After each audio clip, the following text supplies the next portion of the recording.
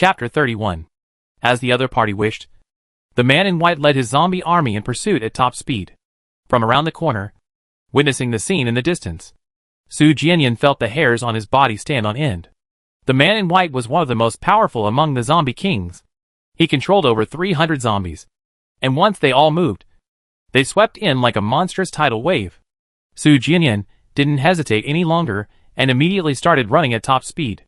In previous escapes, he hadn't been alone to coordinate with and protect the others. He had always slowed down, clearing a path as he ran.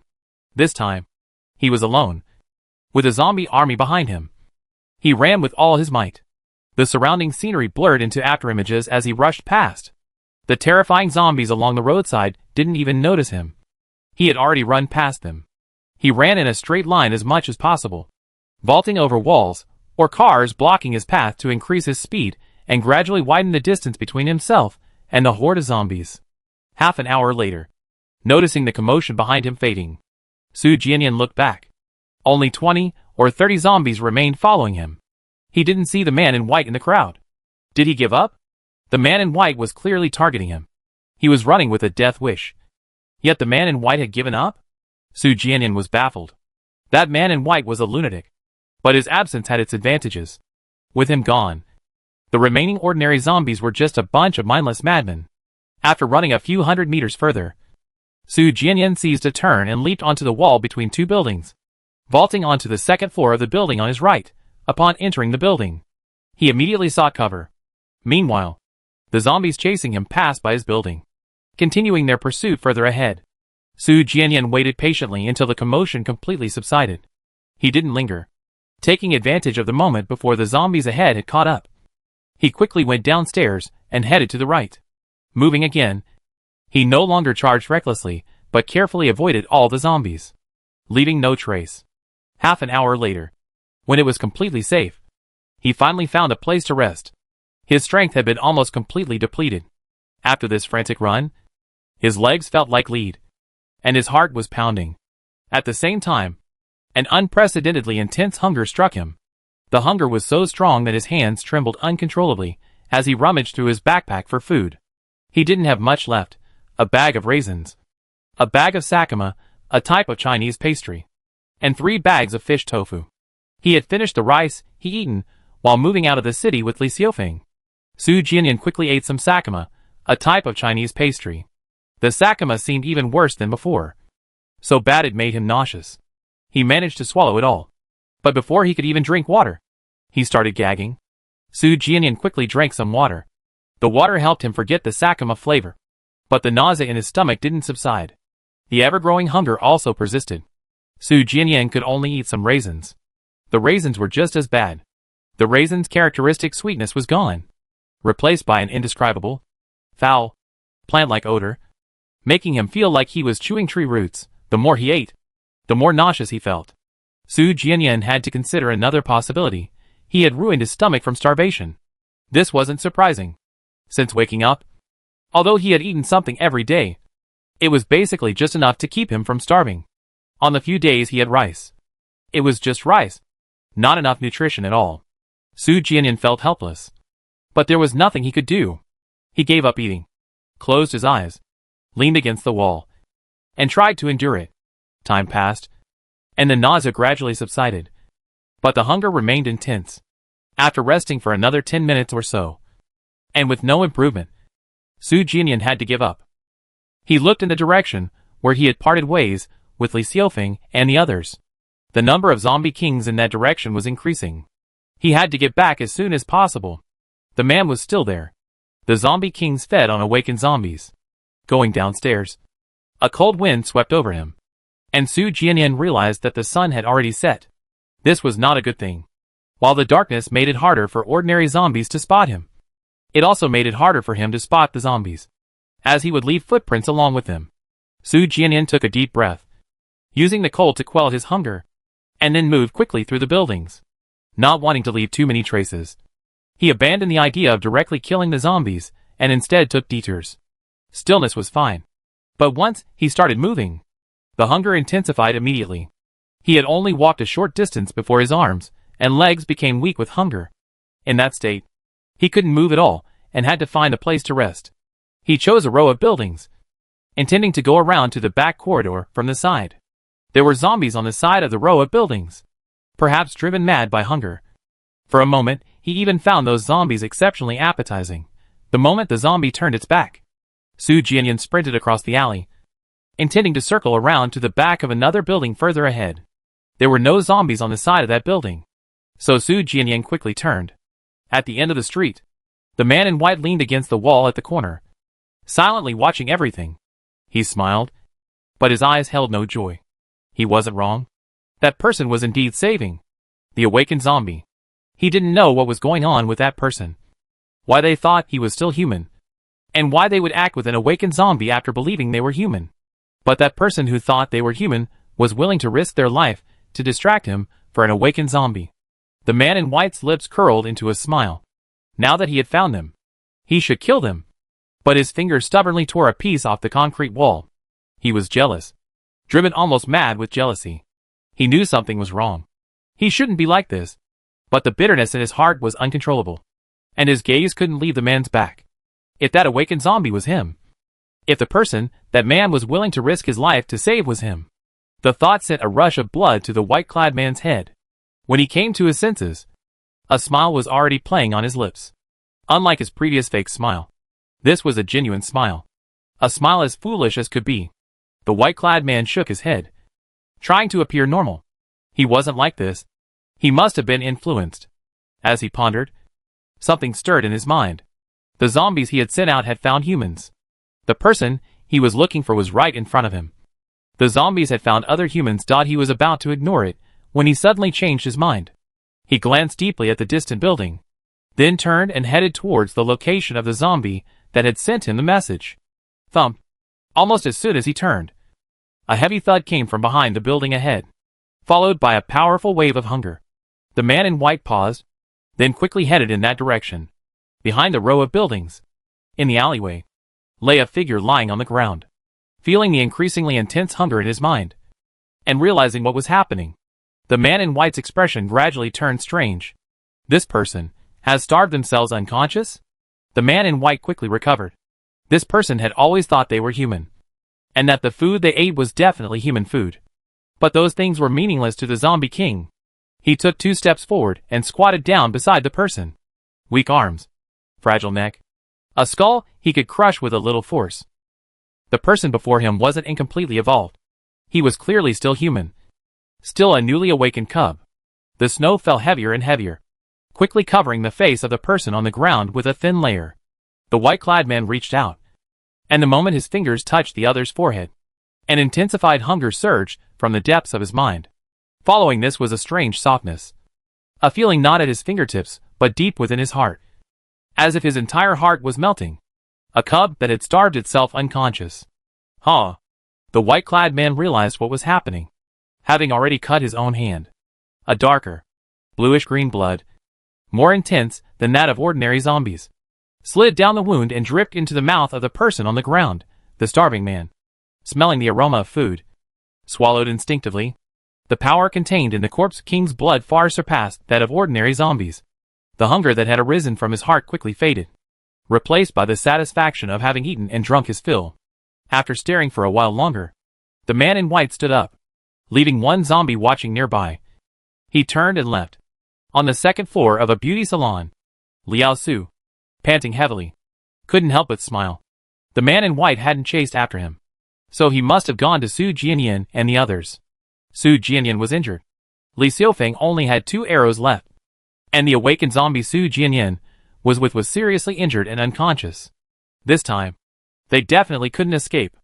Now he just needed to find a way to leave, and everything would be fine. As for Zhang Yu and the others, he could simply say he encountered the Corpse King when he got back. These kinds of things happened every day. It wasn't surprising at all. As for why he was able to escape, it was simply because he was fast. After resting for a while, he got up and searched the second floor. His food and water were running low. He was lucky. He quickly found some snacks prepared by the staff in a locker where personal belongings were kept. A jar of spicy broad beans, 2 hard-boiled eggs, and a jar of brown sugar. Liao Su opened one of the hard-boiled eggs and ate it. stuffing the rest into his backpack. He zipped up the backpack and was about to lie down on the bed when a chilling sound suddenly came from the first floor. Click. Something had entered the shop. This beauty salon only had one exit, the front door. Liao Su grabbed his backpack and quickly hid in the aisle between the beds. This beauty salon wasn't located on a busy street, but rather in a residential building. He had entered this shop because he hadn't seen any zombies on either floor. It wasn't a zombie that came in. It was. The snow had started to fall. The room was pitch black. Squeak. The glass door opened. And something walked upstairs. Its steps unhurried. A human? Liao Su's tense nerves relaxed slightly. As long as it wasn't a zombie. That was fine. The footsteps stopped at the top of the stairs. The person didn't enter the room. Liao Su held his breath. Waiting. His mind racing. Although this city was large, there shouldn't be many living people. The person at the door was very likely Su Jianyan and his group. His earlier escape, though abrupt, wasn't entirely unreasonable. He was frightened by the zombie king. He hadn't expected Su Jianyan and the others wouldn't follow. Come out. Liao Su's brain went blank. And at the same time, every hair on his body stood on end. That voice didn't belong to any of Zhang Yu's group, nor to Su Jianyan. The voice carried a clear hint of laughter. Liao Su's Adam's apple bobbed, and the sound of him swallowing was deafening. Don't make me say it a second time.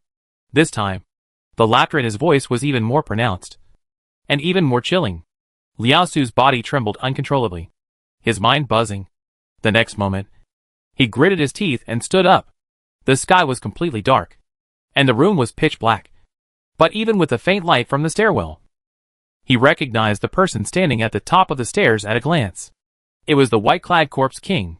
He didn't chase Su Jianyan and the others, but came after him? Liao Su panicked, trembling uncontrollably, and a surge of anger welled up within him. Su Jianyan and the others clearly had more people. Why wasn't he chasing them? But chasing him? Was he out of his mind? What's the name of the man with the axe who was with you earlier? The man in white asked.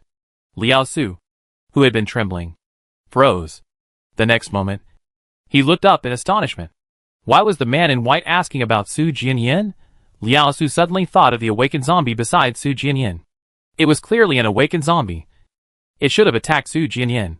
Yet it had risked its life to protect him. Receiving no answer, the man in white narrowed his eyes slightly. Sensing something, Liao Su quickly spoke. Su Jianyan. His name is Su Jianyan. Su Jianyan. The man in white lowered his eyes. What do you want with him? Liao Su spoke before he could react. The man in white didn't answer, but instead said, What else do you know about him? Liao Su's hands clenched tightly at his sides. Why were all these zombies so interested in Su Jianyan? I don't know much. He's not with us. We only met him after we entered the city. Liao Su's mind raced. You want to cooperate with him? Otherwise, he couldn't understand why these zombies were so obsessed with Su Jianyan. The man in white neither objected nor agreed. Liao Su saw this as a good sign. If you're just looking for someone to cooperate with, then I can. The man in white's lips curled into a smile. You? Seeing hope, Liao Su quickly said. Yes, just treat me like him, and we cooperate. I know many people, far more than him. I have my own survival team. Over 600 people. I can take you to them. Besides them, I know the approximate locations of several other survival teams. I can take you to them if you're willing. The man in white's smile widened further. The next moment, he headed downstairs. Liao Su was stunned, momentarily confused. The white-clad man's footsteps reached the first floor and then headed towards the door. Liao Su belatedly realized, had he agreed, after the initial surprise? A surge of joy welled up in Liao Su's heart, and he hurriedly chased after him downstairs. His mind was filled with the image of the awakened zombie protecting Su Jianyan. The white-clad man was a zombie king, far more powerful than that awakened zombie. Liao Su had just stepped into the stairwell when a series of footsteps suddenly echoed from downstairs. A group of more than 10 zombies rushed up. Liao Su tried to run, but there was only one path. Nowhere to run. By the time Liao Su realized what was happening, he was already being pounced on by the zombie in front. The zombie opened its mouth and bit down on his neck. Liao Su struggled desperately, but before he could push the zombie off, his fingers were bitten off. At the same time, a piece of flesh was ripped from his neck. Ah! Intense pain and the terror of death gripped him. And Liao Su screamed. Amidst the swirling snow, the man in white left without looking back. Hearing the scream, Zhang Yu and his group, who were preparing to rest, all opened their eyes. The scene of the accident was far from their location. They could only faintly hear it from here, but it was unmistakably a human voice. The scream didn't last long. In the darkness, the group exchanged glances. Was it Liao Su? Very likely. The scream could also have come from Su Jianyan. But the group ignored that possibility. He deserved it. No one objected. But even if it was Liao Su, they couldn't be happy, because the same thing could happen to them at any moment. Feeling the fear, the group, exhausted from a long day, were wide awake. Cough. Li Xiufeng coughed lightly and slowly opened his eyes. Everyone looked at him. Awake? Are you all right? It took Li Xiufeng a while to recover. The next moment, he suddenly sat up from the ground. Su Jianyan? No one answered. Li Xiufeng panicked. Where is he? Keep your voice down. I'm asking you. Where is Su Jianyan? They were still in the apartment building. But this living room was clearly different from the previous one. Understanding what was happening, Li Xiufeng grabbed a bow and arrow and rushed towards the door. Zhang Yu reached out to grab it, but Li Xiufeng slapped him away.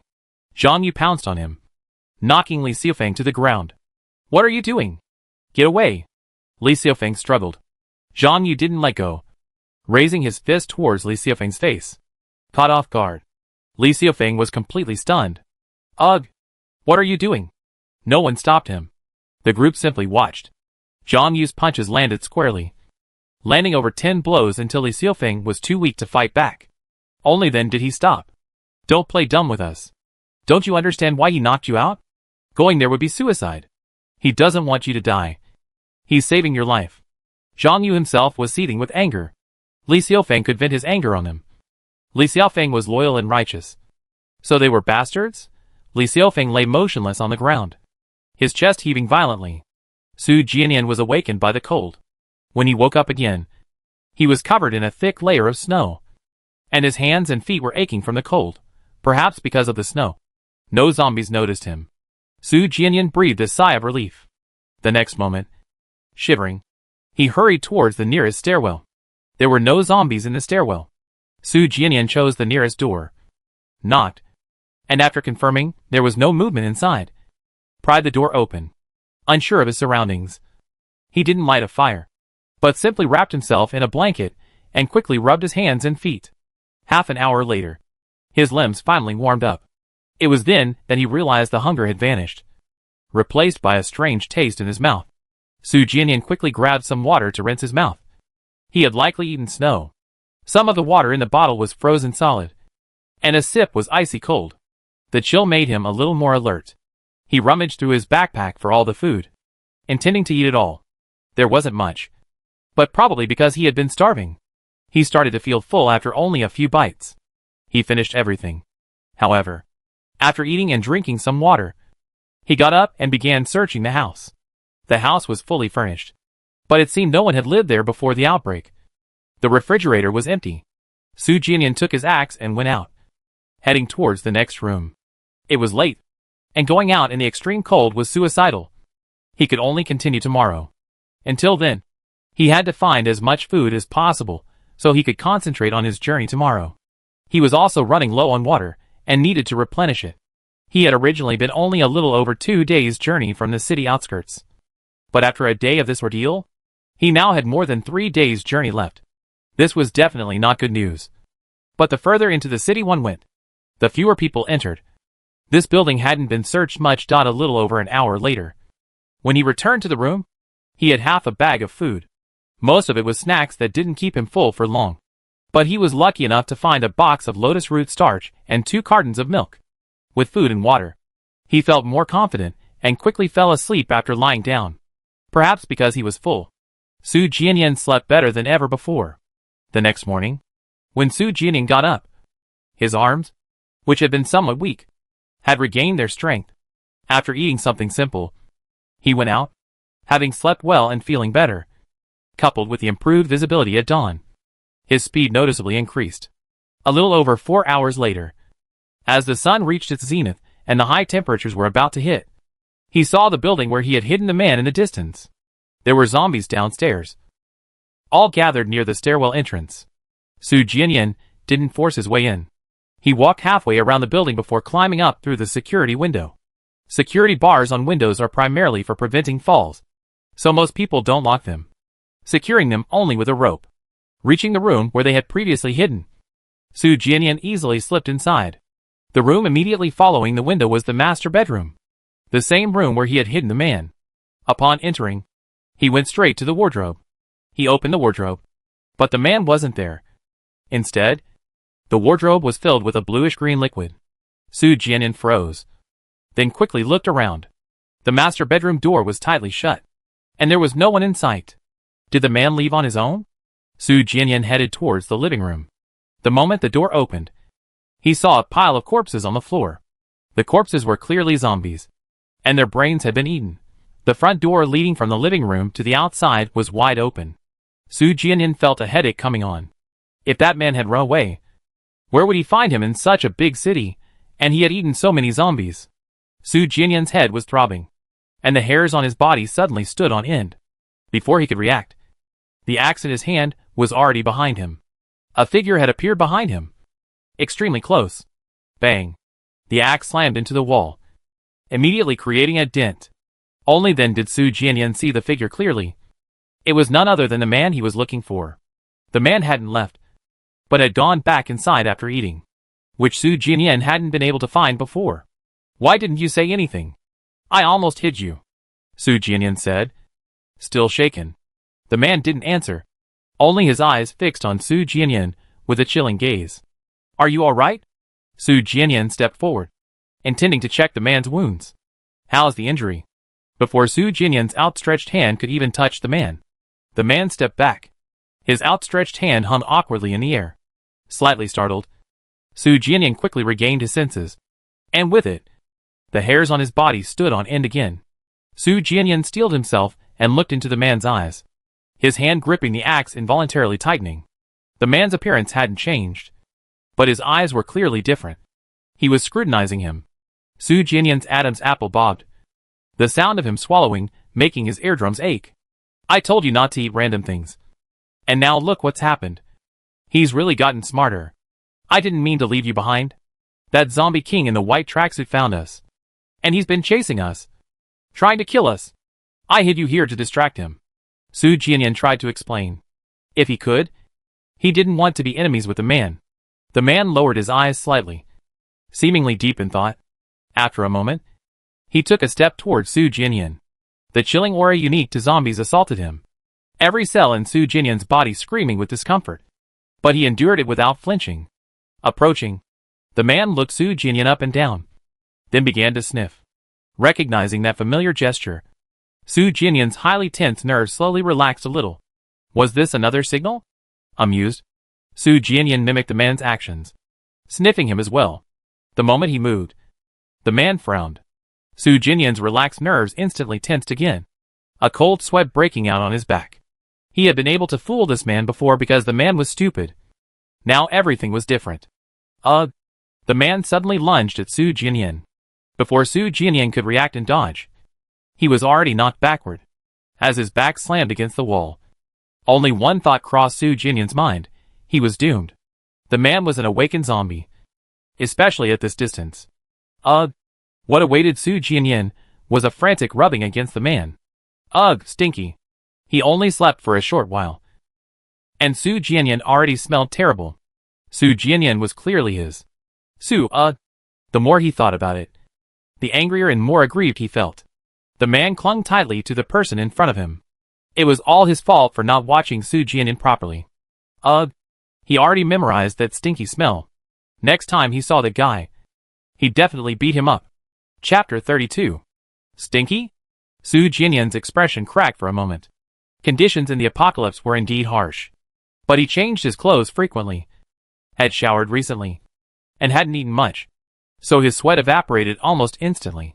He shouldn't be considered stinky, right? Gulp. The man's cursing was quite fierce.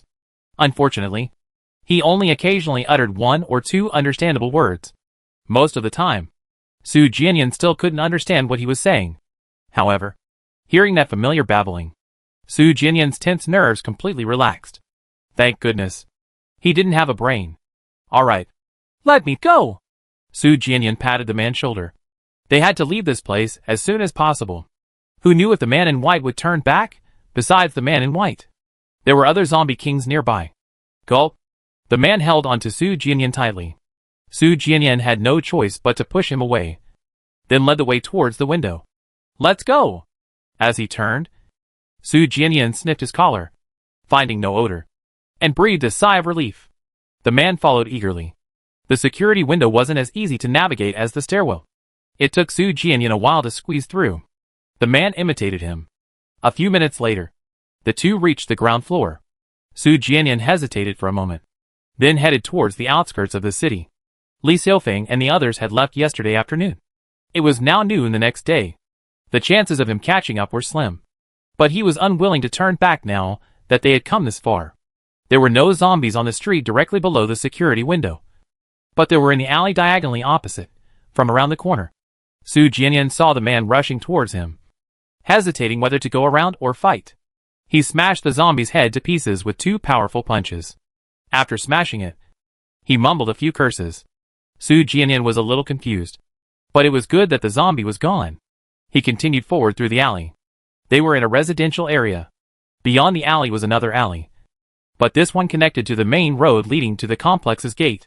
Because of the earlier commotion, there were no zombies in the alley, but there were at the complex entrance. Seeing Su Jianyan in the distance, he was about to look for a wall to climb over when the man charged at him. Fists raised. 2 zombies were quickly knocked down. Ugh! The man cursed. Su Jianyan was both amused and exasperated. The man had been sulking since the beginning. I didn't abandon you, Su Jianyan explained as he approached. Ugh! The man mumbled something unintelligible. Su Jianyan felt a headache coming on. A road connected to the residential compound, and a short distance to the left was an intersection. The road was packed with cars, and the intersection was completely jammed. The earlier commotion was mainly concentrated inside the compound. Outside, the ground was still littered with zombies. Su Jianyan didn't intend to force his way through. After glancing at the compound entrance, he moved to the right along the inner edge of the compound's wall. 7 or 8 minutes later, they reached the end. Su Jianyan hung on the wall and looked out. To the left of the wall was the same road he had come from, and ahead was a row of shops. Where there are shops, there are bound to be zombies. Su Jianyan moved a little further to the right. To the back of the shops, behind the shop was a narrow alleyway, bordering the wall of another residential complex. What was happening inside the complex was unknown, but there were 3 zombies in the alleyway.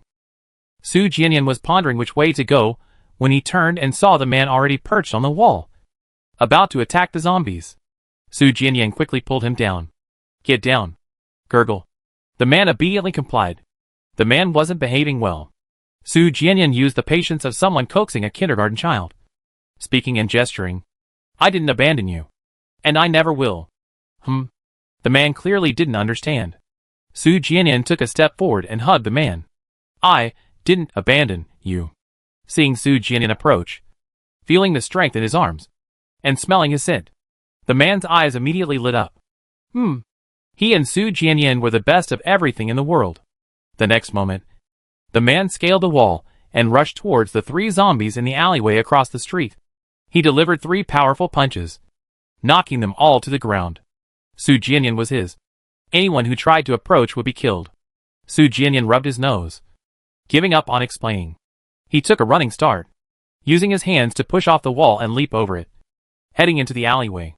Seeing him approach, the man immediately moved further down the alleyway, panting heavily, as if he'd been injected with adrenaline. Ordinary zombies didn't react to awakened zombies. With the man clearing the way, they practically swept through. 40 minutes later, as the high temperature arrived, they had traveled quite a distance. Su Jianyan found a place to rest nearby. Upon entering, Su Jianyan immediately searched for supplies. They weren't far from the city outskirts. The house had been searched by countless people, but he found nothing. Su Jianyan could only eat some of his previous food reserves. Having learned from his previous experience of fainting from hunger, he no longer dared to eat only the bare minimum each day. He tried to eat something at every meal. While Su Jianyan was busy, the man sat down close to him. After settling in, feeling it wasn't close enough, he moved even closer to Su Jianyan. Su Jianyan was almost knocked over. Closer to him. The man happily half-closed his eyes. Su Jianyan wanted to say something to him, but the man was being too clingy. And seeing his happy expression, he swallowed the words he was about to say.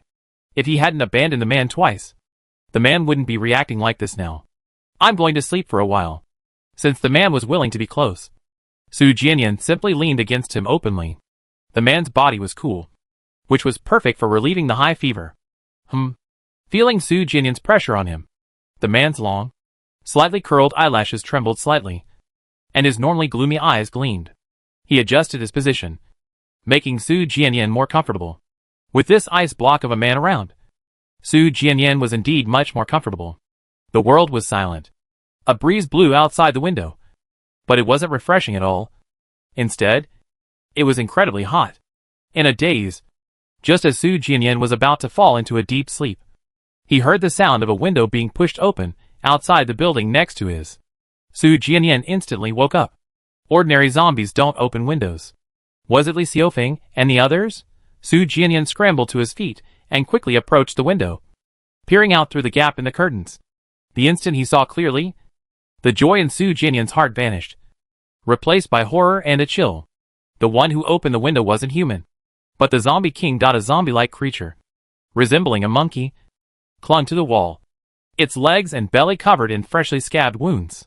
Su Jianyan went back inside, slung his backpack over his shoulder, grabbed the man, and quickly headed for the front door. Upon exiting, Su Jianyan didn't run straight downstairs. Instead, he hid on the landing outside the building. He didn't close the door, deliberately leaving it ajar. Crack! The sound of the security window collapsing echoed from their building. Whoosh! From bottom to top, windows were pushed open one by one. They were on the 4th floor. It would only take them 3 minutes. The sound stopped there. Su Jianyan's heart pounded involuntarily, and his grip on the axe tightened. Sensing Su Jianyan's tension, the man immediately reacted. Su Jianyan swiftly grabbed his wrist. With his hand held, the man immediately remained still. Whoosh! Another sound rang out as the monkey-like zombie king headed upstairs. Su Jianyan remained vigilant, neither moving nor listening intently.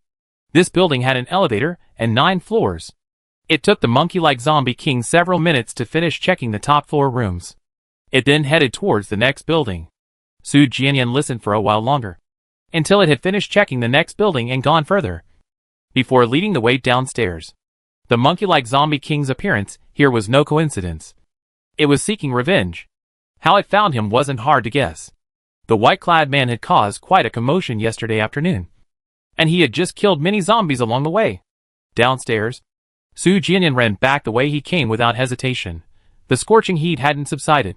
Su Jianyan could feel the burning sensation on his skin as he walked. Fortunately, the man had killed all the zombies on that road, making things easier.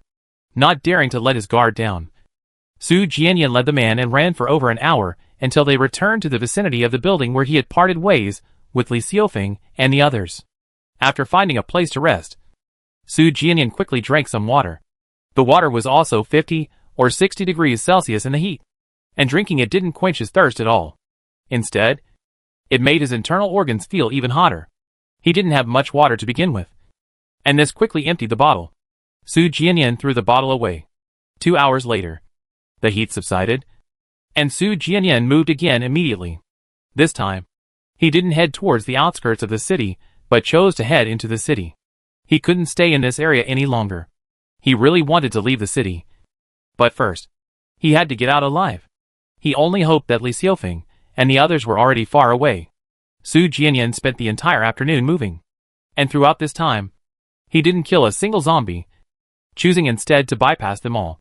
This had their movement speed, and by the time night fell and snow started to fall, they hadn't traveled very far. After nightfall, it took Su Jianyan some time to find an empty house free of zombies. The supplies inside had long been looted. Su Jianyan could only swallow some dry rations, feeling the stinging pain as the food went down his throat. He naturally thought of the cartloads of water he had received earlier. Should he go back? Su Jianyan glanced at the 4 light bulbs he carried. The vendor had packed them quite securely, despite all his handling. They hadn't been damaged. He didn't have much rations, and this quickly depleted his supply. The further into the city he went, the higher the probability of finding food. But that was only temporary. Eventually, all the food in the city would be gone. Even if it wasn't completely gone, it would eventually expire over time. Extreme cold and high temperatures would also accelerate spoilage. He had been thinking about leaving the city, finding a safe place to settle down, and then trying to cultivate again.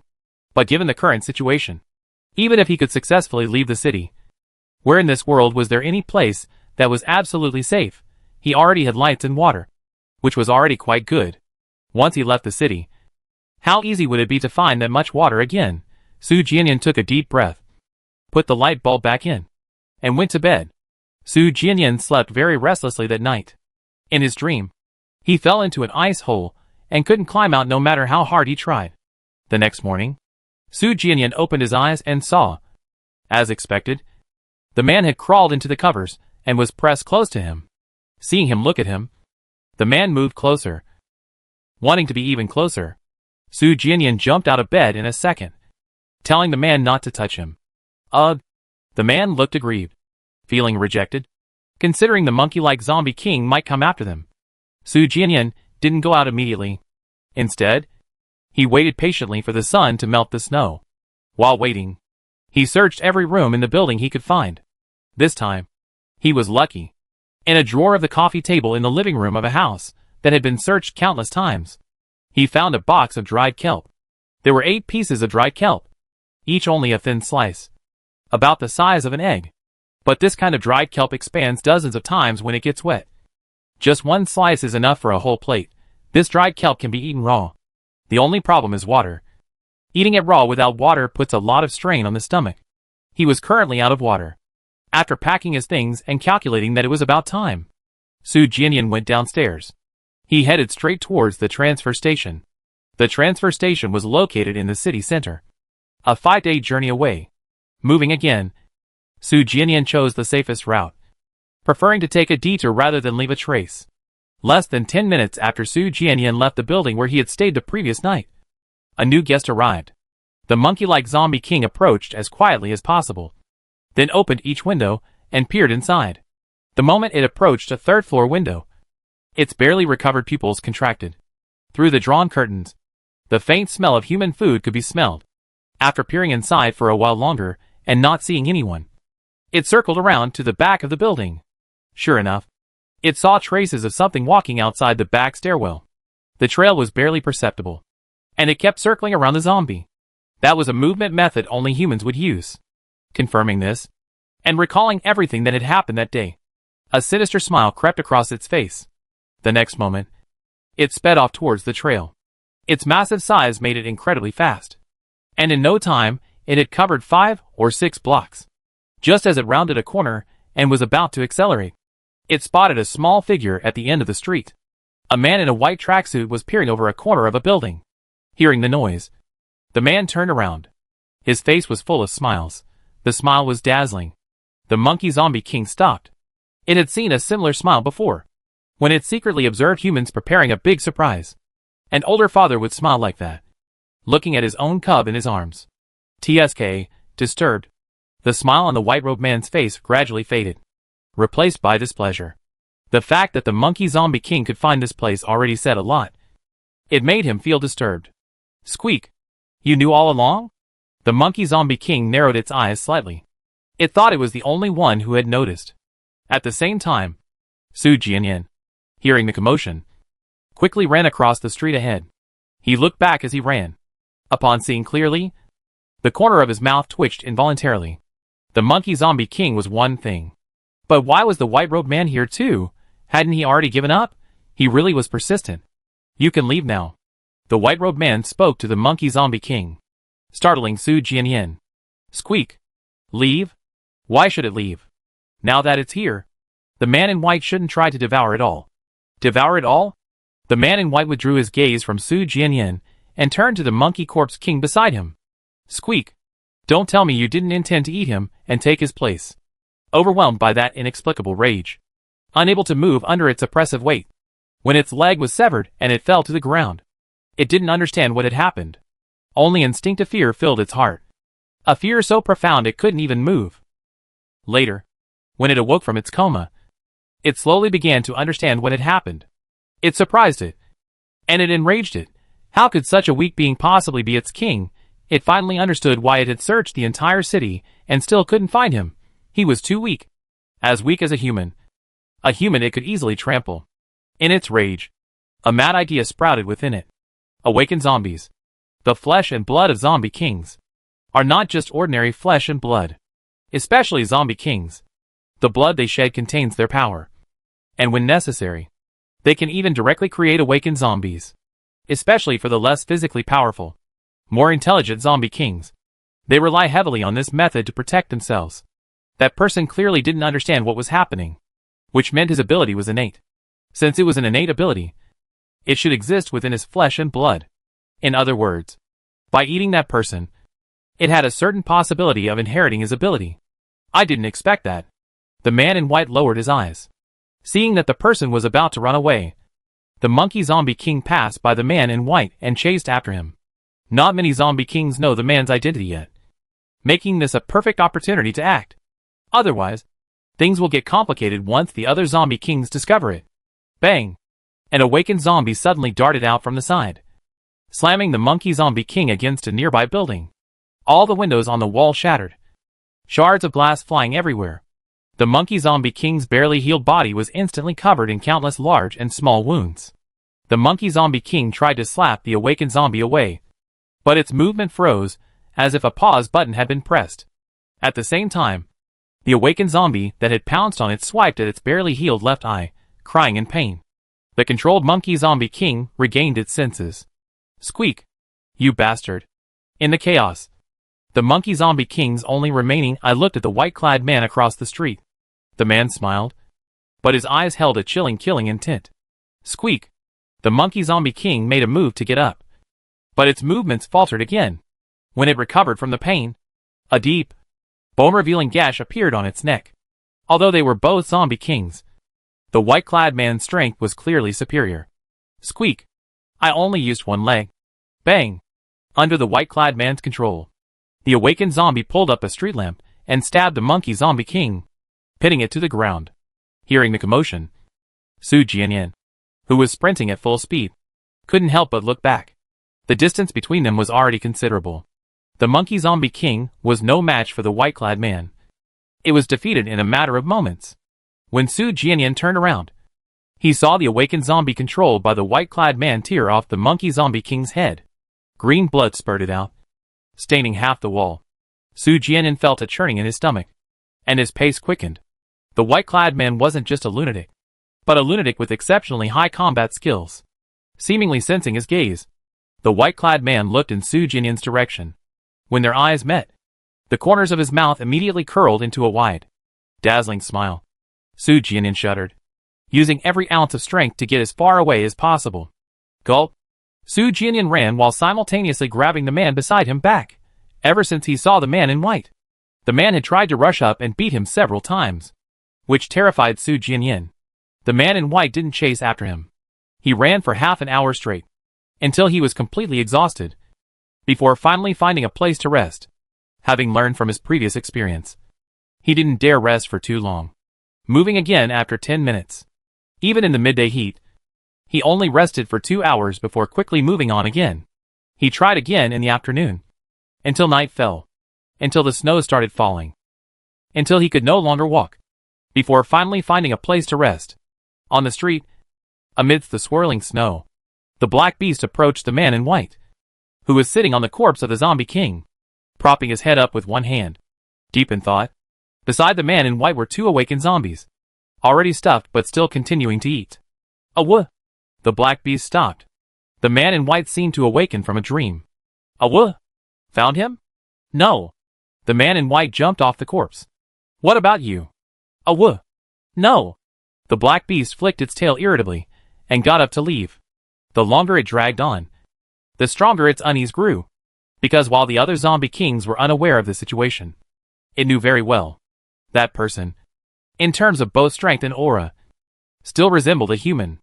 It didn't know what was going on, but it was undoubtedly extremely dangerous. especially with zombie kings and awakened zombies roaming the city. It had wanted to eat that person before. If the same thing happened again before they found him. The black beast flicked its tail again. On one hand, it strongly resisted the existence of the king. And on the other hand, it couldn't help but think and worry. Oh, right. I have a name now. The man in white suddenly said. The black beast, which had already walked some distance, turned back to look. A name? Each of the zombie kings was an independent individual. Before, they were each kings, never deigning to communicate or interact with other zombie kings. So they didn't have names. Su Bai. From now on I be called Su Bai. Su Jianyan hadn't slept well the night before. And last night was another night of nightmares. However, this nightmare was different from the previous ones. Before, he had fallen into an ice cave. Last night, the man in white had been chasing him all night, waving and smiling. At dawn, when Su Jianyan sat up in bed, he could still seem to hear the man's ha-ha laughter. A cold hand touched Su Jianyan's forehead. Su Jianyan looked down. The man's eyes were full of worry. Su Jianyan didn't pull away, half closing his eyes to enjoy the coolness. Perhaps because he had eaten so many zombies. The man's behavior was gradually becoming less animalistic and more human-like. A moment later, Su Jianyan patted his hand and got out of bed. A few minutes later, he led the man out the door. He planned to run for another day. The man in white was elusive. He wouldn't feel at ease unless he kept a safe distance.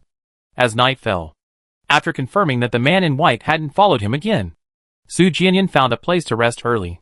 Once he had recovered, he immediately went to search the building. He hadn't drunk water for 2 days, and coupled with his constant running, his throat was parched and sore. Over the past 2 days, he had entered the heart of the city, a place difficult for outsiders to enter, and the building's supplies had become plentiful. In less than half an hour, he found a bottle of juice. He drank most of the bottle in one go, finally reviving. After searching the remaining 2 rooms, Su Jianyan returned to his room. The man wasn't there. Just as Su Jianyan was about to search, he saw the man eating something as he came upstairs in the darkness. Su Jianyan opened his mouth to stop him. But before he could finish speaking, the man stuffed the rest of the food into his mouth. His eyes filled with a wronged expression. He hadn't meant to steal the food. Su Jianyan always gave him unpalatable food. Su Jianyan choked. The man was a zombie eater. Forcing him not to eat was unreasonable. And Su Jianyan felt guilty. But he wasn't going to give in. Being a little stupid was better. Su Jianyan deliberately feigned anger and turned to do his own thing. He packed everything he brought back into his backpack, then carried it into the bedroom, following him in. The man stood by the bed, stealing glances at Su Jianyan. Seeing that Su Jianyan was still angry, he lowered his head. Su Jianyan made the bed, climbed in, and prepared to sleep. The man stole another glance at Su Jianyan. Su Jianyan closed his eyes, determined to ignore him. The man lay down on the floor at the foot of the bed, looking aggrieved. Chapter 33. After waiting a while without any movement, Su Jianyan looked up, seeing the man huddled pitifully in a ball on the floor at the foot of the bed. His previously unwavering resolve wavered. Noticing his gaze, the man looked up. Su Jianyan immediately closed his eyes and lay down. Darkness and silence. A moment later, a rustling sound came from the foot of the bed, followed by the entire bed denting. The man climbed onto the bed. Su Jianyan didn't look, but moved to the side. The man seemed encouraged, immediately throwing back the covers and crawling in. Gurgle. Su Jianyan, who had finally managed to warm himself up under the covers, shivered from the cold. He glanced back and saw the man's face so close to his own, and instantly regretted it. He shouldn't have been so soft-hearted. Gurgle. The man tried to get closer. Sleep. Su Jianyan closed his eyes. The next day, before the snow melted, Su Jianyan searched the 2 nearby buildings as well. The area was relatively well stocked with supplies. He filled his backpack in 2 hours and found 2 full bottles of water. Having eaten and drunk his fill, Su Jianyan set off. The area wasn't just rich in supplies. It also teemed with zombies. Going downstairs, Su Jianyan was about to head towards the gate of the residential complex diagonally opposite when the man beside him rushed out. He rushed towards the underground parking garage in the opposite direction. There was a zombie there, well hidden. Su Jianyan hadn't noticed him before. Approaching, The man smashed its head open with 2 powerful punches. "Come back," Su Jianyan quickly said. "They weren't going that way." The man stomped on the zombie's corpse again and obediently returned. Su Jianyan led the way in the other direction as before. He avoided all the zombies, trying his best to leave no trace as he moved. Having traveled for 2 days straight, he was now only 3 days' journey from the water transfer station, which made him even more cautious. If the man in white discovered the transfer station, it would no longer be safe. Abandoning the transfer station wasn't a big deal. But how long would it take him to move so much water alone? 3 hours later, the high temperature arrived. Su Jianyan selected a building and was about to enter when he turned around and realized the man who had been following him was nowhere to be seen. This had never happened before. The man had always followed him closely, and he had never had to worry. Su Jianyan quickly turned back to look for him. 2 minutes later, he found the man on a rather deserted street he had passed earlier. In front of him lay an ordinary zombie with a broken neck, lying motionless. "Ah!" The man cursed at the corpse. Su Jianyan went closer to look. It was indeed an ordinary zombie. Su Jianyan was utterly bewildered. He led the man back to the building he had chosen earlier, 5 blocks away. Feeling his spies being eliminated for the second time, Su Bai's smile gradually turned sinister. That man will just wait. He's just an awakened zombie. Killing him would be incredibly easy, if he didn't know Su Jianyan cared. Thinking of this, a strong pang of bitterness immediately surged into Su Bai's heart. He was consumed by jealousy. He looked at his tightly clenched hands. Rationally, he knew his current state was wrong. Yet he was hopelessly addicted. After being so close to Su Jianyan, that feeling had become even more uncontrollable, especially when he thought of Su Jianyan's face. He felt a melting, warm sensation spread through him. Su Bai glanced at the zombies beside him, and they immediately headed towards the building where Su Jianyan was. Approaching, they didn't go upstairs, but instead scattered across the alleyways and streets 100 meters away from the building. Wandering aimlessly, the city was teeming with zombies. A few more or less made no difference. After setting up, Su Bai walked to a shop across the street and found a place to sit. After several days of surveillance, he had gained experience.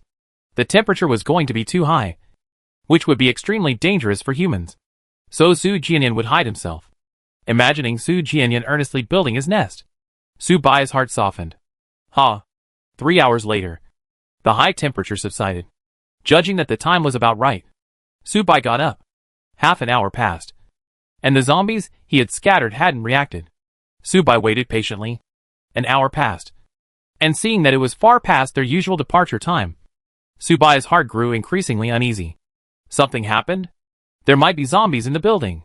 Although Su Jianyan wasn't human, he was clearly not yet fully evolved. His bones weren't strong enough. If he suffered a fatal attack, Su Bai couldn't wait any longer and immediately headed towards the building. The hallway was deserted. He first checked all the rooms with open doors. He didn't see Su Jianyan. He then turned his attention to the rooms with closed doors. Not wanting to startle Su Jianyan, he knocked on each door before breaking down, his smile impeccable. But even after he had opened and checked every single door, he still couldn't find Su Jianyan, facing the empty building. Su Bai was first stunned, then quickly realized what had happened. Su Jianyan had noticed. He had run away 4 hours earlier. Su Bai wasn't angry, but rather proud and joyful. Su Jianyan was clever. Su Jianyan might still be weak, but that was because he hadn't completed his evolution. Before they completed their evolution, they were merely awakened zombies. Once he completed his evolution, amidst his anticipation, Su Bai couldn't help but feel a growing unease. With him here, even if the other zombie kings came looking for him, he wouldn't be afraid. He would protect Su Jianyan. But now that Su Jianyan was out of his sight, go find him, Su Bai murmured, his voice echoing in the minds of all the zombies nearby with his mental imprint. The next moment, over 300 zombies wandering aimlessly in the building complex moved simultaneously, centered on the building where Su Bai was. They rapidly spread outwards, in another building complex far away. After running for over 4 hours straight, Su Jianyan was completely exhausted and had to stop to rest. Panting, he pulled a bottle of water from his backpack and gulped it down. Beside him, the man warily glanced around, and after not detecting the unpleasant scent, squatted down next to Su Jianyan. After finishing the entire bottle of water, Su Jianyan patted the man's shoulder. Thanks. He'd been wondering why that man in white was always so persistent. Now he understood. The man didn't understand what Su Jianyan was saying, but he realized Su Jianyan was praising him, and his invisible tail wagged. After resting for a while, Su Jianyan set off again, having missed lunch and spent the entire day running. Su Jianyan fell asleep almost immediately after his head hit the pillow that night. The same thing happened for the next 2 days. 2 days later, at dusk, Su Jianyan finally saw the industrial area. There were no other humans in the city, and even the Corpse King rarely ventured into buildings. When Su Jianyan returned to the room they had stayed in before, everything was exactly the same. Feeling that familiarity, his nerves, which had been tense for so long, relaxed in that instant. At the same time, the fatigue accumulated over the past few days also washed over him. That night, Su Jianyan went to bed before it got dark. He slept soundly, and when he got up again, he felt completely sore. After breakfast, he didn't rush out to check on the water. Instead, he thought about what to do next. Given the current situation in the city, he wouldn't be able to leave anytime soon, so planting had to be put on the agenda. He had the water, and he had the grow lights, but he still didn't have the soil, fertilizer, electricity for the grow lights, or, most importantly, the seeds. Electricity aside, he knew where soil and fertilizer might be found, in the homes of farmers on the outskirts of the city, and in the home of the man who bought the supplemental lighting. The former was out of the question, but he could try to find the latter. He remembered the direction of the rest stop where he found the supplemental lighting. With the rest stop as a location, finding the man's home would be easy. First, his home couldn't be too far from the rest stop. Second, he probably grew a lot of plants or flowers. Almost all plants mutate, so if he grew flowers or plants, those plants would definitely have mutated as well. He could directly search for anyone with mutated plants. The only problem was that the other person might just be a plant enthusiast who didn't grow vegetables. He only know once he got there. Pondering this, Su Jianyan looked out the window. His building was located towards the front of the garment factory. Looking back from the window, he saw rows of empty factory buildings. The tallest building was only 4 stories high, but the interior spaces were all quite large, making it very convenient for him to do whatever he wanted. The only problem was the windows. He didn't know why the plants had mutated, but judging from the current situation, sunlight and snow were likely the main causes. In other words, if he wanted to plant them, he had to avoid both. Snow was easy to solve. He could just plant them indoors. Sunlight, however, was troublesome. Given the current midday high temperatures, a single-story roof wouldn't be enough to block the ultraviolet rays. Su Jianyan got up and went outside, heading towards the factory buildings. He had already toured the entire garment factory before, and walking through it again, he observed more carefully. The garment factory was surrounded by a wall, and the wall was quite high. The garment factory had 2 gates, one in the front and one in the back. The front gate was wider and larger, used by delivery trucks, while the back gate was only for pedestrians.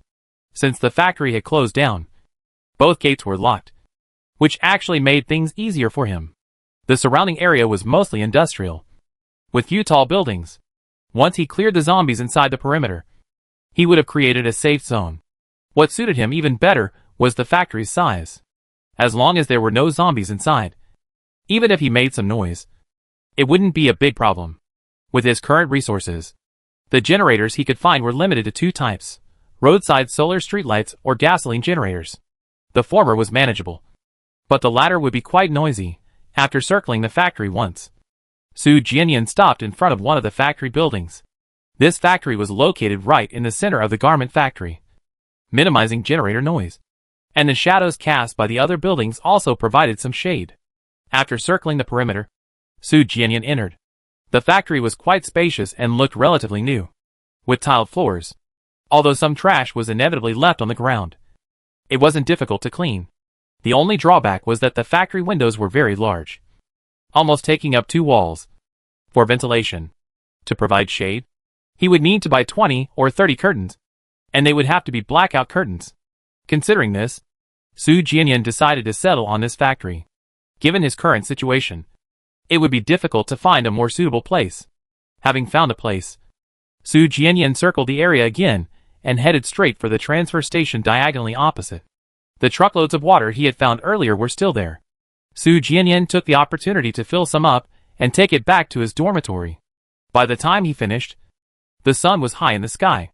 At noon, Su Jianyan rested early. As soon as the temperature dropped in the afternoon, Su Jianyan took the man out. He headed towards the inn where he had found the plant grow lights. He needed to find the seeds before anything could begin. Otherwise, it would all be for nothing. Su Jianyan had already traveled from the industrial area to the inn once before, having encountered Li Xiaofeng along the way. He knew the way well this time. The moment they burst out of the city, Zhang Yu and his group's hearts raced uncontrollably. They ran while looking back, fearing something might rush out from behind them. They should have left the day before yesterday. But Su Jianyan's absence had made their subsequent progress extremely difficult. They wandered around, taking more than 2 extra days to finally emerge. Rushing into the mutated vegetable patch ahead, they hid, panting heavily. We wasted too much time. The captain and the others should no longer be in that place. We need to hurry. Otherwise catching up with them will only be more difficult. Having recovered, Zhang Yu led the way, heading away from the city. The others followed. Li Xiaofeng didn't move, silently watching the city behind them. Zhang Yu and the others also looked. The distant skyscrapers and the cars on the streets, the city, once bustling, was now like a ghost town, instilling fear in just its appearance. They avoided mentioning Su Jianyan on the way back. The white-clad zombie king was clearly targeting Su Jianyan. Even if Su Jianyan had escaped successfully, he wouldn't be safe as long as he remained in that city. Li Xiaofeng, Zhang Yu had to speak. It was getting dark. They had to get away from this area as soon as possible. Li Xiaofeng took one last deep look at the city before turning away. He walked to the front of the group, ready to lead the way. Since being beaten up by Zhang Yu that day, he hadn't uttered a single word, but he hadn't thrown a tantrum either. Zhang Yu took a deep breath, pondering how to explain Liao Su's situation when they returned. While Li Xiaofeng and Liao Su had their falling out and he ran away, their main force had set up camp on the outskirts of another nearby city. Small survival teams could rely on scavenging for food in residential buildings or roadside shops to survive. But for a large group of over 600 people like theirs, this method was woefully inadequate. Their main target was the medium to large supermarkets in the city. They found a medium-sized supermarket in the city. The supermarket was teeming with zombies, but it also contained a considerable amount of supplies. It took them nearly a week, using every possible method, to barely lure away most of the zombies from the supermarket and its surroundings. The rest was just the cleanup. This was Li Xiaofeng's favorite part. He led his Swiftwind squad inside before the others. An hour later, Li Xiaofeng's group emerged.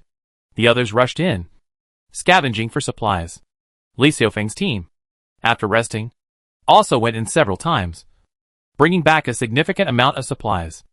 After emptying the supermarket, they did a quick inventory check. After leaving the city, in their excitement, they conducted a more detailed inventory check, this time for future resource allocation. However, this time, a problem arose. Nearly 1/5 of the supplies Li Xiaofeng's team had brought were missing. Li Xiaofeng had played a crucial role in the operation, but the supplies were vital to the survival of the entire team, causing unrest within the group. At the crucial moment, Liao Su spoke up. He first calmed everyone down, then suggested recalculating, as it was very likely they had made a mistake. This was a good idea, and everyone agreed. However, after the second recount, the numbers still didn't match. This time, the discrepancy was undeniable, and the commotion naturally intensified. Liao Su immediately spoke again, insisting that the error occurred during the initial count in front of the supermarket, not that Li Xiaofeng and his group had tampered with the data. At the time, Zhang Yu hadn't thought much of it, but now, looking back, they hadn't accused Li Xiaofeng and his group of tampering. It was Liao Su who kept explaining on Li Xiaofeng's behalf, repeatedly emphasizing Li Xiaofeng's contribution to the matter, which ironically fueled the crowd's emotions. Unfortunately, Li Xiaofeng had a fiery temper. After several failed attempts to explain, he grew increasingly angry and stole something and ran away that very night. Li Xiaofeng's escape surprised them, and many assumed he was just feeling guilty. However, their captain didn't think so. Li Xiaofeng was a key member of their team, and even in a critical situation where food was scarce, They would prioritize feeding him for the sake of the team. Li Xiaofeng had no reason to steal. Their captain believed Li Xiaofeng was simply upset and throwing a tantrum. Zhang Yu was also angered by Li Xiaofeng's act of stealing and running away. But he also felt their captain was right. Li Xiaofeng had no reason to make such a fuss over a little food. When it was decided that he would be the one to find Li Xiaofeng, he readily agreed. As for Liao Su, he had joined on his own. His reason at the time was to personally apologize to Li Xiaofeng. Now, thinking back, he probably never intended for Li Xiaofeng to return. The city was surrounded by vegetable fields, all of which had mutated, making their escape easier. In less than half an hour, they were completely away from the city. After a short rest, they moved on. That night, they pitched tents in the mountains to rest. The next day, before dawn, the snow hadn't stopped, and they moved again. The countryside was different from the city. The roads were difficult to traverse, but there weren't as many zombies, making movement easier. 2 days later, at dusk, they spotted the vegetable field where the main force had previously camped in the distance. The group immediately sped up. Half an hour later, they reached the edge of the vegetable field, and the moment they saw it clearly, their joy vanished. The vegetable field had clearly been trampled by some enormous creature. Amidst the destroyed mutated plants and vehicles, they could still see many swaying figures. Those were all members of their team. Go find them, Zhang Yu said. The group quickly dispersed. These elite squads mostly followed the main force, but occasionally acted independently. Whenever this happened, the main force would leave markings at their campsites to guide their movement. A few minutes later, the group gathered in front of a crooked, mutated plant. A totem, like a hastily drawn doodle, was painted on the tree. The totem was very rough, even unfinished, but it conveyed the necessary information. The group exchanged glances, ignoring the darkness, and immediately headed in that direction. The next day at noon, they found an abandoned campsite. A new totem was visible in one corner of the campsite. At night, when the snow was ankle-deep, they finally saw the familiar campsite in the darkness. The moment they saw it clearly, their hearts sank, and a lump formed in their throats. Their prized vehicle was gone. Their team was nearly half gone, and those who remained were listless. The lookouts had already spotted them. Seeing them return, several of them tried to smile, but the forced smiles were extremely awkward. Captain, Zhang Yu's voice was hoarse. In the tent, Zhang Yu breathed a slight sigh of relief. The reason their team had come this far was largely due to their captain. If he died, the team would disband. Zhang Yu led Li Xiaofeng over. Hearing the commotion, Gu Yuehe had already woken up. He was about to leave the tent when Zhang Yu lifted the curtain. Captain, after a brief exchange of pleasantries, Zhang Yu told him about Liao Su. After listening, Gu Yuehe remained silent for a moment, then sighed silently. Liao Su wasn't a bad person. At least not before. Otherwise, he wouldn't have made him the vice-captain. But people change, especially when they gain power they can't control yet can't relinquish. Gu Yuehe looked at Li Xiaofeng with complicated emotions. We were wrong about this. Tell me your thoughts. I'm out of arrows. Give me some. Li Xiaofeng paused. I also want an axe. Gu Yuehe was taken aback. He expected an angry complaint from Li Xiaofeng. After all, Li Xiaofeng was the kind of person who couldn't stand being taken advantage of. Seeing Gu Yuehe's surprise, Zhang Yu smiled wryly, and then told him about Su Jianyan. We also met someone in the city. After hearing Zhang Yu's story, Gu Yuehe's eyes widened in astonishment. Are you sure he's human? In his eyes, Li Xiaofeng was already a prodigy. At least out of over 600 men in his team, he was the only one like him. The Su Jianyan Zhang Yu mentioned was someone even Li Xiaofeng obeyed obediently. Zhang Yu smiled bitterly. If he weren't human, we'd be dead already. Gu Yuehe couldn't refute him. He rubbed the bridge of his nose. If Su Jianyan could come out and join them. Li Xiaofeng gritted his teeth. I go back someday. Su Jianyan wouldn't die so easily. He would definitely live. Li Xiaofeng turned to leave, not forgetting to remind him before leaving. Give me an axe. If he wanted to go back, wanted to save Su Jianyan, he was far from being strong enough. He wasn't arrogant enough to think that getting an axe would turn him into Su Jianyan. But he was fed up with the idea of becoming a cripple once the arrows were used up, seeing Li Xiaofeng's change. Gu Yuehe felt a mix of emotions. Zhang Yu's emotions were also complex, but tinged with bitterness. Should they go back to save Su Jianyan? What happened to the team? Zhang Yu asked. Speaking of this, the complexity on Gu Yue's face faded, replaced by a faint despair. The night after you left, a passing zombie king discovered us. He didn't elaborate on what happened afterward. Nor did he need to. Zhang Yu was speechless for a long time. Their team already numbered over 600 people, with more than 300 guns. They were the largest and strongest team in the vicinity. And yet, just a passing zombie king had left them in such a sorry state. Zhang Yu breathed heavily, but his heart and lungs felt like they were being squeezed tightly in someone's hand. Completely immobile. Then what happens next? Zhang Yu tried to distract himself. Sometimes he felt that living was worse than dying. Gu Yue rubbed his face. The whole car's gone. All the supplies we found are gone. Half the people are gone. And many of the survivors are injured. He had been planning to build an amusement park, even finding a location. But now it was all just wishful thinking. By the way, the same thing happened again. Gu Yue said. What? The zombies are all converging on the same spot. Gu Yue said. Just recently. A city to the north. It said. Saw over 20 zombie kings there. More than in City A. Zhang Yu was astonished. He had personally witnessed the horror of City A. This was even worse. Just how terrifying must the things there be? Our previous guesses should be correct. There really is something like a king of zombies. And if I'm not mistaken, there will probably be a chaotic battle going forward. A chaotic battle? Zhang Yu was surprised again. Gu Yue looked at the dark sky outside the tent. Awakening. Zombie kings. Kings of zombies. This is clearly an evolution. And any creature, any race, after evolving to a certain level, cannot avoid territorial disputes and power struggles. Zhang Yu wanted to say something, but his mind was a jumbled mess. He wasn't actually too surprised. He had similar suspicions when he saw those zombie kings running rampant in City A. But at the time, he simply gave up on thinking about it deeply. Because if he thought about it further, it would be too hopeless. Let alone zombie kings. They couldn't even handle awakened zombies. If those zombie kings gathered together and started fighting everywhere. Gu Yue smiled, trying to soothe Zhang Yu's emotions. But his eyes held an unyielding despair. We encountered a survival team a couple of days ago. Gu Yue said. They said they were also heading south.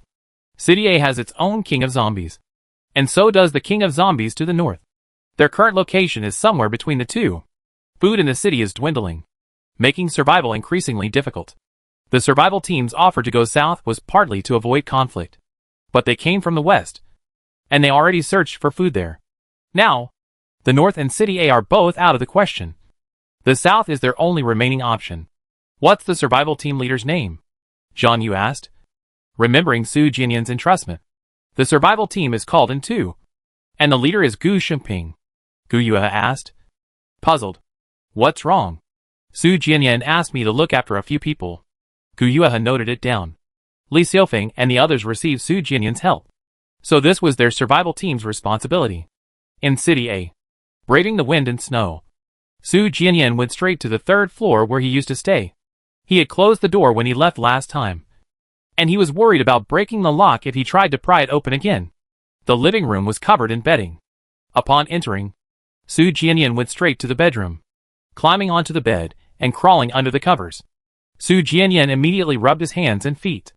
Seeing this, the man lifted a corner of the blanket and burrowed under it. Achoo! The temperature was so low that Su Jianyan couldn't help but sneeze. As he moved, Su Jianyan suddenly turned around and looked towards the north of the city. There was something there. The thing was extremely agitated and full of malice. The moment Su Jianyan sensed it, it seemed to have noticed him too. When Su Jianyan looked again, the feeling had vanished without a trace. After staring at it for a while, Su Jianyan looked away. Whatever it was still far away, and his immediate priority was to warm up. With his gaze gone, Su Jianyan looked down and found the man already lying comfortably on the bed, waiting for him to lie down and sleep together. Gurgle. He liked sleeping with Su Jianyan. Chapter 34. A good night's sleep. The next day, Su Jianyan didn't rush out. Instead, he went to the first floor delivery station to go through all the packages again. This time, his purpose wasn't to find food, but to see if there were any more packages from the person who bought the grow light. Those packages might contain seeds. There were so many packages that it took Su Jianyan over an hour to finally finish going through them. There were indeed still packages from that person. But they didn't contain seeds. Instead, they contained fertilizer. More precisely, it was a small bag of slow-release fertilizer included with the package of a withered rose bush. The fertilizer was only a few grams, an amount that many people would normally discard when opening packages. But now it was a treasure. Not only that small bag of fertilizer, but Su Jianyan also collected the withered seedling and the small pot of soil attached to it. If the problem really was sunlight and snow, then the outer soil would have been contaminated, making this uncontaminated soil naturally precious. The only thing that made Su Jianyan uneasy was that he had found roses, which increased the possibility that the person only grew flowers and greenery, not vegetables. That's the downside of balcony gardening. While sunlight can be supplemented with grow lights, space is truly limited, and it's impossible to grow everything. When Su Jianyan finished, the sun was already up, and the snow was melting rapidly.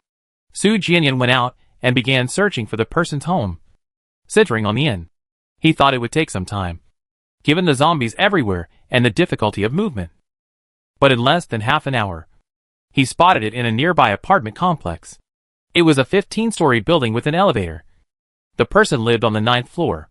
The apartment, about 100 square meters, wasn't large, but it had an open balcony.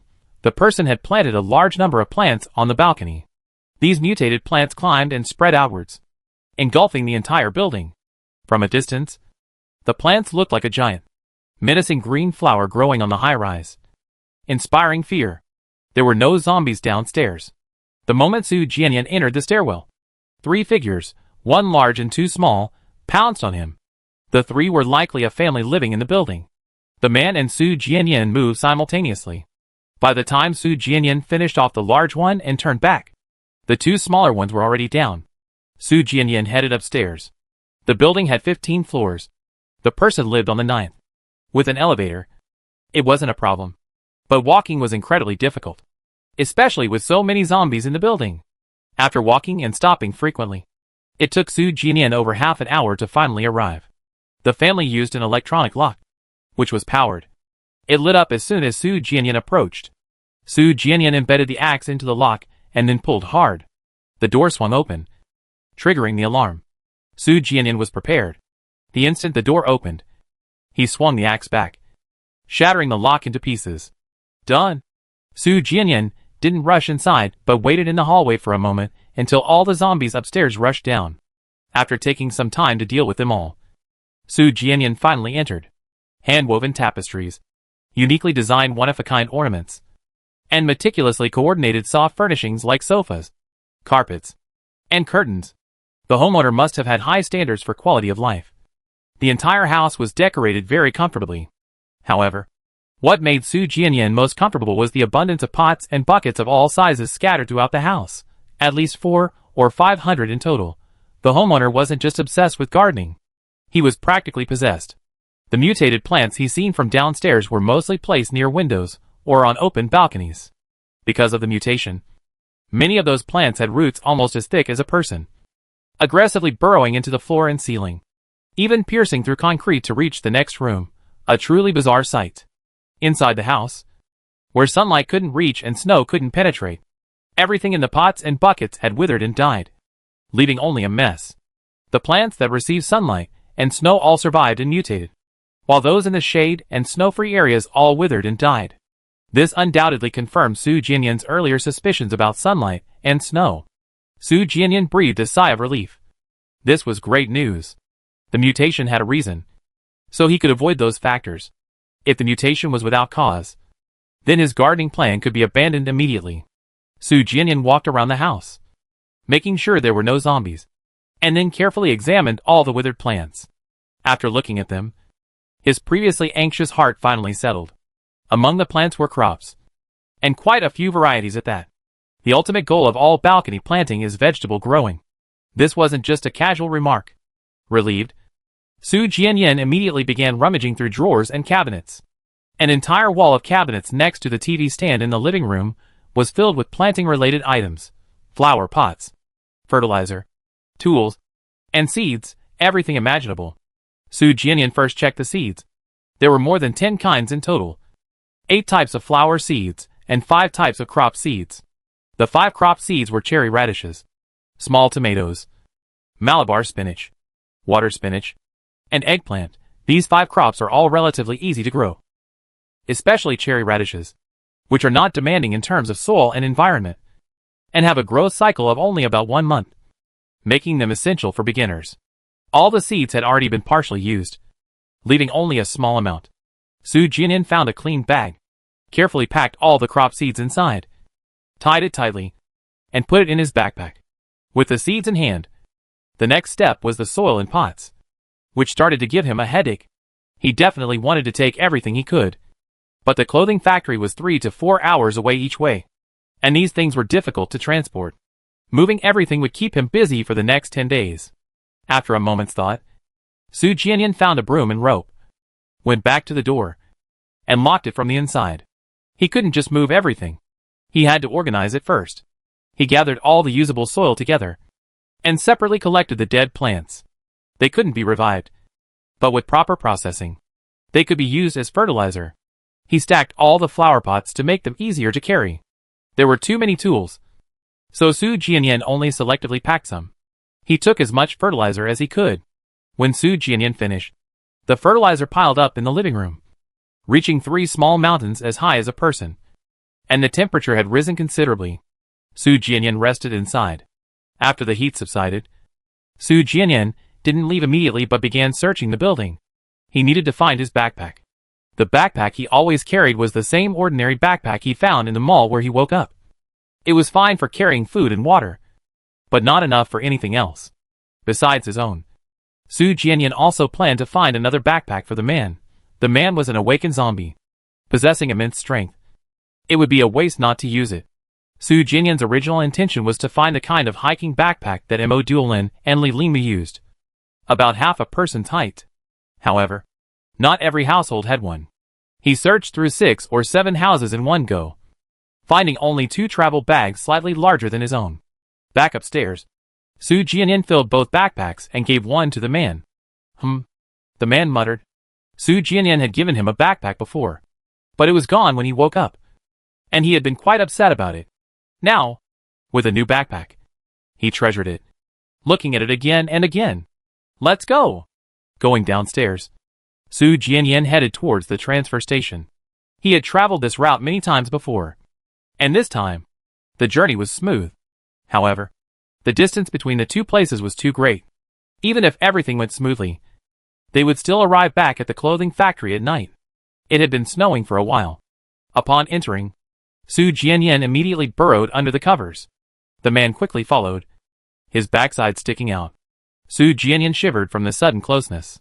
Su Jianyan wanted to shoo him away, but seeing his happy expression, he swallowed his words. Shooing the man away wouldn't solve the problem. He needed to find a way to start a fire. The 2 places were too far apart. A slight delay might prevent him from returning before the snow fell, and for the next 10 days or so, he would have to travel back and forth between the 2 places constantly. If he couldn't start a fire at night, he would have to endure the cold, and repeated exposure might cause him health problems. Su Jianyan looked out the window. Although the dormitory didn't even have a sofa, the curtains were still there. Unfortunately, those curtains were only good for blocking the view. Blocking out light was a joke, especially on a snowy night like this, where you can't see your hand in front of your face. Once he lit a fire, he would undoubtedly become the brightest star in the neighborhood. The smokeless stove Li Xiufeng had brought was small, and since it burned charcoal with no open flame, it wasn't a problem. But he could only burn wood. Thinking about this, Su Jianyan went to bed early that night. The next day, Su Jianyan got up while the snow was still falling. He didn't rush out, but braved the snow to go to another clothing factory next door, looking for newspapers, posters, cloth, and other light-blocking materials, as well as duct tape. An hour later, he returned laden with his finds. Su Jianyan used those materials to seal all the windows in the living room, to prevent any light from leaking in. He applied at least 3 layers of tape to every area. He also needed to apply tape to the bedroom and bathroom. But there wasn't enough time. The snow had stopped. After finishing with the living room, Su Jianyan quickly took the man out. On the way, Su Jianyan became more cautious. trying to find blackout curtains for planting along the way. If you really need shade, it's best to use specialized blackout material. But that's extremely hard to find. There's a layer of special material behind the blackout curtain. Although just one layer of fabric doesn't offer much protection, it's better than nothing. Before the heat wave, Su Jianyan arrived at the house. He rested there at noon. In the afternoon, after the heat wave subsided, he carried his belongings back the way he came. He arrived at the garment factory earlier than the previous night, but it was still completely dark, and snow had begun to fall. After a short rest, Su Jianyan got to work. He spent some time gathering some wood and started a fire inside the house. Once the fire was burning, he went outside to observe from all directions, looking for any areas that weren't properly sealed. The ceiling was quite good, and since his room was only on the second floor, it was easily obscured by the walls and surrounding buildings from a distance. It was practically invisible unless you were looking closely. Su Jianyan breathed a sigh of relief and hurried back inside. With the fire, the room was much warmer, and the chill he felt was instantly dispelled as he entered. Su Jianyan didn't add any more firewood. He simply warmed his hands and feet and boiled a cup of water before letting the fire extinguish itself. Lighting a fire in a sealed environment is dangerous, and while sealing the windows might fool ordinary zombies, it was still quite noticeable to awaken zombies and zombie kings that could think. Su Jianyan tried to avoid taking risks as much as possible. With his hands and feet warm and a cup of hot water, Su Jianyan slept exceptionally well that night. For the next 2 days, Su Jianyan repeated the same routine. After getting up, he sealed the windows before the snow stopped, and after sealing his residence, he went to seal the factory building to be used for planting. After the snow stopped and the sun came out, he set off for the house of the person who had bought the supplemental lighting. On the way, besides using blackout curtains, he also started looking for a generator, intending to collect the soil and pots after they were delivered. By the time he returned to his dormitory, it was already dark. The next morning, when Su Jianyan woke up, the man wasn't in the room. The last time the man left his side was because the zombies controlled by the man in white were nearby, and he sensed it. The man in white is back? Su Jianyan immediately grabbed the axe beside him, his mind clearing instantly. He listened intently, but there was no sound from inside the building. He opened the door and went out. It was still dark. The snow was still falling, and he couldn't see the man or any other zombies as far as he could see from upstairs. Su Jianyan went downstairs. He walked through the buildings and reached the wall he often used. Just as he was about to climb over it, a head appeared on the wall. The man had returned. The man had a backpack in front and on his back, both backpacks full. Because of the many things he carried, his movements were particularly clumsy as he climbed over the wall. Upon seeing Su Jianyan, the man gestured rapidly. Su Jianyan went to the same place every day, packed his things, and returned the same way. He had figured out Su Jianyan's purpose, which was why he helped him while Su Jianyan slept. Su Jianyan always returned very late, shivering from the cold. He couldn't understand why Su Jianyan was afraid of the cold. He wasn't. But if Su Jianyan didn't like it, then it must be bad. He had wanted to come back earlier, but the road was long, and he had run all night. The wind and snow were freezing. But the moment Su Jianyan guessed what was happening, a warmth filled his heart. Although the man was an awakened zombie, he was the kindest and most helpful person he had met since waking up. Here, Su Jianyan took the backpack hanging in front of the man, led him upstairs, and went to brush the snow off him. Gurgle. Inside, the man stood obediently, his eyes following Su Jianyan's gentle touch. He enjoyed being touched by Su Jianyan. It made him so comfortable that he half closed his eyes. All right. Su Jianyan brushed away the last bit of snow and withdrew his hand. No longer being touched. The man's eyes showed undisguised disappointment. Su Jianyan found it amusing. Thinking about it, he proactively touched the man's cold cheek, feeling the touch and the warmth of Su Jianyan's palm. The man, who had been disappointed a moment ago, instantly perked up. Su Jianyan couldn't help but smile along. Silly boy. As he spoke, Su Jianyan withdrew his hand. Noticing Su Jianyan's action, the man grabbed Su Jianyan's hand and gently bit his wrist before Su Jianyan could react. Su Jianyan felt as if he'd been electrocuted and quickly pulled his hand back. The man showed no intention of attacking, so he wasn't afraid. Instead, His heart raced for a moment, making him pull his hand back exceptionally fast. The man looked completely confused. Su. Was Su Jianyan angry? He hadn't intended to make Su Jianyan angry. Su Jianyan's touch felt good to him, and he wanted to make Su Jianyan feel good too. So he did it. Realizing what had happened, and seeing the man's confused and cautious eyes, Su Jianyan's heart skipped a beat again. With his heart racing, Su Jianyan also felt like he was crazy. The man was probably just itching to bite.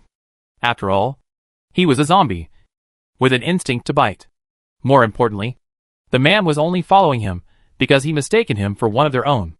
Maybe he bit him because he suddenly realized he tasted pretty good. Why was his heart racing? Su Jianyan turned and walked to the two backpacks beside him, emptying their contents. Let's go when you rested enough. Huh? Su Jianyan had suddenly gotten angry and then calmed down. The man's brain wasn't quite working, but he still obediently took the backpacks and put them on. He helped Su Jianyan with everything. A moment later, the snow stopped, and the two went outside, leaving the industrial area. Su Jianyan was about to speed up when a strange feeling came over him. To the north, the thing he sensed before was rapidly approaching. This time, it wasn't just filled with malice, but also with murderous intent. It had a clear target. It was coming for him.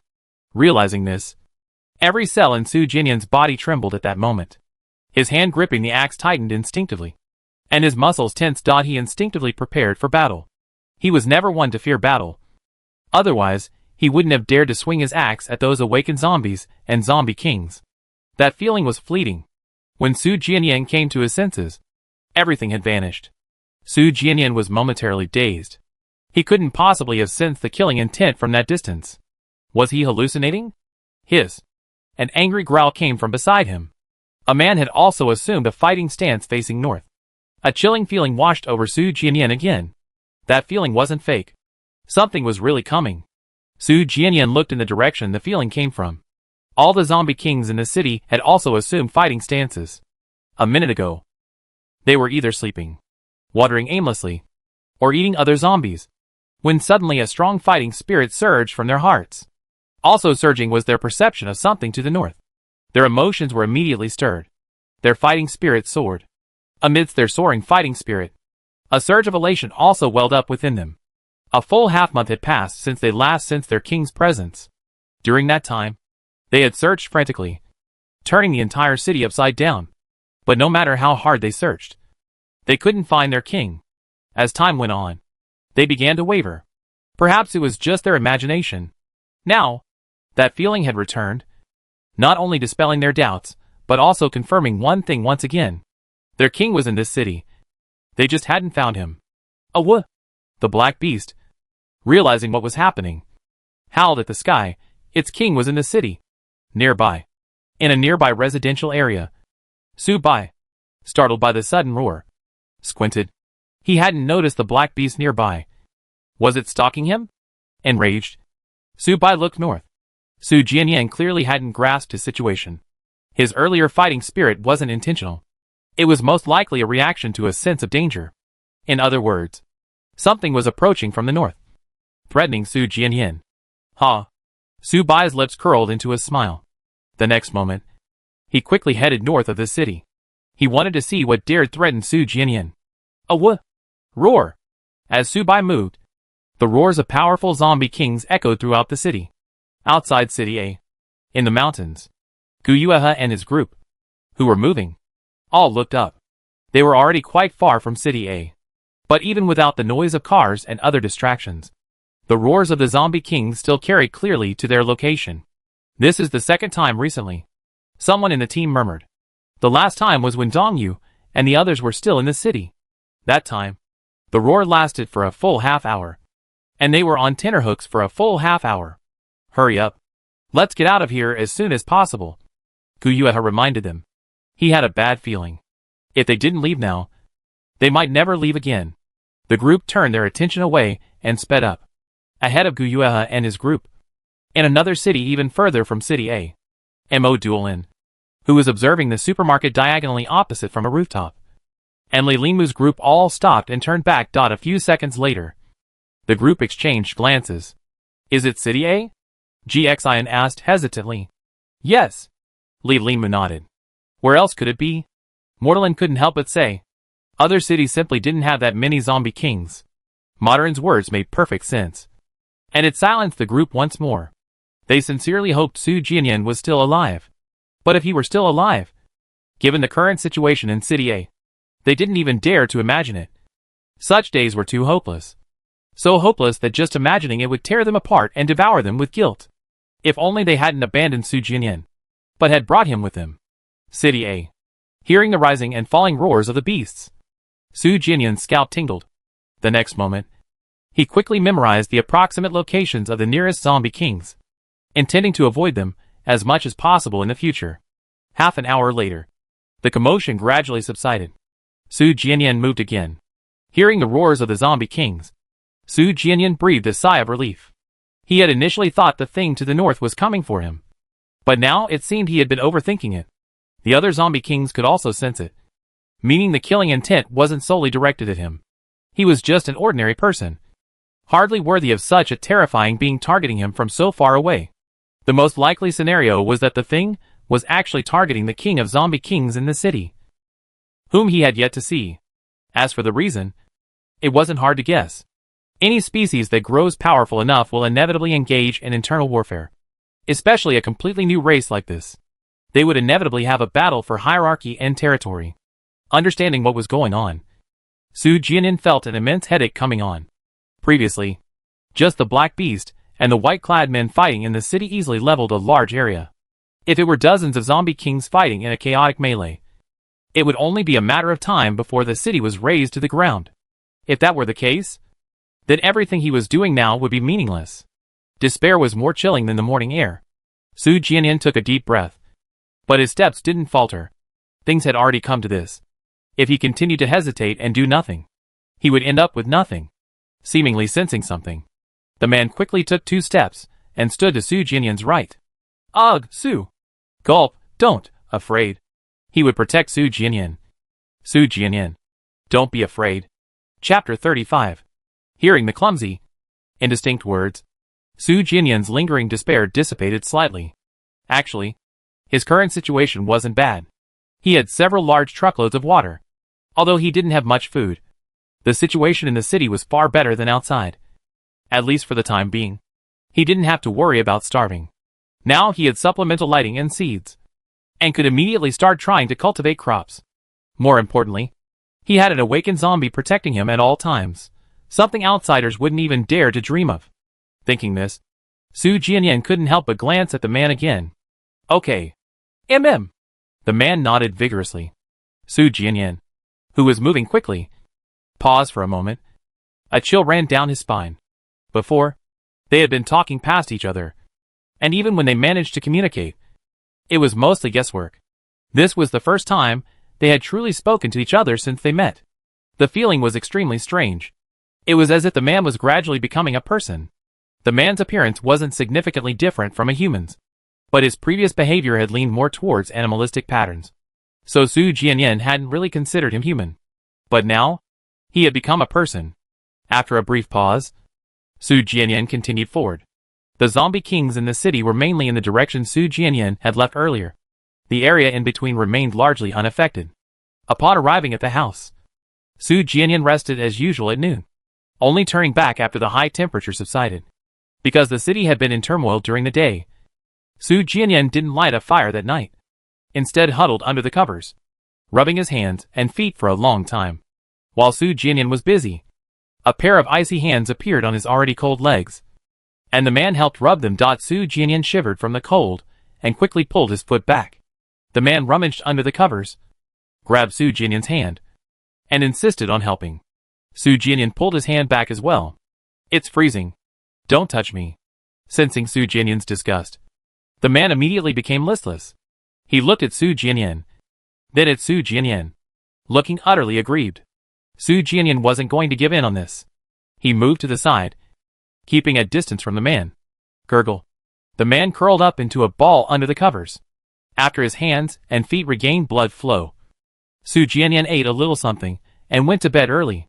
The temperature was really low after nightfall, and with an ice pop still in the blankets, Su Jianyan habitually curled up into a ball, burying his head under the covers.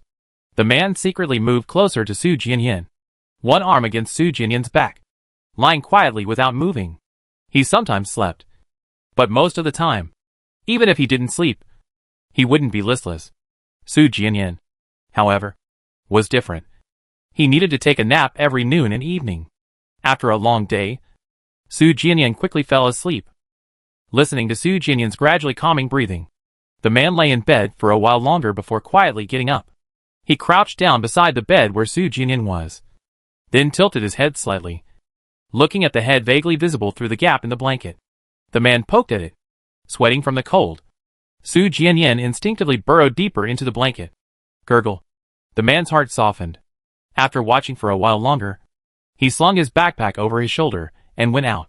He didn't go directly to that house, but first ran around the entire industrial area to make sure there was no danger, especially that smelly guy. He absolutely wouldn't let him near. Su Jianyan was his. No one could take him away. After checking, he ran off along the route he had taken during the day. He secretly ate his fill along the way. Su Jianyan didn't like him eating the zombies.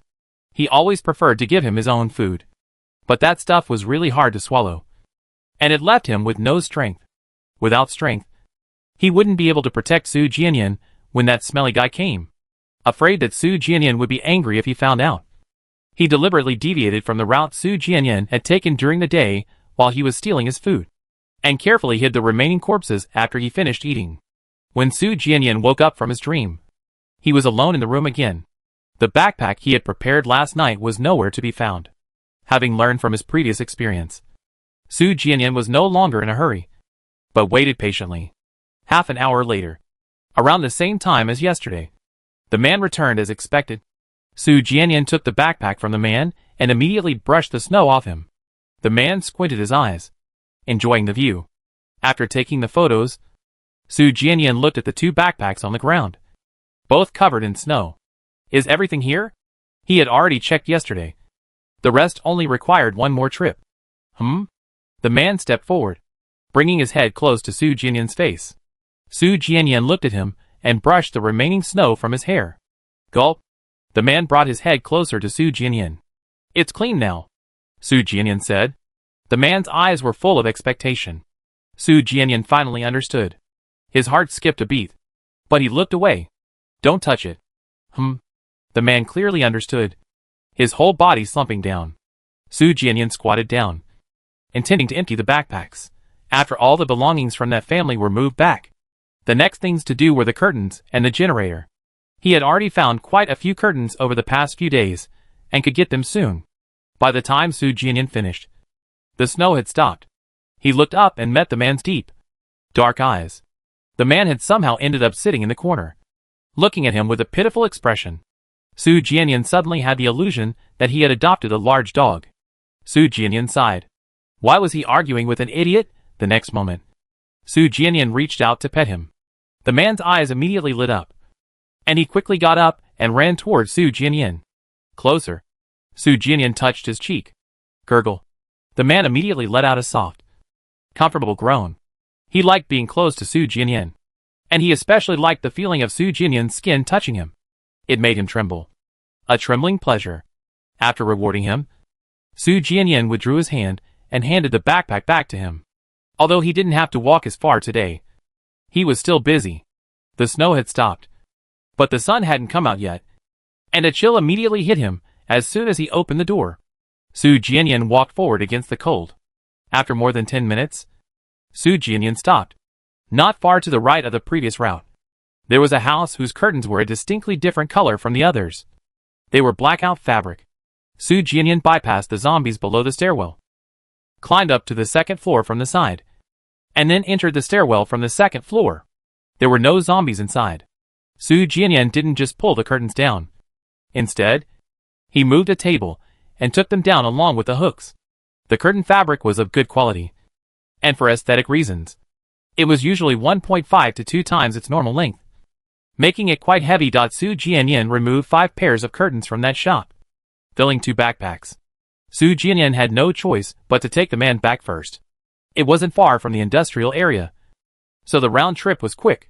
Leaving again, Su Jianyan headed towards the next location. Except for the midday heat, Su Jianyan spent the entire day constantly going back and forth. The day's hard work was worthwhile. When they returned to the dormitory that night, braving the snow, they had brought back enough curtains to cover all the factory windows. The next day, Su Jianyan didn't go out again, but instead spent the whole day working in the factory. He first hung up all the curtains, then went to find some newspapers, posters, and cloth, and used them to cover the glass inside and out securely. Considering that sunlight has a much greater impact on plants than on humans, he sealed the factory windows with even thicker layers than the dormitory windows. At least 5 layers in each area. The work wasn't difficult, but the tediousness was overwhelming. By the time he finished, it was already dark. Su Jianyan then conducted an experiment. He lit a fire inside the factory and then observed from the outside. Plants need sunlight for photosynthesis, but they also need darkness to convert the energy produced by photosynthesis. Only by completing this entire cycle can plants grow better. He only planned to turn on the lights during the day, not at night. This test wasn't to see if the light would shine through, but to see if outside light would reach inside. His craftsmanship was quite good, except for 2 slightly imperfect spots. Everything else was perfect. Su Jianyan fixed those 2 spots. After finishing, Su Jianyan went back to his dormitory, lay on his bed, and started thinking about electricity. He had the land, water, soil, fertilizer, and seeds. Now all he lacked was electricity. He had 3 options for electricity. One was to find an engine and generate electricity using gasoline. This type of electricity was relatively stable and plentiful, and could be used not only for supplemental lighting but also for other purposes, such as increasing air circulation. Plants also need to breathe, and with all the windows sealed, if air circulation couldn't be artificially accelerated, the plants would easily suffocate. Once the roots suffocate, the plant will die. However, while a generator was ideal, finding one was quite difficult. City A was a large city, and its electricity supply had long since recovered from the frequent power shortages of earlier years. Even occasional power outages only lasted a few hours, so there was generally no need to specifically prepare a generator. Su Jianyan could only think of 3 places where a generator would be necessary: a food processing plant, a hospital, and a construction site. Hospitals were essential, as many medical devices couldn't be without power. However, hospitals were also among the worst places to go after the apocalypse, since the places with the most zombies in the city were undoubtedly hospitals, schools, and markets. He couldn't go to the hospital, so the remaining food processing plant and construction site were purely a matter of luck, since neither of those places absolutely required a generator. The city was so big, finding those 2 places within the city itself would take an unknown amount of time. Even more of a headache was that even if he found them, he might not be able to move them without a vehicle. Generators could be large, some weighing several thousand kilograms. Besides generators, he had 2 other options: solar panels and batteries. These days the sun was terribly strong, so finding a solar panel would be a good option. But with the city's power supply stable, solar panels weren't any easier to find than generators. Batteries were easy to find. Every electric scooter had one, and it seemed to be his best option for now. But batteries also had their problems. Modern electric scooters all had anti-theft systems, and taking a battery would inevitably trigger an alarm. While the city was teeming with zombies, he wasn't too afraid of ordinary zombies now. But that was only in cases where there weren't many. If dozens or hundreds attacked at once, even with a man present, he would be helpless. After all, a single scratch would be fatal, even if he got the batteries. He didn't know how much power was left on each scooter. It might only last a few hours after half a day of work. Furthermore, he couldn't be in the factory all the time. If the power went out while he was away, it wouldn't be a problem once or twice, but prolonged power outages would be bad for the crops. Su Jianyan rolled over. A generator was undoubtedly the ideal solution, but stealing batteries was more realistic. As Su Jianyan pondered this, he was met with a face almost touching his own. The man had been lying behind him, but his sudden roll brought their faces almost face to face. A chill emanated from the man. Su Jianyan, recalling what had happened before, felt his breath catch in his throat. The next moment, he rolled over again, turning his back to the man. The man lowered his head sadly, pressing his forehead against the back of Su Jianyan's neck. Su Jianyan shivered instantly from the cold and turned to look. Seeing Su Jianyan turn back to look at him, the man's mood immediately improved. Because he was simple-minded. The man's happiness or unhappiness was written all over his face. Faced with eyes full of joy simply because he had turned around. Su Jianyan instantly lost all his temper. Su Jianyan closed his eyes. Tomorrow would be busy. Seeing this, the man pressed his forehead against Su Jianyan's. Then mimicked Su Jianyan by closing his eyes. That night, Su Jianyan dreamt that his brains were removed and placed in a freezer. The next day, Su Jianyan left home early. Considering the alarm might attract more than just ordinary zombies, Su Jianyan deliberately spent an hour away from the industrial area. There had been a period of chaos before the apocalypse. The streets were full of vehicles, including many electric scooters. But there were at least several hundred zombies on the streets. Su Jianyan spent another half hour finding a relatively quiet corner in a residential area, but with many electric scooters. Su Jianyan cleared a safe route beforehand. Prepared, Su Jianyan forcefully wedged his axe into the seat of a relatively new-looking electric scooter in front of him. Beep! Almost the instant he pried open the seat, the alarm went off.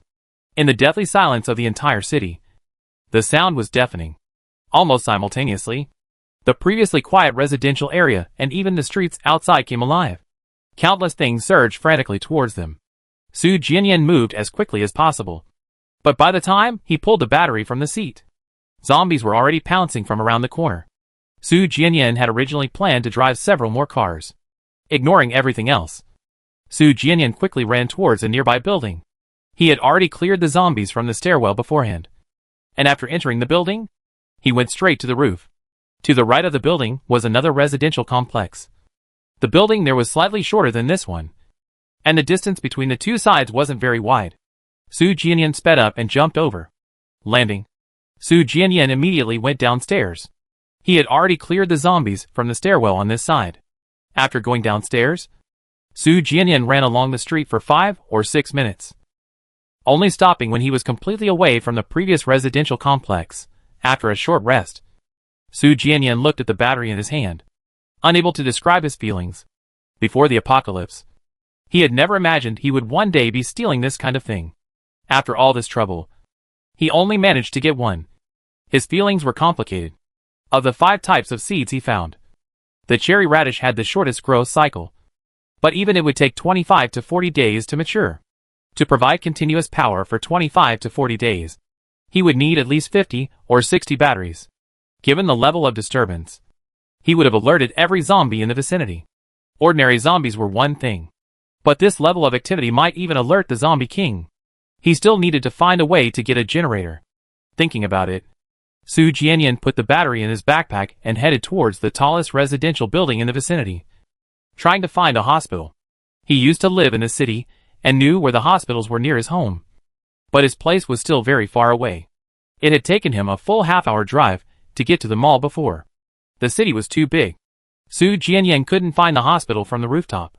Having failed to find the hospital, Su Jianyan pondered for a moment and then started looking for the police station.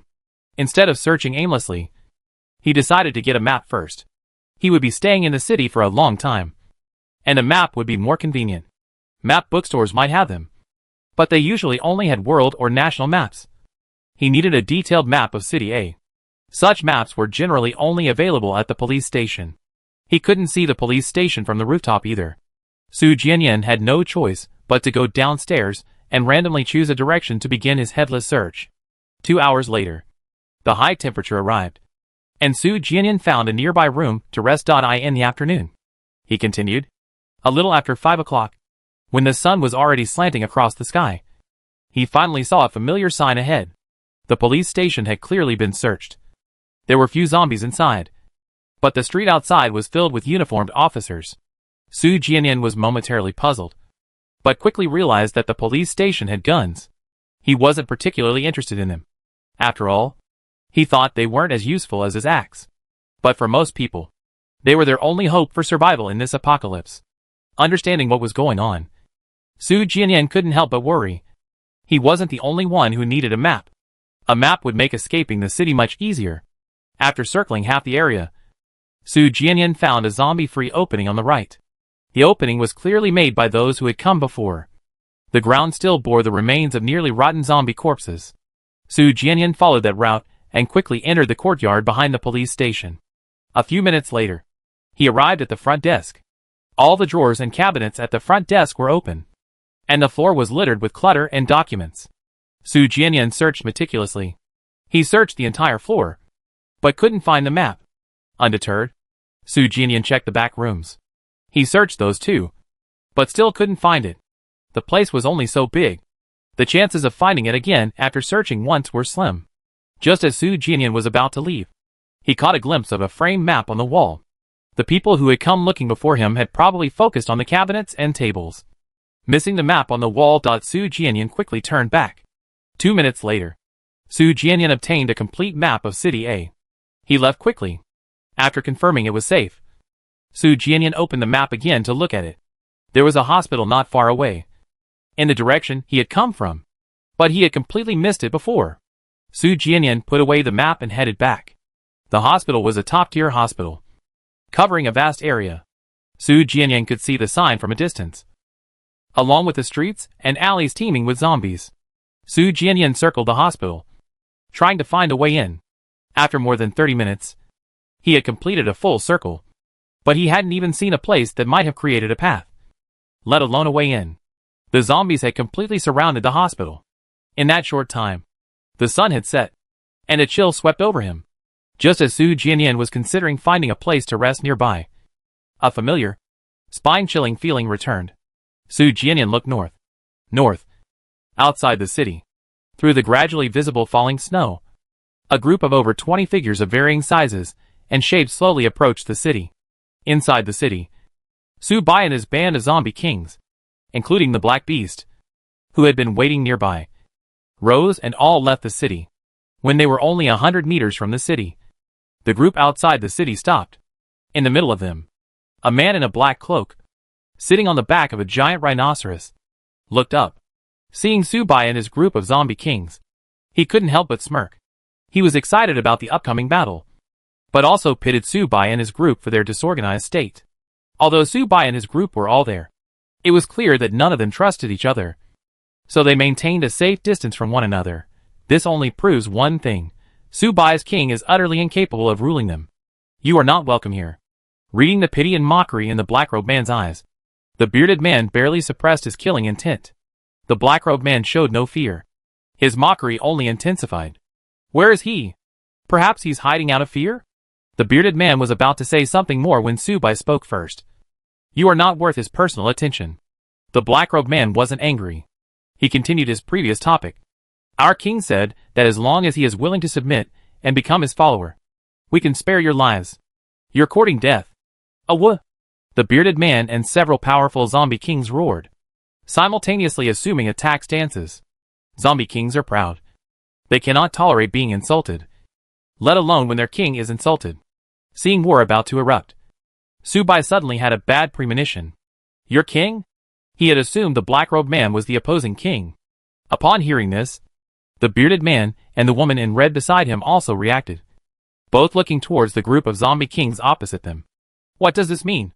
There were 25 or 26 zombie kings in total, mostly of the strength type, with 5 of them being intelligence type. None of them gave them any special feeling. They hadn't found their own king yet. But if there were also kings opposite them, they should be able to sense something different. Unless, the man in black robes, like a mouse that had stolen honey, laughed uncomfortably, looking past Su Bai and his group towards the city behind them as he laughed. Guess. Damn it! Su Bai snapped back to reality. He controlled his awakened zombie and turned to run towards the city. Their target from the start had been Su Jianyan. The reason they had repeatedly sent out signals was to lure them outside the city. As Su Bai moved, the group of zombie kings, including the black-robed men, sprang into action. They were already itching for more. They loved bloodshed and despair, and they were tired of humans. Roar! Amidst the rising and falling roars of beasts, Su Jianyan frowned. Were they already outside the city? Hiss! A low growl came from the side. Su Jianyan looked. The man assumed a fighting stance, but he wasn't facing north. He was facing the opposite direction. Su Jianyan followed his gaze. Before he could see clearly, a chilling feeling, stronger than ever before, washed over him. Something was heading their way. Turning back, he saw clearly. and Su Jinyan's muscles tensed instantly. Two powerful zombie kings, one large and one small, were crossing the street towards them. Ahead of them, in the snowstorm, stood a child of about 8 or 9 years old. The child's round face, still somewhat childish, was rather cute at first glance, but a closer look sent a chill down one's spine, because he had golden pupils. Su Jianyan had seen similar pupils before. The black beasts and other powerful zombie kings all had golden pupils, but their gold was merely a color. The child's gold, however, seemed to come alive, radiating an unusual, faint golden light. It was definitely not the appearance of a human. Seeing Su Jianyan looking at him, the boy's smile widened, and at the same time, the gold in his pupils became even more menacing. Equally menacing was the undisguised malice and cruelty in his eyes. Although he had the appearance of a child, he was a truly terrifying being mutated from a zombie, his very being filled with a thirst for blood and despair. The killing intent was so intense, that every cell in Su Jinyan's body screamed with fear and wanted to flee. But Su Jinyan dared not move. His instincts told him that if he dared to look away, even for a moment, he would die instantly. When they were less than 10 meters apart, the boy stopped, his gaze shifting questioningly between Su Jianyan and the man. Two? Who? The man was equally affected, his tension unprecedented. The boy tilted his head and thought for a moment. Let's kill them both. As soon as he finished speaking, two zombie kings, one large and one small, rushed toward Su Jianyan and the man behind him. Gurgle. The man stepped forward, shielding Su Jianyan behind him, and simultaneously let out a warning roar. Chapter 36. Faced with the man's warning, the two zombie kings, one large and one small, both looked on with mockery. Judging from his appearance, the man was only an awakened zombie, not yet fully evolved, while they were among the best even within their own ranks. Seeing the two zombie kings approach, the man charged forward first, pouncing on the smaller one that was walking in front. Whoosh! This zombie king resembled a Tyrannosaurus Rex, but its forelegs were far more powerful, and its teeth much sharper. It could easily bite off the man's thin arms and legs. Bang! The dinosaur zombie king itself flew through the air. It slammed heavily into a wall, instantly cracking it, because just as the man was about to reach it, a fist struck from behind, sending it flying. The one who struck it was the other zombie, walking behind it, much larger, bald, with a head as huge as an infant's. In its agony, the dinosaur corpse king was about to turn and glare at the big-headed corpse king when, before it could even see clearly, the man pounced on it.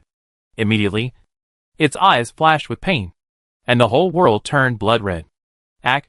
The dinosaur corpse king howled in pain, and the big-headed corpse king swung its fist at the man. It didn't attack the dinosaur corpse king intentionally.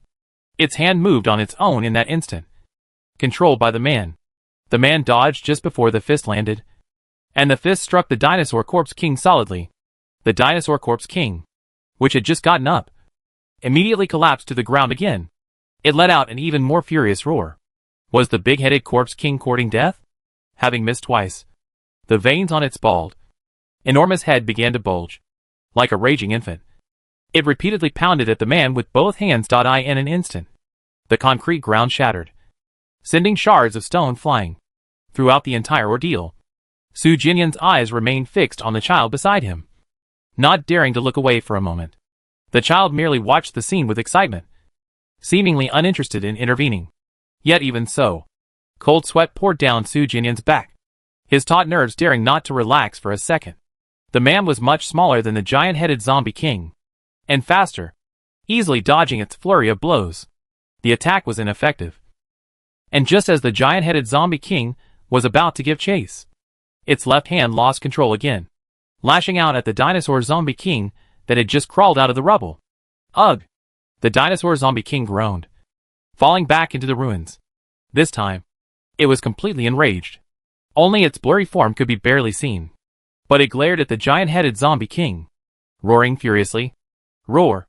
The next moment, ignoring the man's presence, it pounced on the giant-headed zombie king. Although they were now in the same camp, it didn't mean they acknowledged each other. They were merely instinctively obeying the king's control. Now, enraged, it didn't care about anything else. The man moved simultaneously, controlling the giant-headed zombie king to immobilize it while lunging at its enormous head. He grabbed at the giant-headed zombie king's eyes. At the same time, the dinosaur king bit down on its short arm, which was completely disproportionate to its massive head. Wha! A pained cry, like that of an infant, immediately rang out. But the sound was filled with rage. It shook off the dinosaur zombie king biting its arm, grabbed the man who was trying to open its skull, and threw him away with all its might. Wow! The big-headed zombie king glared at the dinosaur zombie king. Couldn't it see that it was being controlled by that man? Roar! The dinosaur king's eyes darkened. The big-headed zombie king's two attacks, one from behind and the other after it went blind, were both unseen by the zombie king. Who knows if the big-headed zombie king did it on purpose? Ha! A child's laughter rang out. The little boy smiled, enjoying the scene, but his eyes were icy cold. He did like the smell of blood, but that didn't mean he liked being humiliated. The man was at most an awakened zombie, while the dinosaur zombie king and the big-headed zombie king were true zombie kings, the two strongest zombie kings in his faction. If the two of them combined couldn't even defeat an awakened zombie. Sensing the killing intent, the dinosaur zombie king forcibly suppressed its displeasure and turned its attention back to the man. The big-headed zombie king did the same. 3 minutes. The child's clearly threatening words were cut short as something slicing through the air at incredible speed toward his neck. Bang! Su Jinyan's axe slammed into the wall beside him, the blade embedding itself completely. Scrap metal flew everywhere, leaving a clear gash on the child's face. Smelling the blood and feeling something cold flowing down his face, the smile on the child's face faded, replaced by a twisted and ferocious expression. He was a king, a being above the corpse king, even more noble than the corpse king. Since he awoke, since he understood his identity, he had never been injured. And Su Jianyan, with just one glance, knew he wasn't fully awakened. More than the king of corpses, he was essentially a human. This piece of trash actually dared to. Su Jianyan didn't give him a chance to slowly build up his anger. His axe strike failed, so he kicked it. Bang! The little boy crashed into the roller shutter door of a garage behind him at incredible speed, denting the door completely. You bastard! Before the little boy could finish his curse, Su Jianyan was already in front of him, his axe aimed at his head with all his might. Although this child looked like a child, he wasn't human at all. He was a monster in human skin. He gave him an extremely dangerous feeling. So dangerous that just looking into his eyes made him tremble. So dangerous that every cell in his body screamed for escape. That made Su Jianyan realize one thing: he couldn't escape. Since he couldn't escape, he would kill him.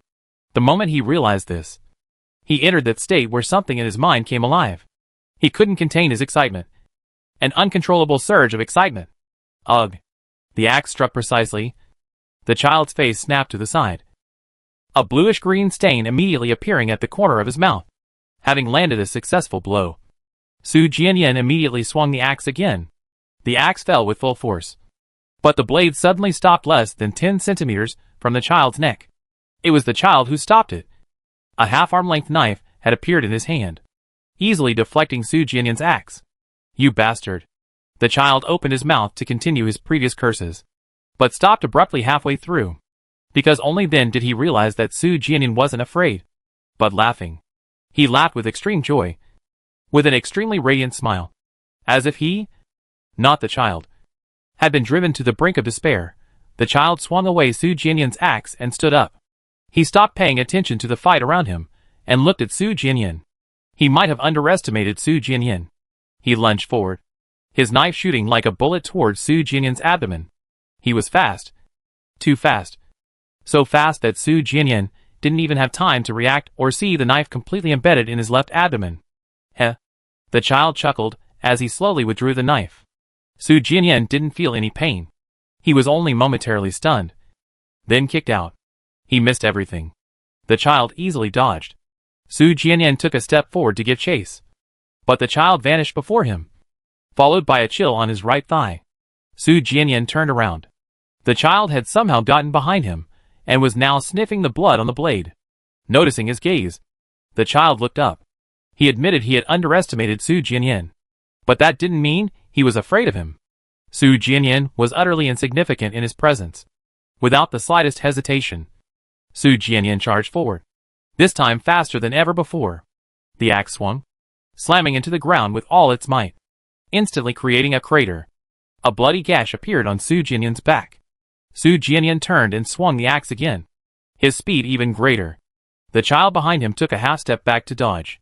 Using the momentum of the axe swing, Su Jianyan kicked out. The entire movement executed flawlessly. The child dodged, but his wrist was nearly struck. The child's eyes darkened, and he raised his knife to stab. Su Jianyan didn't dodge. Instead, he turned and, in a single axe strike, even took a step forward, his speed increasing exponentially. Before the knife could pierce Su Jianyan's abdomen, the axe sliced across the child's neck, and a large amount of greenish-blue liquid immediately gushed out. Enraged, the child lunged at Su Jianyan at top speed. Bang! Before the knife could even touch him, Su Jianyan's axe struck the child's back first. The child's face was filled with disbelief as he was knocked to the ground. He should have been much faster than Su Jianyan. Bang! Before he could understand what was happening, Su Jianyan's second axe blow had already struck, this time aiming for the neck. Bang! In a flash, the child rolled to the side.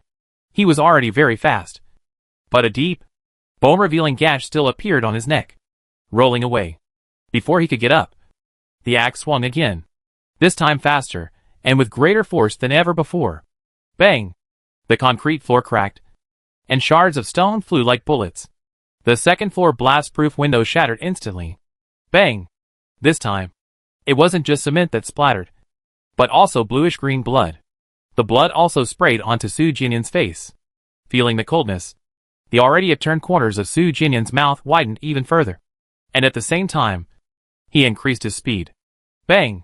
The axe slammed heavily into the child's neck. Ugh! Hearing the muffled groan, Su Jianyan's body trembled, trembling with excitement. In the midst of excitement and trembling, the wildly surging thoughts in his mind seemed to break through something. Momentarily silent, then rushing wildly down his spine to every part of his body. In just a moment, every cell in his body came alive. They surged and roared. They loved this feeling of fighting to the death. They loved the smell of blood. They loved the impending death. Bang! The axe fell. Cough! The child's pupils constricted as he tried to block it with his arm. The axe fell, along with his arm. Pain surged, but before he could even groan, the axe fell again. Bang! This time, the axe struck his neck precisely. Ugh! He clearly felt his flesh being sliced open. His spine struck and slightly cracked, a sound that filled him with terror. Even the king of corpses was not immortal. The thought of calling for help had barely formed in his mind. Before he could even send it out, the axe fell again. His pupils constricted as he desperately tried to dodge to the side. But his previously prideful speed seemed to have been slowed infinitely. Bang! The axe struck his spine precisely. This time, the axe penetrated more than halfway. Just one more strike, and his neck would be severed completely. No! The overwhelming fear of death washed over him. He raised his hand to try and defend himself, only to realize his right hand was severed. At that moment, the axe was already hurtling towards him. Before his mind went blank, he only managed to throw his knife. If we're going to die, we all die together. Bang! As the axe struck, Su Jianyan felt something fly across his neck. A head rolled away. Su Jianyan felt a warm sensation on his neck. Instinctively, Su Jianyan raised his hand to touch it. Something was gushing out of his neck, and he felt its warmth. Su Jianyan looked towards the man. The man was missing a hand, and his abdomen was a pool of blood. His once deep, dark eyes had somehow turned gold. A gold unlike ordinary gold.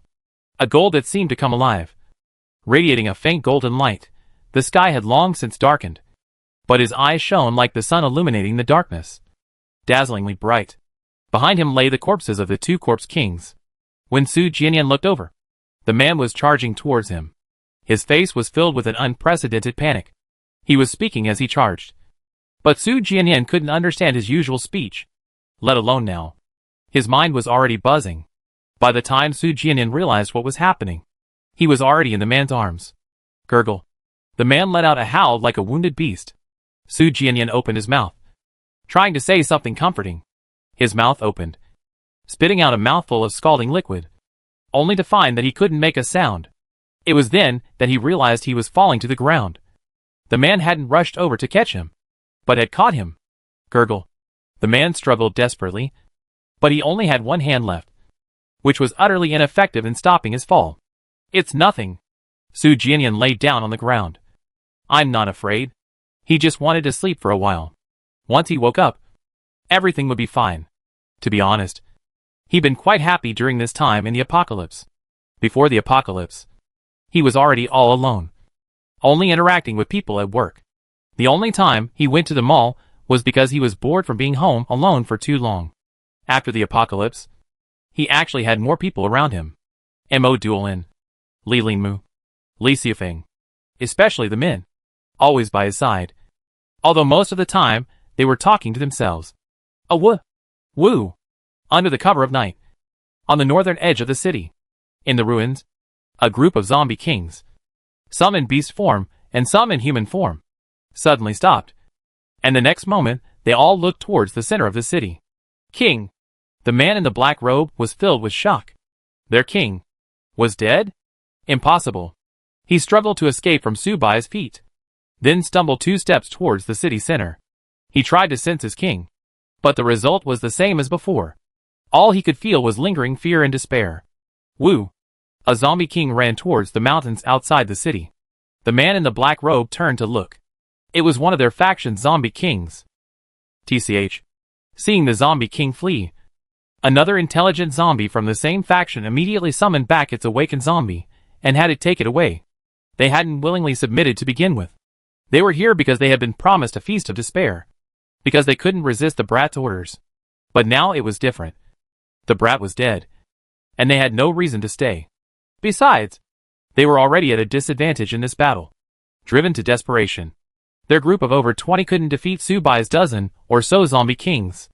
Especially Su Bai, surrounded and forbidden to leave, fought desperately, single-handedly killing 4 zombie kings. The Black Beast was no pushover either. It killed even more zombie kings. The black-robed man cursed, summoned his awakened zombie, and fled at top speed. Su Bai, still fighting him, ignored him, staring blankly towards the city center. He could sense that Su Jianyan was there. He could sense that Su Jianyan was injured, and fatally so. He should go. He had to go as soon as possible. But he couldn't move, because he also sensed something else. Su Jianyan had finally fully awakened. If their perception of Su Jianyan was previously intermittent, now he was like a beacon in the darkness, crystal clear. It wasn't just Su Jianyan's existence that became clear, but also the impact he had on them. It was a very strange feeling. Strictly speaking, zombies can no longer be considered truly alive. Their ability to move and run is purely driven by their instinct for killing and attack. Awakened zombies and zombie kings both awaken from zombies. After awakening, they gain power by consuming zombies, and the more they consume, the stronger they become. But with increased power, their thirst for killing and attack also accumulates and intensifies. Therefore, although zombie kings possess intelligence far exceeding that of awakened zombies, they remain bloodthirsty and cruel. Sometimes, they themselves cannot even control that impulse. When they first sensed Su Jianyan's presence, his and the Black Beast's first reaction was to kill him. They could not accept anyone being superior to them. Even the monkey zombie king couldn't control himself. But at this moment, the raging anger and killing intent within them vanished as if soothed by something. At the same time, the place where that anger had been stored was filled with something warm and powerfully beating. That thing didn't belong to them, but to Su Jianyan. Yet it undeniably existed within them, making their hearts itch with a warm, comforting feeling. Your Majesty. The bearded man's excited voice came from the side. Su Bai looked over. The surviving members of the Corpse King's faction from the black-robed man's camp had all fled. Those remaining nearby were all on their side. He looked over and saw all the zombie kings running towards the city center at the same time. Their king was still in danger, and they didn't know what had happened to him. If he died? Su Bai realized this and quickly followed. City center. A low growl, like that of a wounded beast, came from the man's throat. He tried to wake Su Jianyan, tried to stop the blood flowing from the wound on Su Jianyan's neck. But everything he did was in vain. Feeling Su Jianyan's body growing colder, he frantically rushed to the severed head beside him. He tore off the outer part, trying to feed Su Jianyan the contents. Eating it would make him better. Su Jianyan didn't react. The The man groaned sadly. Su Jianyan's body grew colder and colder. The man, disregarding whether he was hurting Su Jianyan, pried open Su Jianyan's mouth and forced him to eat. He didn't quite understand why Su Jianyan, whose brain wasn't damaged and spine wasn't broken, seemed to be dying. But he knew that once someone died, they wouldn't come back to life. That's how it was with the zombies he had eaten. He didn't want Su Jianyan to die. The thought that Su Jianyan would never wake up made his heart ache more than the wounds on his hands. He should protect Su Jianyan. After finishing the food, Su Jianyan still showed no sign of waking up. He looked at the two corpses of the zombie kings beside him. It must be because Su Jianyan hadn't eaten enough. A moment later, the second brain was fed. Su Jianyan still didn't react. He immediately fed him a third. The blood on Su Jianyan's neck stopped flowing, and his face became frighteningly pale. He couldn't even sense Su Jianyan's presence. The man looked at the ordinary zombies beside him, who dared not approach under his control, and pounced on one of them. He fed him 2 pills, but Su Jianyan still showed no reaction. This time, he couldn't even swallow anymore. The brains of ordinary zombies were useless. They contained very little energy. The man touched his own head, his not-so-bright mind seriously considering the possibility that ordinary zombies would feed Su Jianyan what he had been given after his death. Cough. Su Jianyan coughed up the brain matter that was stuck in his throat. Ugh! The man looked over. Su Jianyan had fainted. But this time he wasn't cold. His chest was gradually moving. The man buried his face in Su Jianyan's chest and nuzzled against him. After the snow started falling, the temperature dropped quickly, and in just a moment, Su Jianyan was covered in snowflakes. Su Jianyan hated snow because it made him cold. Su Jianyan didn't like the cold. The man used his only remaining hand to lift Su Jianyan up, then quickly carried him towards their old dormitory. Su Jianyan had always thought death would be an ethereal, pitch-black void, but the reality was different. His death was incredibly suffocating. At first, Su Jianyan was somewhat unsure, until he awoke twice in his dazed state, each time feeling the same suffocation. Then he finally confirmed it. Death truly was suffocating. And it was the kind of suffocation where your stomach is completely full, overflowing to your throat. Death wasn't static either. After the initial suffocation came heaviness. An overwhelming heaviness, as if a mountain weighing tens of millions of tons was pressing down on him. The pressure was unbearable. So Su Jianyan tried to struggle. He had thought that without a body, struggling would be futile. But the situation was much better than he expected. He seemed to be able to sense something. At first, he wasn't sure, but the suffocating feeling of being pressed down on him intensified, and he became certain. He tried to open his eyes. Since he could sense things, maybe he could see them. He did see them. The familiar ceiling, the familiar curtains, the familiar blankets. Was he in the dormitory building? It was then that Su Jianyan finally understood why he felt suffocated. The man's body was half pressed on his thighs. Su Jianyan felt like killing him. The next moment, seeing the man's cross-legged posture and the greenish-blue liquid on the blanket, he exhaled the breath he had been holding. The man had clearly been watching over him, but had eventually fallen asleep. That level of blood loss would affect even an awakened zombie. Cough. Su Jianyan tried to push him away, but he couldn't. He could only manage to make a sound. The man didn't react. Su Jianyan had no choice but to give up. After lying there for a while, as his strength gradually returned, he immediately touched the wound on his neck. He didn't understand how he was still alive. His neck was bandaged, but the moment his fingertips touched it, the pain shot through him. He tried to feel it. The wound must be quite long, but because he couldn't see it, he couldn't determine its exact length. He looked around. There was no mirror by the bed, but his axe had been brought back. Su Jianyan reached out, perhaps due to excessive blood loss and his weakened state. The axe, which should have been just the right size for him, took him quite a while to drag over. After dragging it to his side, he stood the axe upright and used the reflection from the blade to examine his neck. His neck was bandaged rather roughly. It was clearly the man who had copied his bandaging technique. The gauze was completely soaked in blood, which had dried long ago and turned black. Su Jianyan carefully pulled the gauze back a little. A wound was immediately revealed. Unlike the wound he had expected, a severed half of his neck, the wound, though quite long, looked rather shallow, not nearly severed by an artery. Su Jianyan was momentarily confused. He remembered touching blood on his hand. Confused, Su Jianyan pulled his hand back under the blanket and touched it. He remembered being stabbed several times in the stomach. His stomach was also bandaged. The wounds were painful, but the bleeding had stopped. Su Jianyan breathed a sigh of relief, but couldn't help feeling a lingering fear at his narrow escape. He had thought he was going to die, fearing his wounds would reopen. Su Jianyan, after confirming the situation, dared not act rashly and obediently lay down. As he moved, he looked at the man again. He himself was seriously injured, yet he had carried him back and bandaged him. The man must be truly exhausted, as he hadn't woken up despite Su Jianyan's fussing. Su Jianyan couldn't help but reach out and touch the back of the man's only remaining hand. The man's hand was icy cold. Su Jianyan suddenly recalled the scene he had witnessed before losing consciousness.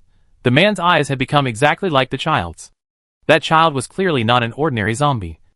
Judging from the situation at the time and the roar of the zombie king outside the city, he must be the king of zombies from the north. But if he was the king of zombies, if his eyes were the mark of their kind, then what about the man? Was the man also the king of zombies? Su Jianyan's hand, which was stroking the man's face, paused. The black beast had suddenly fainted during its fight with the white-clad man, and he and the man were alone at the time. Later, the white-clad man kept chasing him. He thought the beast was chasing him, but after he hid the man and ran away alone for a while, the white-clad man stopped chasing. And then, there was that child who came looking for them when no one else was looking for him. If that's the case, then everything does make sense. Su Jianyan touched the wound on his neck. For a moment, he even doubted himself. Everything seemed too coincidental. Now, however, he breathed a sigh of relief. As he exhaled, his feelings became complicated. If the man really was the zombie king he had never seen in the city, then he had been incredibly foolish. And if he really was, should he stay in this city or not? If he fled, and the man was indeed the zombie king, then even if he fled to the ends of the earth, it would be meaningless. But if he didn't flee, the man was an awakened zombie. It was already strange enough that he, a human, had taken him by his side. The man was about to become the king of corpses, followed by dozens of other corpse kings. Who would even take him with him? Su Jianyan could hardly imagine the scene. Chapter 37. Thinking it over, Su Jianyan could only lie there obediently. After all, he couldn't even sit up, let alone run away. Thinking for a moment, he looked around.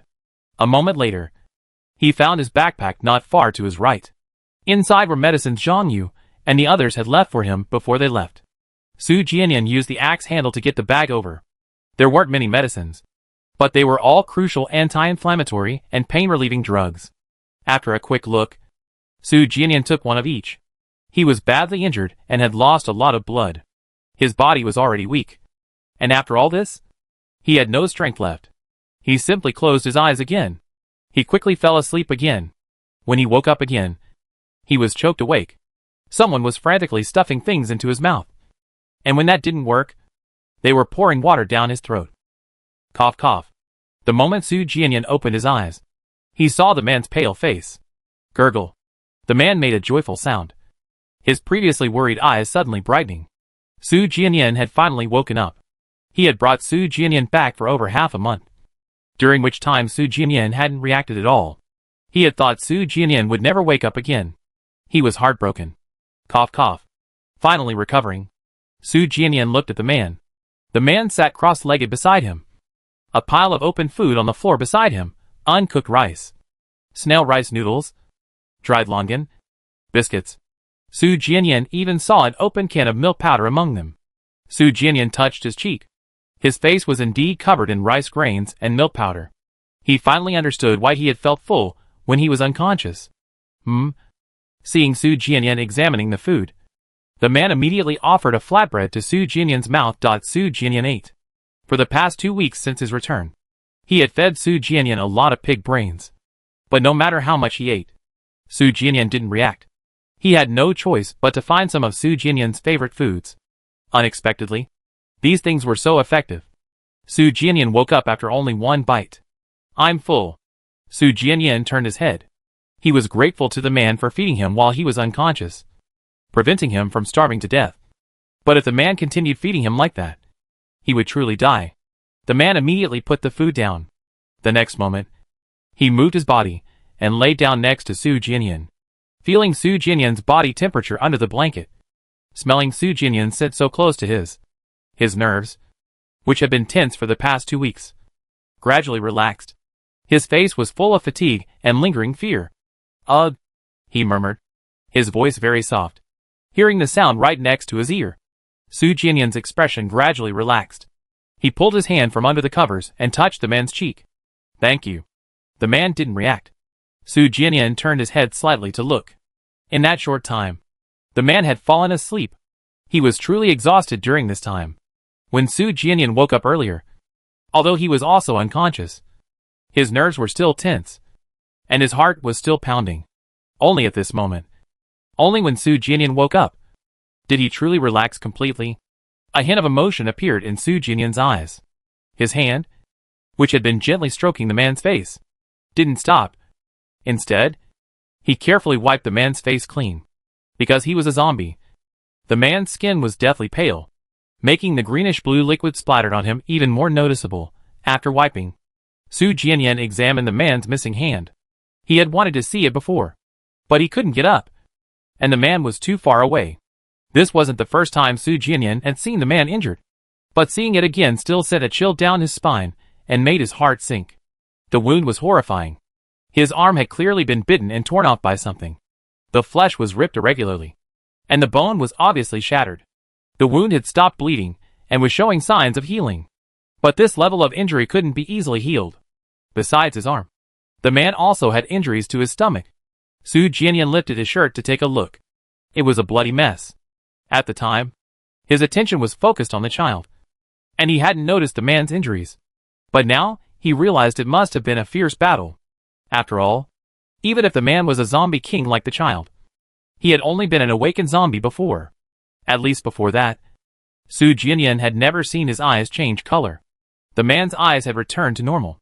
After checking, Su Jianyan touched the man's cheek again, then withdrew his hand and closed his eyes. Su Jianyan didn't wake up again until the next day. The snow had just stopped, and the chill was still biting, but the sky was gradually brightening. The man was already awake when Su Jianyan opened his eyes. He was rubbing his forehead against the uninjured side of Su Jianyan's neck. Su Jianyan turned his head slightly. "It tickles." The man looked up, noticed Su Jianyan was awake, and rubbed even more vigorously. He was glad Su Jianyan was still alive, unable to dodge or shoo him away. Su Jianyan could only stare blankly as he let him rub against him to his heart's content. After a long while, the man finally stopped. He threw back the covers, trying to burrow deeper. Su Jianyan stopped him. "Bandage your wounds." The man looked at his arm, then at the covers, and continued trying to burrow. Su Jianyan pressed down on the covers. "Bandage your wounds first." The man had no choice but to get up. The dormitory building had long been emptied. The wardrobes were bare, but some of the cloth used to seal the windows remained. The man only had one hand, and he clumsily tried to imitate Su Jianyan, tearing the cloth into strips and wrapping them around his wounds. "Take off your clothes first," Su Jianyan instructed from the floor. Gulp. The man obeyed, without the sleeves to cover them. The wounds looked even more gruesome. Su Jianyan considered feeding the man some zombies. He didn't want the man to become smarter, but leaving him injured like this wasn't a solution. The man's one hand made things difficult. The cloth strips kept coming undone after several attempts. After scattering again, the man lost patience and started sloppy. "Wrap it up carefully." Su Jianyan patted the blanket. "Ugh," scolded.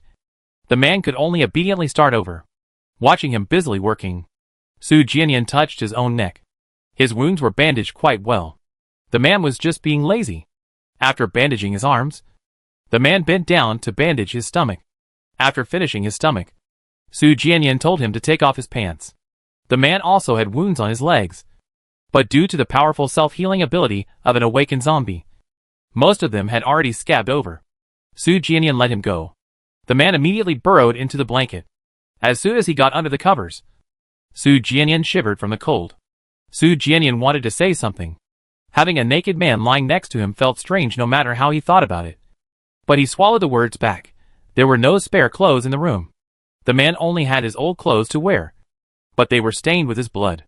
He was covered in wounds, though they had all scabbed over. Letting him get into bed wearing those clothes would be suicidal. Su Jianyan tried to move aside. Luckily, it was just the two of them. If Mo Duolin, Li Lingmu, and Li Xiaofeng were still there, he'd be in deep trouble. Gurgle. The man immediately moved to be next to Su Jianyan. Su Jianyan gave up. He just happened to be next to him. Both were seriously injured and didn't need to go to work, so they simply lay there to pass the time. In his boredom, Su Jianyan started thinking about what to do next. Given his current condition, he couldn't plan on going on a long trip anytime soon. So the generator project was naturally on hold. The seedlings didn't need much sunlight during the early stages. He could start cultivating them earlier once he could move. Seedlings take at least a week to grow. But that's assuming everything goes smoothly. Given the current conditions of scorching days and freezing nights, whether the seedlings will even survive is questionable. He has a limited number of seeds. What if they all fail? By starting seedlings early, once they're healthy, he can probably leave the house. Then he can figure out how to get into that hospital. If all else fails, he have to steal batteries again. Thinking this over, Su Jianyan quickly thought of the man beside him. Thankfully, the man was there. If he were alone, he probably would have starved and died of thirst during his severe injuries and coma. Even if he survived those moments, the recovery period would be incredibly difficult. He couldn't imagine how he would find food with such serious injuries. As Su Jianyan pondered, he thought of Mo Duolin, Li Lingmu, and Li Xiaofeng. He wondered if they were alive or dead. After they separated, he had always assumed they were still alive. But the apocalypse was cruel. Even if they had successfully escaped the city, their future was uncertain. In the mountains closely connected to the city, Li Xiaofeng fired 2 arrows in quick succession, and 2 startled zombies at the edge of the woods fell one after the other. Hearing the commotion, the group at the back of the group, completely unaware of the zombies behind them, turned pale. The next moment, one of them pulled out an arrow and approached Li Xiaofeng. Thank you. Li Xiaofeng took the arrow and headed up the mountain. Be careful. The rescue group watched, their feelings complicated. The old Li Xiaofeng was always joking and loved to act cool. He did have some abilities, but in this oppressive apocalypse, that made him somewhat of an eyesore. This was partly why most of the group didn't trust him initially. But Li Xiaofeng changed after his trip. He became more composed and cautious, rarely smiled, and no longer cared about showing off. Looking at him now, they missed the old him. Back then, although Li Xiaofeng was a bit annoying, he also caused quite a few laughs, making the atmosphere in the team much lighter. Halfway up the mountain, in the camp. How is it? Gu Yue stood up the moment he saw Li Xiaofeng. Zhang Yu and his group, who stayed behind, did the same. Li Xiaofeng shook his head as he walked towards the camp. Gu Yue and his group's faces turned grim. Same as before. He was searched, and it happened in the last few days. Li Xiaofeng said. Are you sure it's them? Zhang Yu asked. The method is the same. They lure most of the zombies out at night using lights, then enter during the day to kill the remaining zombies one by one, Li Xiaofeng said. Gu Yue and his group sat down one after another. The atmosphere became somewhat oppressive. So what do we do now? We can't just wait to die like this. One of the squad leaders couldn't help but say. What else can we do? We have to go, Zhang Yu said. No one spoke. Everyone's faces were grave. That team was ahead of them. About 2 days ahead. In the apocalypse, everyone survives by their own means. But with their routes highly overlapping, food in the city dwindling, and no other towns nearby to choose from, that team's presence became a nuisance. That team had scavenged all the food. What would they eat? After a moment of silence, Gu Yue made a decision. Have everyone pack their things. We travel through the night and get ahead of them. Everyone looked at Gu Yue. Gu Yue's expression was grave. At the same time, be prepared for a confrontation. If they ran ahead, the current predicament would naturally fall on the group, making conflict inevitable. As fellow humans, Gu Yue didn't want to kill each other. But their food and water would only last them one more day at most. That meant they would run out of food tomorrow. Barely manage the day after. But if they couldn't find food and water by the day after that, they would die. Food was one thing, but without water in this high temperature was no joke. Zhang Yu took a deep breath and led the way to get up. Seeing this, the others followed suit. That night, inside a residential building on the outskirts of the city. Madwaran carried freshly boiled water, intending to pour half a cup for everyone. In temperatures of -30 or 40 degrees Celsius, a cup of hot water was like heaven. Those who drank it wore rare smiles. Phew. Luyu exhaled. If only every day could be like this. How about we stay and rest for a day tomorrow? Someone suggested. I think that's a good idea. We already been to 2 supermarkets this week. Although we didn't find much. At least we don't have to worry about it for the next week. I feel like I haven't had a rest in ages. It seems like we haven't even had one since we joined forces. The person's words immediately resonated with many others. As they spoke, everyone looked expectantly at Gu Shumping, Li Lingmu, and Madwaran. Gu Shumping looked at Li Lingmu and Madwaran, wanting to hear their opinions. His previous team only had about 100 people. With so few people, they could only go to a limited area, and they dared not even touch large supermarkets. Therefore, the most food they ever found before was less than a third of what they had now. Li Lingmu shook his head. My opinion is to keep going without stopping. Mortalin agreed. I think so too. Why? Liu was unwilling to give up. He was truly exhausted. Not just physically, but more so mentally. Since the apocalypse, they had rarely had a moment to completely relax. Remember that team we encountered before? Li Lingmu looked over. You mean Gu Yuehe and the Paradise Survival Team? Li Lingmu nodded. There are no other towns nearby. They'd likely take the same route as us. Liu remained silent, realizing the problem. Li Lingmu continued. We'd taken all the supplies we could from the city along the way. If they really are taking the same route, we essentially blocked their path to survival. This time, it wasn't just Liu who fell silent. Everyone in the room who was watching them was silent too. Under the dim light of the smokeless stove, the smiles on their faces gradually faded. In this apocalyptic world, many people are driven to madness to survive. But unfortunately, they weren't one of those people. If they could, they wouldn't want to cause trouble for anyone. They just wanted to survive. But Mortalin, who had already considered this, took a deep breath and continued Li Lingmu's words. They were attacked not long ago, and it looks like they lost a lot of things. I estimate they move in 2 or 3 days at most. That means they'd be only 2 or 3 days behind us at most. If we rest now, we most likely be overtaken by them, and then we'd be the ones on the defensive. They didn't want to harm others, but sometimes giving in is harming oneself. They wanted to live too. The once lively room fell silent. Everyone either stared blankly at their reflections on the wall or stared absently at the water in their hands. Gu Shumping sighed. Let's rest early, and leave early tomorrow. No one said anything more. 2 days later, as night fell and snowflakes began to fall, Gu Shumping and his group braved the wind and snow to enter another city. I go find a place to rest, Li Lingmu said. Madwaran looked towards the depths of the city. Then I go in and take a look. The city wasn't large, but it was far beyond what a small team would dare enter. There was a high chance of finding supplies inside. Although it was already dark, it wasn't cold enough to prevent movement. They could go and check first. If all went well, they could still lure out the extra zombies in the supermarket tonight using the lights. If they couldn't act tonight, they have to wait until tomorrow night. That would be a complete waste of a whole day. Madwaran looked at his small team behind him, and they all followed. The city was littered with signs of having been searched. They were used to it, and no longer held any hope for the shops and residential buildings along the roadside. They focused solely on searching for a possible large supermarket. More than an hour later, someone found it. Madwaran immediately moved in that direction. He hadn't gone far when he saw several figures in the distance. They were walking quite quickly. What happened? Mortalin rushed forward. The sudden sound of voices in the pitch-black night startled the men in front of him, who instinctively raised their guns. It's me, Mortalin said hastily. What's going on? The men clearly paused for a moment. The next moment, they exchanged glances. Madwaran stopped in his tracks. He sensed something was wrong.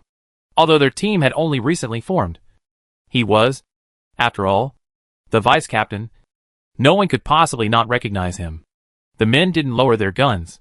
After exchanging glances, they looked at them briefly before quickly disappearing around a nearby corner.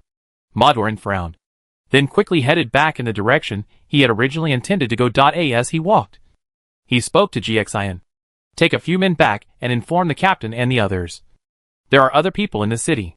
GXIN immediately sprang into action. Half an hour later, when GXIN led Gu Xingping's group to find Mo Dulan's group, the two sides were already in a standoff. The people on the other side had also noticed the supermarket. This city was larger than a town, but not as large as City A. There were probably only about 10 such large supermarkets in the entire city. These were the only places in the city that still had supplies. Is that Gu Yuehe? Gu Xingping asked, looking across the street as he approached. The wind and snow were heavy, and the streetlights had long since stopped working, so he could only see a general outline. Yes. Mo Dulan nodded. A bad premonition came true. The faces of Gu Xingping's group turned grim. Gu Yuehe's group outnumbered them. What made them even more uneasy was that Gu Yuehe's group shouldn't be here now. Their presence could only mean they had been forced into a corner and had sped up their pace. The current situation between the two teams was already prone to conflict, and the other side was clearly being pushed to the limit. What should we do? Should we retreat? Lu Yu asked. Gu Xingping, Mo Dulan, and Li Linmu all fell silent. They had relatively ample supplies, enough to last at least the next 4 days. But if they gave in now, what would happen afterward? Maybe. GXIN was about to say something, but the words caught in her throat. She stared intently at the rooftop of the supermarket between the two teams. Noticing her unusual expression, Gu Xingping and his group looked over. The instant they saw clearly, everyone instinctively raised their guns. Gu Yuehe and his group on the other side of the supermarket did the same. Above the supermarket, on the 5th floor rooftop, a creature with long, slender limbs, resembling a spider, was looking at them as it descended the wall. It was an awakened zombie. The awakened zombie possessed a certain level of intelligence. It had likely discovered that humans like to frequent supermarkets, so it simply decided to live inside. It must have spotted them long ago and been waiting for them, but they were too busy with the standoff to go in. The awakened zombie moved down the stairs towards the location of Gu Xingping and his group. Gu Xingping and his group, remaining on guard, retreated towards the other side of the supermarket where Gu Yuehe and his group were. Gu Yuehe and his group moved to the left, clearing a path. In this situation, they couldn't care less about the supermarket. Their only concern was survival. Cooperate? Gu Yuehe initiated. Gu Xingping stared intently at the awakened zombie. All right. Encountering an awakened zombie, their only chance of survival was to run. But simply running wouldn't work. They needed to find a way to blind the awakened zombie first. Only then would they have a chance to escape. But once they fired, they would immediately be surrounded by ordinary zombies. Fire. Bang bang bang. Bang bang. The moment the gunshots rang out, the awakened zombie vanished. When it reappeared, it leaped from the sky into the crowd. Don't panic. Watch out for the people over there. Bang bang bang. The crowd scattered. The gunshots didn't stop. But because of the sudden chaos, most people couldn't even find the awakened zombie's head. At the same time, a swarm of ordinary zombies nearby surged towards them. More people were forced to turn back to deal with the ordinary zombies. The awakened zombies' 4 slender legs had incredibly sharp tips, making them resemble scythes when wielded. Without the suppression of bullets, casualties immediately began to appear among the crowd. Gaw! Smelling the sweet scent of blood and hearing the melodious scream, the awakened zombie let out an excited roar. Whoosh! The sound of something puncturing a balloon suddenly rang in the awakened zombie's ear, followed by a sharp pain. Gaw! Realizing what had happened, the awakened zombie screamed and staggered 2 steps. The next moment, it charged towards Li Xiaofeng's direction. Ma Duoren was to the awakened zombie's left. He quickly ran to its side and then unleashed a burst of fire. One bullet grazed the eyelid of the awakened zombie's remaining eye. The awakened zombie paused. Seizing the opportunity, Li Xiaofeng rolled to the other side, simultaneously drawing his bow and knocking another arrow. The awakened zombie charged at Mordelin. Mordelin was about to fire again when something lunged at him from behind. Mordelin! GXIN tried to warn him, but it was too late. Whoosh! The arrow pierced through the crowd, striking the eye of the zombie behind Mordelin precisely. Mordelin shook it off and quickly ran to the side.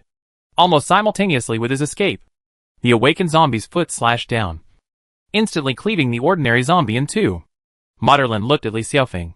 Li Xiaofeng looked back, his face filled with surprise. Li Xiaofeng! Gu Yuehe's voice rang out. They were now completely surrounded by the ordinary zombies. even if the awakened zombie blinded them. Escape would be difficult if they dragged on any longer. Li Xiaofeng withdrew his gaze, focusing on the awakened zombie, which now only had one eye left. In this situation, using a gun and shooting an arrow were essentially the same. But Li Xiaofeng's ability to hold his own in their group wasn't solely due to his bow. Whoosh! Amidst the bursts of gunfire, the sound of air being pierced was almost inaudible. But the awakened zombie's screams were crystal clear. Run! Gu Yuehe roared. The next moment, the entire group sprang into action, rushing towards the city's outskirts. Gah! The awakened zombie sensed this and pounced frantically. As they ran, Gu Yuehe and his group stopped using their guns. And with the cover provided by the sounds of the ordinary zombies, the awakened zombie attacked in the wrong direction. Seeing this, the group immediately accelerated again. 20 minutes later, the group burst out of the city and into a forest of mutated plants outside. 10 minutes later, completely away from the city, the group finally stopped behind a small hill. Huff! Panting, the group looked back from behind the hill. Many of the zombies that had followed were trapped in the mutated plants. The awakened zombie hadn't caught up yet. But if it wanted to, this distance was nothing. Maduran? Gu Yuehe hesitated, unsure what to do next. When Li Xiaofeng spoke, Zhang Yu was startled and looked over as well. Maduran? Called by name twice. Mortaran was bewildered. Do we know each other? Are you really Mortaran? Li Xiaofeng was also surprised. He truly hadn't expected to actually encounter them. After all, this was the apocalypse. Maduran carefully examined Li Xiaofeng and Zhang Yu, but still couldn't recognize them. Did you go to City A after the apocalypse? Zhang Yu asked. Maduran immediately stopped moving. City A. Seeing his expression, Li Xiaofeng and Zhang Yu were immediately certain that this Maduran was the same Maduran Su Jianyan had mentioned. You? Gu Yuehe was also surprised. City A? You went there too? Xian couldn't help but step forward, her heart pounding uncontrollably. We met someone there, and he asked us to take care of you, Li Xiaofeng said, his voice heavy with emotion. Su Jianyan? Li Linmu heard his own voice, but his mind went blank. Yes. Li Xiaofeng's hands clenched at his sides. Li Linmu and Li Qinshui beside him exchanged a glance. Their lips parted, but neither could utter a word for a long time. When they parted ways with Su Jianyan, he was surrounded by the black beast and the white-clad man. Two zombie kings. They genuinely hoped he was alive, but they all knew his chances were slim. When they encountered Mo Duolin and Xian, they tacitly avoided discussing it, given their less than pleasant expressions. Now, Li Xiaofeng and the others were telling them that Su Jianyan was indeed alive. Is he all right? Xian asked, her voice heavy with uncertainty. Not so good, Li Xiaofeng replied dryly, unsure how to explain abandoning Su Jianyan. Beside them, Gu Yuehe and Gu Shengping exchanged a glance, both seeing surprise in each other's eyes. Mo Duolin and Li Linmu were one thing, but now it was Li Xiaofeng and his group. Why was Su Jianyan everywhere? For a moment, they even had the illusion that they were completely surrounded by Su Jianyan. Should we leave first? Gu Yuehe suggested, as the awakened zombie could catch up at any moment. Gu Shengping agreed. Let's find a safe place to talk. Chapter 38. The group glanced towards the city again. Just that one glance sent chills down their spines. On the city's outskirts, in the forest of mutated plants that had sprung from the farmland, a figure unlike any other human was wandering about. The awakened zombie had already emerged. This way. Gu Yuehe led the way towards a forest on their right. They had come from that direction before and knew the way.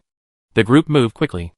After all that effort, the snow had long since covered the ground, and the roads outside the city were already uneven, making every step incredibly difficult. The only saving grace was that, due to the heavy snow, they hadn't left any footprints or scent. Nearly half an hour later, they finally reached the forest. Gu Yuehe didn't stop, but led the group further into the mountains, until they reached the spot where they had camped before entering the city halfway up the mountain, where they finally stopped. Zhang Yu. Gu Yuehe looked up, his lips black and his body trembling. The latter nodded, then led his men to check the surrounding area to ensure safety. Seeing Zhang Yu leave, the others quickly opened their backpacks and took out tarpaulins and tents for shelter and warmth. Gu Shengping and his group followed. A dozen minutes later, Zhang Yu and his group returned. There were no zombies nearby. He left some men facing the city, just in case. Gu Yuehe and his group had already pitched the tents, and water was boiling. This was deep in the mountains. In the forest, with heavy snow, the tents and the smokeless stove already provided little light, so it wasn't a big problem. Once the water boiled, the group, shivering, all stepped forward. A mouthful of hot water dispelled the chill, and everyone breathed a sigh of relief. Only then did they finally have the strength to speak. In the largest tent, Mordelin, Li Linmu, Li Xiaofeng, and their group sat on the ground. Mordelin, Li Linmu, and the others all looked at Li Xiaofeng and Zhang Yu. They were the last to see Su Jianyan. Li Xiaofeng tried to say something, but didn't know how to begin. Zhang Yu sighed silently and took the initiative to talk about what happened in City A. Then we left. Zhang Yu didn't defend himself, but stated the facts as best he could. Beside him, Li Xiaofeng was playing with his arrows, but his knuckles were visibly white. In that situation, he really couldn't imagine how Su Jianyan could have survived. After hearing Zhang Yu's words, Li Linmu and Li Qinshui exchanged a glance. The young man in the white tracksuit. Li Linmu paused. Isn't he always smiling? Li Xiaofeng and Zhang Yu looked at each other simultaneously. You know? Li Linmu smiled bitterly. We abandoned Su Jianyan back then because he was trapped by that man in white and a black beast. At the time, they were certain Su Jianyan was going to die, and there was no point in staying. So they left. No wonder. Zhang Yu was momentarily lost in thought. No wonder Su Jianyan said back then that the man in white was after him.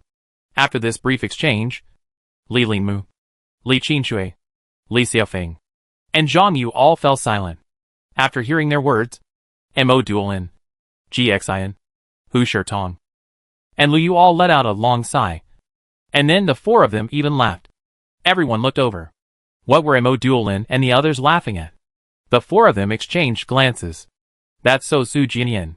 Ji Xian was the first to speak. That guy. Li Yu didn't know how to explain. When we first met him, when we were running away, we thought he was dead. But then we ran into Li Linmu and the others. Li Linmu and Li Qinshui also thought he was dead. After all, those were two zombie kings. But then you guys showed up again. Ji Xian was both amused and exasperated, her eyes reddening slightly. He'd definitely survive. No one spoke. The tent was silent. Outside the tent, snow was howling.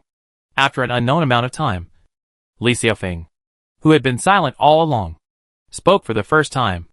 I will go back someday. Su Jianyan would definitely survive. He firmly believed that.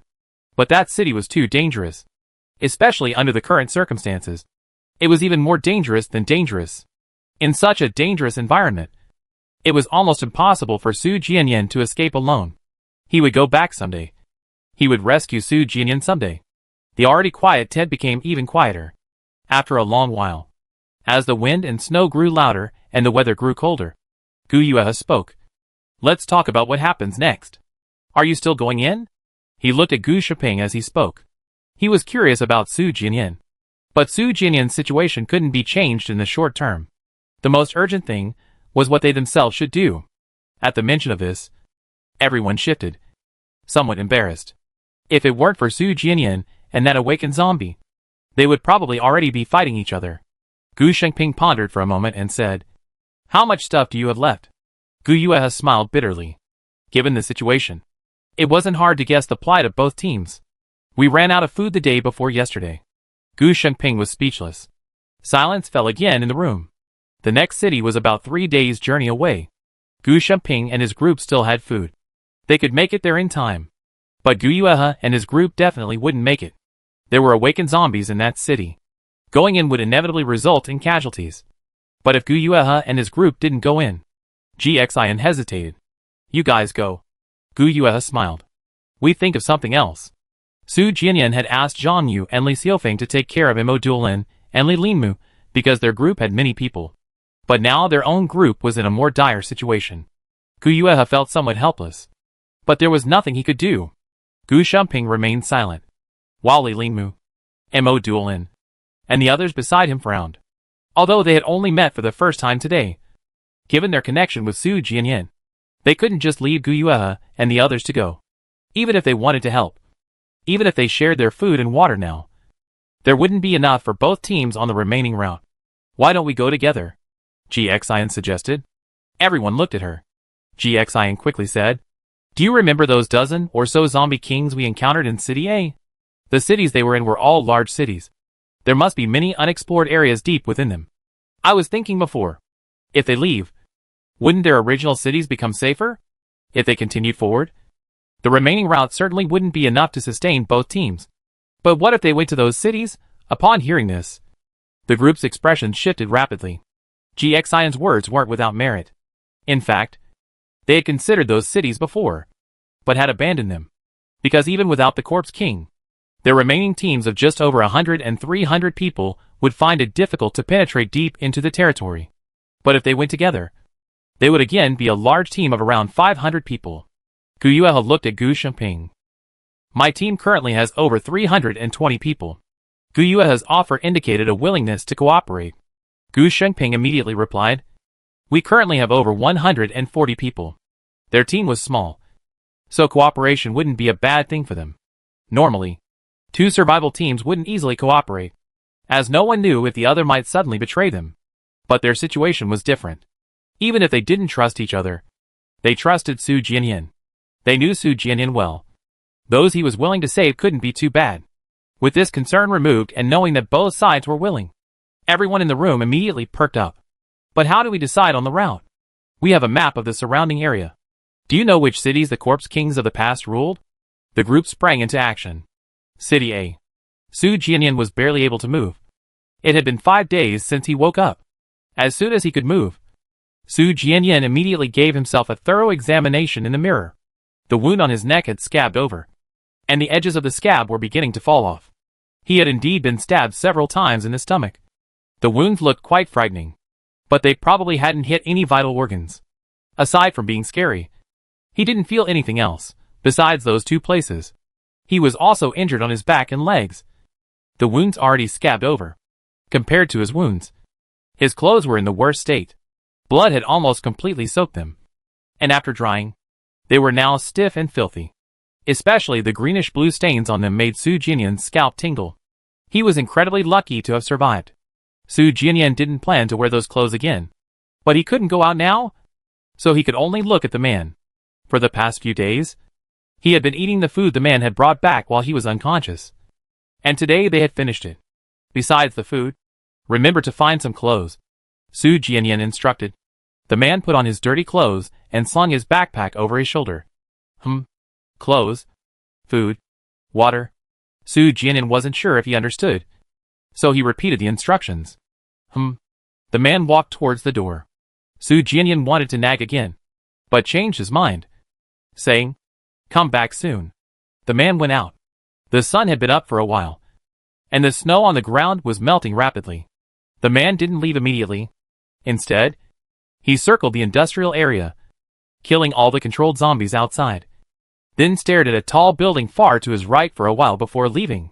Inside the tall building, seeing the man in the distance, the bearded woman in red and the woman inside frowned as they looked toward Subai, who was lying on the sofa with his eyes closed, resting. Can't we go over yet? When are we going to go? Subai didn't open his eyes, only saying, I told you countless times. That will scare him. But, if you really can't resist, then go. Subai opened his eyes, his gaze icy cold. The bearded man swallowed back the words that were on the tip of his tongue. Over 20 days ago, after that battle, sensing Su Jianyan's presence, they immediately wanted to go. But Subai stopped them. It was then that they learned Subai had known about Su Jianyan all along, and had even been in contact with him. That enraged them. Subai had kept it from them. It also made them jealous. They had also sensed Su Jianyan's presence and immediately come to search the entire city. So why was Subai the one who found him first? Amidst their anger and resentment, they also learned from Subai that Su Jianyan's name, and that Su Jianyan believed himself to be human. That perfectly explained why they couldn't find Su Jianyan. For a while, the thought of this softened their hearts. Their king was truly adorable. Not wanting to frighten Su Jianyan, they immediately promised Subai not to act rashly. But this promise had lasted for over 20 days. For over 20 days, they had been guarding this god-forsaken place, without ever seeing their king once. He was clearly severely injured. Yet they couldn't even get close enough to care for him, which gradually wore down their patience. Have you chosen a name?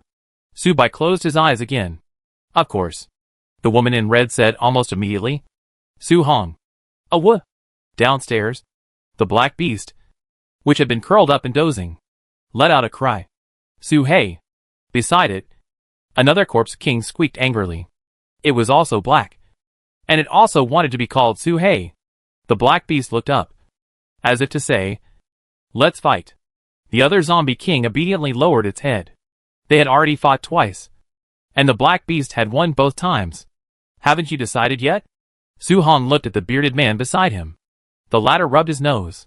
Su Bai, Su Hong, Su Hei, their names were too hasty. And according to their logic, was he supposed to be called Su Bearded Man in the dormitory building? Su Jianyan was almost asleep when he finally heard movement outside the door. The man understood him. His clothes had been changed, and his backpack was bulging. Su Jianyan breathed a sigh of relief. Entering, the man placed the backpack next to Su Jianyan. Su Jianyan immediately opened it and looked inside. Half the backpack was filled with food, and the other half with clothes he had brought for him. Perhaps the man's aesthetic sense from when he was still human influenced him. But both the clothes the man wore and the clothes he brought for him were dark-colored. Su Jianyan took out the clothes first. He couldn't make any big movements yet, so changing clothes became quite a hassle. By the time he finished changing his shirt, he was already a little tired. He was about to take off his pants when he turned around and met a pair of eyes staring straight at him. Turn around, Su Jianyan said. His shirt was one thing, but taking off his pants in front of another man felt incredibly strange to him. Although he had already stripped the man naked several times before, and seen everything he should and shouldn't have seen. The man took a couple of steps forward and grabbed Su Jianyan's pants, offering to help. I'm not asking you to help, Su Jianyan said, holding onto his own pants with one hand and throwing his shirt over the man's head with the other. The man reached out to pull it off. Don't take it off. The man obediently stopped. Su Jianyan changed his pants. After finishing, he was a little out of breath, and the wound on his stomach throbbed. He pulled the blanket over himself and lay down again. The man peeked through his clothes. After lying down for a while, Su Jianyan looked at the remaining food in his backpack. The man came over and helped him empty the food. Seeing that Su Jianyan had searched for food many times, and considering that he was an awakened zombie and most zombies didn't react to him, the man had a rather plentiful haul. Su Jianyan breathed a sigh of relief and picked up a bottle of water to drink. There were only 3 bottles of water, one of which was low-alcohol fruit wine, but the remaining 2 would last for 2 days. After drinking the water, Su Jianyan ate some more. While eating, Su Jianyan didn't forget to share some with the man. The man didn't refuse as before, and after Su Jianyan finished the food, he woke up from his slumber. After eating, Su Jianyan slept for a few hours. That afternoon, he directed the man to go out twice to get a new mattress and blankets. His current sleeping spot was covered in a greenish-blue liquid. He told the man to throw the dirty clothes and mattress far away. After a whole day of fuss, they finally finished just before nightfall. With the house cleaned up, Su Jianyan felt much better and went to bed early that night. Because he went to bed early, it was still dark outside when he opened his eyes the next morning. More than an hour later, it gradually got light. Not counting the time he was unconscious, Su Jianyan had been lying in bed for over a week, which made him feel uncomfortable all over. After it was fully light, he got up and walked around the house. After moving around, he found that his condition was better than he had expected. Although his wounds were still a little uncomfortable, his body wasn't too weak. Seeing that things were going well, Su Jianyan became even more restless. After breakfast, he took out the seeds and battery he had brought back earlier and began studying them. He had found 5 kinds of seeds: cherry radishes, Malabar spinach, cherry tomatoes, eggplants, and water spinach. Cherry radishes have a short growth cycle and relatively low fertilizer requirements. They're the kind that can grow even if you just sow some seeds in any patch of ground. Given his current situation, they were undoubtedly the best choice. But if he really had to plant them, Su Jianyan preferred Malabar spinach. Malabar spinach is a high fertilizer crop, requiring a lot of fertilizer during its growth, which seemed a bit extravagant for him. However, It also has a significant advantage. Once planted, it can be harvested continuously for 6 months. Cherry radishes need to be harvested as soon as they mature. If left too long, they become hollow, develop flower stalks, and flower. To have a long-term supply, he would have to keep planting them. Malabar spinach takes about 30 days from sowing to the first harvest, roughly the time it takes for a batch of cherry radishes to mature. But after that, as long as there's enough fertilizer, it can be harvested continuously. Cherry radish seeds outnumber Malabar spinach seeds. Initially, it was mainly for testing. After estimating, Su Jianyan took 10 cherry radish seeds and 5 Malabar spinach seeds, using 2 used mineral water bottles as cups to soak them separately. Soaking seeds helps them germinate. Usually, warm water is used, but with daytime temperatures reaching 60 to 70 degrees Celsius, there was no need to prepare warm water specifically. Comparatively, Su Jianyan was more worried about what to do at night. Soaking the seeds only takes a few hours and can be completed during the day. However, whether the soaked seeds are planted directly in the soil or left to germinate outdoors, they must be kept moist. At night, temperatures plummet to tens of degrees below zero. Moisture is equivalent to freezing, and the seeds would lose their activity. Even in the months leading up to the apocalypse, whether these seeds would still be alive is questionable. After finishing with the seeds, Su Jianyan started fiddling with the battery. He pulled the battery off in such a hurry that some wires were still attached. After studying the battery for a while, Su Jianyan used the wires to connect it to the plug of the fill light. The fill light wasn't a household light. Tube-type fill lights usually come with a plug. After connecting it, Su Jianyan immediately tested it. The light turned on smoothly. Su Jianyan breathed a sigh of relief. The only problem was how much power was left in the battery. But that wasn't his concern now. Even if everything went smoothly, he wouldn't need it for over a week. After finishing, Su Jianyan put everything away and looked up to meet the man's eyes. His eyes were full of doubt, tinged with a thoughtful expression, as if he were pondering what he was doing. By evening, the seeds had soaked enough, and Su Jianyan had taken them all out. He found a small piece of cloth, laid the seeds flat inside, put the cloth back in the cup, wet it again, and then wrapped them in layers of cloth left in the room. Putting the seeds in the cloth and then wetting it was to encourage germination. Wrapping them in cloth was to keep them warm. The seeds needed to breathe, not be suffocated. But there was no other way at the moment. The potting soil he had brought back was still in the factory. Su Jianyan hadn't gone to get it. This method also allowed him to more clearly see whether the seeds had germinated. Not long after Su Jianyan finished, it got dark. Worried that they would freeze, he got up twice in the middle of the night to check on them. The insulation wasn't very good. Although the cloth wasn't completely frozen, there was a noticeable layer of ice on the surface. The next day, Su Jianyan took the seeds out at daybreak, worried they would suffocate. Since the cloth wasn't insulating well, Su Jianyan asked the man to help him find foam and plastic bags. The man was much smarter than before. But while he understood the plastic bags inside, he couldn't understand the foam even after Su Jianyan explained it to him for a long time. Frustrated, Su Jianyan went downstairs. The factory had closed before the apocalypse and was relatively clean, but the main road outside was littered with trash. After spending some time finding the foam, Su Jianyan showed it to the man. Half an hour later, the man returned carrying a pile of foam. They were in the industrial area. If they found the right place, there were countless foams.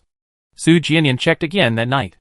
The foam's insulation was far better than the cloth, but the temperature was still low.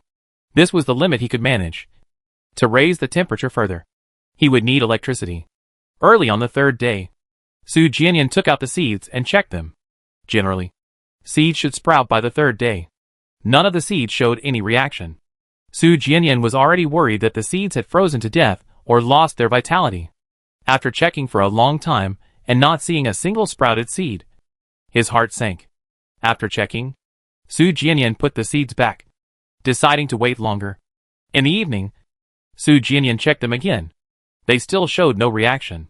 Su Jianyan's already waiting heart sank even further. That night, Su Jianyan couldn't sleep. The life or death of those seeds directly affected his future. The food in the city wouldn't be enough to last him a lifetime. The next day, the first thing Su Jianyan did upon waking was to check on the seeds again. The seeds remained unchanged. The Malabar spinach was one thing. But cherry radishes are extremely easy to grow. If they hadn't sprouted, there was definitely a problem. Su Jianyan considered soaking them again. It wasn't necessarily that the seeds themselves were inactive. Perhaps the low temperature the first night had killed them. Thinking this through, Su Jianyan went back and counted some more seeds. This time, he didn't count cherry radish or Malabar spinach, but water spinach. Water spinach seeds were the second most numerous among all the seeds. He soaked the seeds in the same way. He soaked the seeds in the morning, and by late afternoon, Su Jianyan took them out. He intended to put the seeds in the cloth he had used before, so he wouldn't need to prepare a new cloth. But when he opened the cloth, he noticed something was wrong. At the tip of one of the Malabar spinach seeds, a small white sprout had appeared. Upon seeing this, Su Jianyan was immediately excited and quickly checked the cherry radish seeds as well. The Malabar spinach seeds were almost the size of toy gun bullets. Any changes were immediately noticeable. The cherry radish seeds, however, were like sand, remaining tiny even after soaking in water. 2 cherry radish seeds had sprouted. Su Jianyan breathed a sigh of relief, his mind racing. The overall germination rate of both types of seeds was far below average. While it was possible the seeds themselves had lost their viability due to prolonged storage, high and low temperatures were also likely contributing factors. This reminded Su Jianyan that besides the basic soil, light, fertilizer, and water, he also needed to find a way to keep the crops warm. Not only at night, but also during the midday heat needed to be reduced. Daytime was simple. He could store some of the morning snow and let it melt by noon. But the nighttime low temperatures were a problem. Thinking about it, Su Jianyan was getting impatient, eager for his wounds to heal and for him to start preparing. In his impatience, Su Jianyan couldn't help but feel a headache coming on. He had originally planned to plant only cherry radishes and would ear fungus first. But now, he was soaking water spinach too. He had enough water and soil, but limited fertilizer. And the grow light's range was also limited. Su Jianyan didn't rush to put the seeds in the soil. Instead, he let them stay in the cloth, waiting for them to grow a bit more. The seeds at this stage were very fragile. Sudden environmental changes, high temperatures, low temperatures, or insufficient humidity could all cause them to die. 3 days later, the water spinach seeds that Su Jianyan had soaked also sprouted. The germination rate was still very low. Only 2 out of 10 seeds sprouted. The cherry radish, however, sprouted 1 more, bringing the total to 3. The Malabar spinach remained unchanged, still just a single seedling. Furthermore, Su Jianyan observed something else. The seeds that sprouted overnight before the apocalypse could grow a section upwards. But now, after a night, they hadn't changed at all. In comparison, the effects of daytime were much less significant. Keeping them warm was now a priority. On the 6th day after the seeds germinated, Su Jianyan went to the neighboring clothing factory and brought back a pack of disposable cups.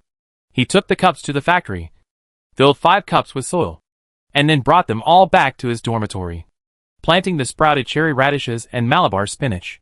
The seeds needed to breathe, so he poked several holes in the bottom of the cups.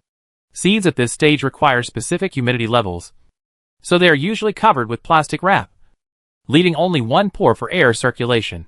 However, the daytime temperature was too high, and covering the seeds might suffocate them. So Su Jianyan hesitated for a moment before deciding to give up. As for humidity, Su Jianyan could only spray water sparingly and frequently.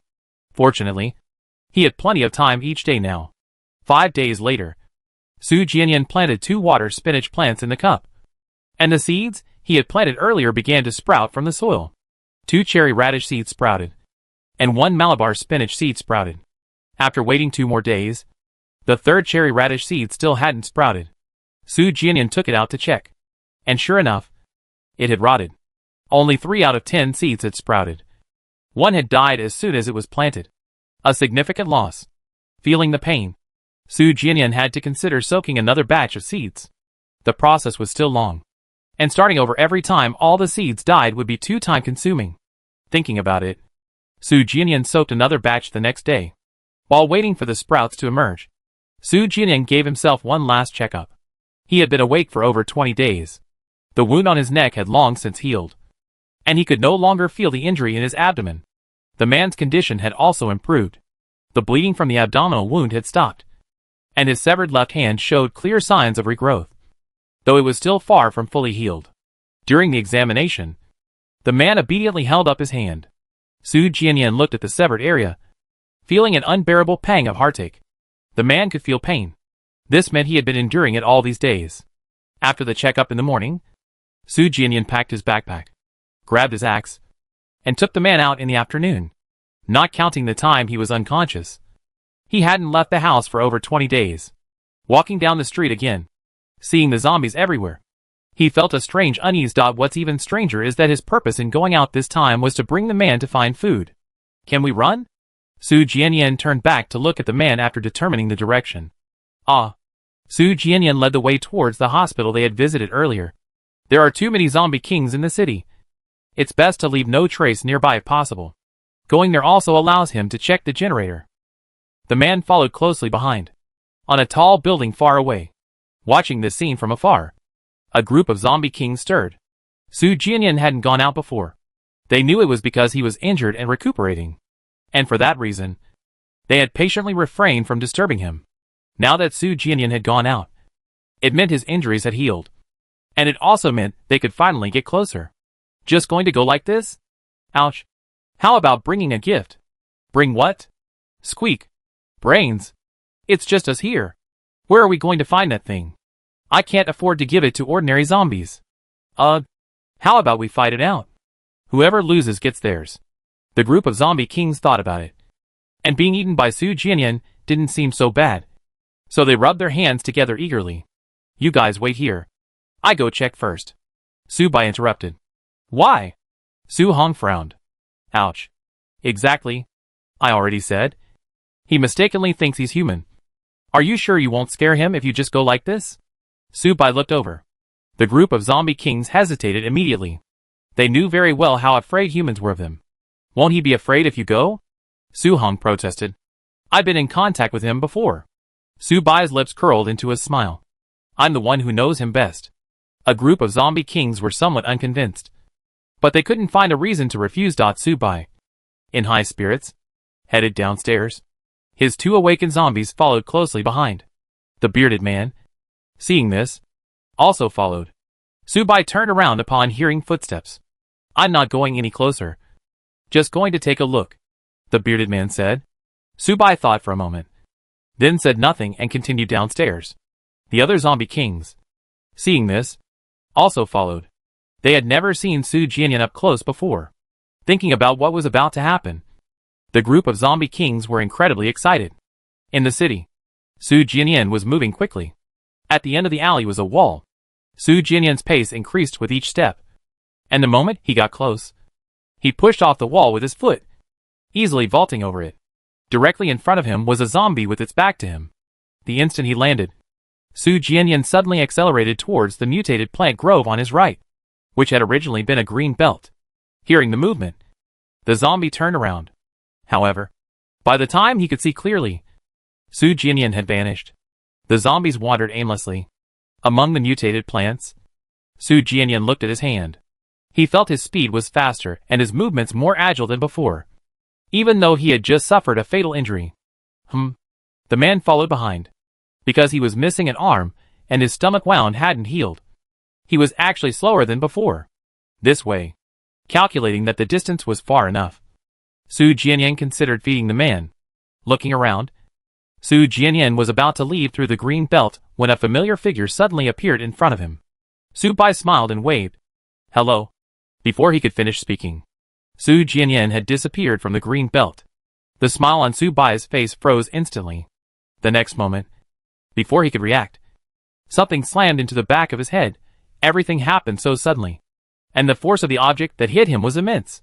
By the time he reacted, his face was already shoved into the ground, his head buzzing. Whoosh! The sound of wind immediately followed the blow, this time aimed at his neck. Su Bai immediately rolled to the side. Listen to me. Before he could finish speaking, Su Jianyan's axe was already cleaving towards his neck. Bang! He wasn't just faster. His strength was also noticeably greater than before. The axe grazed the white-clad man's spine, instantly severing flesh and cracking bone with a single blow. Noticing the change, Su Bai's facial muscles twitched violently. Without further ado, He quickly summoned his 2 awakened zombies. Su Jianyan, already aware of his intelligence, was prepared. Before the 2 zombies could pounce, he turned and kicked them. One of the awakened zombies was immediately set flying. The other was simultaneously tackled and brutally beaten by the man. Without hesitation, Su Jianyan rushed towards Su Bai, determined to capture the leader first. Cough. Su Bai tried to speak again, but a mouthful of blood shot out as his trachea was severed. Unable to speak, he disregarded everything else and turned to run. Even an intelligent zombie king is far faster than an ordinary person. Su Bai disappeared around the corner almost instantly. At the same time, his 2 awakened zombies also turned and fled. The man was about to give chase. "Don't go," Su Jianyan called after him. The man cursed. Remembering the man's scent, Su Jianyan led the way in the opposite direction. "Go." 2 streets away, at the corner. Cough cough.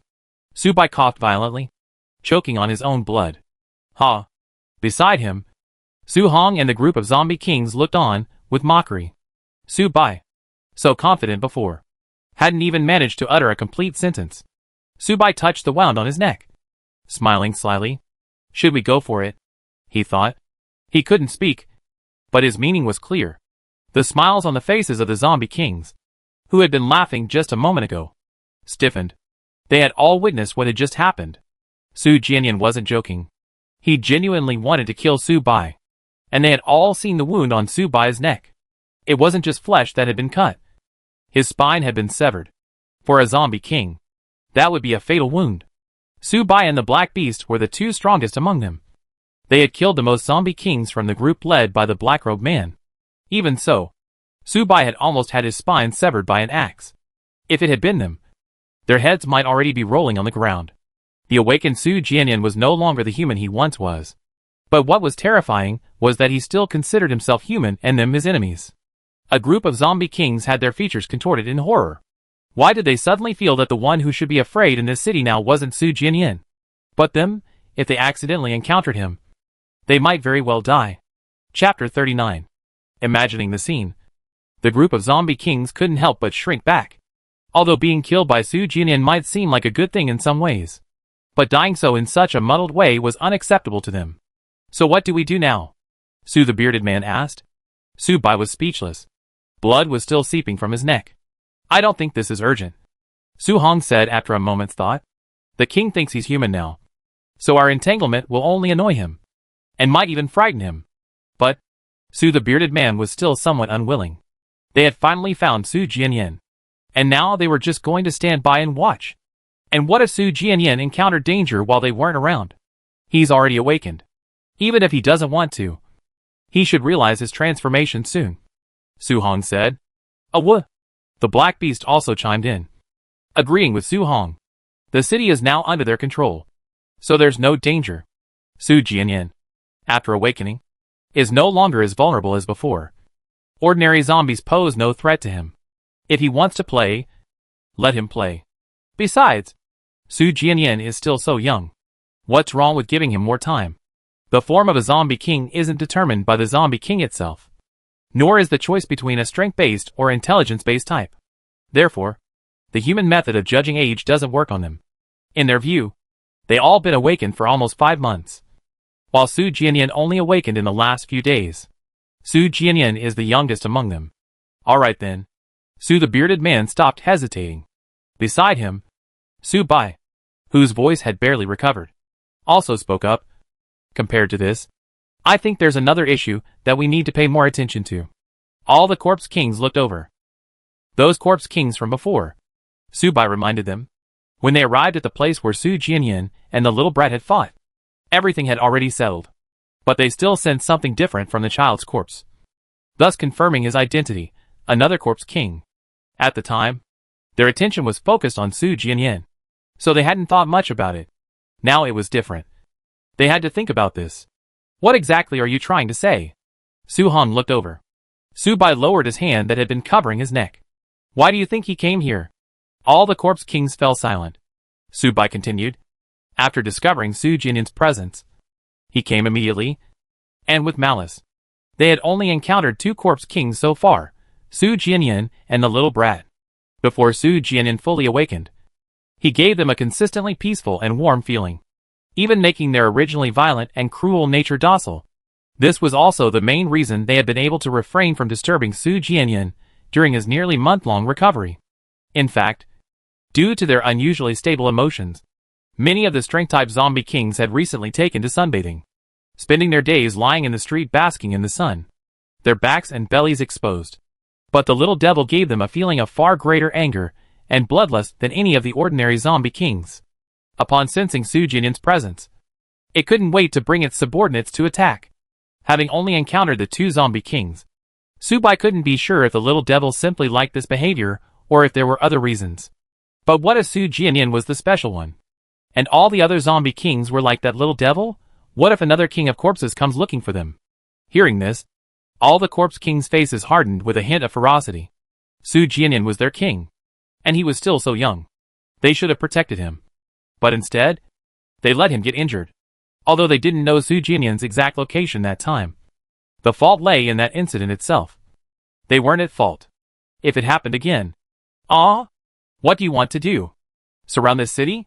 The Black Beast asked. No. Su Bai shook his head. I think we should take the initiative. This city covered a vast area, but they only had a dozen or so. Completely surrounding it would be difficult. And if they were scattered, it would be harder for them to reach Su Jianyan immediately if something happened to him. Take the initiative? A group of corpse kings pondered. First, find out which other corpse kings and kings of corpses are nearby. Win over the corpse kings you can, and eliminate those you can't. As for the kings of corpses, Su Bai smiled, but his eyes held no mirth. Two tigers cannot share one mountain.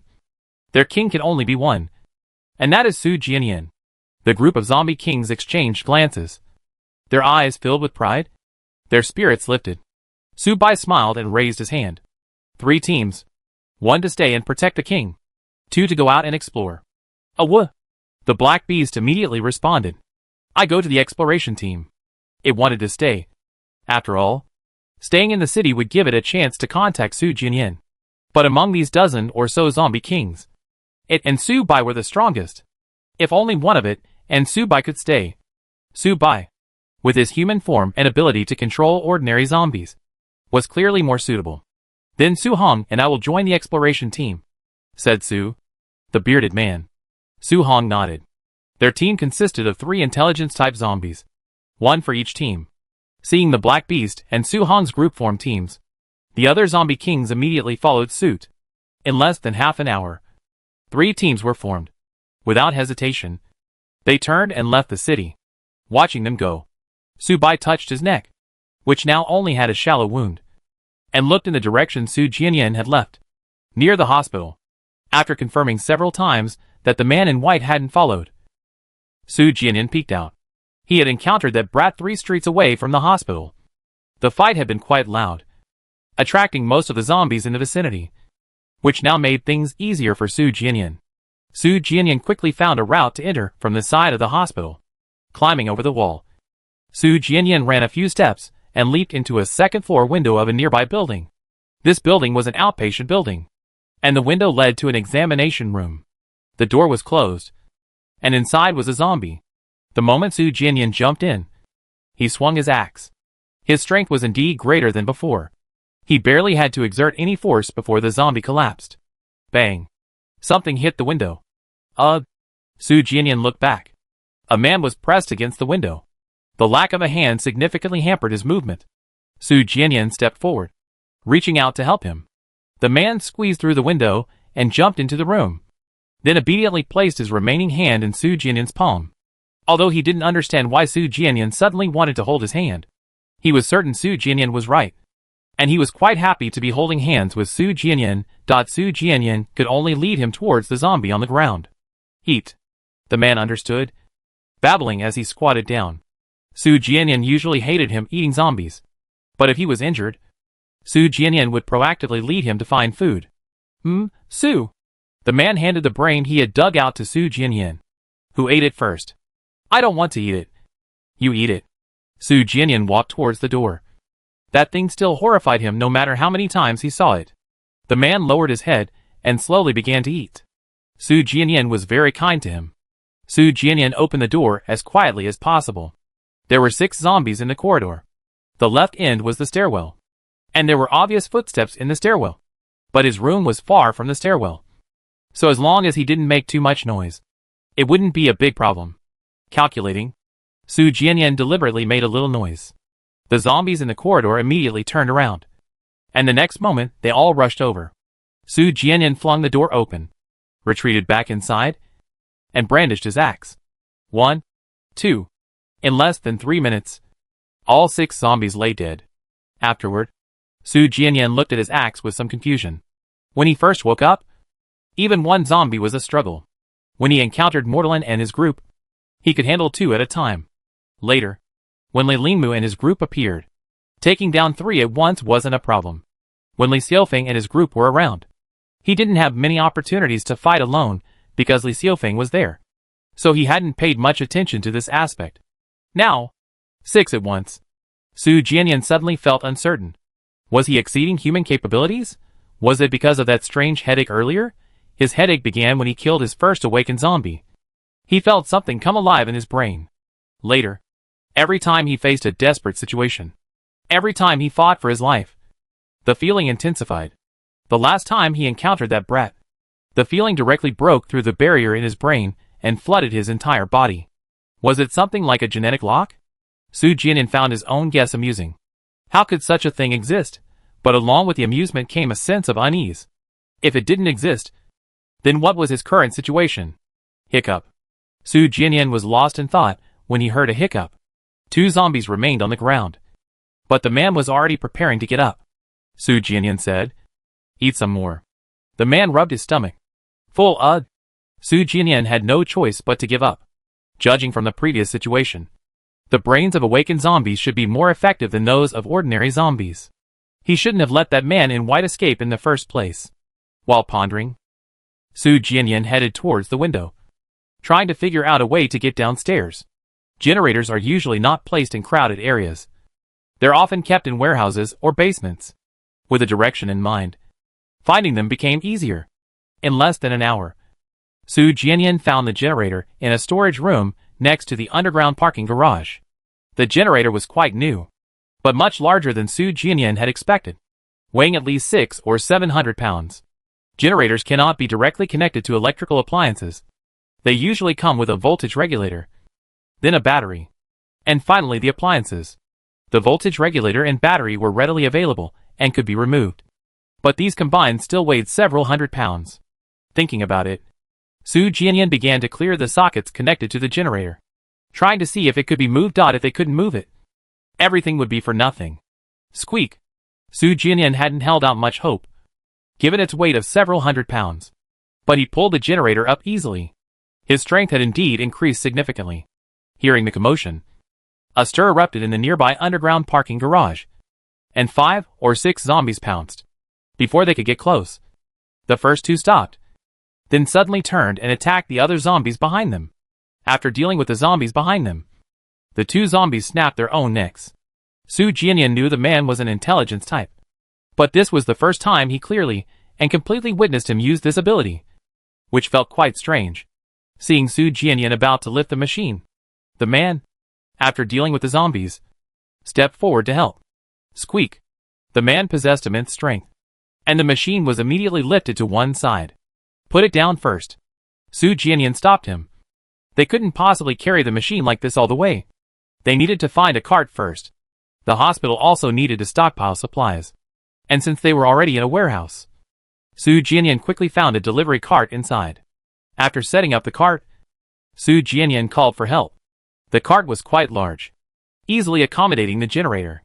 With the generator and cart sorted, Su Jianyan didn't feel relieved.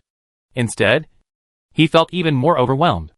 The cart was noisy, and the hospital was quite far from their lodgings. Despite his headache, Su Jianyan gritted his teeth and pushed the cart out the door. With the cart, they couldn't climb over the wall anymore, which greatly increased their workload. More than 3 hours later, Su Jianyan finally left the hospital. By the time, it had completely darkened. The roads were impassable after the snowfall, so Su Jianyan had to find a nearby place to hide the generator. After hiding the machinery, Su Jianyan didn't stay overnight but braved the heavy snow to return to his dormitory. The crops needed to be kept warm at night. When Su Jianyan returned to his dormitory, it was already past 9 o'clock at night, and the temperature was extremely low. Upon entering, Su Jianyan immediately tried to light a fire. He was too cold. His hand holding the lighter couldn't get a flame going after several attempts. Just as Su Jianyan was about to ask the man for help, something large and soft covered him from behind, completely enveloping him. It was a blanket. Outside the blanket was the man's arm. Su Jianyan was very sensitive to the cold. He knew it. The man carefully wrapped Su Jianyan up, then meticulously covered his feet and ears before taking the lighter from Su Jianyan's hand and lighting it. This was his first time lighting a fire, but he had seen Su Jianyan do it countless times before. The fire quickly rose. Su Jianyan quickly moved closer to the fire. The intense heat of the flames quickly dispelled the cold, and Su Jianyan felt as if he had come back to life. Sleepiness followed. After forcing himself to process the seeds, Su Jianyan lay down on the bed and fell asleep immediately. He slept soundly through the night. When Su Jianyan woke up, the snow outside the window had stopped. He was alone in the room. The man was nowhere to be seen. Su Jianyan quickly realized what had happened. The man was usually close to him, only leaving in one situation, when he needed to transport the potting soil back. Su Jianyan got up, ate something, drank some water, took the seeds out of the insulated box, and went outside. 3 hours later, Su Jianyan saw footprints and cart tracks in the snow. He followed the tracks, and soon saw a man covered in snow ahead. The man must have returned to push the cart after he fell asleep. The snow was heavy at night, making the cart difficult to move, so he had been pushing it with brute force. After a night, he had managed to push it quite a distance. Su Jianyan approached. "Don't come back tonight." Su Jianyan brushed the snow off the man's shoulders and head. Ordinary zombies don't react to awakened zombies, but they do react to the sounds they make. And the road was littered with corpses. The city was full of zombie kings now. What if the man encountered one? And the temperature was so low at night. Gurgle. The man remained still, obediently letting him be patted. When his head was patted, he squinted slightly in comfort. Su Jianyan chuckled, patted him a couple more times, then stopped and went back to clear the snow from the generator.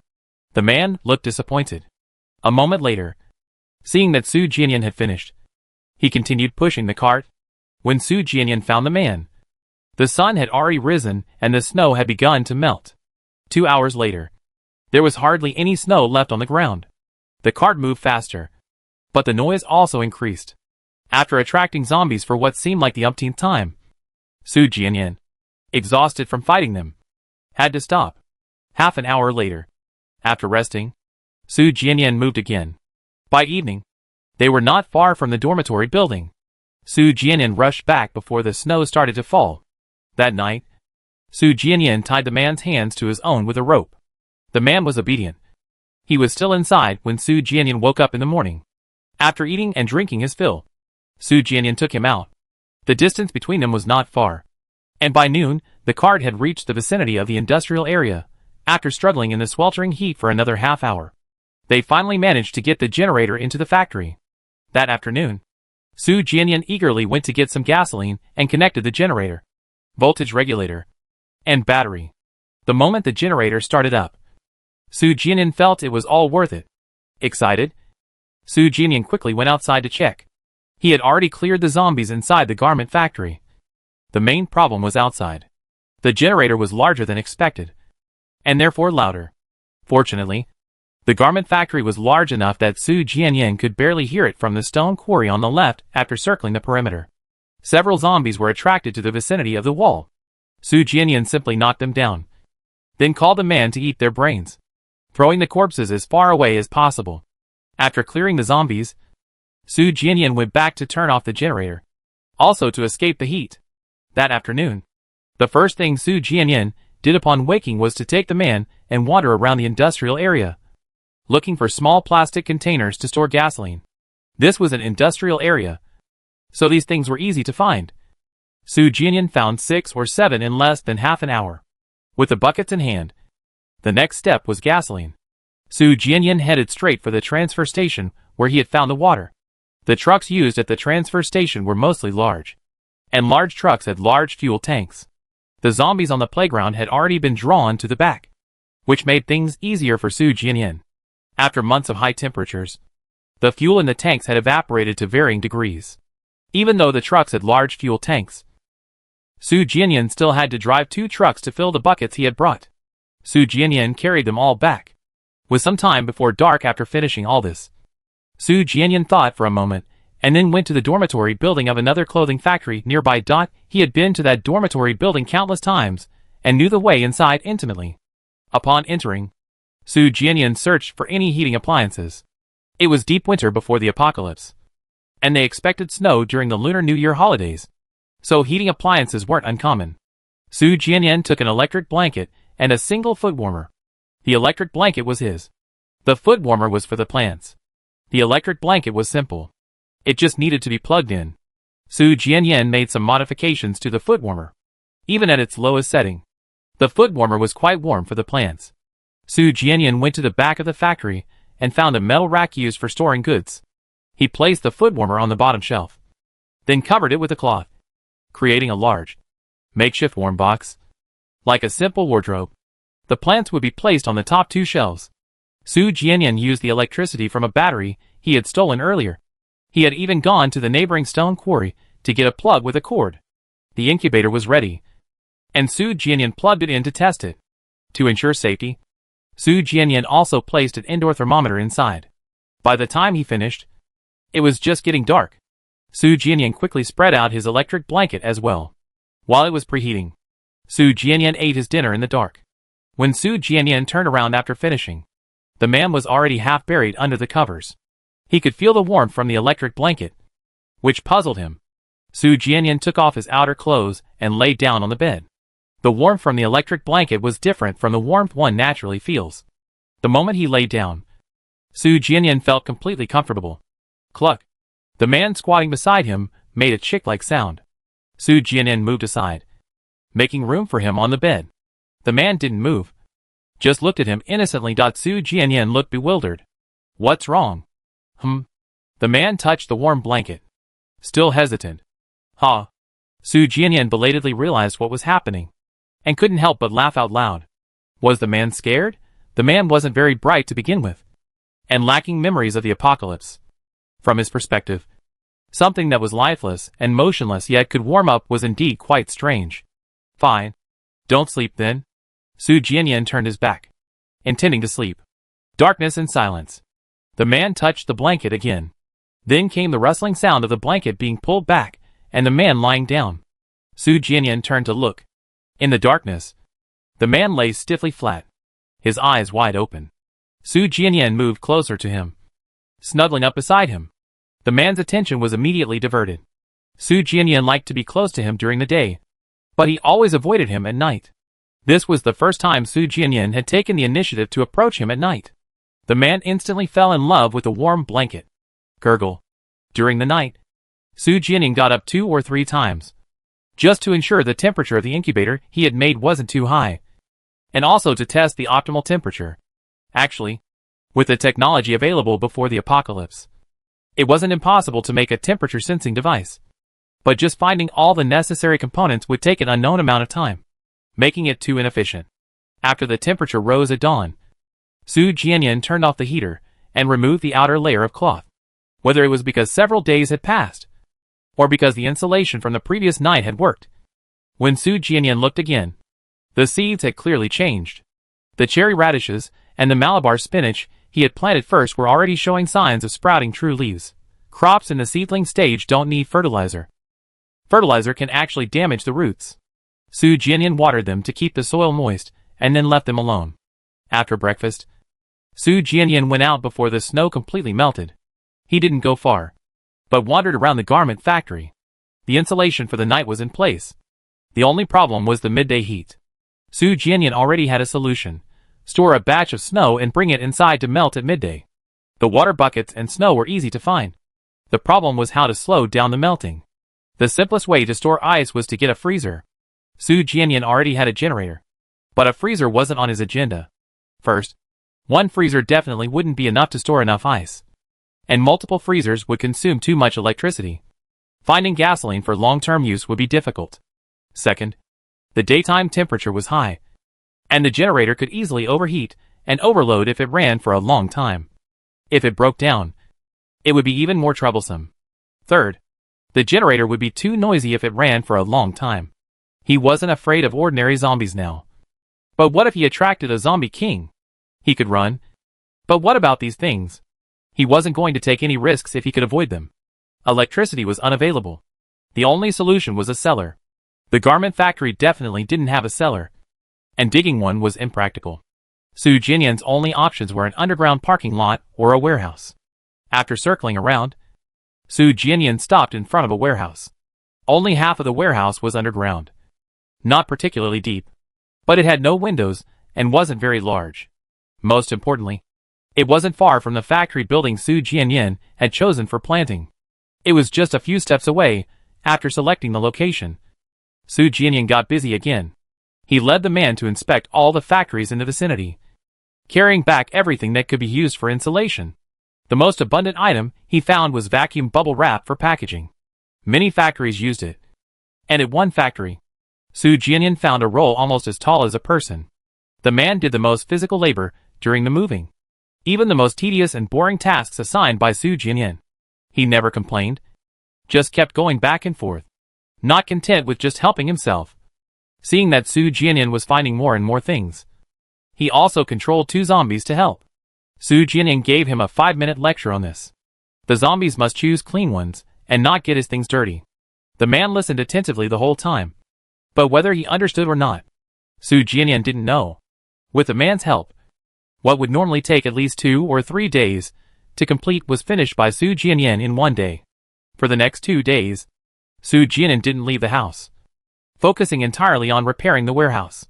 He completely wrapped up the warehouse, top to bottom. Wrapping was a euphemism. He simply hammered nails into the walls and then layered the cloth, foam, and plastic he brought back onto them. 3 days later, when Su Jinyan finished, the entire room had been drastically transformed. It had gone from a dark, gloomy haunted house into a patchwork of tattered junk. Su Jinyan felt somewhat helpless, but that was all he could manage. With the cellar in place, Su Jinyan filled it with snow the next day for testing. He put in 10 buckets of snow. By noon, all the snow showed signs of melting, but ice was still visible. The results were slightly worse than Su Jinyan had anticipated, but still acceptable. After the test, Su Jinyan was considering adding more snow. More snow would lower the temperature inside and slow down the melting. When a gunshot suddenly rang out from the outskirts of the city, Su Jinyan stopped and looked over. Had someone else come in? The distance between them was so great that it was almost inaudible if one wasn't paying attention. Only one gunshot rang out. Su Jinyan pondered for a moment, then ignored it and continued with his work.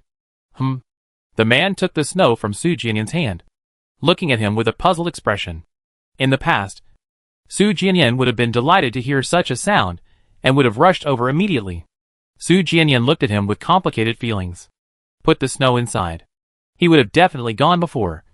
But things were different now. If the man really was the king of corpses, then saving him now would be harming him. Who knew when the other corpse kings in the city would come after them? Or if a new king of corpses would come from outside the city. As for leaving, he hadn't completely given up the idea of leaving. But the problem was that as long as he kept the man with him, the situation wouldn't change no matter where he went. Unless he abandoned the man. The man didn't understand, but he obeyed. He happily carried the bucket towards the warehouse. Chapter 40. To store as much snow as possible, Su Jinyan filled nearly 50 buckets of various sizes into the house.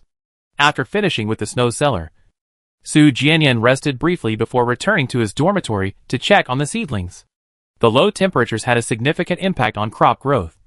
Since the greenhouse was installed, the seeds and seedlings changed almost daily. More than a week had passed, and the 2 cherry radish seeds and 1 wood ear vegetable seedling he had soaked and sown first had grown to about 10 centimeters, with several leaves already. Although they hadn't escaped the effects of the extreme temperatures, and the seedlings weren't as robust as before the apocalypse, they were still alive, especially those newly sprouted, lush green leaves. Against the backdrop of this dirty, chaotic, and desperate post-apocalyptic world, were simply adorable. Seedlings of this height were ready for transplanting. So-called temporary planting involves placing newly grown, small seedlings into a larger container, such as a temporary planting pot, to give them a buffer before planting them in the ground. This allows for more effective root development during this stage, increasing the survival rate and making the seedlings stronger. Before the apocalypse, Malabar spinach was generally handled with more care due to its high nutritional value and relatively difficult cultivation. However, cherry radishes are very easy to grow and quite economical, so almost no one would bother with temporary planting. Most people even sowed seeds directly into the ground, skipping the soaking process. But things are different now. Each seed is precious, so Su Jianyan dutifully used temporary planting for them. Su Jianyan already had the necessary pots. He had brought back hundreds of pots of various sizes from the person who sold him the grow lights. The pots for temporary planting shouldn't be too large. One advantage of flower pots is that they usually have drainage holes at the bottom, saving him the trouble of drilling them himself. Otherwise, that alone would keep him busy for half a day. Besides the flower pots, Su Jianyan also tried to choose loose and soft soil for the temporary planting.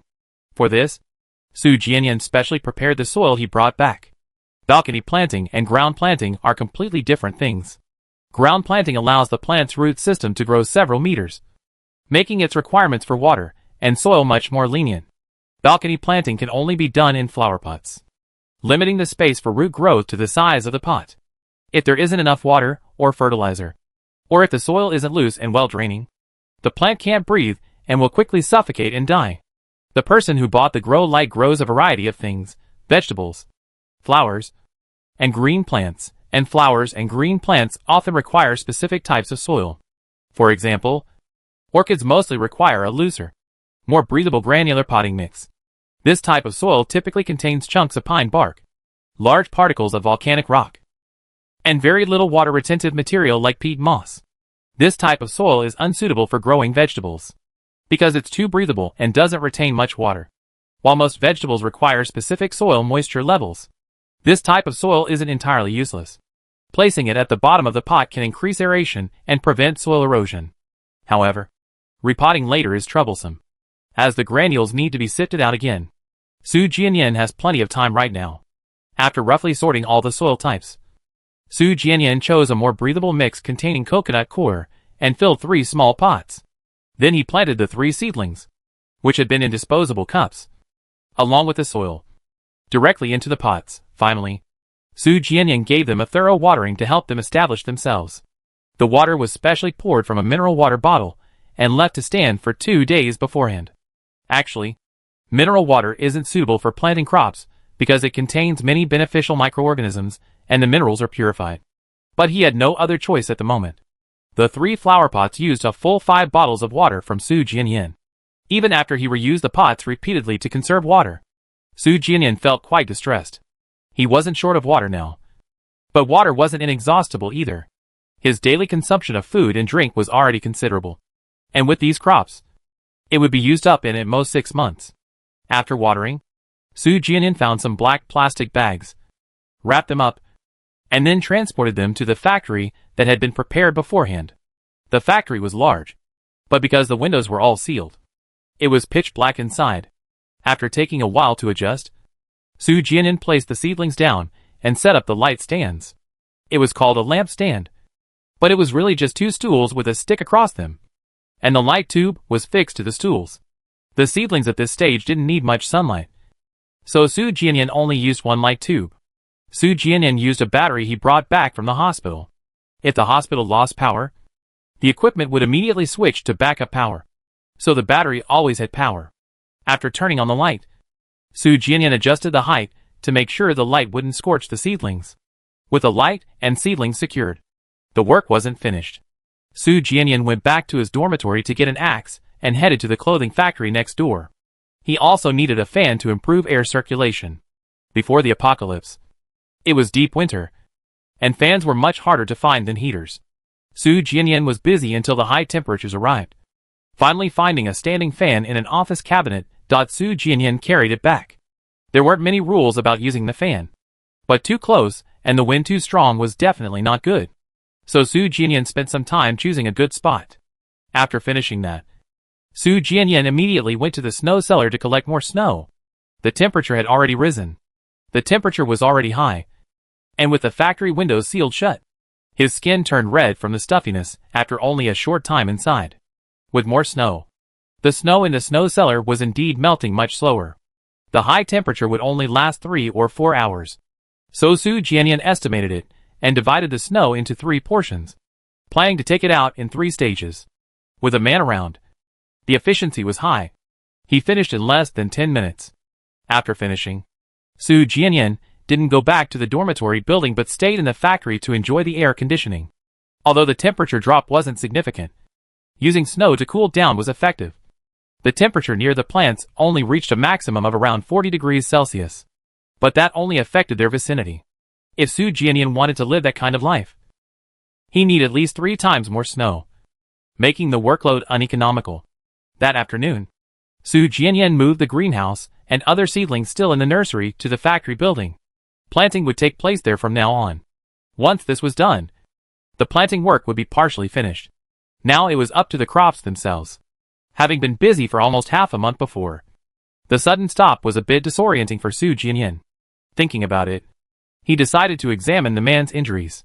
The man's abdominal wound was almost healed, and his severed arm had grown back. Su Jianyan had only seen severed limbs in videos before. Seeing them up close was unsettling. The man seemed unaffected except for the inconvenience. After checking the man, Su Jianyan was about to have him put his clothes back on when he felt a pat on the head. Su Jianyan looked down. The man looked serious. No, it hurts. Having eaten a lot of zombies lately, the man could now occasionally utter a few correct words. It doesn't hurt. It's not my hand that's broken. Su Jianyan slapped his hand away. The man tilted his head slightly. Su Jianyan's brows had been furrowed since earlier, clearly showing signs of pain. Put your clothes back on. Su Jianyan didn't dwell on the matter, instead thinking about tomorrow. The food at home was almost gone, and tomorrow he would have to go out to forage again. Besides that, he also planned to get some clothes and a battery. The battery was a spare. The clothes were for washing, and the food was essential. Ordinary zombies no longer posed a threat to him, and with the man around, these things were easy for him. Therefore, Su Jianyan wondered if he should go a little further and bring back more at once, so he wouldn't have to go out so often. Especially food. Having plenty on hand always brings peace of mind. Thinking about it, Su Jianyan thought again of the zombie kings in the city. He wondered if it was just his imagination. But since he woke up from his coma, the city seemed much quieter. At least in the past month or so. He had only encountered one zombie king, the man in white. Had the other zombie kings left? Su Jianyan sincerely hoped so. North of City A. In another city 1,000 miles away. Mo Duolin, Li Lingmu, Li Xiafeng, and their group moved quickly through the wind and snow. 10 minutes later, they entered a relatively sparsely populated new residential area, where their large group was already waiting. Hearing the knock, Gu Shengping immediately got up and opened the door. How is it? Gu Yuehe asked immediately from behind. Found a food factory. Not very big, judging from the distribution of zombies around. No team should have been there since the outbreak, Li Lingmu said, brushing the snow off his clothes. But we have to act tonight. We saw traces of other people's activity in the city. Hearing the words other people, everyone in the room frowned. After deciding to cooperate, they divided and ate their food that night and set off the next day. They reached the nearest city 3 days later. They expected to find new food that day, but things didn't go as planned. Many other teams had the same idea, and they encountered 2 before they even entered the city. Seeing the situation was bad, they discussed it and immediately abandoned that city, heading towards the next one. Their choice was correct, but it didn't give them much of an advantage. After looting only 2 supermarkets in the second city, a large group of people suddenly appeared. They had originally planned to rest for 2 days after looting the second city. They were already exhausted from the journey. Seeing the situation was unfavorable, they had no choice but to remain vigilant and continue. The second city was completely ravaged in less than a week. Then came the third city, the fourth city. They arrived in this city today, having traveled almost non-stop except for sleeping. But they were still too late. At least 2 groups were already in the city. Can you confirm which group it is? Gu Yuehe asked. Hard to say. I only saw some footprints. Never mind that for now. Shall we move out? Mordorin asked. If they hesitated any longer, The food factory might be discovered. After more than 5 months in the apocalypse, seeing so many living people should have been a cause for celebration. But as food supplies dwindled in the city, their meetings had taken a sour turn. Every meeting represented a scramble for resources, a fight for survival. This wasn't something that could be resolved by simply sitting down and discussing it, because the supplies were far from enough to feed everyone. In the previous cities, clashes had already occurred, resulting in heavy casualties. Same plan as before. I lead the patrol. You two teams, Li Xiaofeng said, stepping out again. Meanwhile, those who had remained inside sprang into action. The elderly, the young, or the injured stayed behind, while the others who could move went to help carry supplies. They had barely left the residential area when someone came running from afar. That person was one of the men Li Xiaofeng had left to guard the food processing plant. The food processing plant had been discovered? Gu Yuehe and his group frowned immediately. Their team now numbers nearly 500. Not a small number. But as competition intensifies, other teams are starting to cooperate. If a real fight breaks out, they won't have much of an advantage. Even if they win in the end, many will die. Captain, there's a zombie king in the city. The man's words, spoken as he approached, sent a chill down the spines of the group. Are you sure? Li Xiaofeng asked. The man spoke as he led the way towards the food processing plant. We heard gunfire shortly after you left. Another team was discovered. We climbed upstairs and saw a huge figure. That's definitely the zombie king. He paused, then added an even worse piece of information. Those people are running towards the food processing plant. Li Xiaofeng immediately started running, and the group behind him sped up as well. 3 minutes later, they arrived near the food processing plant. There, the 5 men Li Xiaofeng had left to guard the area were frowning as they looked towards the right side of the street. They're here, one of them said. Li Xiaofeng and his group immediately took cover in a nearby stairwell. At the same time, gunshots, screams, and footsteps surged towards them like a tidal wave. Roar! A deafening roar echoed.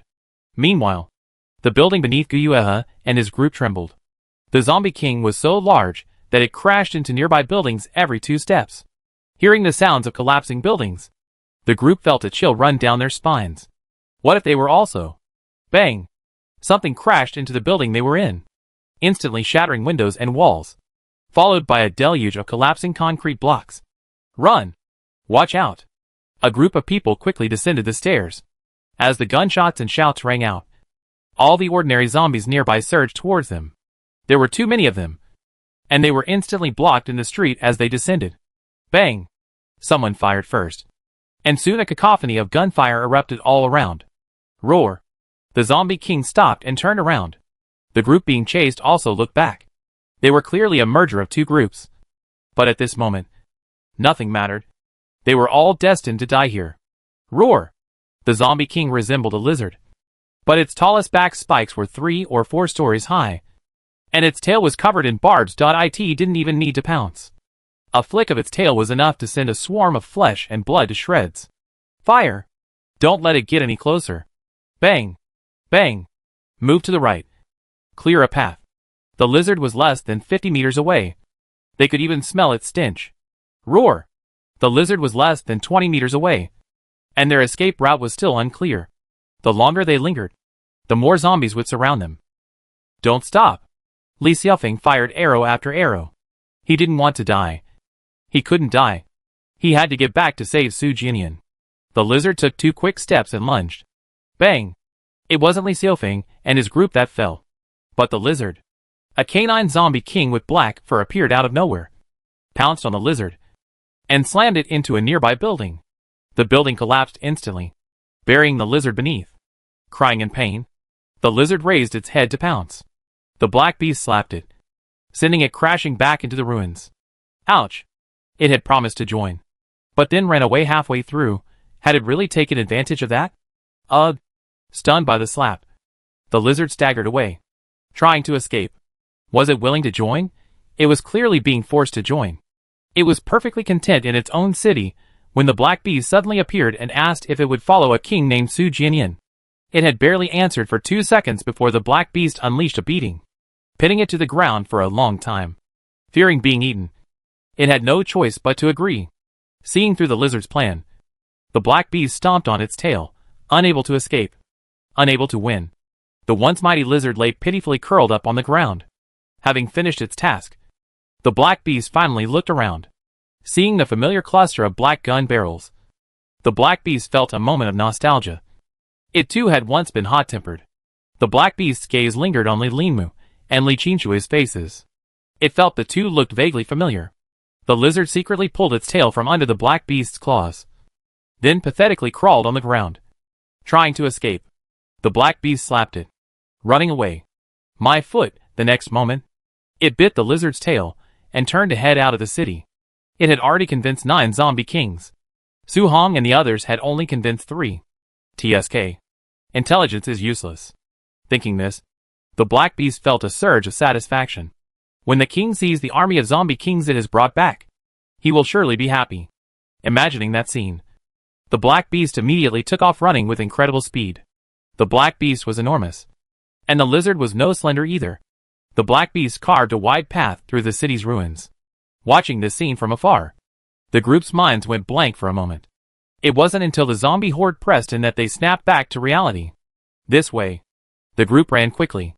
More than 20 minutes later, they finally used the buildings to shake off the zombies behind them. On the rooftop, 700 or 800 people were panting heavily. A few minutes later, having recovered, Gu Yuehe and his group looked towards the other side. There were more than 300 people there who weren't part of their team. In that previous environment, it wasn't surprising that they cooperated as fellow humans. But once the danger was over, they were no longer friends. A group of people opposite also looked over. Brother, what was that just now? Seeing the atmosphere about to explode, Li Linmu's trembling voice suddenly rang out. Everyone looked over. Li Qinshui's expression changed several times, finally settling on surprise. Yes, there's no mistake. What? Xian, standing next to the two, asked, puzzled. It's that power-type zombie king from City A. Li Linmu truly hadn't expected to see it again. You mean?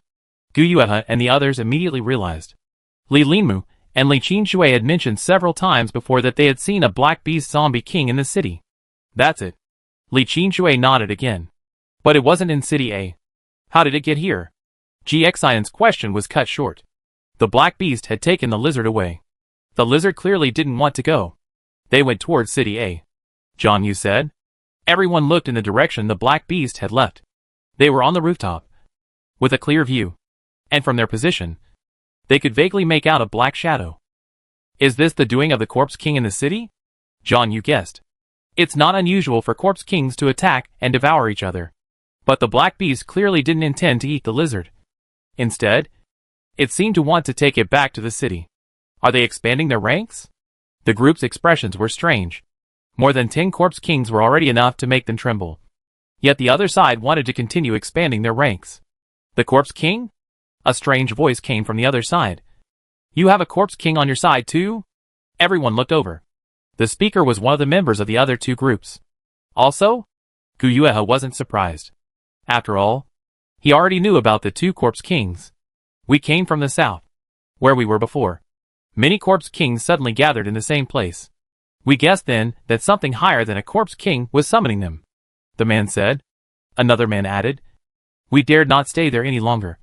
So we came here. Both teams opposite him wore identical bitter smiles as they spoke. Gu Yuehe and his group felt a lump in their throats. Although they had already guessed that the situation there wouldn't be an exception. Knowing that it was happening everywhere still made him feel breathless. How many corpse kings have gathered where you are? Gu Yuehe asked. 6 in total. Gu Yuehe choked, his heart already heavy. 6? That's a lot? Why? The man replied. Puzzled, Gu Yuehe was momentarily at a loss for words. The first city we gathered in had over 10 zombies. Over 10? The group opposite him was stunned, then sat bolt upright. 6 zombies had already filled them with despair. And Gu Yuehe had over 10? Then the second city gathered over 20. Gu Yuehe added. Over 20. 2 zombie kings? The group opposite him nearly gasped for breath. Hearing this, the group, already reeling from several shocks, went blank. The gathering of 6 zombie kings on their side had made them terrified. But Gu Yuehe's side had 2 zombie kings in quick succession. And the number of zombie kings gathering each time seemed to increase. They felt this place was even more dangerous than their own. Had they never come here in the first place? Guyua had dropped another bombshell. The two sides have already fought once. And it seems the first batch of Zombie Kings won. The king of Zombie Kings in the north was heading toward City A. Although he hadn't seen it with his own eyes, he had heard the sounds of fighting from the mountains. He deduced that the king of Zombie Kings in City A had won after seeing the Black Beast. The Black Beast was obsessed with bringing the lizards back to the city, probably wanting to expand its ranks. Only winning teams need to expand. The group opposite him was completely overwhelmed, unsure how to react for a long time. Hearing this, Mo Duolin, Li Linmu, Li Sifeng, and their group also had complicated expressions. They hadn't considered this possibility before. But now, thinking about it, it did seem like what Guyua has said. This was definitely not good news for them. As the more zombie kings in the city, the more dangerous it would be for Su Jianyan. After a long silence, Zhang Yi broke the silence. So what do we do next? Reminded, the group suddenly remembered their current situation. The lizard was taken away, but their predicament remained unchanged. The city's food supply was still insufficient to feed everyone. The group, who had initially relaxed after discussing the zombie king, gradually tensed up, many instinctively gripping their guns. None of them wanted to die. But without fighting, they would all die. Should we follow it and see? GXIN looked in the direction the Black Beast had gone. Everyone looked over. Had GXIN gone mad? That lizard wasn't from this city. She must have caught it from another city. GXIN cautioned.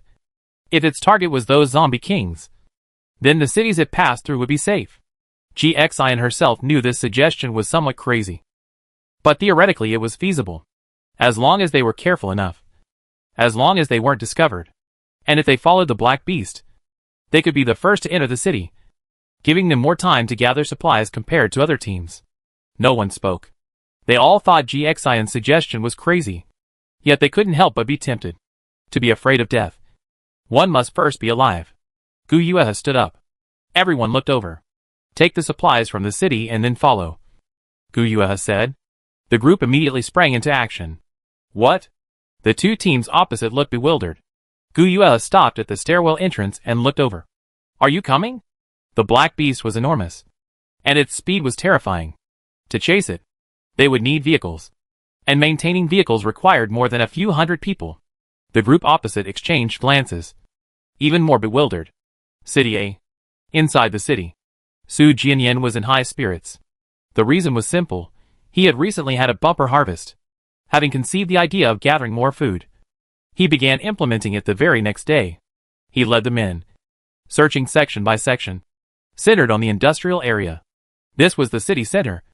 Few people had entered since the virus outbreak, so the food supply was considerable.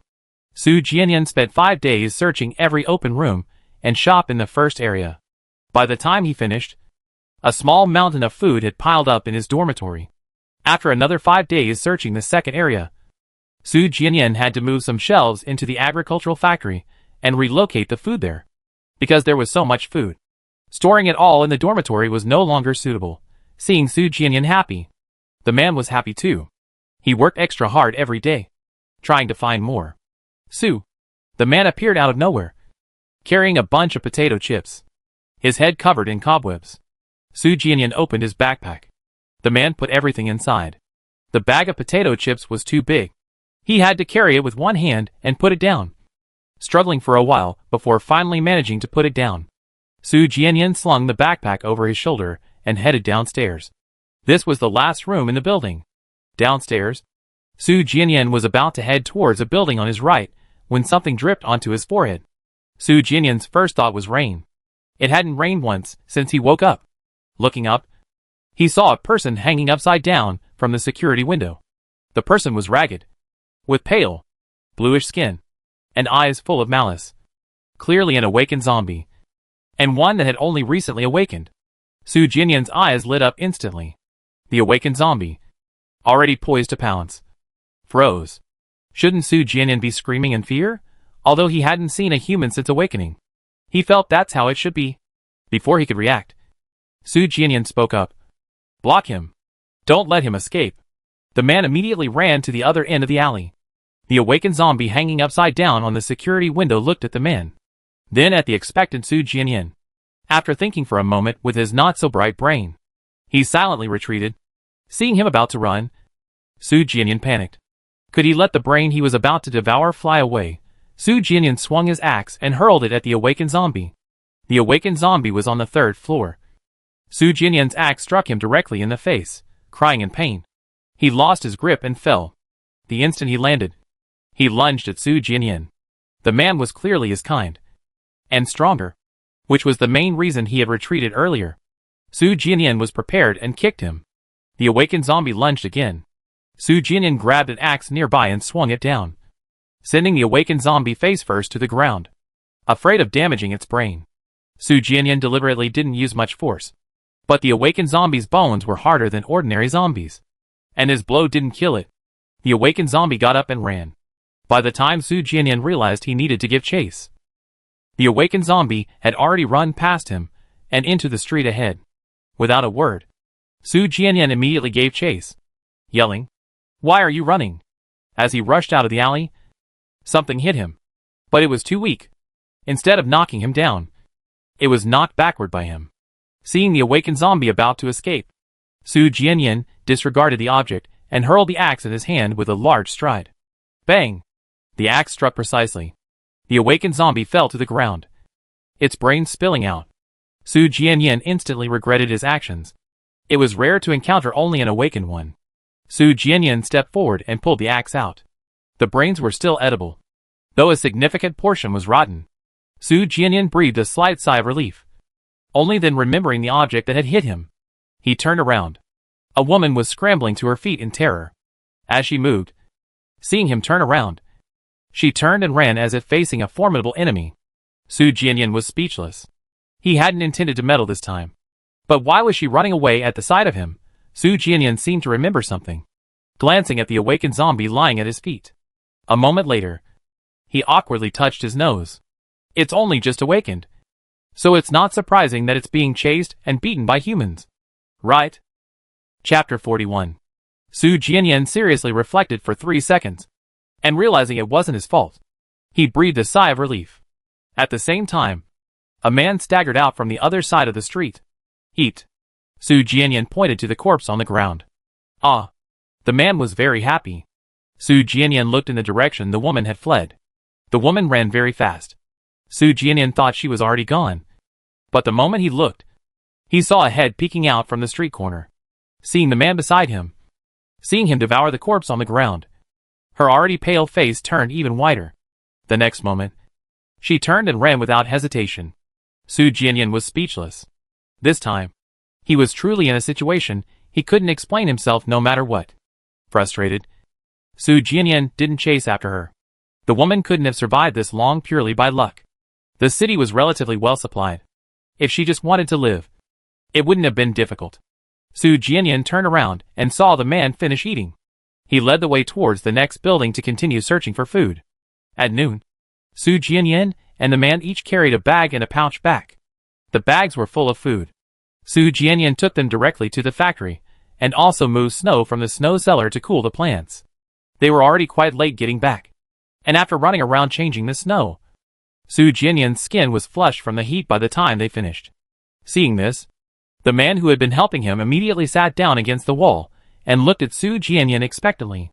Even with an electric blanket, Su Jianyan still didn't like him being too close at night. Only at noon did he particularly like him. Su Jianyan didn't disappoint and sat down next to him. The man's icy aura immediately enveloped Su Jianyan, dispelling the heat within him. The heat subsided, and drowsiness quickly washed over him. Su Jianyan soon drifted off to sleep. In his dream, he saw the man twice mimicking his actions as he changed the snow on the plants, then sitting back down beside him afterward. Su Jianyan initially thought it was a dream, but when he fully woke up, the intense heat had subsided. Noticing Su Jianyan get up, the man looked disappointed. As Su Jianyan gradually became more awake, his heart sank. The man had helped him before, but the help was mostly simple or simply following his orders. Now, however, he could estimate the snow's melting time. This seemingly small difference represented an improvement in his understanding. At this rate, his full awakening shouldn't be far off. The man was the king of corpses. All the other corpse kings in the city were summoned by him. The fact that the corpse kings hadn't come before was most likely related to his incomplete awakening state. In other words, once he was fully awake, the corpse kings would immediately come. Even if the man didn't want to kill him, those zombie kings might not tolerate him. Heat. Su Jianyan had a headache when a bottle of water was handed to him. The midday heat was unbearable. With supplies and water relatively plentiful, Su Jianyan would drink some water when he woke up from his midday nap. Su Jianyan took the bottle and sipped about a third of it. Later, Su Jianyan moved all the water-filled buckets from the factory outside. This way, they would freeze overnight, and he could carry them directly into the snow cellar the next day without frequent loading and unloading. In the afternoon, Su Jianyan continued searching for supplies. North, in the mountains, Gu Yuehe and his group were observing the battle from the mountain. In the city, a black beast was pinning a centipede-shaped, powerful zombie king to the ground and beating it. Both creatures were enormous and incredibly strong. Their battle was accompanied by the devastating collapse of numerous buildings. Even from a distance, Gu Yuehe and his group frowned. After deciding to follow the black beast, they immediately set out. But it still took them 3 days to reach the area. With a vehicle, they only spent 1 day on the road. The other 2 days were spent finding a vehicle and searching the city they had encountered. The other 2 teams they encountered were led by Dai Xingtua and Xueqin, each with just over 100 members. They had cooperated because they were outnumbered and couldn't compete with other teams. When the lizard discovered them, they were searching for supplies at a supermarket in the distance. Gu Yuehe's group had also found a food processing plant. After deciding to cooperate, they split their team into 5. 2 went to the food processing plant and the supermarket, respectively, while the other 3 searched for trucks along the city's outskirts. The food processing plant and supermarket were easy, as they had done this countless times before. Finding a vehicle, however, was the problem. The post-apocalyptic world is different now. They need vehicles that can carry more people and supplies, have sufficient speed, and the power to break through zombie encirclements. Only large cargo trucks meet these requirements. These trucks aren't uncommon, but finding one suddenly isn't easy. Add to that the problems of gasoline and missing keys, and the 3 teams searched for over a day before finally finding 3. After emptying the trucks, loading supplies, and then loading people, another half-day passed. They didn't actually set off until the afternoon of the next day. Fortunately, the black beast hadn't gone too far, and they found the trucks after just over a day's drive. After confirming it was the beast, they immediately hid the car in the nearby woods and then observed. Half an hour later, the battle ended. The black beast shook its fur and looked at the 10 zombie kings watching nearby. One of the zombie kings immediately ran out and picked up the unconscious centipede zombie king from the ground. After carrying it, it even nuzzled the black beast obsequiously. It was clearly terrified, its tail swishing happily as it moved. Seeing this scene from afar, Gu Yuehe and his group fell silent. In their minds, zombie kings were always terrifying and bloodthirsty. They had never seen one so fawning. Speechless, the group couldn't help but smile wryly. This thing that gave them so much trouble. The black beast had attacked without hesitation. "Let's go," Gu Yuehe said, standing up. The black beast had already left the city and was heading towards the next city. In the woods, a group of over 800 people immediately sprang into action. Because of the previous fighting, the zombies were all clustered near the ruins, making it easier for Gu Yuehe and his group. They approached from the other side of the city. More than 10 hours later, as night fell, in the same forest, a group of people stood nearby, their faces no longer filled with worry, but rather beaming with smiles. "More?" Gu Yuehe, who was recording the supplies, couldn't help but raise an eyebrow. This was already the 5th batch of supplies. There's still plenty left. At least this much. Zhang Yu, the leader, smiled broadly. This time, their team had monopolized the entire city's supplies. Gu Yuehe was surprised. Then a smile also appeared on his face. He couldn't remember the last time he had smiled. His movements were even a little rusty. "Tell everyone to hurry up. We have a victory celebration later." "All right." Zhang Yu immediately grabbed his gun and headed down the mountain. 2 hours later, all the supplies were gathered. Looking at the overflowing cargo, which couldn't even fit in the truck, the group couldn't stop grinning from ear to ear amidst the wind and snow. Amidst laughter and chatter, Gu Yuehe raised his glass. Eat as much as you want tonight. Try to finish all this. Otherwise we need to get another truck tomorrow. Or we won't be able to take it all. Gu Yue's words were somewhat exaggerated. The supplies they had prepared for the victory celebration were far from enough to satisfy everyone. But everyone loved hearing that. Because even just being able to eat their fill felt like something from the last century to them. Then I have to try harder. If only every day could be like this. I'm even starting to like those zombie kings. Does anyone need hot water? Amidst laughter and chatter, Gu Yue turned and went into the tent. The tent flap was lifted. And seeing a bunch of familiar faces, he realized that Li Lingmu, Mo Duolin, Li Xiufeng, and the others weren't outside. Why are we hiding here? Zheng Kaishu asked. It's too windy and cold outside. Li Lingmu smiled. We're discussing paradise. Gu Shengping said. Paradise? Gu Yue asked. Puzzled. His original team was called Paradise. But he knew very well that the paradise Gu Shengping was referring to wasn't their team, but rather something that felt like a dream to them now. He once thought the dream was within reach, and had even led the team to scout locations. But a single passing zombie king shattered everything in an instant. Food in the city is dwindling. Even if we can keep following that black beast, these cities will eventually be emptied. Li Qingshui said. This can't go on. Li Lingmu said. At this point, the smiles on everyone's faces faded, replaced by a faint bitterness. We still have to get back to farming, Hu Shirtong said. No one objected. The group fell even more silent. They all understood the logic. Food in the city wouldn't grow on its own. Their only way to survive was through sustainable development and farming. But in their current situation, where did they have the resources to do that, after a long while? When the hot water Gu Yue was holding had gone cold and was no longer palatable, he broke the silence.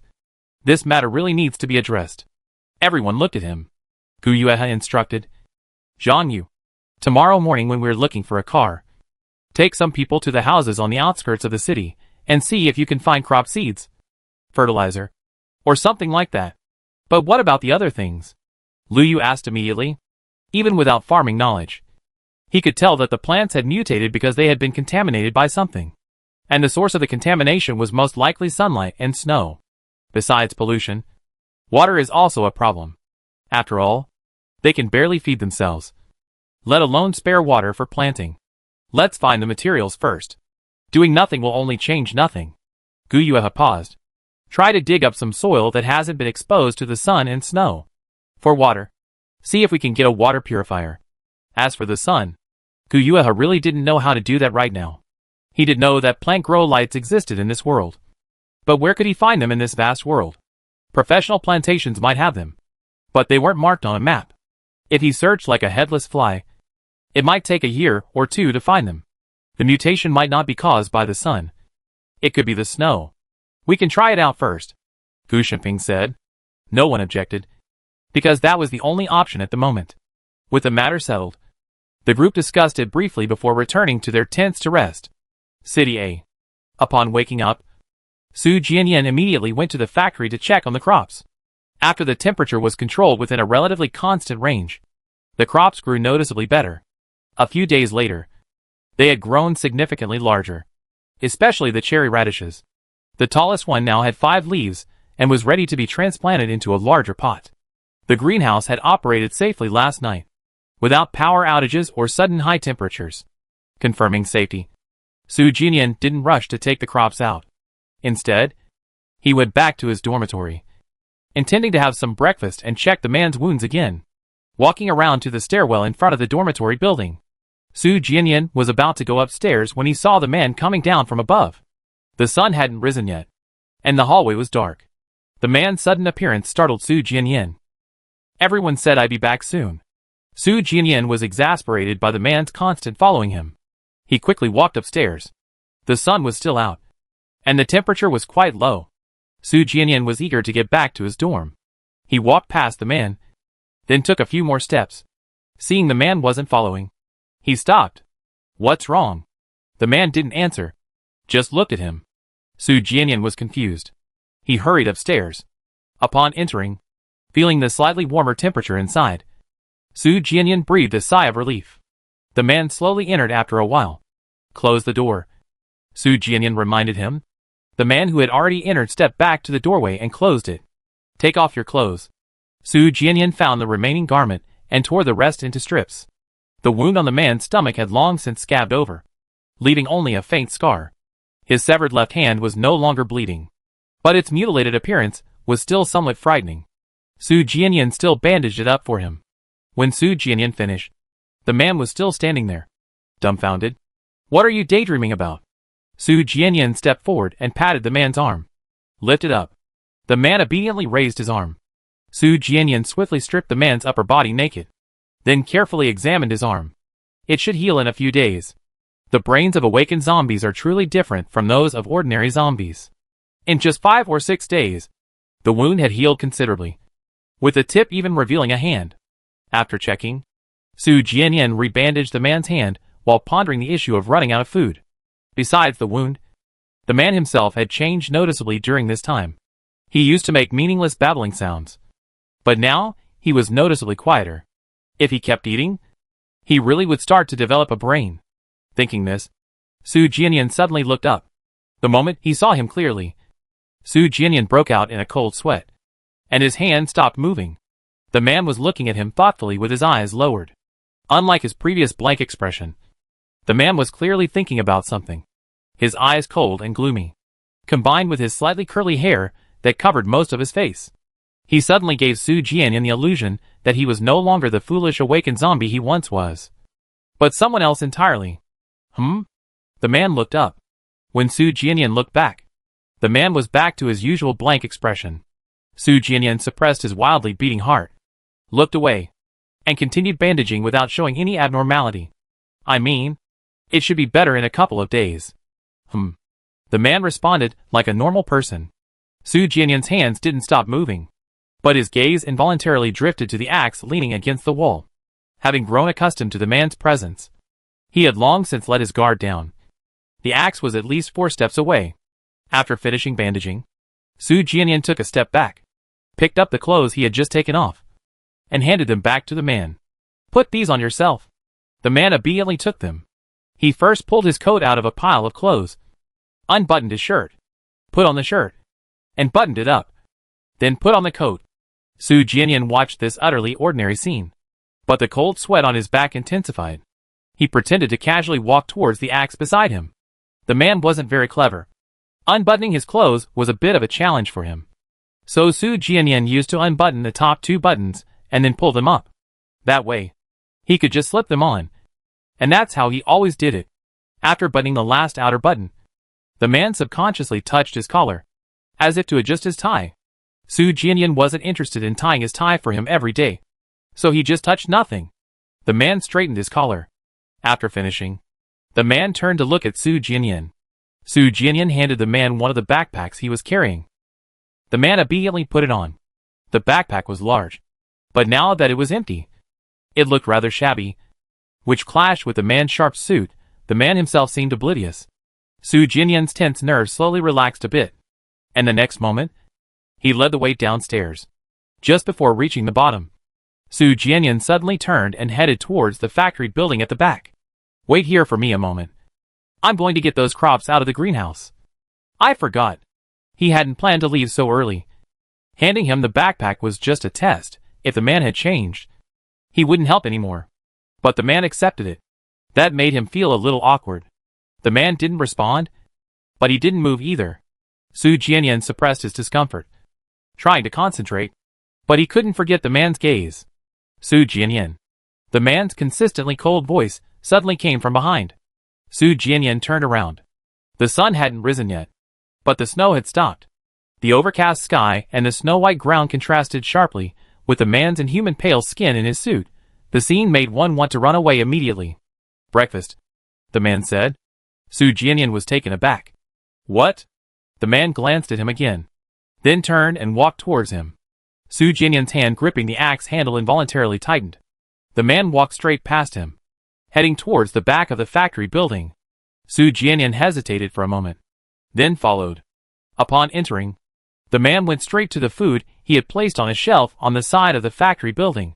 He selected 2 items, then took the food to Su Jianyan and placed it all in Su Jianyan's hands. Su Jianyan hadn't eaten breakfast yet. Usually, Su Jianyan would eat before leaving the house. Eat, the man said, looking at Su Jianyan. His eyes were different than before, becoming deeper. But they still only held Su Jianyan. Su Jianyan's heart skipped a beat.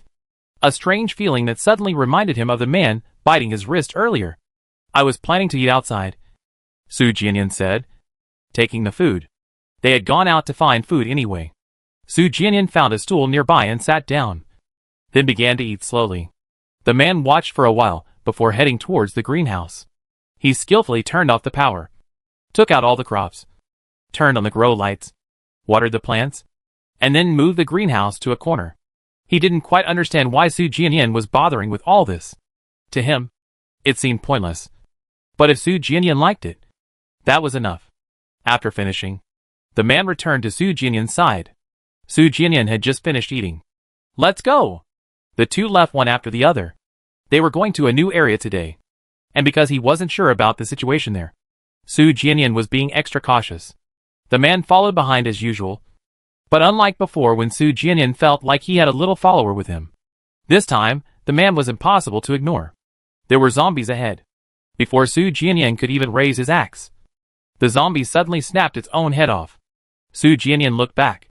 The man's eyes were deep, filled with innocence. That zombie tried to bite Su Jianyan. It deserved to die. Su Jianyan didn't know what to think.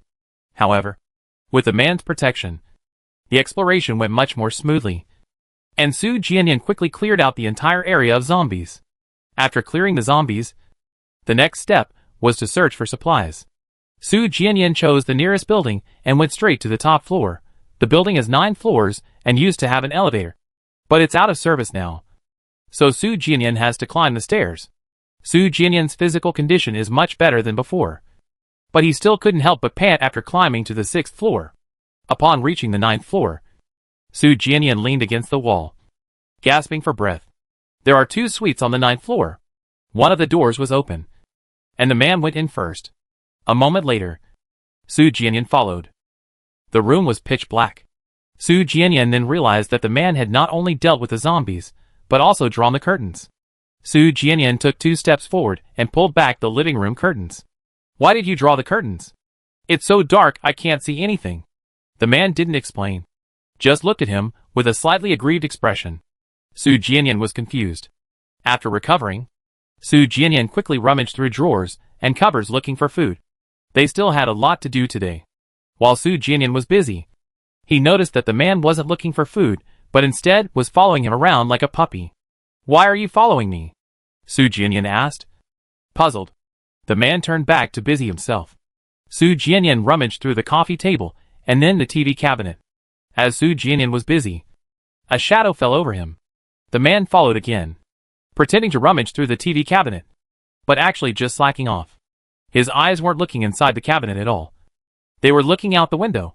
Su Jianyan moved back a little, following his gaze outside. The building they were in was one of the taller ones in the area, and after looking around, he didn't see anything worth seeing. As Su Jianyan was looking, the man took a step back, blocking his view. Su Jianyan looked. The man stomped angrily to the window and quickly pulled the curtain shut. Su Jianyan was even more confused.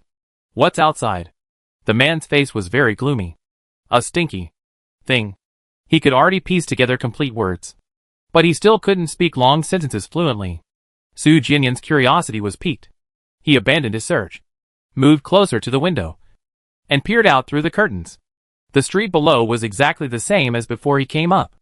Across the street was a residential complex, still inhabited by zombies, but not many. Across from the complex was a commercial street, low enough that the situation on it was unclear from his vantage point. Further beyond the commercial street, Su Jianyan spotted a familiar white figure on one of the tall buildings. The figure had somehow acquired a telescope and was spying in their direction. Su Jianyan instantly drew the curtain shut. The man was wrong. That wasn't a stinky thing. It was something dirty. Chapter 42. With a look of disgust, every cell in Su Jianyan's body seemed to come alive in that instant. He had known for a while that the man in white had a habit of spying. The man had followed them before, so he had been extra careful lately. But he hadn't expected to be found anyway, judging from the man in white's appearance. This wasn't the first time he'd been following them. Did the man in white know about the clothing factory? Su Jianyan couldn't suppress the urge to kill. He finally found a temporary shelter. And he didn't want it to be destroyed like this. Kill him.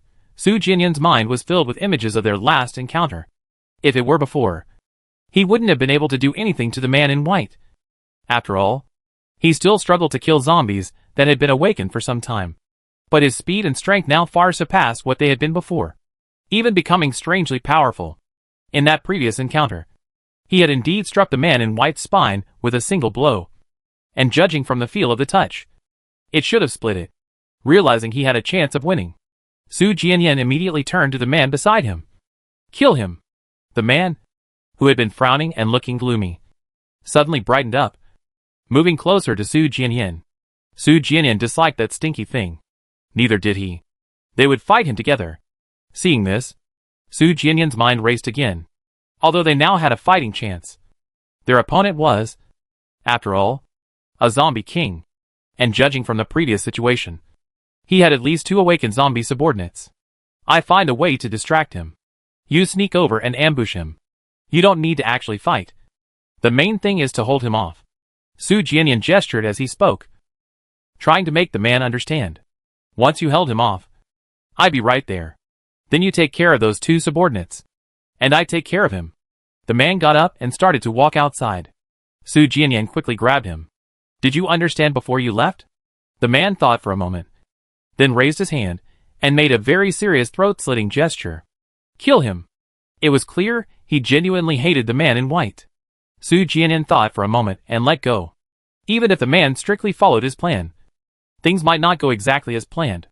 Su Jianyan slung his backpack over his shoulder and went downstairs with the man. He pretended to be scared and running away after discovering the man in white, and then ran away from him, circling around to the front of the building. Su Jianyan continued forward, while the man, taking advantage of the obstructed view, separated from him and circled around behind. After running for a while, Su Jianyan looked back. The moment he saw clearly, he stopped in his tracks. The man in white hadn't chased after him. Instead, he was looking at him with great interest from above, seemingly happy to see him. Su Jianyan's scalp tingled instantly. A lunatic. Su Jianyan turned to run again, but stopped after 2 steps, steeling himself to look back. His eyes met, and the man in white visibly froze. Su Jianyan waved at him. The man in white, just regaining his senses, froze again. He instinctively raised his hand to respond, but his movement was too abrupt, and the binoculars slipped from his grasp and fell to the ground. He frantically tried to catch them, but failed, and the binoculars shattered on the floor above. Hearing the commotion, the nearby zombies stirred. Witnessing this, Su Jianyan felt a momentary unease. The man in white wasn't after the man, so why did he seem happier to see him than the man? Unable to figure it out, Su Jianyan simply gave up. After all, the other person's mind was already somewhat unstable. Thinking for a moment, Su Jianyan smiled at the man. In short, he needed to attract his attention first. His method was very effective. The white-clad man's smile instantly became incredibly bright. That smile was so bright that Su Jianyan momentarily saw a hint of fatherly emotion on the man's face. Su Jianyan became increasingly confused. Just as Su Jianyan was feeling a chill, he saw the white-clad man rushing downstairs, looking as if he couldn't wait to reach him. Su Jianyan instinctively gripped his axe, preparing to fight. Bang! Before the white-clad man could reach the ground floor, a loud crash came from the 6th floor of the building. Immediately afterward, the white-clad man's 2 subordinate awakened zombies were kicked out of the window. The 6th floor was a difficult height even for awakened zombies. Upon landing, neither of the awakened zombies could immediately get up. The moment Su Jianyan saw them fly out, he rushed forward with his axe. Approaching, he raised his axe without hesitation. Bang! The closest awakened zombie was instantly decapitated. Su Jianyan already knew his strength and speed had increased, but seeing it in person still caused him a moment of stunned silence. That awakened zombie was unrecognizable as human. Judging by its level of mutation, it would likely advance to a zombie king soon. The bones of an awakened zombie at this level were comparable to steel. Could an ordinary person have cleaved it in 2 with a single axe strike like him? Su Jianyan quickly regained his composure. He pulled the axe, deeply embedded in the ground, and charged towards the second one beside him. That awakened zombie was already awake. Seeing its companion die, it felt a moment of rage, but quickly calmed down. The next moment, It turned and rushed into the building to rescue the man in white. The commotion inside the building hadn't stopped since it started. The man and the man in white had been fighting. Su Jianyan didn't stop it, but quickly followed. He had arranged for the man to deal with the two awakened zombies. And his choice to deal with the man in white wasn't without reason. The man in white was after the man, and no one knew what would happen if the two met. The worst-case scenario was that the man would be taken away by the man in white. If it were when he first met the man, Su Jianyan would have been eager to get rid of him. But now everything was different. Rushing to the 6th floor, Su Jianyan immediately saw the man, and the man in white in the two suites that had been combined. Beside the man were two zombies he controlled, both covered in wounds. And the man himself had several new wounds. The man in white was alone, with only one wound. Upon reaching the upper floor, the awakened zombie immediately shielded the man in white. Su Jianyan also stepped forward, protecting the man. "Are you alright?" The man in white's eyes dimmed instantly upon seeing him. Su Jianyan even detected a hint of resentment at being abandoned and betrayed in his gaze. The man stepped forward, hiding Su Jianyan behind him, his eyes fixed intently on the man in white opposite him. Su Jianyan was his. No one could take him away, not even to look at him. The man in white looked at him, his face smiling, but his eyes icy cold. The awakened zombie beside him suddenly lunged at the man. Su Jianyan stepped forward and swung his axe down. As the awakened zombie was swatted away, the man in white moved. Su Jianyan immediately went on guard, but the man in white didn't rush towards them. Instead, he dashed towards the stairwell at top speed. He chose to escape. This was something Su Jianyan hadn't anticipated, given the man in white's current high chance of winning. "We can't let him get away." Su Jianyan immediately chased after him into the stairwell. The man in white might already know about the clothing factory. If he escaped, they would all live in constant fear. The man moved simultaneously. As he moved, the awakened zombie that Su Jianyan had swatted away rushed over. It didn't attack, but simply blocked Su Jianyan and the man's path, unable to pass. Just as Su Jianyan was about to focus his attention on it, it jumped out of the window and escaped. In that brief delay, the man in white had vanished. The man, unwilling to give up, made a move to give chase again, but Su Jianyan quickly pulled him back. Forget it. The city was teeming with zombie kings. Making too much noise would be disadvantageous for them. This was the second time he had seen the white-clad man since waking from his serious injuries. Neither time had the man attacked him, suggesting he didn't currently want to be enemies with the man. As for the reason, Su Jianyan had guessed. The zombie kings in the city were all attracted by the man, but probably because he hadn't fully awakened. None of them knew his exact location. So far, it seemed only the white-clad man had noticed the man's identity. This was also why he hadn't attacked but had secretly followed. He was observing the man. All of this made sense. But Su Jianyan had a feeling something was off. He felt the white-clad man's attention towards him far exceeded his attention towards the man. What bothered him even more was his monstrous strength. Could he actually be infected with the virus? Even ordinary zombies possess strength and speed far exceeding humans, because they feel no fatigue, no pain, and no fear. Su Jianyan looked at his hands, callous from years of using an axe. But if he was infected, why was he still conscious? 3 blocks away, at the corner, having escaped death once again. Su Bai's habitual smile finally faltered. It wasn't just the throbbing pain in his head from the thought of his subordinate's death, but also Su Jianyan's genuine killing intent. Just now, Su Jianyan waved and smiled at him downstairs, and he thought Su Jianyan had finally discovered their identities and accepted them. So he rushed downstairs, eager to be with Su Jianyan immediately. But what he found was an ambush. Feeling a pang of bitterness in his heart, Su Bai crouched down against the wall. Beside him, the awakened zombie he controlled curled up in a ball. The commotion from the fight was too great. Su Jianyan didn't linger in the building. Downstairs, the man went straight for the awakened zombie's head on the ground. Su Jianyan grabbed him and pulled him in another direction. The man was clearly reluctant, but only slightly moved his wrist. "Eat." Su Jianyan pretended not to hear. After running for more than 10 minutes, completely away from the area, Su Jianyan finally found a place to rest. Making sure the house was safe, Su Jianyan returned to the living room, where the man was staring at him intently. Su Jianyan was deliberately preventing him from eating. Eating too much will give you a stomachache. Su Jianyan coughed lightly. Being too smart as an awakened zombie is really not good. Like now. The man's reproachful gaze made him feel guilty. The man didn't say anything. Sitting down in the corner looking like a wronged little wife. Su Jianyan felt a moment of guilt.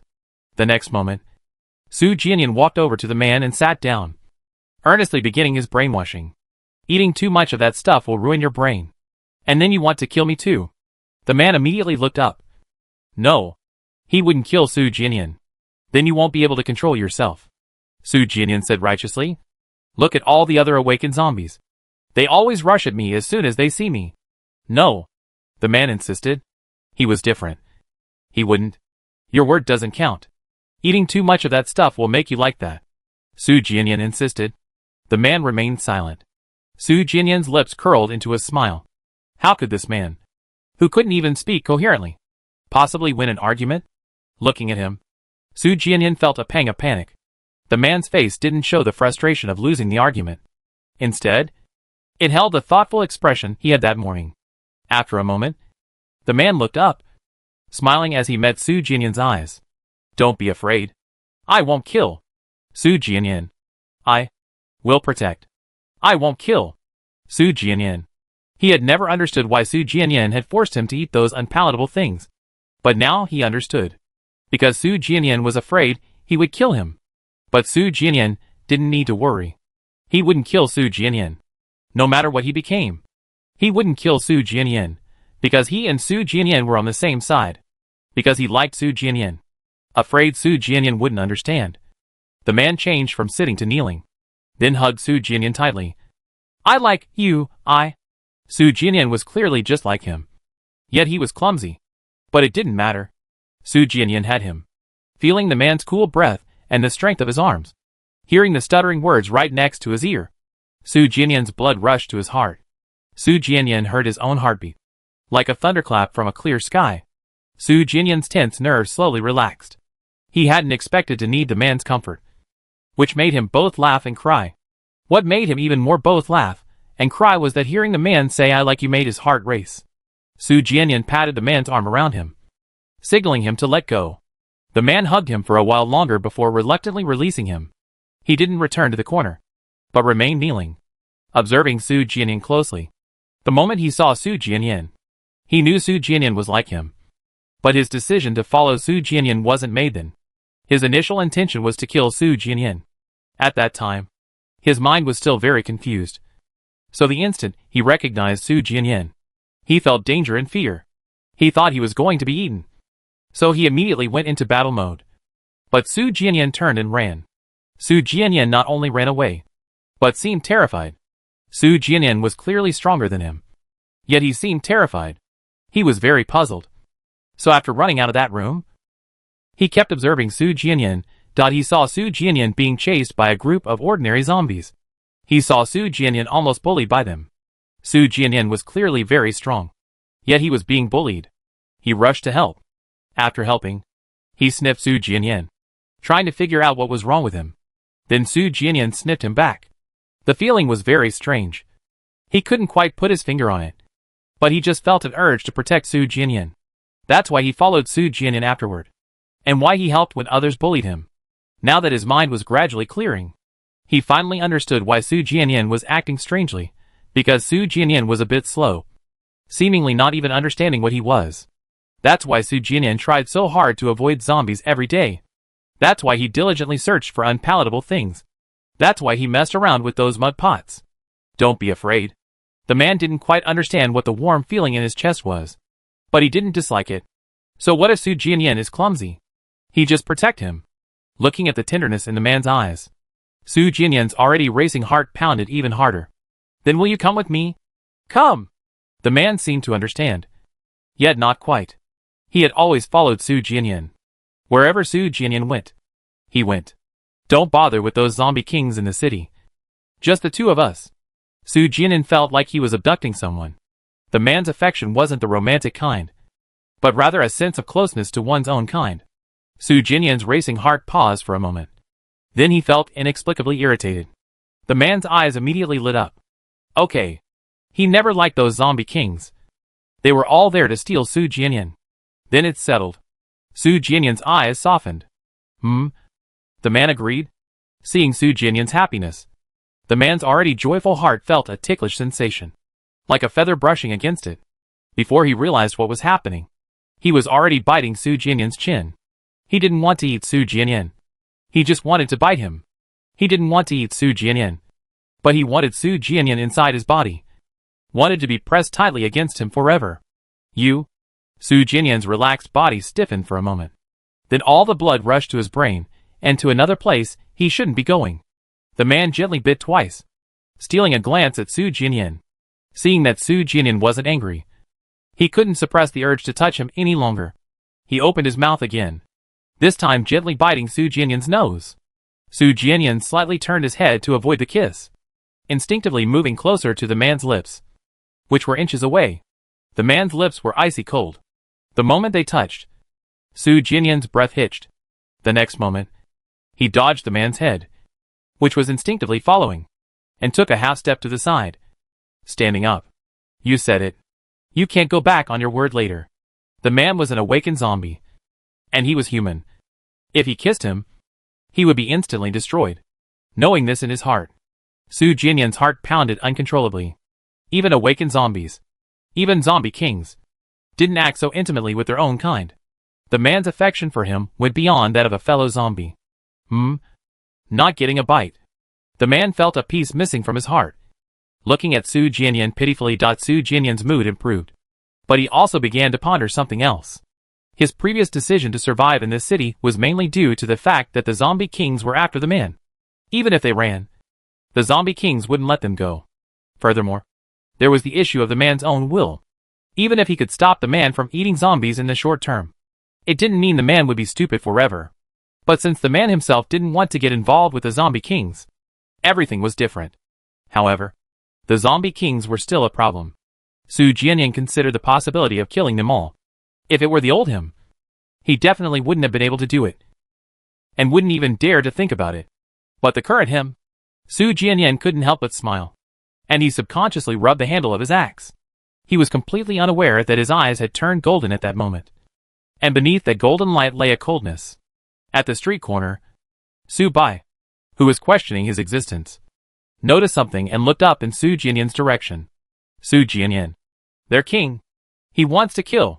Su Bai's body trembled involuntarily, a smirk playing on his lips. Their king must have been corrupted by that awakened zombie, definitely.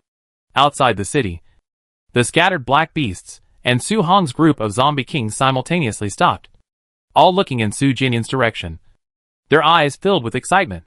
This time, the aura emanating from Su Jianyan was far clearer and stronger than ever before.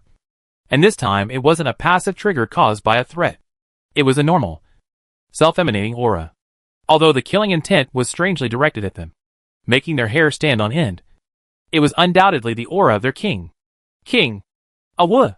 All the corpse kings lowered their heads simultaneously, letting out uncontrollable growls. Watching this scene from afar, Gu Yuehe and his group, hiding in the woods, felt a chill run down their spines. They also looked towards City A. What happened over there? Su Jianyan, Mo Duolin, Li Linmu, Li Xiaofeng, and the others instinctively clenched their fists. They had to hurry. They had no time left. Not counting the original corpse kings in the Black Beast team, it had gathered as many as 15 new corpse kings in the past month. And that was just for one team. If there were 2 more teams like that, by the time they returned to the city, there would be at least 50 corpse kings there. They couldn't even handle 1 corpse king. 50 corpse kings. Just thinking about it made their stomachs ache terribly. Squeak. Beside the black beast, the lizard-like corpse king coldly looked towards the woods not far outside the city. Those ants had been following them for almost a month. The black beast also looked over. The next moment, it turned and headed towards the city. There were 2 corpse kings in the city. Squeak. The boss? The lizard? Its previous resistance gone, swished its tail and followed. If it didn't obey, it would be killed. The black beast showed no mercy. Roar. Ignore them. The black beast didn't look back. It remembered the 2 humans it had seen before. They had appeared beside the king. It had no interest in humans. But the king currently did. If it were the old version of itself, it might not have been able to suppress the murderous urge within it. But since following the king, it had never felt that uncontrollable urge again. The feeling was strange. It didn't lose its fighting spirit. On the contrary, it became even more skilled and capable in battle. Now, even in battle, it knew what it was doing, no longer acting like a madman charging recklessly when provoked. In the forest, Guyueha and his group were drenched in cold sweat at midday. Were they looking this way? Luyu murmured, a chill running down his spine. Yes. Gu Xingping confirmed his guess. But, Li Qinshui said in disbelief. He wasn't surprised that they had been discovered. They had been prepared for the possibility of being discovered since they followed them. This was like snatching food from a tiger's mouth. What he couldn't believe was that the corpse kings hadn't come over. Ji Xian's lips moved, but she didn't voice her thoughts. She had a strange feeling that the black beast seemed to have deliberately let them go. But that couldn't be. Let's retreat first, Guyueha said immediately after regaining his senses. The forest was too close to the city, so they parked the convoy in the woods behind it.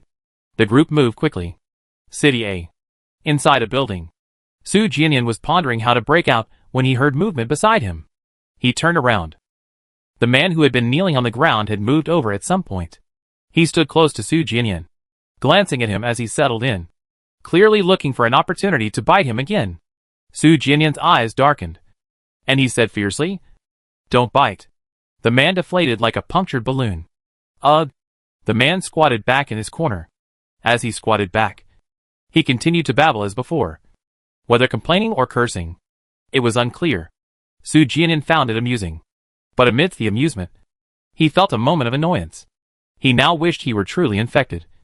At least then, he wouldn't have to restrain himself. Chapter 43. After catching his breath and resting for a while, Su Jianyan pondered whether to return to the garment factory or continue searching for food. The man in white had been following them for who knows how long. The garment factory might have already been exposed, and hiding any longer was pointless, especially since the crops in the factory needed him. Having made his decision, Su Jianyan led the way downstairs. The man followed eagerly behind. Downstairs, as Su Jianyan was checking his surroundings to confirm his direction, something flashed past behind a building not far away. Su Jianyan's first thought was that the man in white had followed him again, and he immediately went into battle mode. The man noticed as well. After exchanging a glance, the two went their separate ways towards the building. 2 minutes later, they both peeked out from around the corner. There was indeed someone behind the building, but it wasn't the man in white. It was a woman. The woman Su Jianyan had seen once before. The woman, unaware of their approach, was startled when Su Jianyan suddenly appeared around the corner. She immediately dashed towards another building across the street. Su Jianyan didn't chase her. He simply watched her run. Seeing that Su Jianyan wasn't pursuing, the man didn't move either. He ran all the way to the opposite corner before the woman turned around. Seeing that Su Jianyan had no intention of chasing, she hesitated for a moment and stopped. She observed Su Jianyan from around the corner. Su Jianyan had originally intended to return to the factory, but now it wasn't convenient for him to go back. He simply stood there, letting her observe him to her heart's content. 5 minutes later, the woman seemed to finally muster her courage and slowly emerged from behind the corner. "Are you human?" Her voice was terribly hoarse. Clearly weak. It was only then that Su Jianyan noticed she was much thinner than the last time they met, and her face was far paler. In the apocalypse, survival is incredibly difficult. "Yes." Su Jianyan nodded. The woman frowned, unsure whether to believe him. Su Jianyan looked very human, but the man beside him was clearly an awakened zombie. How could a human and an awakened zombie act together? Yet Su Jianyan could clearly communicate, and in both of their encounters, he hadn't shown any intention to attack. Su Jianyan didn't explain, simply waiting quietly. This was something that couldn't be explained, and even if he proved himself, the fact remained that the man was an awakened zombie. "My name is Fei Qing." After a moment, the woman said, "Su Jianyan." Su Jianyan introduced himself. "You alone?" Su Jianyan pointed with his axe at the man beside him. 2. Fei Qing's dry, cracked lips moved, but she couldn't utter a word for a long time. "I'd be going if there's nothing else." Su Jianyan didn't want to wait any longer. The high temperatures were fast approaching. He had gotten somewhat used to the apocalypse over the past few months, but the crops couldn't wait. "Wait." Su Jianyan turned around. Fei Qing hesitated, glancing at the man. Your friend. Does he eat people?" Su Jianyan looked at the man, who blinked innocently. Su Jianyan looked at Fei Qing. I usually don't let him eat people.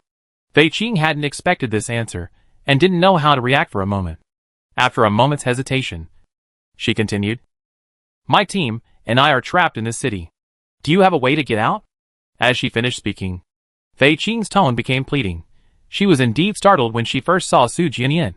But after thinking it over, she realized he was probably human, and she considered coming back to find him. She hadn't returned because of the awakened zombie beside Su Jianyan. But now, she couldn't afford to delay any longer. Su Jianyan hadn't expected there to be other people in the city, since he only seen Fei Qing twice. Seeing Su Jianyan's silence, Fei Qing misunderstood, and a bitter look appeared in her eyes. Please. Su Jianyan had survived in this city, and even managed to control an awakened zombie. He must be quite capable. If not, she wouldn't have dared to come back to find him. Su Jianyan sighed silently. Take me to see him first. He hadn't intended to meddle, as he was currently preoccupied with his own problems. But given Fei Qing's condition, he probably wouldn't live much longer if he didn't help. Seeing Su Jianyan's willingness, Fei Qing perked up and turned to lead the way. This way. Su Jianyan followed. The man also moved along. Fei Qing had clearly adapted to life surrounded by zombies, skillfully carving out a safe route, even though they kept taking detours along the way. As they moved, Fei Qing glanced back at the man several times, especially as the three of them closed the distance. She remained on guard, her hand still tucked into her right pocket. After walking for about 10 minutes, seeing that the man clearly had no intention of attacking, her tense nerves began to relax slightly. 15 minutes later, they arrived at a grove of trees. It was more of an artificial activity area reserved between 3 or 4 residential areas, planted with a lot of greenery, which had now mutated, making it look like a forest. Fei Qing's target was a relatively zombie-free residential area to the left of the woods. They scaled the wall using mutated plants, then jumped down into the second-floor stairwell of a nearby building, and continued upstairs. Su Jianyan followed, glancing around. The residential area wasn't large. Upon reaching the 3rd floor, Fei Qing stopped in front of the door on the right. She looked around to make sure no other zombies were following, then knocked on the door using a coded signal. The signal was simple, a rhythmic 1, 2, 3. But even this simple rhythm was impossible for ordinary zombies. As for awakened zombies, or zombie kings, if they discovered them, even locking the door would be pointless. Most awakened zombies, or zombie kings wouldn't bother playing such games with them. The door opened quickly. An 8 or 9-year-old child opened the door. Seeing Su Jianyan and the man behind Fei Qing, the child paused, startled. Su Jianyan was also taken aback. After all, children were rare in the apocalypse, and those responsible for opening doors were even rarer. Fei Qing quickly entered. Su Jianyan followed. The moment they entered, a stench mixed with excrement, urine, and corpses assaulted their nostrils.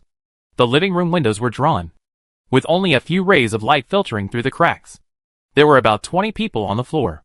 When Su Jianyan entered, apart from 2 or 3 sitting against the wall, the rest were all lying on the floor, whether unconscious or asleep. It was unclear. The stench of corpses was coming from the adjacent bedroom. It wasn't the smell of zombie corpses, but rather the stench of human decay. Fei Qing quickly slammed the door shut after the man entered. I'm sorry. Fei Qing felt a momentary embarrassment at the appalling environment. But more than anything, she felt powerless and helpless. They didn't want it to be this way, but they simply didn't have the strength to move. When they entered the city, they encountered awakened zombies. Their group of over 80 people was reduced to just this small number, and most of the remaining members were injured. They were briefly safe after entering, but many in the group were injured and unable to move, effectively trapping them. During this time, they desperately tried to survive. The city's resources were surprisingly abundant, but equally surprising was the sheer number of zombies everywhere. They were completely outmatched by the zombies. They could manage 1 or 2, but every building in the city was teeming with several, even dozens. Injuries coupled with the scarcity of food and water caused people to fall quickly, making it even more difficult for the group to continue. Fei Qing first encountered Su Jianyan when she went out alone to forage for food. This time, she went to find Su Jianyan with a death wish. Even being killed by Su Jianyan would be a kind of relief for them. Su Jianyan walked to the window and opened it, letting in some fresh air. The high temperature had arrived, and the wind rushing into the room was scorching. The wind carried away the last remaining moisture, instantly making the room so dry it made one's throat ache. Fei Qing's cracked lips were almost bleeding. Su Jianyan handed his backpack to the man. Remember to bring Shui out. Su Jianyan didn't mention the factory or the crops. But the man clearly understood. He took the backpack and turned to leave. Su Jianyan looked at Fei Qing. How many are still alive? Fei Qing, confused, instinctively replied. 22. That was before I left. Count them, Su Jianyan said. Fei Qing was increasingly puzzled, but still did as Su Jianyan instructed. Many people had already completely fainted, and Fei Qing had to check them one by one. A few minutes later, when Fei Qing returned to Su Jianyan's side, her eyes were slightly red. 18. Su Jianyan glanced into the room again. In a corner, there was a stove for boiling water. The water they were boiling was clearly not mineral water, but snow water. The snow was bitter and astringent. No one would drink it unless they were absolutely desperate. It was hard to say whether those people's deaths were related to the snow, but it was unavoidable. If they hadn't drunk it, they might have died long ago. By drinking it, they had barely survived until now. Su Jianyan didn't speak again, but sat down by the window, waiting for the man to return. Fei Qing hesitated several times, but ultimately swallowed her words because of the high temperature outside. Whatever Su Jianyan wanted to do, she had to wait for the heat to subside. Fei Qing sat down beside her. Seeing her sit down, the child who had opened the door earlier quickly went to sit next to her. Fei Qing tidied her hair. It was only then that Su Jianyan noticed it was a girl. Your daughter? Su Jianyan asked. No. Fei Qing smiled. I picked her up on the road. Su Jianyan couldn't help but look at Fei Qing a few more times. Survival in the apocalypse was difficult. Most people were struggling to survive. And even more so, people like Zheng Kaishu and Liao Su, who harmed others for their own benefit, were everywhere. Fei Qing was a rare breed. After these two sentences, Su Jianyan didn't speak again. He leaned against the wall and closed his eyes to rest. Fei Qing did the same. More than an hour later, when the temperature inside the room was so high that it felt like one's internal organs were boiling, finally, there was movement outside the door. The few people still conscious in the room immediately opened their eyes. Su Jianyan got up and opened the door. A man carrying one backpack on his back and another in his arms entered. Has Shui been released? This was Su Jianyan's biggest concern. Yes. The man handed the backpacks to Su Jianyan. Su Jianyan handed the backpacks to Fei Qing. Share them. Fei Qing was already dazed from the heat. She acted subconsciously until she opened the backpacks and saw the bottles of mineral water inside. Finally snapping back to reality. Water? Her voice was quite loud, startling the others in the room. The next moment, the group rushed over. They were already incredibly thirsty. And now, in the hottest part of the day, the sudden sight of water drove them into a frenzy. Fei Qing glanced at Su Jianyan. Then, without asking any questions, quickly took out several bottles and handed them over. The group quickly unscrewed the caps and filled their bottles. Fei Qing opened a bottle for herself. After downing half a bottle in one gulp, she stopped chugging. Feed them some. The others snapped out of their daze and rushed to the person on the ground. Fei Qing also went to help. After more than 10 minutes, everyone had been fed, and the group finally recovered from their shock and elation. They all turned to look at Su Jianyan. When Fei Qing told them she had encountered Su Jianyan in the city, most of them didn't believe it. After all, it sounded like she was talking in her sleep. How could a human be traveling with an awakened zombie? Later, when they couldn't hold on any longer and Fei Qing decided to go find Su Jianyan, they still didn't believe it. But Fei Qing had indeed brought Su Jianyan and the awakened zombie back. Knowing that Fei Qing was telling the truth, when they saw the man, they didn't have much strength left to be surprised.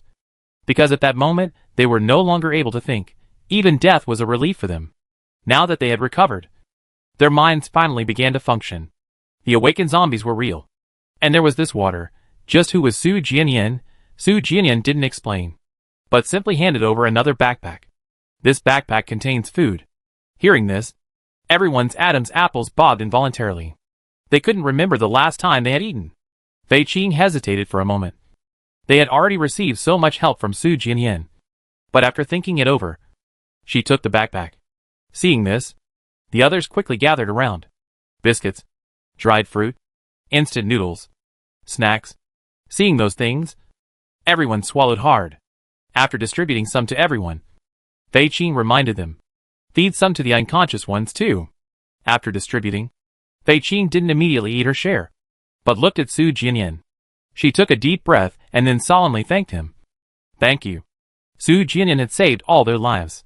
Su Jianyan nodded, then naturally began making arrangements. Eat your fill. Then take a nap. After you wake up, we change rooms. Those who can still move this afternoon, come with me. I take you to find food and maybe see if we can find any medicine. The group, who were frantically stuffing food into their mouths, all looked over. This city was teeming with zombies. Yet Su Jianyan spoke as if he were taking them for a stroll in a garden. The feeling was very strange. In fact, if they weren't eating Su Jianyan's food, they would have couldn't help but make a sarcastic remark.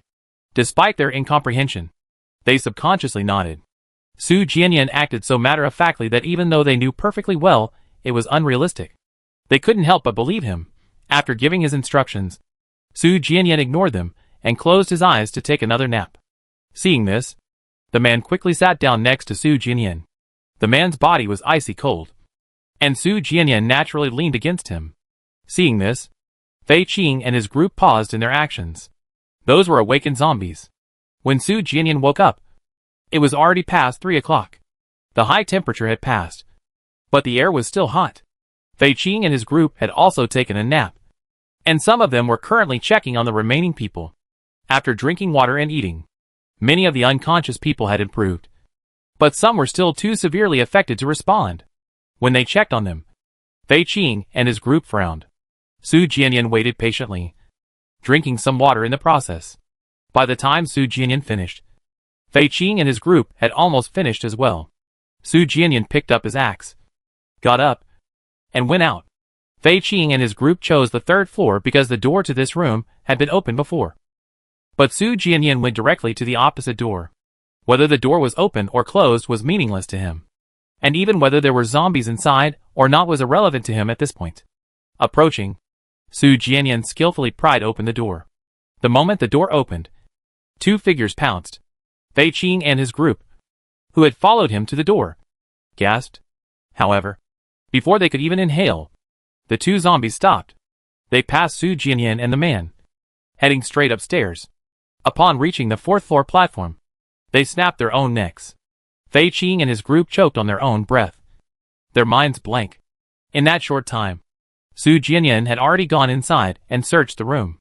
This room had the same layout as the one Fei Qing and his group had stayed in before, except that this one hadn't been searched. Those 2 zombies were probably natives, but it's unclear how they got infected. Su Jianyan stepped back to the doorway and looked at Fei Qing. Move them over here. Fei Qing snapped out of his daze and quickly got to work. 18 people, 5 awake including Fei Qing, and 13 unconscious, were a bit of a hassle to move. Su Jianyan didn't help, but took advantage of their busy work to go up to the rooftop to take a look. It wasn't too far from his factory, but it was still quite a distance, and carrying over 10 people back to back wouldn't be easy. Besides, Su Jianyan hadn't decided whether to take them back. Fei Qing didn't seem like a bad person, but the others who were still unconscious might be, and human nature is inherently unpredictable.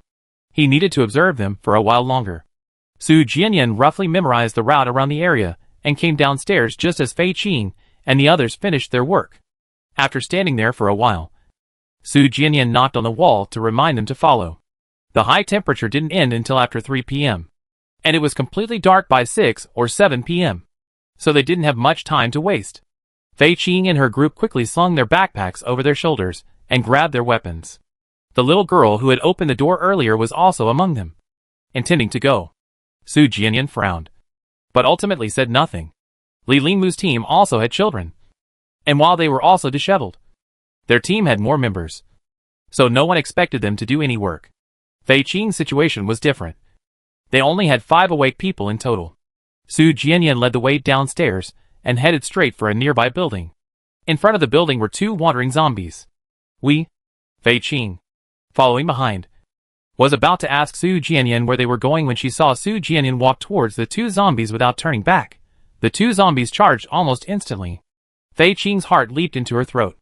Su Jianyan struck twice with his axe, and both zombies fell to the ground. Su Jianyan didn't even glance at them, heading straight into the building next door. Everything happened so fast that Fei Qing didn't react for a moment, until Su Jianyan, who had entered the building, noticed they hadn't followed and returned to the stairwell to look at them. "Let's go," Fei Qing stammered. The five of them moved quickly, passing the two zombies that Su Jianyan had easily knocked down. The five deliberately took a detour.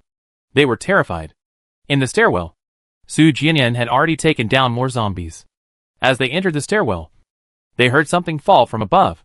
The man beside Su Jianyan was gone. Su Jianyan led the way upstairs, and Fei Qing and the others followed, their nerves on edge. A moment later, they indeed saw the zombie corpse with its neck snapped in the stairwell. Their expressions became incredibly complex. They could have dismissed the man's earlier manipulation of the two zombies inside the door to commit suicide as a coincidence. But now they could no longer ignore it. The man was helping Su Jianyan. Su Jianyan's skill in smashing zombies like watermelons was already astonishing enough, but the man's help made them even more silent. No wonder Su Jianyan had survived in the city. At the same time, they couldn't help but look at Su Jianyan. Su Jianyan was too special.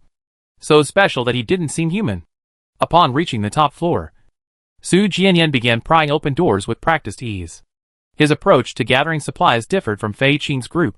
Fei Qing and his group relied on avoiding zombies and trying their luck in empty houses. His search was thorough and comprehensive.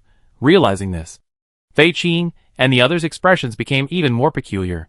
Watching Su Jianyan forcefully pry open the door, watching him smash all the zombies inside against the doorway, the group stood there stunned for a while before reacting and searching the house. Also, check if there's any medicine, Su Jianyan specifically reminded them, having experienced Mo Duolin, Li Lingmu, and Li Xiaofeng. He was now used to Fei Qing and the other slow reaction. Okay. While Fei Qing and the others were busy, Su Jianyan headed towards the opposite door. Fei Qing and his group were too few people. Searching a room from beginning to end would take at least 10 minutes. Su Jianyan, on the other hand, didn't even need 5 minutes. Half an hour later, Su Jianyan was already on the ground floor. While Fei Qing and the others had only searched 2 floors, Su Jianyan observed from downstairs for a while, then calculated the time until it got dark, before going to the next building stairwell. Once the zombies were dealt with, they could search even after dark. Half an hour later, when Su Jianyan came downstairs again, Fei Qing and the others had finally finished searching the building. The supplies in the city were relatively abundant compared to other places. Just from one building, each of their backpacks was about 8/10 full. When they were allowed to come downstairs, their faces were filled with barely suppressed smiles. The smiles only lasted while they were going downstairs. Once they reached the bottom and saw Su Jianyan sitting on the flower bed in front of the building, resting with his axe handle, they immediately stopped smiling. The difference between them and Su Jianyan was too great. They couldn't help but feel awkward. Su Jianyan pointed to the building next door. Fei Qing and the others hurried over, watching them enter the building. Su Jianyan couldn't help but secretly squeeze his arm when he encountered Mo Duolin, Li Lingmu, and Li Xiaofeng before. He only thought they were too weak. Now, he couldn't help but suspect that the problem lay with himself. Was he overdoing it? He had previously suspected he might have broken some kind of genetic lock. But he met nearly 200 people since waking up, and no one else had done this. Of everyone he met, besides himself, Li Xiaofeng was undoubtedly the strongest in terms of personal ability. Even Li Xiaofeng relied on the fact that his bow and arrow were silent and had a high accuracy rate. He hadn't changed much in himself. Was he unique? If it were someone like Li Xiaofeng with his delusions of grandeur, he might believe it without question. But Su Jianyan couldn't be convinced. Before the apocalypse, he was just an ordinary person. Or perhaps there were actually quite a few people like him. But he just mutated earlier. That was quite possible. After all, even plants can mutate. So what's so strange about 1 or 2 humans mutating? It had been over an hour since Fei Qing and the others came downstairs, and the sun was already slanting across the sky. Su Jianyan got up and led the way towards the next building. Fei Qing and the others' backpacks were already full, and they couldn't suppress their smiles. But they still quickly followed. No one complained about having too many supplies. If their backpacks couldn't hold them all, they used bed sheets. Since the apocalypse. Besides me, Have you seen anyone else like me? Su Jianyan, walking ahead, suddenly asked. The group, who had been excitedly waiting, were all taken aback. What do you mean? Fei Qing was the first to recover. If it's someone living alone in the city. I've seen a few. There are some in my team, but they're more like trapped there than living alone. I'm talking about strength. Su Jianyan ignored the man's presence. Fei Qing and the others exchanged glances, then simultaneously shook their heads. They didn't understand why Su Jianyan suddenly asked this.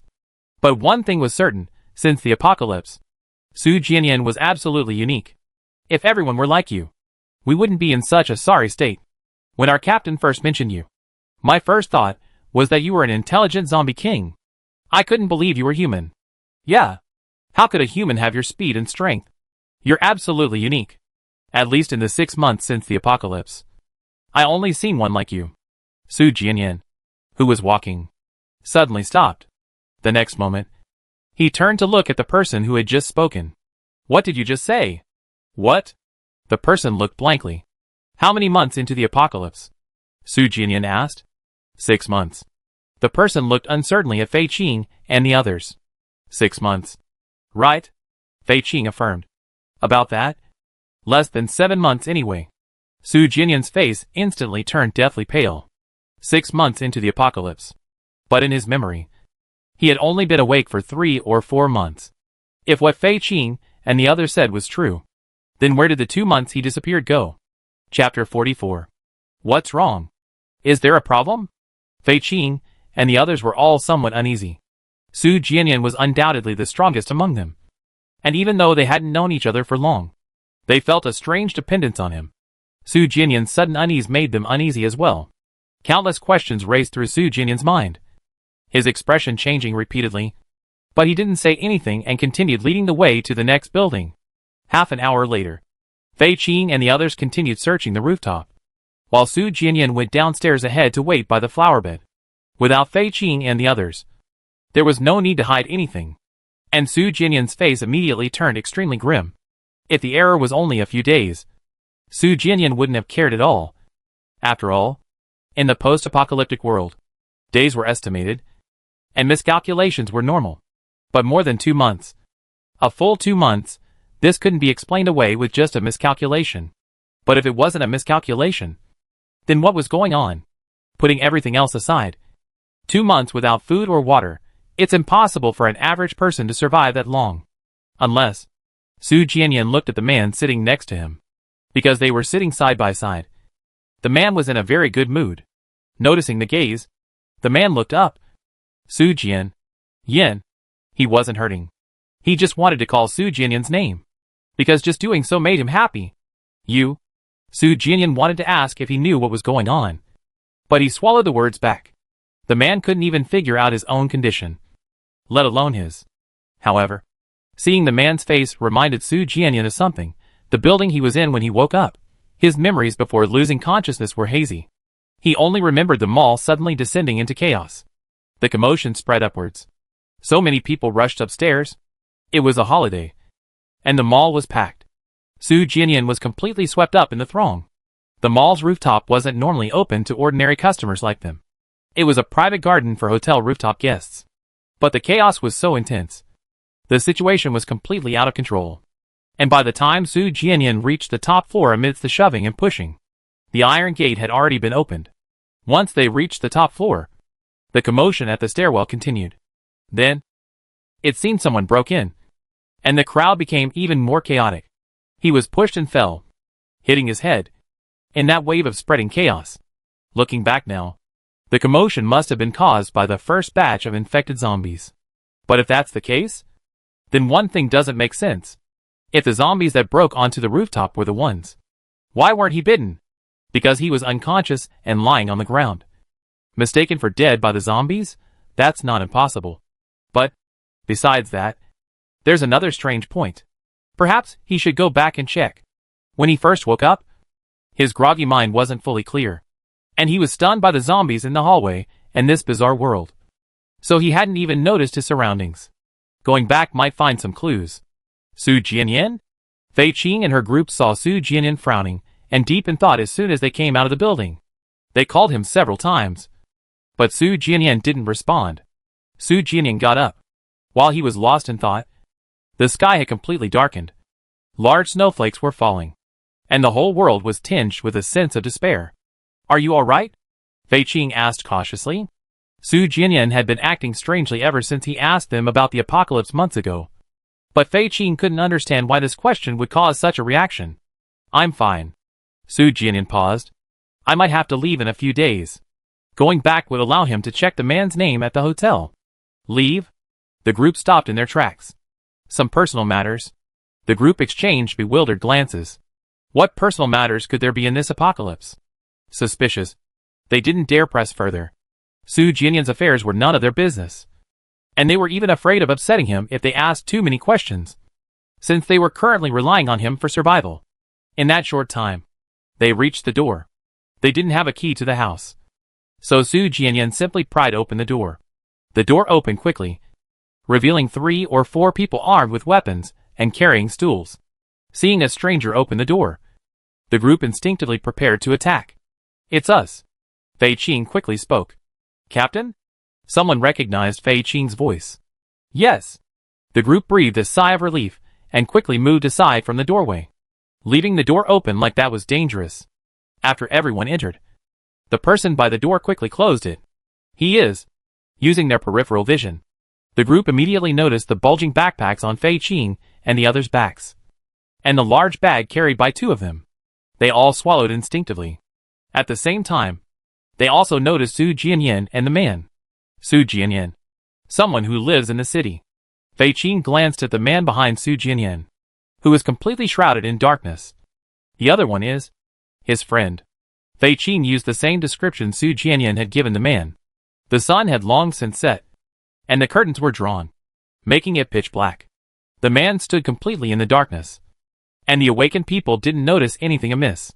The group glanced at Su Jianyan and the man, their surprise quickly turning to the backpacks on Fei Qing's back.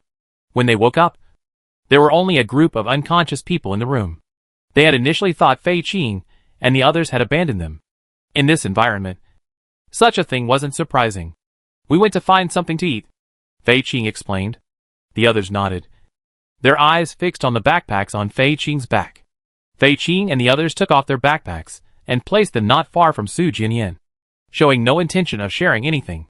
Seeing this, the newly awakened group grew anxious. Were there no food in those backpacks? "Let's divide the food first," Su Jianyan said. Su Jianyan spoke, and only then did Fei Qing and her group move. Seeing this, the newly awakened group couldn't help but look at Su Jianyan again. Fei Qing and her group were clearly following Su Jianyan's lead. Before they could finish their questions, the backpacks were opened. Seeing the backpacks full of food, the group immediately crowded around, looking at Su Jianyan with even greater surprise. Fei Qing was their leader. They had traveled together all this way, and they knew her capabilities all too well. It was impossible for Fei Qing and her group alone to find so much food. The food was found by Su Jianyan. "Yours." Fei Qing distributed some to everyone, even though they now had enough food for 5 backpacks plus a bed sheet. The amount she gave each person wasn't much. They needed to plan for the long term. After distributing the food to the others, Fei Qing took a portion large enough to fill her stomach and placed it in front of Su Jianyan. Su Jianyan was already sitting on the sofa. Fei Qing hesitated, looking at the man. Su Jianyan was human. "So what about the man?" Su Jianyan didn't answer, but instead took a bag of potato chips from his own portion on the sofa and stuffed it into the man's arms. "Ugh," the man muttered unhappily, but his hands deftly tore open the potato chips and stuffed the contents into his mouth. This was the first time anyone had ever seen a man eat, especially human food, and they all froze for a moment. Those who had just woken up and didn't know the man's identity looked on with confusion. "What's wrong?" Fei Qing's lips moved, but she didn't tell the truth. People are more easily frightened when they're not feeling well. There were only about a dozen people left in her team. She had to be careful. After watching the man finish eating, Su Jianyan sent him back to the factory to put the crops into the incubator. After the man left, Su Jianyan also ate something. After Fei Qing and the others finished eating and drinking, some started feeding the people on the ground, while others went to the buildings they had previously looted to retrieve blankets. Su Jianyan watched for a while before going into the master bedroom. Even without the attack, it was still stressful for Fei Qing and the others to share a room with an awakened zombie in this situation. Su Jianyan was happy to sleep in the bed. After closing the door, Su Jianyan went to the bathroom. He took off all his clothes and, using the faint moonlight from the window, carefully examined himself. His body showed no abnormalities, but whether it was psychological or the dim light, the scars he had acquired after the apocalypse seemed to have faded, especially the scar on his neck, which seemed to have disappeared. After the wound fully healed, he had checked it a few times while busy tending to his crops. But at the time, he only checked to see if the wound had reopened. Without giving it much thought, Su Jianyan had the urge to find a flashlight, but ultimately didn't. He would be able to see it after dawn, and he instinctively resisted the urge. In his memory, half of his neck had been severed by that brat. He had bled a lot, and that was why he had fainted. But when he woke up again, the wound on his neck was just a shallow cut. He had found this strange at the time. If the problem wasn't with his memory, but with his body, Su Jianyan didn't want to think about it anymore. He put on his clothes and went out. The man had returned some time earlier and was standing guard at the door. Su Jianyan, don't be afraid. The man's voice was broken. A hint of helplessness appeared in Su Jianyan's eyes. The man was quite perceptive.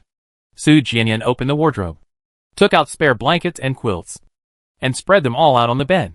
After finishing his work, Su Jianyan crawled into bed. In just that short time, the temperature had dropped to only a dozen degrees Celsius. He needed to warm up the bed before it got completely cold. The man tried to get into bed, lifting the covers. Su Jianyan grabbed the covers, preventing him from doing so. You sleep on the outside. The dorm had electric blankets, but there weren't any here. The man immediately wilted like a frostbitten eggplant. He reluctantly climbed into bed, lying directly on the covers, curling up into a ball to emphasize his pitiful state. Su Jianyan wasn't going to soften his heart. After all, if he did, he'd be the one freezing. He laid down and closed his eyes. He had intended to sleep, but sleepiness was impossible. He couldn't understand why he was like this, having slept poorly that night. Su Jianyan woke up late the next day. When he opened his eyes, the sun was already high in the sky, and the room temperature had risen due to the direct sunlight. Many members of Fei Qing's team were still unconscious and in no hurry to leave, so no one came to wake Su Jianyan. After lying down for a while, Su Jianyan forced himself to get up and go to the bathroom. The wound on his neck was indeed almost invisible. Even in bright light, it was just a very shallow mark, barely showing that there had ever been a wound there. The wounds on his stomach, back, and legs were also very shallow. Su Jianyan wasn't prone to keloid scarring, but even so, the tissue in the injured areas should still show some difference. But these wounds had healed as if he had never been injured at all. This was abnormal. A bad premonition came true. Su Jianyan stared at his reflection in the mirror, unable to recover for a long time. He looked exactly the same in the mirror. Su Jianyan snapped out of his daze when the man, who had been waiting for a while, tried to pry open the door. Su Jianyan put on his clothes and went out. In the living room, Fei Qing and a group of conscious people were feeding and watering the still unconscious man. 2 more people woke up the night before. They had already heard about him, and stopped what they were doing when he opened the door. You are? The man closest to Su Jianyan was about to say thank you when he caught a glimpse of the man behind Su Jianyan out of the corner of his eye. Fear gripped him, and he reflexively backed away, forgetting that there was an unconscious person right at his feet. He tripped and fell backward. Su Jianyan pulled him back. Be careful. At the same time, the others who had woken up last night also reacted. Their faces, which had barely regained some color, turned deathly pale. In despair, they instinctively grabbed whatever was closest to them that they could use as a weapon. Put those things down. Fei Qing quickly stopped them. The group, nearly scared out of their wits, moved away from Su Jianyan's location, pulling Fei Qing and the others along with them. He's not a bad person. Fei Qing tried to explain for the man as she was being pulled, but the words just wouldn't come out. She could only change her tune. He is an awakened zombie. That's true, but he doesn't eat people.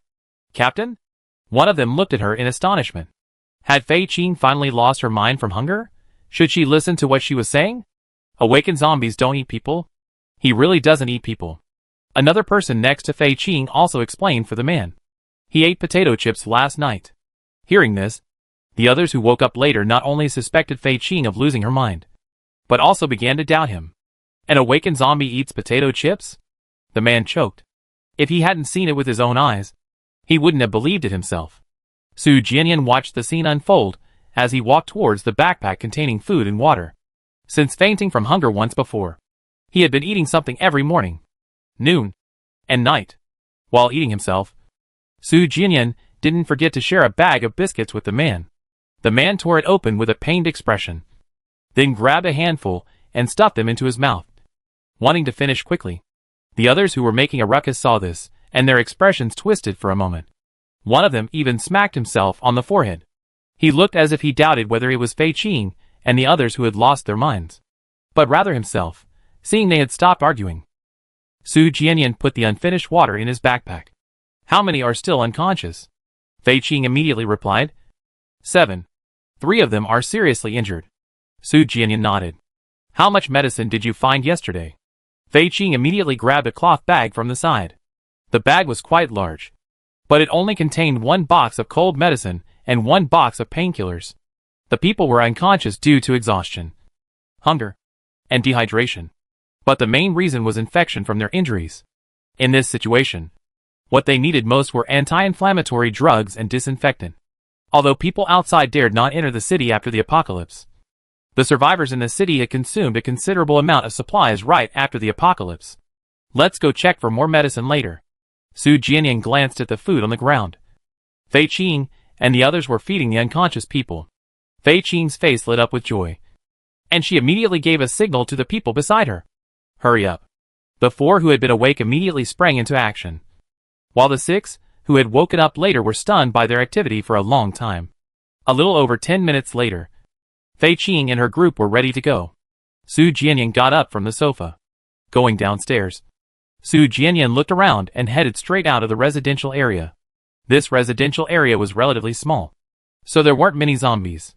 Combined with Su Jianyan's sweeping movement, they reached the gate in less than 5 minutes. A street led directly out of the gate. Let's see if there's a clinic or pharmacy nearby, Su Jianyan said to Fei Qing and her group. There are several residential areas nearby. There must be clinics and pharmacies nearby. Although these places have probably already been visited, the chances of finding anti-inflammatory drugs and disinfectants are still higher than in other places. Fei Qing and his group weren't particularly strong fighters, but they had survived the apocalypse for half a year, and quickly dispersed in groups of 3. Su Jianyan took the opportunity to look at the man beside him, instructing him to go back to the factory and retrieve the crops from the greenhouse. Finally, Su Jianyan headed towards the tallest building nearby. Tall buildings offer a wide view, but their usefulness in the city is limited. Su Jianyan couldn't find a clinic or pharmacy. 20 minutes later, when the group regrouped, one of them made a discovery. The group went over. At the end of the street, near the entrance of another residential area, there was a clinic. The clinic had clearly been ransacked. Medicine cabinets were overturned, and even hospital beds had been dragged onto the street. There were more than a dozen zombies inside and outside the clinic. You guys find somewhere to hide, Su Jianyan said, not expecting anything from Fei Qing and his group. Fei Qing and his group knew their limitations and immediately headed towards a window on the first floor of a nearby building. The window led to the toilet, which they had checked before. There were no zombies inside. A group of people climbed in, one after another. After they were hidden, Su Jianyan circled the area for a short while, choosing a relatively easy spot to strike, and then slammed his axe into the glass next to him. The sound of shattering glass echoed instantly. The next moment, half the street's worth of zombies rushed towards them. Su Jianyan waited a while, watching the zombies rush around the corner, before starting to run. Killing so many zombies one by one would take forever. It was better to lure them all in at once, and then figure out how to shake them off. 10 minutes later, the street was quiet. Fei Qing and her group, crouching on the ground, looked at each other, unsure whether to go out. A few minutes later, a soft knocking sound came from the window. The group of people, like startled birds, immediately looked up. Outside the window was Su Jianyan, who had already shaken off the zombies. Fei Qing and the others quickly opened the window and went out. Once they stopped, the group became even more reserved, especially the few who had just woken up, having witnessed Su Jianyan's abilities for the first time. They didn't know what to do with their hands and feet. Su Jianyan hadn't even caught his breath after running that lap. Su Jianyan led the group towards the street. The zombies in the vicinity had been drawn away, and the pharmacy was empty. Upon entering, without Su Jianyan saying anything, the group began searching the ground. There was a lot of trash on the ground, but even more so, various kinds of medicine. In this apocalyptic world, only a few medicines were truly useful, so no one paid attention to the others. They weren't looking for painkillers or anti-inflammatory drugs, but rather for alternatives. Medicine can't be taken indiscriminately, but not taking it now means certain death, while taking it might offer a glimmer of hope. Will this work? One of them handed Fei Qing a box of medicine. Fei Qing took it and looked at it. It should be fine. The others glanced at it only briefly before continuing their search. Since they were already here, they wanted to take as much useful stuff as possible. Su Jianyan stood at the door, watching outside. He wasn't afraid of ordinary zombies now, and he could even fight back against awakened zombies. His concern was the man in white, who knew if he was spying on them from somewhere again. A few minutes later, Fei Qing and her group had gone through all the medicine in the pharmacy. Su Jianyan glanced at it. They hadn't found much medicine, and they hadn't even seen any disinfectant. But they did find a bottle of medical hand sanitizer under the cabinet. This stuff is generally not meant to be used on wounds, but if necessary, washing with running water for at least 20 seconds can remove some microorganisms. After finding the item, Su Jianyan instinctively wanted to leave, but Fei Qing and his group headed straight for the neighboring shop, intending to search the surrounding area as well. Su Jianyan could only wait. While waiting, watching the constantly busy Fei Qing and his group, that increasingly stark difference between him and them returned. Not just Fei Qing and his group. Even if Mo Duolin, Li Lingmu, and Li Xiaofeng came, they probably wouldn't miss this rare opportunity to search. But he wasn't aware of that. While waiting, the man who had gone back to the factory returned. Fei Qing and the others saw him and were somewhat puzzled. Su Jianyan had also let the man leave for a while last night. They didn't ask. More than 10 minutes later, the group finally left. They went straight back. This time, Fei Qing left the little girl she was with inside. The door opened as soon as Fei Qing knocked. None of the remaining unconscious people woke up. They had brought back enough food yesterday. After entering, Su Jianyan went back to his bedroom to rest, while Fei Qing and the others busied themselves boiling water to treat the wounds of those on the floor. Just as Fei Qing and the others finished, the high temperature hit. Su Jianyan sent the man back to change the snow on the crops. In the afternoon, 3 more unconscious people woke up. This left only 4 unconscious people, enough to take with them. Su Jianyan started planning the move. The commercial building was very far from the garment factory. A round trip would take a whole day. He and the man were fine. They could sleep wherever they wanted. But the crops would surely die if left unattended. He could leave the men behind to care for the crops. But there were at least several thousand zombies in that commercial building, and he was unconscious on the top floor. He might not be able to get up there alone. The best solution was to bring Fei Qing and the others back and have them take care of the crops for him. But that would require even more caution, since all his possessions were tied up in that garment factory. Regardless of what happened to him, the fact remained that he needed to eat. "Is he your lover?" Fei Qing's voice suddenly rang out. Su Jianyan looked over.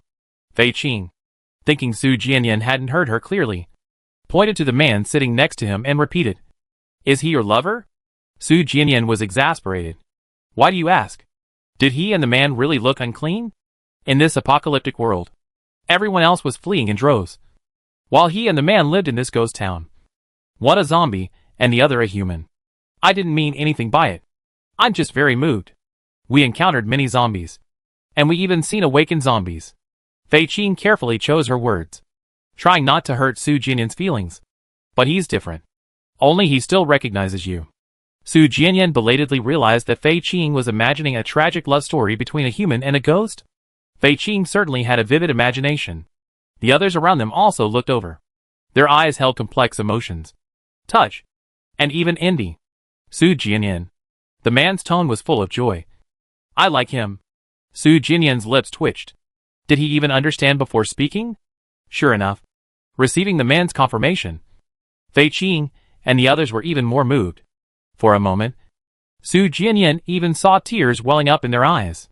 Not wanting to make things worse, Su Jianyan didn't continue the topic. Let's go somewhere else this afternoon. Fei Qing and the others all looked over. Let's go to where I used to stay, Su Jianyan said.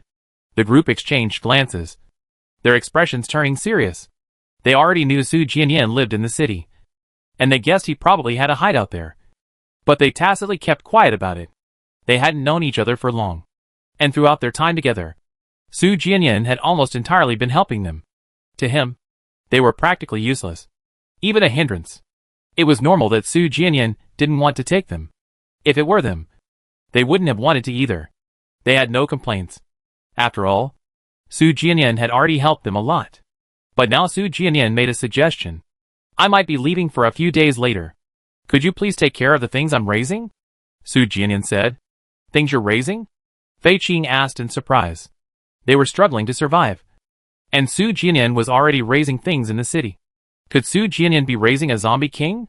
Fei Qing's expression gradually turned strange, because given Su Jianyan's abilities, he really might be capable of such a thing. Chapter 45. Su Jianyan turned and headed towards his bedroom, seeking refuge from the intense heat. He understood once Fei Qing and the others saw him. The man followed eagerly. Fei Qing and the others watched him go. A little after 3 a.m., when Su Jianyan woke up, Fei Qing and the others were already packing. They didn't have much, mainly supplies they retrieved with Su Jianyan's help over the past 2 days, and a few unconscious people. After waiting patiently for a while, Su Jianyan led the way downstairs. This area wasn't too far from the factory, and given he'd been in the vicinity for quite some time, the move went very smoothly. Half an hour later, they arrived at the entrance to the industrial zone. Fei Qing and the others hadn't been here before and looked around curiously. Su Jianyan headed straight for the garment factory where he lived. Climbing over the wall, Su Jianyan led them into the dormitory building. The dormitory building only had 4 or 5 floors, but each floor had several rooms. Su Jianyan didn't let Fei Qing and the others stay in his room. Instead, after reaching the second floor, he went to the opposite room.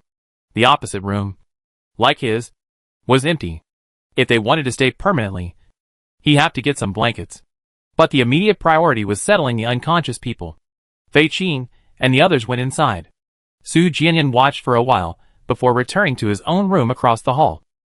Hearing the commotion, Fei Qing and the others, who were busy at work, immediately peeked out to see Su Jianyan's room. Su Jianyan was so powerful that they were somewhat hesitant to approach him. Naturally, his residence aroused their curiosity. Su Jianyan's room contained few things: a extinguished fire, a pressure cooker in her pot, a few bottles of water, some food, and a bed. The only eye-catching things were the electric blanket and its battery. It didn't look like a place to stay for long, at least not like the Su Jianyan residence they had imagined. The group was somewhat disappointed. Noticing their gazes, Su Jianyan, who had just put his bag down, turned around. Finished? If so, he would take Fei Qing and the others to see the factory and talk to them about the crops. Yes. Fei Qing went out.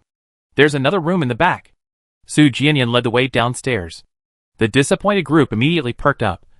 They knew Su Jianyan's room wouldn't be so simple. The whole group followed. The garment factory was quite large, with 7 or 8 workshops. The one Su Jianyan used was in the middle. He had sealed the windows of the workshop with cloth and newspapers, making it easy to spot. The moment they saw it, Fei Qing and the others perked up. Su Jianyan opened the door. Upon entering the factory, everyone's attention was immediately drawn to the shelves directly opposite the entrance, overflowing with food and water. More importantly, there were 6 or 7 shelves in total, enough to open a supermarket in the past. This wouldn't have been unusual before the apocalypse. But this was the apocalypse. Before meeting Su Jianyan, they had nearly starved and died of thirst in this post-apocalyptic world. The group instinctively swallowed. Is this water spinach? While observing, Fei Qing immediately recognized the contents of the flower pots nearby, her voice involuntarily rising. Since the apocalypse, the food they could find consisted mostly of snacks and dry goods. Even when they occasionally found rice or noodles, there simply wasn't enough water to cook them. These were already rare. Fresh vegetables were out of the question. Su Jianyan had already planted them here, especially the cherry radishes. The seeds were already visible underneath, and they should be ready for harvest in about 10 days. The air was already faintly filled with the aroma of radishes. Fei Qing took a deep breath. The radish's sweet scent, unlike snacks or dried goods, was refreshing and invigorating, giving her a feeling of being revitalized. The group of people around her felt the same way. If before they were only surprised by Su Jianyan's wealth when they saw those shells, now they were genuinely envious. This water. Su Jianyan pointed to a circle of buckets surrounding the flower pots. The buckets had originally contained snow, but it had all melted. Fei Qing tried to concentrate, but her gaze couldn't help but drift towards the vegetables. The midday temperature drop, the greenhouse at night, the supplementary lighting, water, electricity. Su Jianyan explained everything that needed attention before turning to Fei Qing. While I'm gone, please take care of them for me. Okay. Fei Qing naturally wouldn't refuse. However, when she looked at Su Jianyan again, her expression couldn't help but be a little strange. They hadn't spent much time together, and their understanding of each other was pitifully small. Although they meant no harm, was Su Jianyan trusting them too much, especially these crops? Placed right in front of them yet untouchable, this was already a test of humanity. Is it that important? Fei Qing asked, somewhat worried. Would something happen to Su Jianyan? I'd be back within a week. Su Jianyan didn't intend to elaborate. If you need any help, just ask, Fei Qing said. She knew their capabilities well. But if Su Jianyan asked, she would definitely help if she could. No need. Su Jianyan headed towards the door, intending to take Fei Qing and the others to see the snow cellar again. After giving all the necessary instructions, Su Jianyan returned to his dormitory, while Fei Qing and the others lingered. The zombies in the clothing factory had long been cleared out. The factory was safe. They hadn't had such a relaxed time in a long time. More importantly, they all wanted to see the crops again, to see how Su Jianyan had kept them alive. Food in the city was dwindling. To survive, they needed sustainable development. They all understood this principle. But understanding and doing were two completely different things. Outside the city, in the car, Gu Yuehe and his group were having a headache. Ever since deciding to try planting, they had been preparing. A little over a week ago, they finally had everything ready. Plus, they had found a lot of supplies and relatively abundant water along the way with the Black Beast. So they officially entered the planting stage. Before the apocalypse, they had basically never grown anything. But they understood the basic principles, and they followed suit. Everything went smoothly. The seeds sprouted the day after they were planted. They were initially quite happy, but as the seeds grew day by day, they soon noticed something was wrong. What grew from the seeds was different from what they remembered. The potatoes they planted sprouted sprouts as thick as a thumb. A week later, the sprouts had grown leaves the size of a palm. It was clearly an infected plant. I think there's something wrong with the soil, Mortarin said. They had deliberately dug the soil in a place where it wouldn't get wet from the snow. And they had even skimmed off the top layer, but now that I think about it, snow melts into water. And even if you don't directly get wet from the snow, the water can still seep in. Very likely. Gu Shumping agreed. But if this soil can't be used, where are we going to find uncontaminated soil? Gu Yuehe was at her wit's end. How about trying hydroponics? Hu Shirtong suggested. Everyone frowned.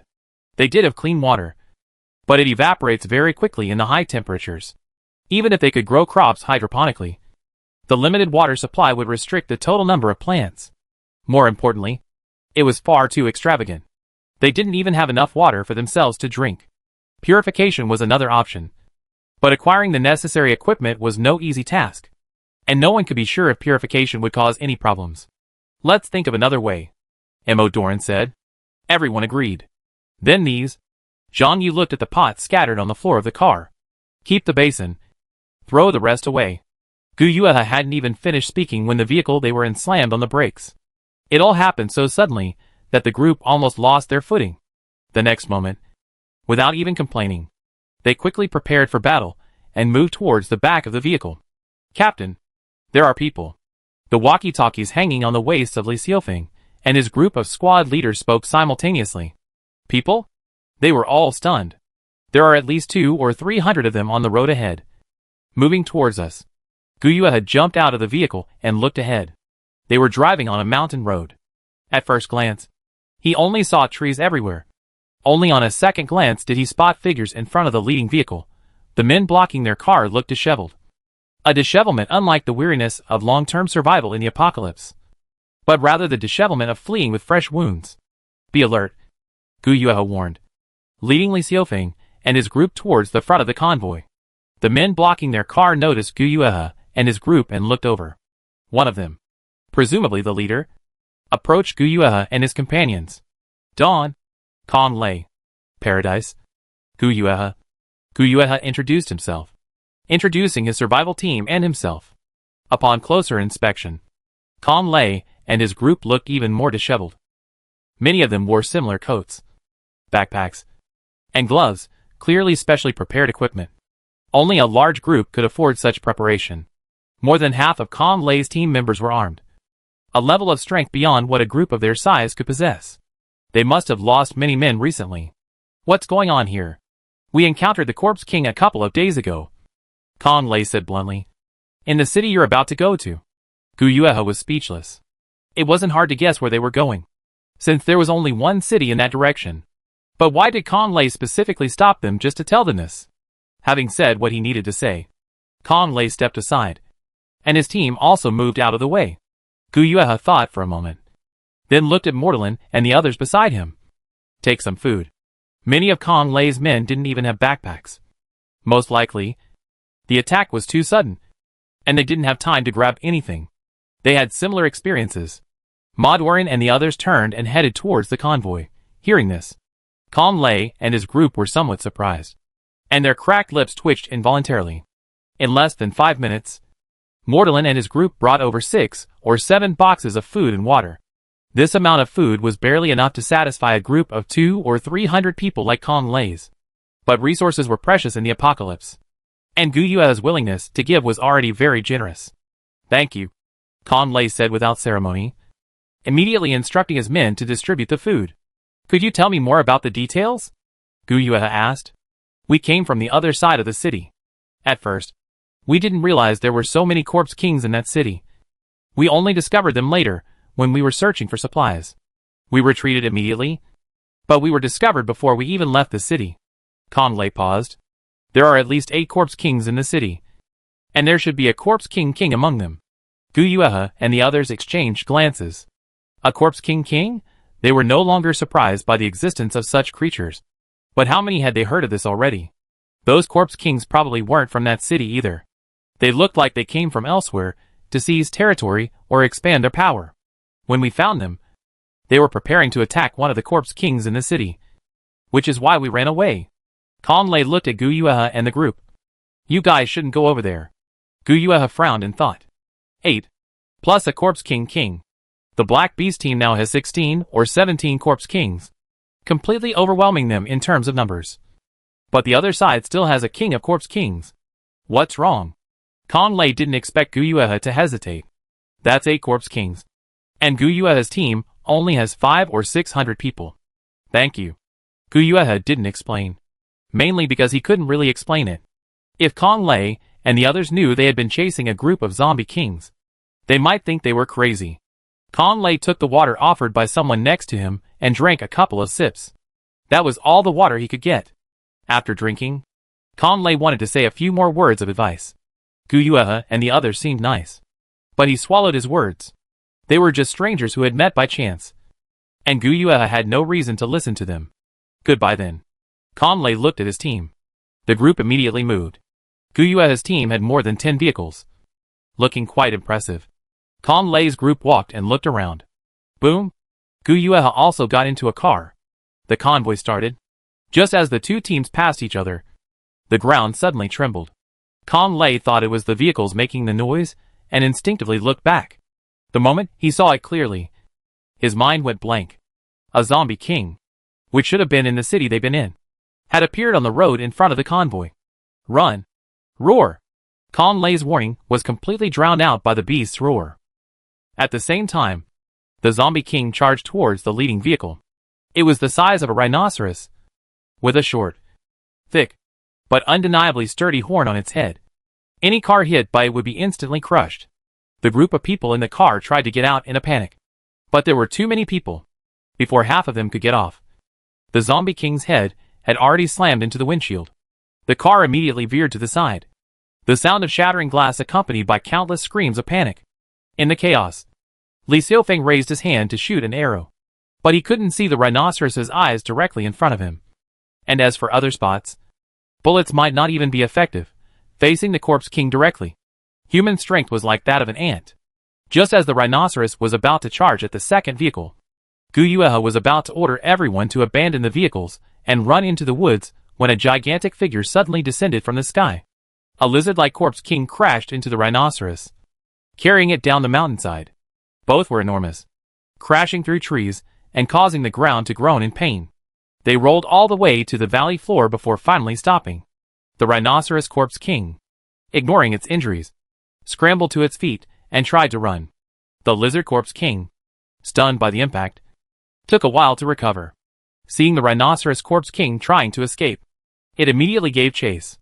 Approaching, it opened its mouth to bite. But the rhinoceros corpse king was exceptionally round, and its jaws couldn't find a bite anywhere. Finally, it bit into the rhinoceros corpse king's tail. Squeak! The rhinoceros zombie king immediately let out a blood-curdling scream, like a pig being slaughtered.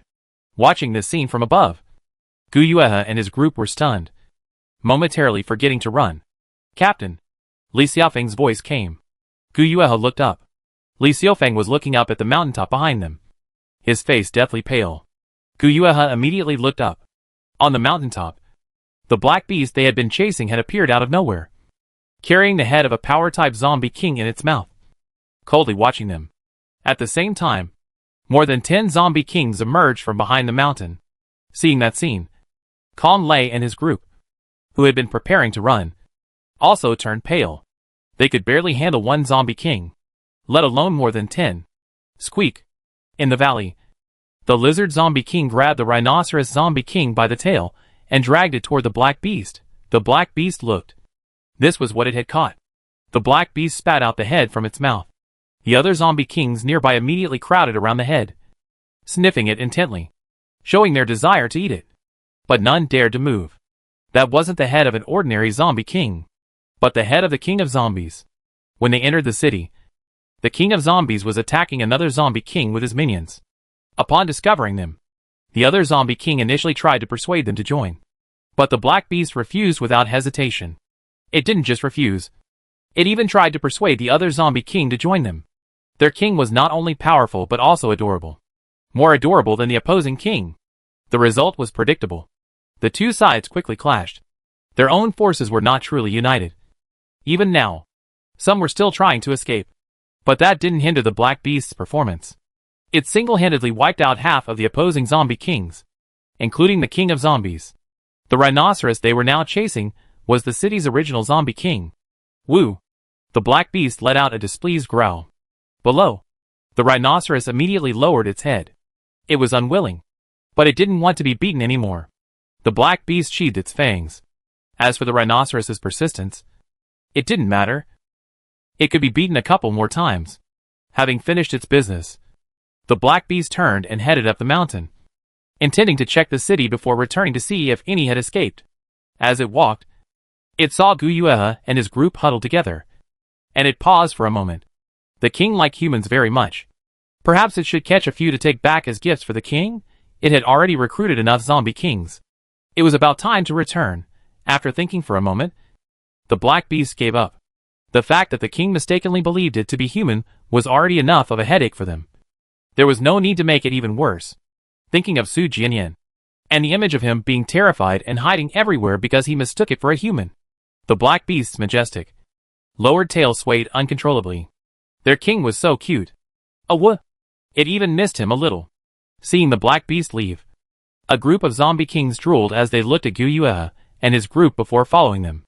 The last to leave didn't forget to take the head of the king of zombie kings with them. Watching them go, Gu Yuehe and his group remained stunned for a long time. After a while, they heard the groans of the injured coming from the overturned car, and they finally came to their senses. Save them, Gu Yuehe reminded them. The others immediately sprang into action. You know each other? Kong Lei asked, still shaken. The fact that the zombie kings didn't attack them was already surprising. But what surprised him even more was that the black beast clearly recognized Gu Yuehe and his group. But it was a zombie king. A genuine zombie king. How could Guyueha and his group know a zombie king? Guyueha's lips moved. He wanted to say something, but he couldn't utter a single word. Only the Li brothers, Li Linmu and Li Qinshui, and the rest of their team had seen the black beast. He had asked them after the last encounter, but neither of them knew the situation. They didn't know. But a name suddenly popped into Guyueha's mind. Su Jianyan. But Su Jianyan was just a human. And a lone human at that. What gave him the influence to make a group of zombie kings change their ways for him? Guyueha felt this was impossible. Guyueha understood perfectly well. But those 3 words wouldn't leave her mind. City A. Having finished explaining everything, Su Jianyan took Fei Qing and the others to find some bedding in the afternoon, and went to bed early that night. The next day, as soon as the snow stopped, Su Jianyan set off with the man. The shopping mall was further away from the area where Su Jianyan had found the supplementary lighting, and he had walked this road countless times. So he took the same route all the way, because he was familiar with it. He saw the inn around 10 a.m. Before it was even fully warm, Su Jianyan went straight upstairs. The room was exactly as before, with bedding scattered all over the floor. Su Jianyan went straight into his usual bedroom. Considering they had a purpose for going, Su Jianyan brought enough food and water. After entering, he opened his backpack, took out a bottle of water, and drank half of it. The 2 of them sought refuge from the high temperature indoors at noon. The afternoon's journey was much more difficult.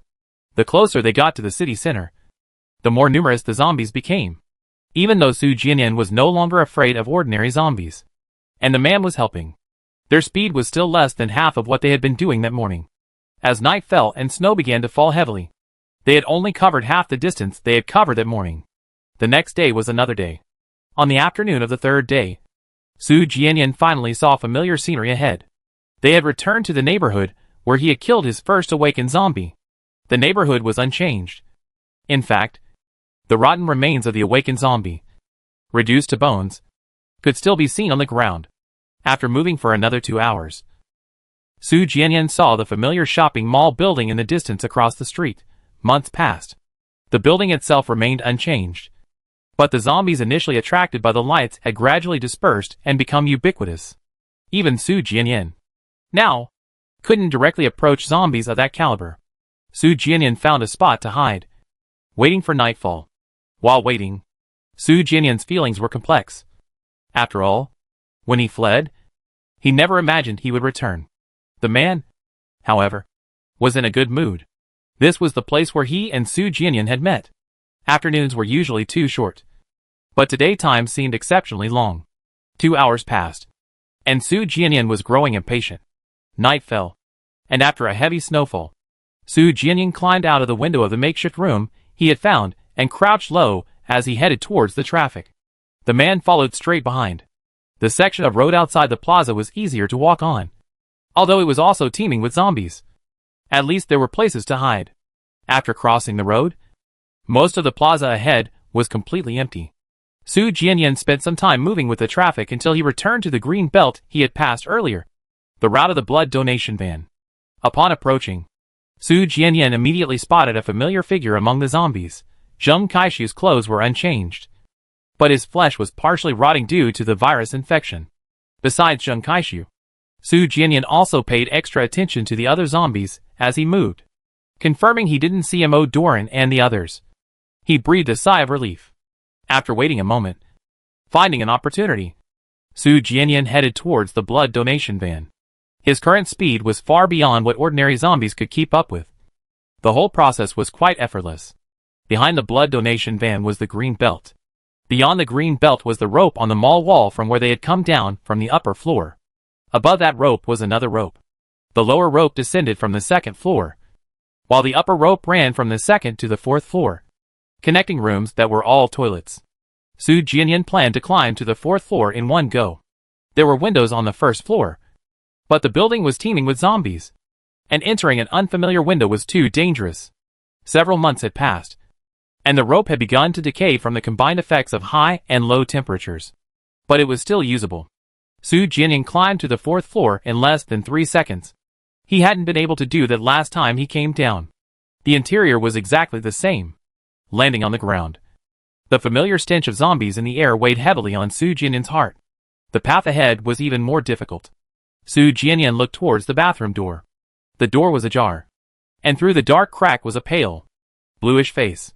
When Su Jianyan looked down, the eyes on that face were staring at him with malice. Su Jianyan's breath caught in his throat for a moment. The next moment, he looked again, but there was nothing outside the door. Only complete darkness. Chapter 46. Su Jianyan looked at the man. The man was facing away from the doorway, completely unaware of the situation. Su Jianyan took a deep breath, gripped the axe tightly, and slowly approached the door. He had to go inside the building now. Two figures wandered in the dark corridor. Those two figures were clearly just ordinary zombies. Ordinary zombies wouldn't retreat outside after discovering them. And awakened zombies had no reason to hide after discovering them. Was he mistaken? Su Jianyan tried to recall the details, but everything had happened too fast. And with the room completely dark, he couldn't remember anything. Unable to be certain, they couldn't stay inside forever.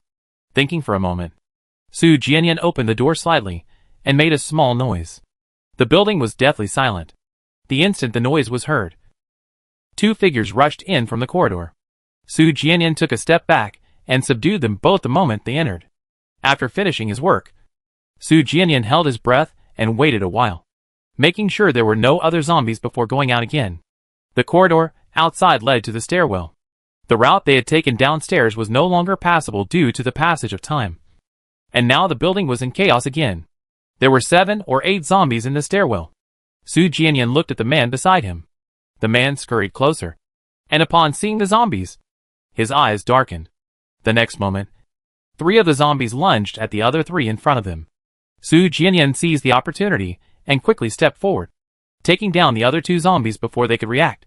The entire process was almost completely silent. Even the zombies in the stairwell above didn't notice. Su Jianyan breathed a sigh of relief. In a simple fight, he wouldn't be afraid even if all these zombies attacked at once. But there were thousands, even tens of thousands, inside the building. After dealing with them, Su Jianyan led the way upstairs. As he moved, a faint sense of being watched suddenly came from behind. Su Jianyan immediately turned around. The winding stairwell leading downwards was pitch black, like a passage to hell, and there was no one in it. The passage they had just come from had slightly better visibility, but it was also empty. The man also turned around. Seeing nothing, he looked up after a moment with a puzzled expression. Su Jianyan's tense nerves slowly relaxed. He was too tense. This was where he had woken up, and the experiences during that time had left a deep impression on him. Even though he was different now, he still felt an uncontrollable chill. More than half an hour later, they arrived at the 7th floor. An hour later, they reached the junction of the 10th and 11th floors. After dealing with the last zombie, Su Jianyan stopped to rest in the stairwell, no longer as afraid of zombies as before. He had fought his way up, a physically demanding task that left him slightly out of breath. More importantly, the hotel was just above the 11th floor. He had searched the documents on the counter during his last visit, but hadn't found the man's check-in record. Without a paper record, there were only 2 possibilities: the computer or the room the man had previously stayed in. 5-star hotels usually have generators, so turning on the computer wasn't entirely impossible. But Su Jianyan preferred to check the man's previous room first. He would definitely carry his ID card when traveling. Besides, if he turned on the power to the hotel, it wouldn't just be a problem for the front desk. The upper floors would likely be in an uproar. Then, getting to the top floor would be even more difficult. Having made up his mind, Su Jianyan rested for a while before continuing upstairs. The hotel front desk was directly opposite the elevator, and the stairwell was very close to the elevator. Going up the stairwell would expose him to the open space around the front desk. There were at least 20 or 30 zombies in that open space. Su Jianyan used his old trick again, finding a bottle of air freshener in the stairwell and throwing it towards the opposite corner. A swarm of zombies immediately rushed towards the air freshener. Su Jianyan took advantage of this opportunity to quickly go upstairs. There were zombies in front of the elevator on the 12th floor. Su Jianyan stopped in the stairwell. After peeking out and confirming the number, Su Jianyan grabbed his axe and prepared to go out. Clang! He had barely moved when the sound of something falling from a height into the stairwell rang out. Su Jianyan immediately turned around, and the moment he saw it clearly, a chill ran down his spine. It was a bottle of air freshener. The stairwell floor was uneven, and the air freshener, being a round can, immediately rolled down more than 10 steps after falling. Combined with the stairwell's special amplification system, the entire building became noisy instantly. Zombies surged in like a tidal wave. Su Jianyan didn't have time to investigate how the air freshener had ended up back in the stairwell. He quickly rushed towards the 12th floor corridor. The zombies that had been in front of the elevator had already reached the vicinity of the stairwell. Su Jianyan dealt with one, dodged another, and quickly rushed towards a room with an open door not far away. Click. As Su Jianyan locked the door from the inside, several zombies slammed against it. This was accompanied by scratching and growling sounds. Su Jianyan listened intently. Even after he hid, the sound of the air freshener continued. But unlike the previous sounds of it falling from a height, the later sounds were more like it was being kicked by attacking zombies and rolling downhill. The air freshener was a metal can, and the rolling sound was already loud, combined with the constant kicking. In less than 5 minutes, almost the entire building was in an uproar. This wasn't the first time Su Jianyan had heard this noise. He had witnessed it when Mordelin and his men opened fire, but hearing it again still sent chills down his spine. What made him even more uneasy was how the air freshener had rolled back into the stairwell, kicked back by the attacking zombies. This was the first time Su Jianyan had encountered something like this. With the whole building bustling, even Su Jianyan wouldn't dare go out in this situation. Su Jianyan turned back to examine his room. This room must have been occupied before. There were suitcases in the living room, their contents scattered all over the floor. There were no zombies inside. A thick layer of snow covered the windowsill outside. Su Jianyan entered the building after dark, and the temperature had long since dropped, so he headed straight for the bed.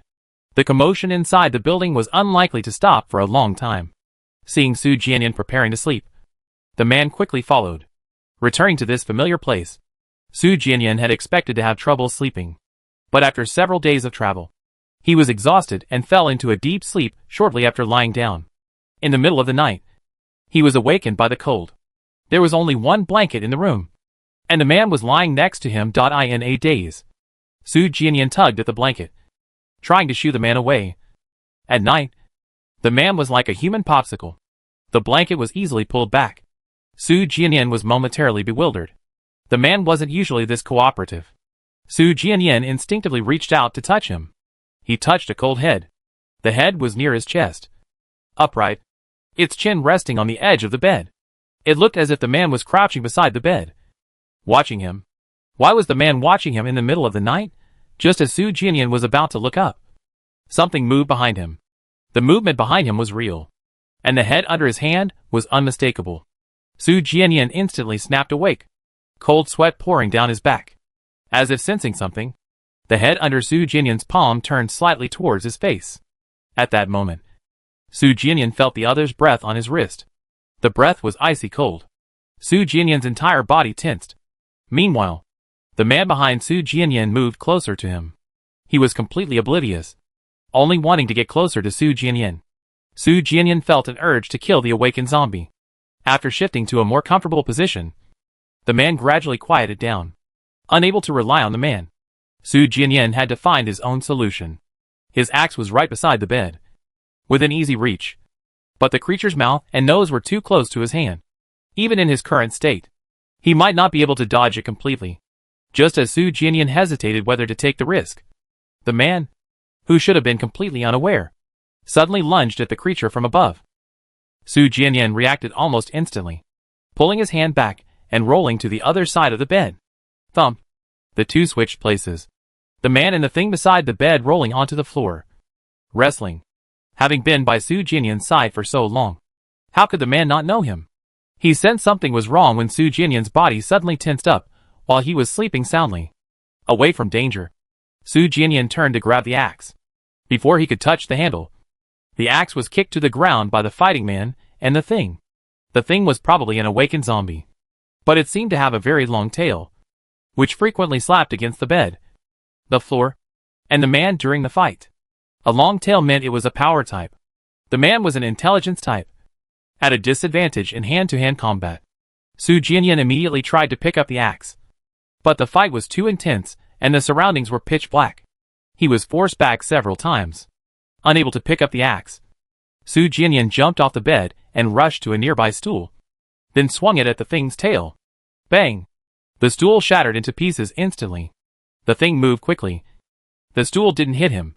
Su Jianyan picked up a broken stool leg from the ground, ready to stab again, when something struck him. Su Jianyan was knocked down.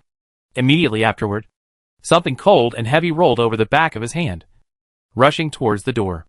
Bang! The door was pulled open and slammed against the wall. Su Jianyan pushed aside the man who had been thrown at him and hurriedly ran to close the door. Sure enough, the commotion had attracted more than 10 zombies. When he rushed to the door, the zombies were swarming into the house. Su Jianyan kicked the first zombie with all his might. The zombie was sent flying. Along with more than 10 zombies behind it. Su Jianyan immediately slammed the door shut. Bang! A banging sound came from outside. Su Jianyan leaned against the door to prevent the zombies from rushing in. More than 10 minutes later, the commotion finally subsided. Are you alright? Su Jianyan looked at the man, who was getting up from the floor. Although he hadn't seen it clearly, that thing was definitely the same one he had seen through the crack in the 4th floor door earlier, the sight in the hallway earlier, and the air freshener were most likely his doing. To be able to do this much, and to reach his bedside without alerting him, that thing must have been close to the zombie king. Kill it! The man approached the door. His tone was icy, clearly angered. Come back.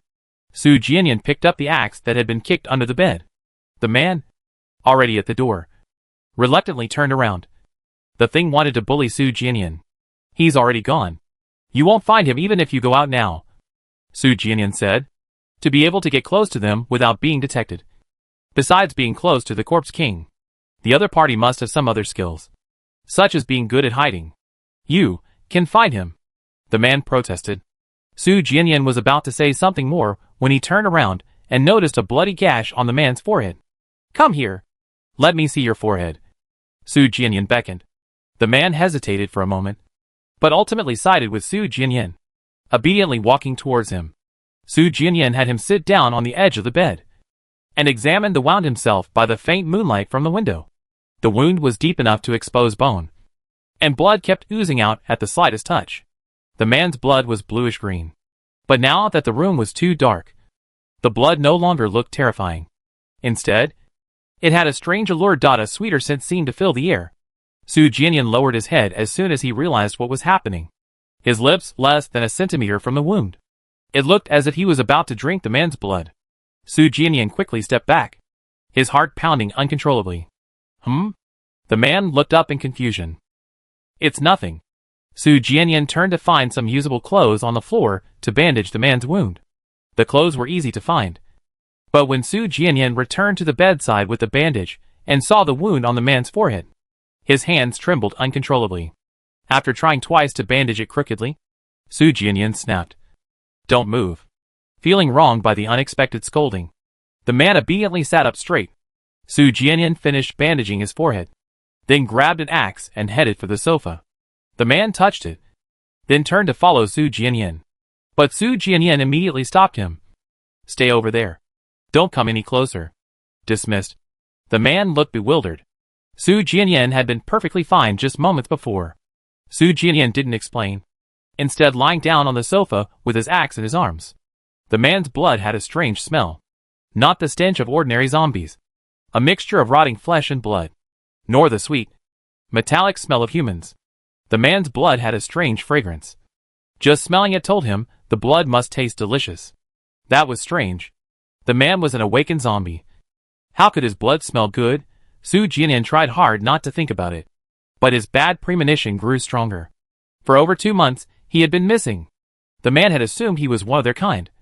His inhuman strength and speed. The man stealthily approached, secretly observing, and secretly sniffing.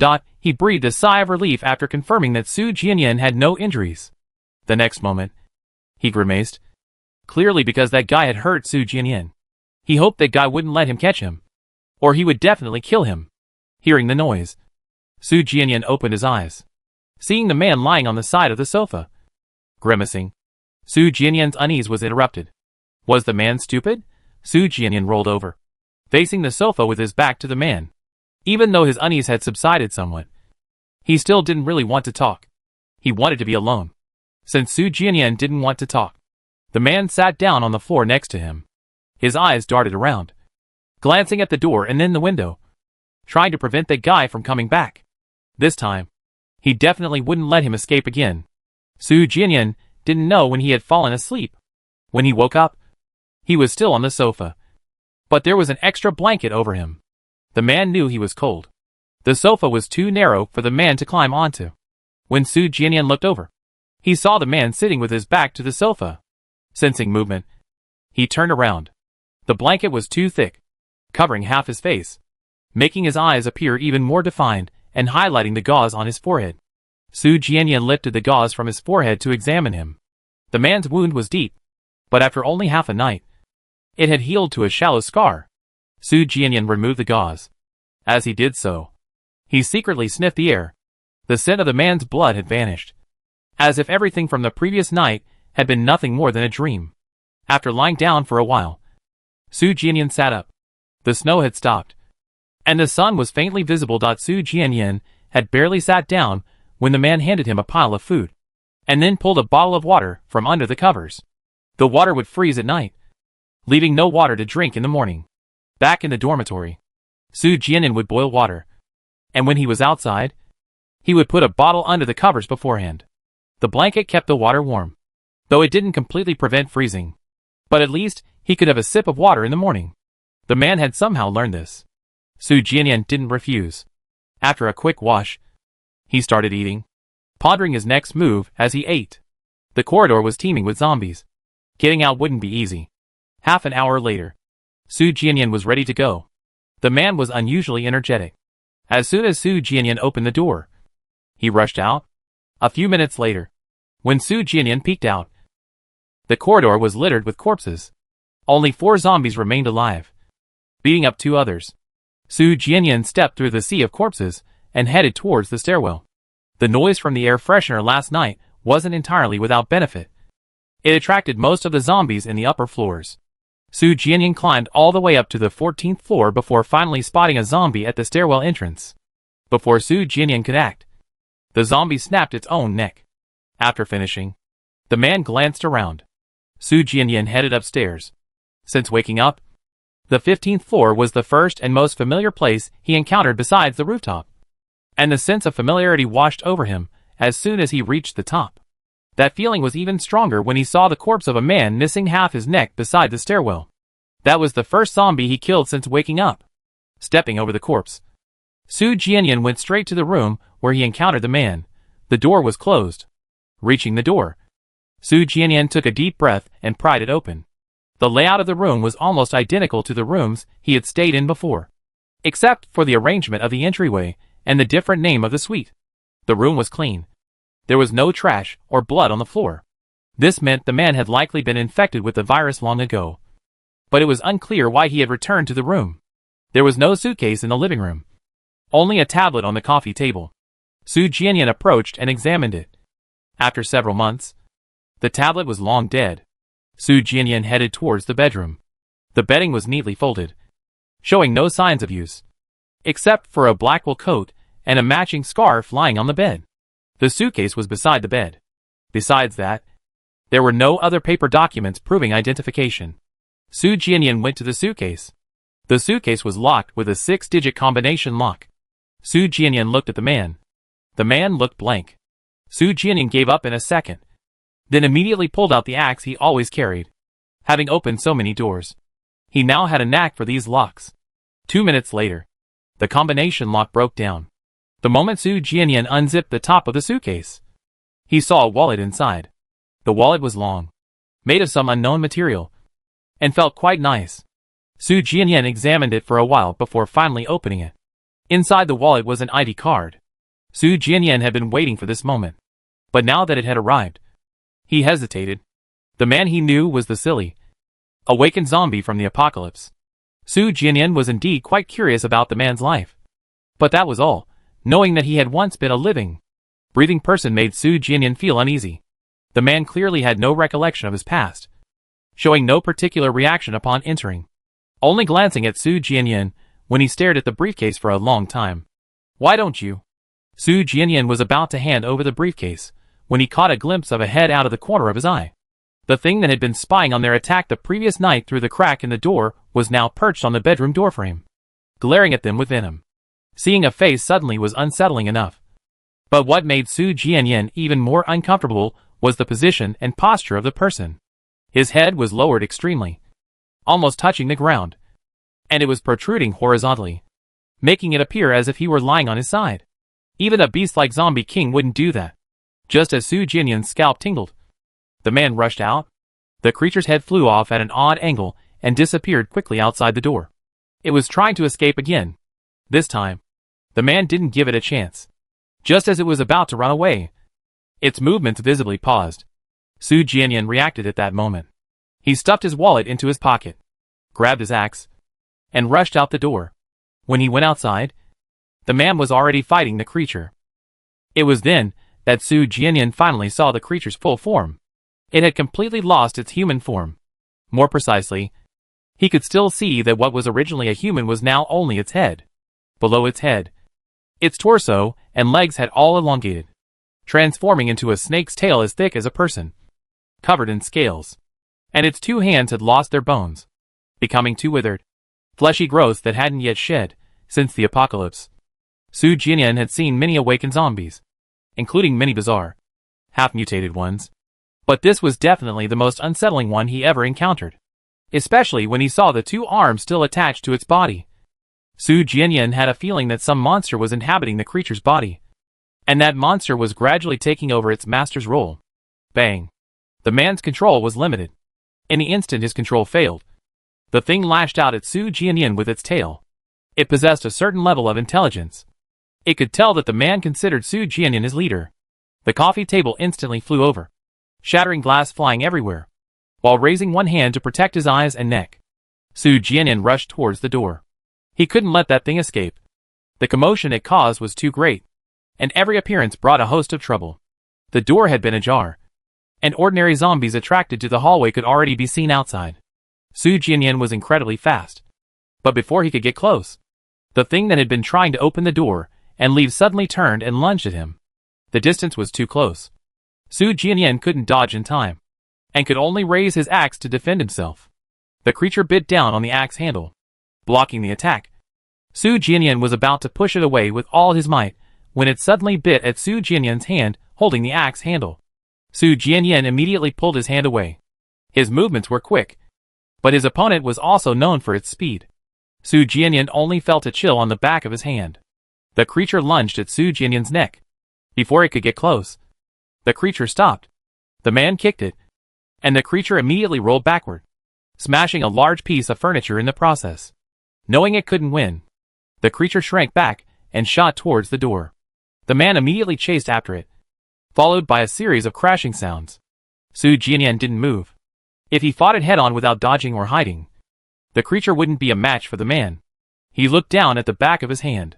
There, a patch of blood. Chapter 47. The wound wasn't deep, but it almost pierced the entire back of his hand. It must have been from when he dodged, the back of his hand scraping against the creature's teeth. Su Jianyan didn't feel much pain, not because the wound didn't hurt, but because he was completely stunned. That thing was an awakened zombie. Its bodily fluids and teeth were poisonous. Being bitten meant infection with the virus, meant death. Since waking up, Su Jianyan had been trying his best to prevent things from turning out this way. He had done a good job, even when facing the combined attack of two zombie kings. But now, the fighting outside the corridor continued. The man and the creature fought all the way down the corridor to the stairwell, and then down the stairs, their thunderous roar echoing throughout the entire floor. Thinking of the man, Su Jianyan remembered the wallet in his pocket. He had hesitated before about whether to look at it, but now he was spared the trouble. If he didn't look now, he might never have the chance again. Su Jianyan took out the wallet, opened it, and while his mind was still clear, pulled out his ID card. The man in the ID card looked younger than he did now, but only a few years older. The man in the ID card was still wearing a suit, and with that expressionless, gloomy face, Su Jianyan could imagine the company employees avoiding him just by looking at the photo. Su Jianyan looked at the name section. Li Muchio. The name suited the man quite well, both morning and night, full of contradictions. With the question on his mind answered, Su Jianyan felt completely drained. He stumbled back 2 steps and slumped onto the sofa. When the man returned, he was already a zombie. He wondered if the man would be sad or happy to see him like that. Imagining that scene, Su Jianyan picked up an axe and pointed it at his neck. He seen what Zheng Kaishu looked like as a zombie: deathly pale skin, bluish hair, and signs of decay at the bite wounds. Su Jianyan couldn't bear the thought of becoming like that himself. He raised the axe, then hesitated before lowering it. The man would be heartbroken to find him dead when he returned. And besides, he wouldn't be able to think or feel anything then, rather than cause the man grief. It was better this way. Su Jianyan closed his eyes and slowly leaned back in his chair. The crackling sounds in the corridor continued. But unlike before, they were no longer intense. They sounded more like one side dominating the other, beating the other. The fighting stopped abruptly after another loud crash against the railing. Then, something came upstairs. 3 minutes later, the door to Su Jianyan's room was pushed open. Gulp! The man angrily threw the bruised and battered corpse of the creature he'd beaten onto the floor in front of the sofa, blaming it for bullying Su Jianyan. Su Jianyan remained motionless. The man immediately tensed up and moved closer to Su Jianyan. As soon as he got close, he smelled blood. The emotions he had finally managed to calm exploded instantly, and he turned around and began to beat the corpse on the ground again. He hadn't hit it hard enough before, so he started again. Bang! Thump! Annoyed by the noise, Su Jianyan, who was waiting to die, opened his eyes irritably. He was about to die. Couldn't this man be quiet for a second? Does it hurt? The man noticed Su Jianyan sitting up and quickly dropped the corpse. Moving closer to him, Su Jianyan rubbed his nose. The man noticed the wound on Su Jianyan's hand, and his brow furrowed instinctively. He pulled Su Jianyan's hand close to his face, examining it closely, even wanting to lick it. He acted as if the wound wasn't on Su Jianyan's hand, but on his own. Su Jianyan quickly pulled his hand back. The saliva was disgusting. At the same time, Su Jianyan looked at the wound himself. In just 5 minutes, the wound on the back of his hand was reduced to a shallow cut, and the bleeding had long since stopped. Su Jianyan smiled bitterly. If he had held on to hope before, he was now utterly hopeless. How could a normal human survive being bitten by an awakened zombie? No normal human possessed his healing abilities. But he couldn't understand it. He clearly had his previous memories, and when he first woke up, he hadn't noticed his skin color was off. His blood was still red, and he had always eaten human food. He could even accept being told he was infected after waking up. After all, the man was always clinging to him, and both of them had been injured. Accidental infection wasn't surprising, but this didn't explain his disappearance for over 2 months at all. Hit him. The man turned around and was about to drag the corpse of the creature towards Su Jianyan. The man didn't know what Su Jianyan was thinking, but he could tell that Su Jianyan was unhappy. Su Jianyan had been fine before, but his mood soured after being injured. The conclusion was that he hadn't hit him hard enough. No need. Su Jianyan quickly called for a stop. The creature was creepy enough from a distance. It was even more unsettling up close. The man reluctantly threw the corpse away. After throwing it away, he didn't forget to curse inwardly. Damn thing. Su Jianyan looked at the man. The man was still in the same position he used when he threw the body in front of him, while looking at the wound on his hand, allowing Su Jianyan a clear view of the man's entire face. Li Muchio. The man's eyelashes trembled slightly. He didn't react to the name, but he liked the way Su Jianyan looked into his eyes. Su Jianyan was both amused and exasperated. The man, now an awakened zombie, had very clear eyes due to his low intelligence, completely unlike the man in the photograph. Looking into those eyes, Su Jianyan's mood improved somewhat. Su Jianyan got up and headed towards the bedroom to check if there were any other documents in the suitcase. The man followed eagerly. The suitcase wasn't large, looking like it belonged to a short business trip, and Su Jianyan did indeed find a contract to be signed inside. Su Jianyan opened it and looked at it. As expected, Su Jianyan recognized the company name at the top of the page. Although it wasn't in their industry, it was still a well-known large enterprise. Su Jianyan recalled that the largest shareholder of that company seemed to be surnamed Li. Fate is a strange thing. Before the virus outbreak, they lived in the same building but had never met, let alone spoken. Now, they had met in this way. Su Jianyan looked at the man. Although the man followed him, his eyes frequently glanced towards the living room. The man's hand injury had long since healed. So Su Jianyan no longer allowed him to eat zombies. The zombie's corpse was like a sumptuous meal to the man, who was already starving. Su Jianyan sighed silently. Go eat. The man turned around abruptly. Fine. Don't eat it then. Su Jianyan shoved the contract back into the file folder. The man immediately ran towards the door, afraid that if he hesitated even a second longer, Su Jianyan would change his mind. Su Jianyan sighed helplessly. He hadn't allowed the man to eat zombies before, fearing that if he ate too many, he would become intelligent and realize they weren't the same kind, thus turning against him and killing him. Now that concern was gone. Although, if the man became intelligent, he might also leave him. After putting the contract away, Su Jianyan put it back in his suitcase and closed it again. After finishing, Su Jianyan didn't rush out. Instead, he lay on the bed, pondering what to do next, while waiting for the man to finish eating. Even knowing he wasn't normal, he still couldn't get used to the sight of the man devouring human heads. The distinctive bloody smell of zombies quickly filled the air, and Su Jianyan even detected a hint of sweetness, which made him feel hungry. Su Jianyan tried to ignore it. 10 minutes later, the man entered. Su Jianyan stood up and led the way towards the door. After taking 2 steps, Su Jianyan turned back. From now on, your name will be Li Muchio. The name didn't quite suit the man's current appearance, but he couldn't keep calling him that. Li Muchio. The man memorized it. The stench of blood in the living room intensified. Su Jianyan forced himself not to swallow, deliberately avoiding looking at the wreckage on the floor as he passed through.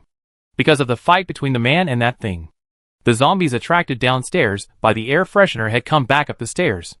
When Su Jianyan opened the door, the hallway was full of zombies. Hearing the door open, a group of zombies immediately turned around. Seeing Su Jianyan, only 2 hesitated. The rest pounced. Su Jianyan could only wield his axe. He hadn't considered this possibility before, largely because he looked undeniably human, at least to these ordinary zombies. Half an hour later, the 2 fought their way to the rooftop. After locking the iron gate leading to the roof, Su Jianyan took a deep breath and headed out through the passageway. The rooftop was exactly as he had left it. No living creatures, no zombies, just piles of trash. Because of the delay, the sun was already high in the sky, the scorching sunlight stinging his skin. Su Jianyan looked around and headed towards the spot where he had fainted. As he walked, he observed his surroundings. Bloodstains were everywhere on the rooftop, especially near the elevator, where the ground was almost completely obscured. The bloodstains were mainly of 2 types, a dark red, typical of humans, and a bluish green, typical of zombies. Over time, the 2 colors became almost indistinguishable, but a closer look still revealed the difference. Su Jianyan hadn't considered this possibility when he first woke up, and naturally hadn't noticed it. Su Jianyan had prepared for the worst, but the area where he woke up was clean. Su Jianyan breathed a heavy sigh of relief. He had assumed he had eaten the zombies on the roof. He exhaled, then frowned again. If he hadn't eaten them, where were the zombies when he woke up? The rooftop was just as deserted. At the time, he thought those people had abandoned him and left. Then, upon entering the building and encountering zombies, he discovered the apocalypse. And in his shock, he didn't think much of it. But now, thinking about it, given that the rooftop was full of people, how could there not be a single zombie? Moreover, the rooftop door was closed at the time. After a moment's thought, Su Jianyan began searching in a circle around the elevator. More than 10 minutes later, Su Jianyan saw a patch of bluish-green blood on the concrete railing in a corner of the rooftop. Su Jianyan peeked out and saw a force-open safety window below the bloodstain. Su Jianyan estimated the location from memory, then looked at the man beside him with a dark expression. The room corresponding to that window was the man's room. In that instant, Su Jianyan understood many things. He definitely didn't have any blood on him when he woke up. Otherwise, he wouldn't have never suspected him. Awakened zombies, and zombie kings feed on ordinary zombies. The man was locked in a room where he was alone. So theoretically, his mutation level shouldn't be too high. But when he met the man, he clearly already had a certain level of intelligence. No wonder the man was able to escape without opening the door when he locked him in the room. Stared at. The man looked bewildered. Su Jianyan's feelings were complicated. Should he even thank the man for not eating him? After all, the man had devoured all the zombies on the rooftop. but hadn't eaten him. Su Jianyan kept picturing the man sniffing him repeatedly, wanting to eat him several times, but then hesitating. Even though Su Jianyan had accepted the fact that he wasn't human, it didn't mean he had accepted eating zombies. Knowing he hadn't eaten him, Su Jianyan breathed a sigh of relief. Let's go home. Su Jianyan led the way downstairs. He still had many questions he didn't understand, such as why he had human memories when he woke up while the man and the others didn't, and why his blood was red. But these questions couldn't be answered here anymore. Hearing that they were going home, the man was in a good mood and led the way. Su Jianyan followed behind him, watching his back, and suddenly remembered the name again. Li Muchio. Li Muchio. He couldn't call him man anymore. Li Muchio. The man turned around almost immediately. Su Jianyan almost couldn't stop in time and bumped into him. You remember so quickly. Su Jianyan said. Remember. The man struggled to express himself. Su Jianyan passed him and walked ahead. He should have named him himself. Preferably Go Dan Dog Egg. Imagining that scene, Su Jianyan couldn't help but smile. Li Muchio didn't understand, but seeing Su Jianyan happy, he also shook his head and swayed. Entering the passage, Su Jianyan took a deep breath and headed towards the stairwell. This was truly the last time he would come here. Li Muchio was about to follow, but his steps abruptly halted. He turned to look at another equally tall building to the right of the rooftop. The distance between the two buildings was vast, so far that the situation inside was completely obscured with the naked eye. But Li Muchio knew that the guy in the white tracksuit was there. The joy in Li Muchio's eyes gradually faded, replaced by coldness and ferocity. All those who covet Su Jianyan die. Li Muchio? Su Jianyan walked a short distance and, realizing he wasn't following, turned back from the stairwell. Li Muchio instantly suppressed the murderous intent in his eyes and scurried towards Su Jianyan. Su Jianyan glanced at the passageway outside with some confusion, but from his angle, he couldn't see anything. Su Jianyan focused his attention on figuring out how to get downstairs. They had cleared some of the zombies from the stairwell when they came up, but the commotion from Li Muchio's fight with that thing had disrupted their route. Su Jianyan wasn't afraid of ordinary zombies. It would just take more time. His concern was whether it would attract other things. The probability of a zombie awakening was low, but the sheer number of zombies in this building meant he wouldn't be surprised if another awakened zombie appeared. Su Jianyan was lucky. He didn't encounter anything else on his way down to the 4th floor restroom.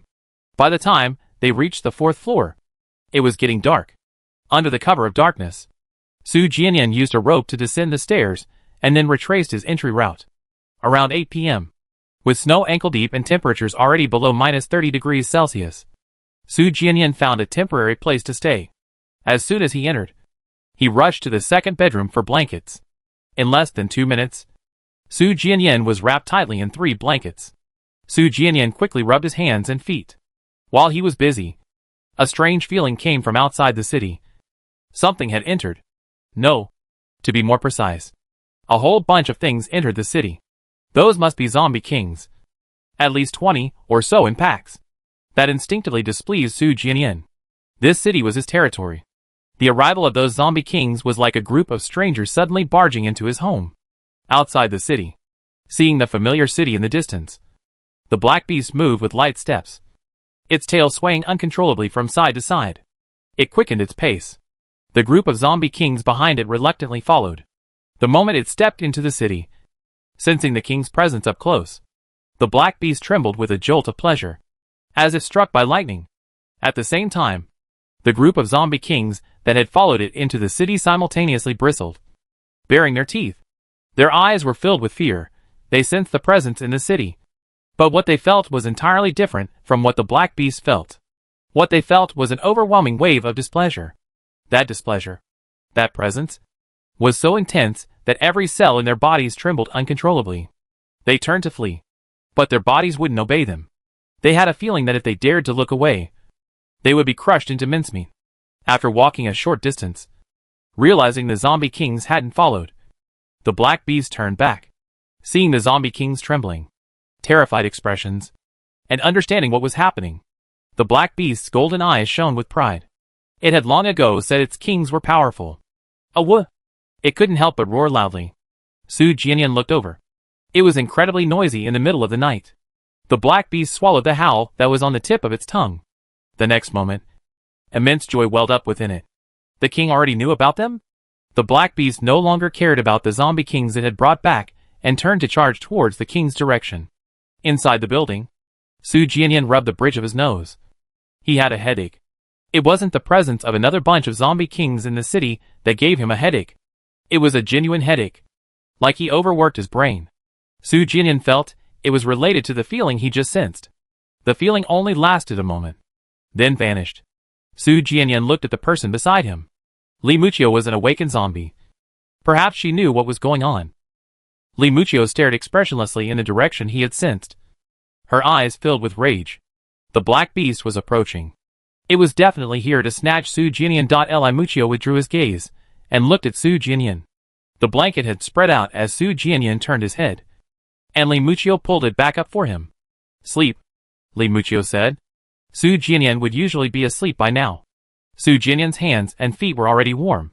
He straightened the blanket and lay down. You felt it too? Li Muchio didn't answer. He climbed into bed and lay down beside Su Jianyan, wanting to quickly lull him to sleep. Not receiving a reply didn't surprise Su Jianyan. After all, while Li Muchio was more talkative than before, he wasn't capable of giving long explanations. After a long day, Su Jianyan was tired, and his breathing became even soon after lying down. Hearing the movement, Li Muchio, who had been sleeping obediently outside the blanket, opened his eyes. He looked at Su Jianyan again, then got up and left. In the stairwell, Li Muchio sensed the positions of the black beast and the man in white while summoning an ordinary zombie. If a real fight broke out, the ordinary zombie would be no match. As the ordinary zombie approached, Li Muchio used his fingernail to cut the palm of his other hand, letting blood flow. The summoned zombie swallowed it all. As the blood was swallowed, a connection was established between the two. The blood-drinking zombie's eyes clearly regained their color. It awakened.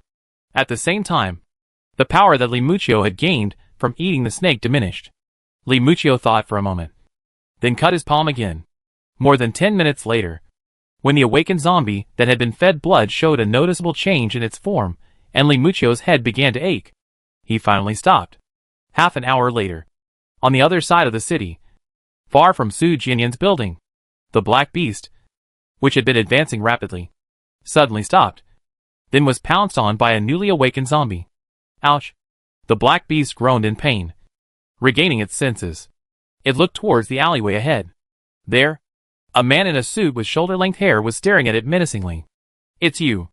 The black beast recognized him instantly, the awakened zombie beside the king. Get lost. Li Muchio's tone was icy, and left no room for argument. Su Jianyan was his. No one could take him away.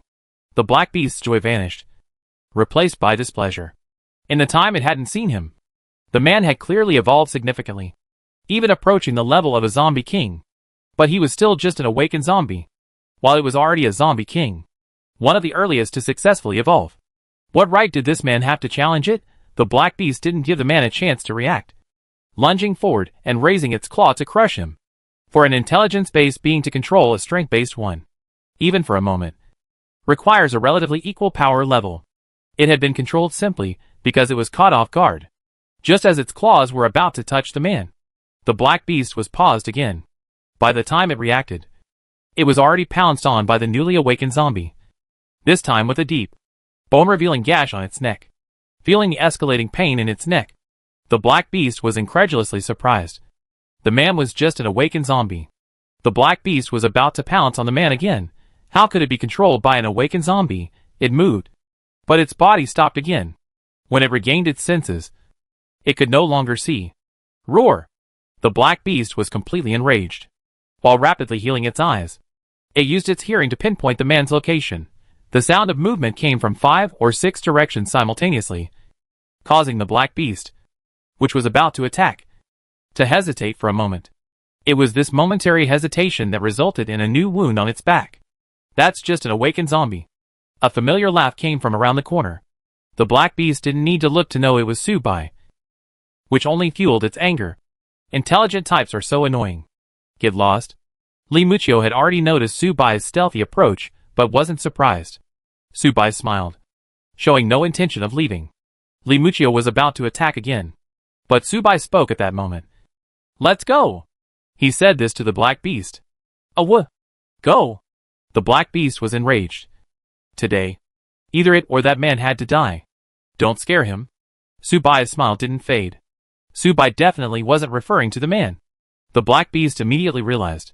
Was the king still the same as before? Subai didn't speak. In that brief moment, the black beast's one eye was already faintly visible. It glanced at Li Muchio, then at the dark buildings behind him, and turned to leave. Subai smiled at Li Muchio and walked away as well. Li Muchio didn't chase after it. His only goal was to prevent the black beast from getting closer. His subordinates, whom he controlled, approached. Go away. Li Muchio glanced at him, left those words, and quickly went back inside. Inside the house, Su Jianyan was fast asleep. Li Muchio lay down beside Su Jianyan as usual. The next day, when Su Jianyan had finished eating and was preparing to leave, Li Muchio was still asleep. Too many zombies had entered the city the night before, and Su Jianyan, fearing for Fei Qing and the others' safety, was anxious to return. So he had to wake him. Li Muchio woke up quickly, but perhaps the brain-infused drink was too effective. He remained dazed throughout the journey. Su Jianyan had no choice but to walk slowly, stopping frequently to wait for him. That was too inefficient.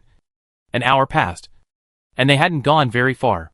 Su Jianyan had to pull him along, holding his hand. Li Muchio seemed much more alert.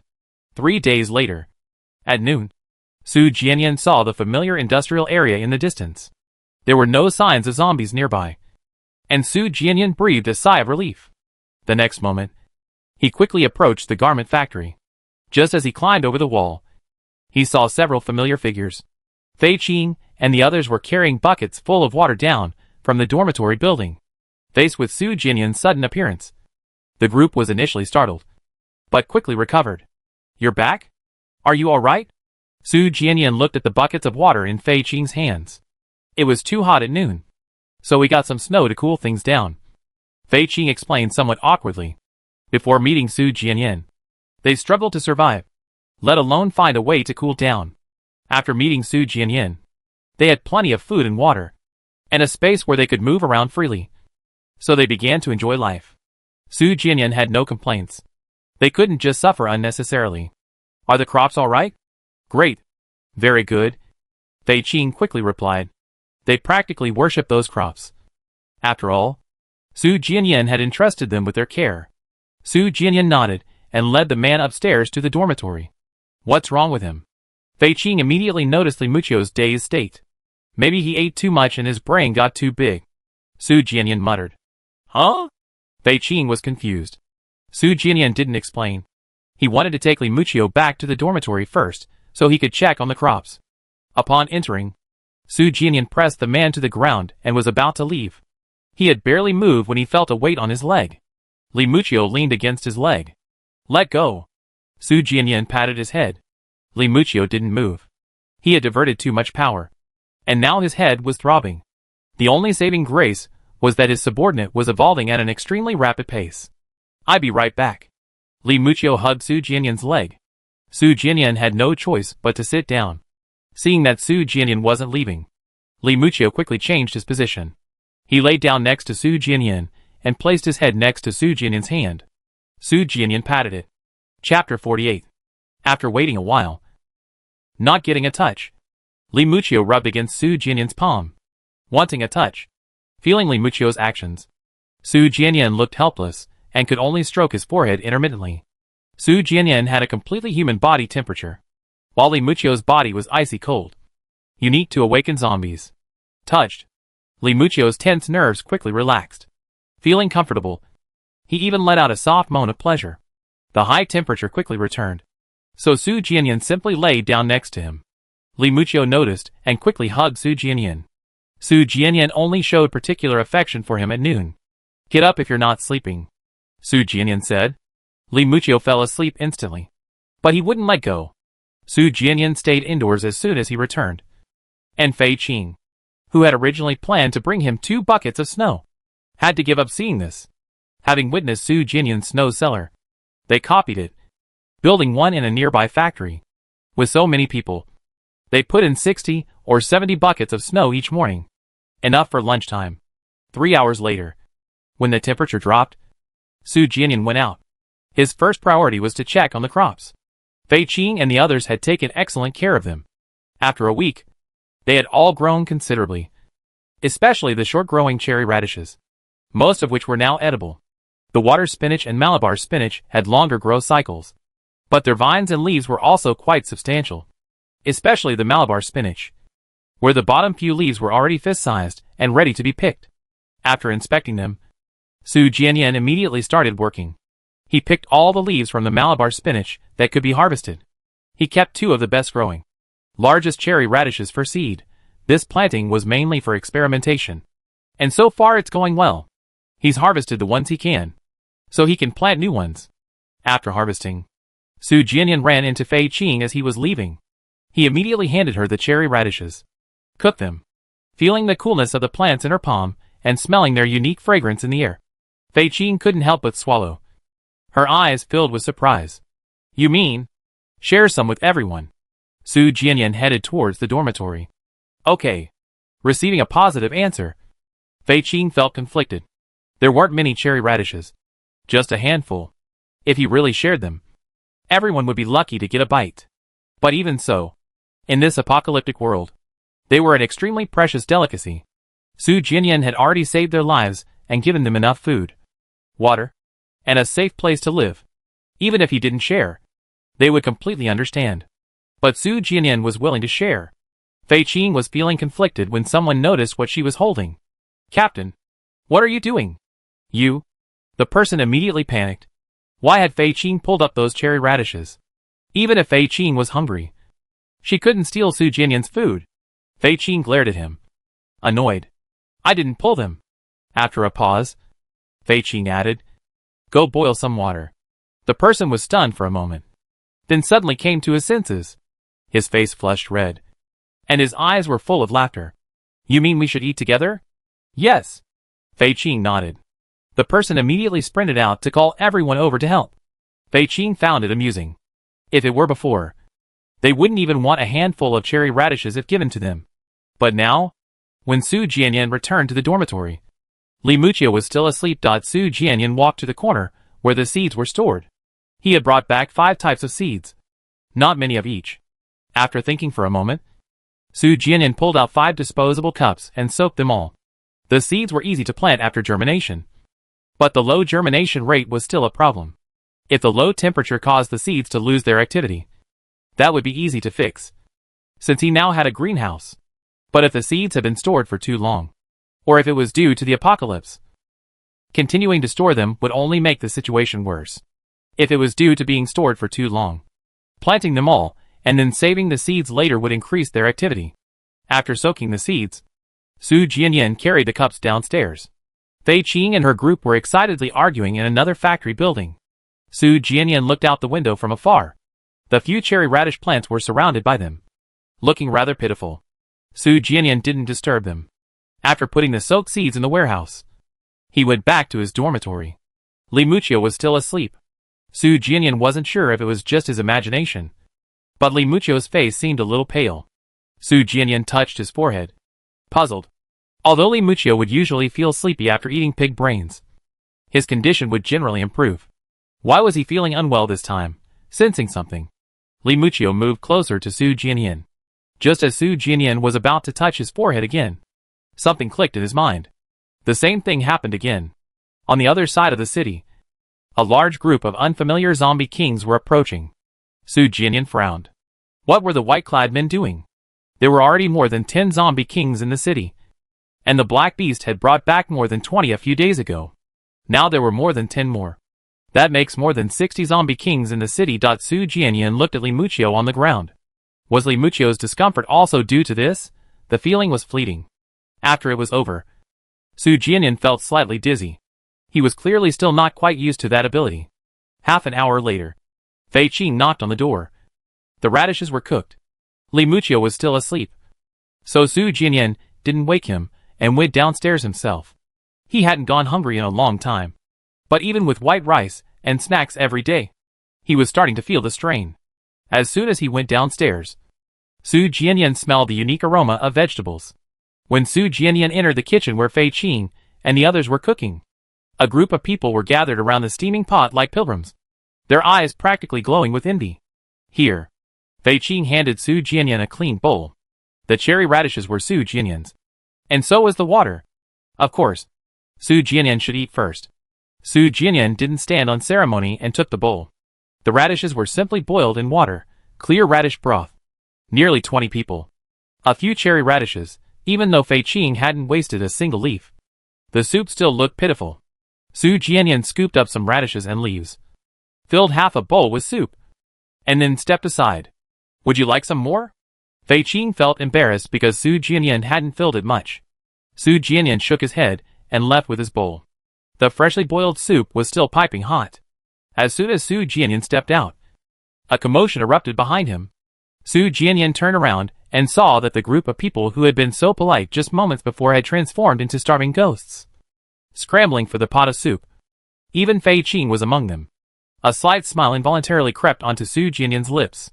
In the apocalypse, everyone's nerves were on edge. Opportunities for such unrestrained chatter were rare. Su Jianyan was smiling when he saw Li Muchio groggily coming downstairs. Awake? Li Muchio jogged closer. He hadn't seen Su Jianyan after waking up, so he immediately came down to look for him. As he approached, he heard noises coming from the factory. Fei Qing and the others were eating something in the factory, the air filled with the scent of the grass Su Jianyan had planted. Li Muchio's brows furrowed immediately. He stormed towards the factory, his face contorted with rage. Those grasses belonged to Su Jianyan, and Fei Qing and the others had stolen them. Come back. Su Jianyan grabbed his clothes. Li Muchio turned around. Yours. I have some. Su Jianyan showed him the bowl in his other hand. Li Muchio's tightly furrowed brows showed no sign of relaxing. Yours. To plant those grasses. Su Jianyan had spent a lot of time, effort, and endured a lot of cold to bring back that pile of stuff from a faraway place. They were all Su Jianyan's. All of them. This is enough for me. Su Jianyan quickly pulled him into the room, wanting him to charge over there. Fei Qing and the others would be scared to death.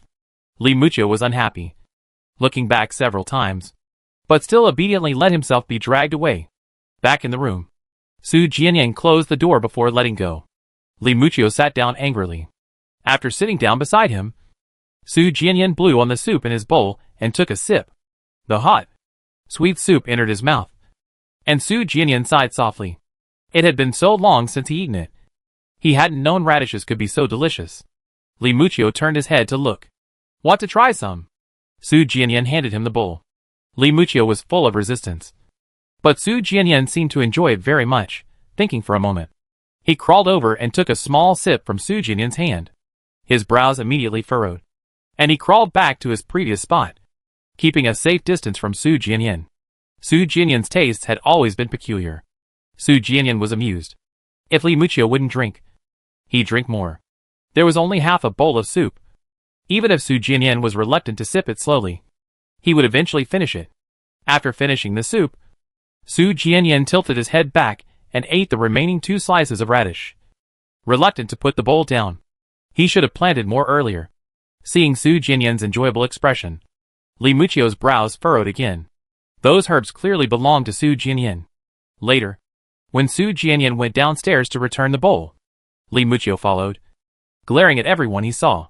Fei Qing and the others, berated, looked completely bewildered.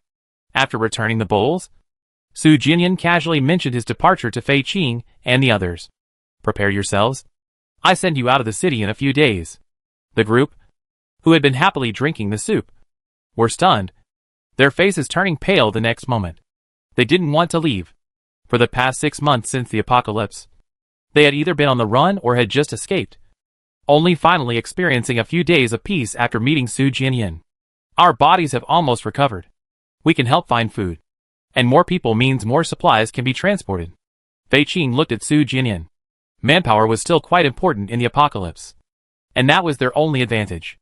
We can eat less. Is there something we didn't do well? If so, please tell us. We definitely correct it. Seeing the misunderstanding, Su Jianyan interrupted. 2 more groups of zombie kings have entered the city these past few days. The group of people who were talking all at once suddenly stopped in their tracks. There were already more than 10 in the city, and with them, there are almost 60 now. Su Jianyan said.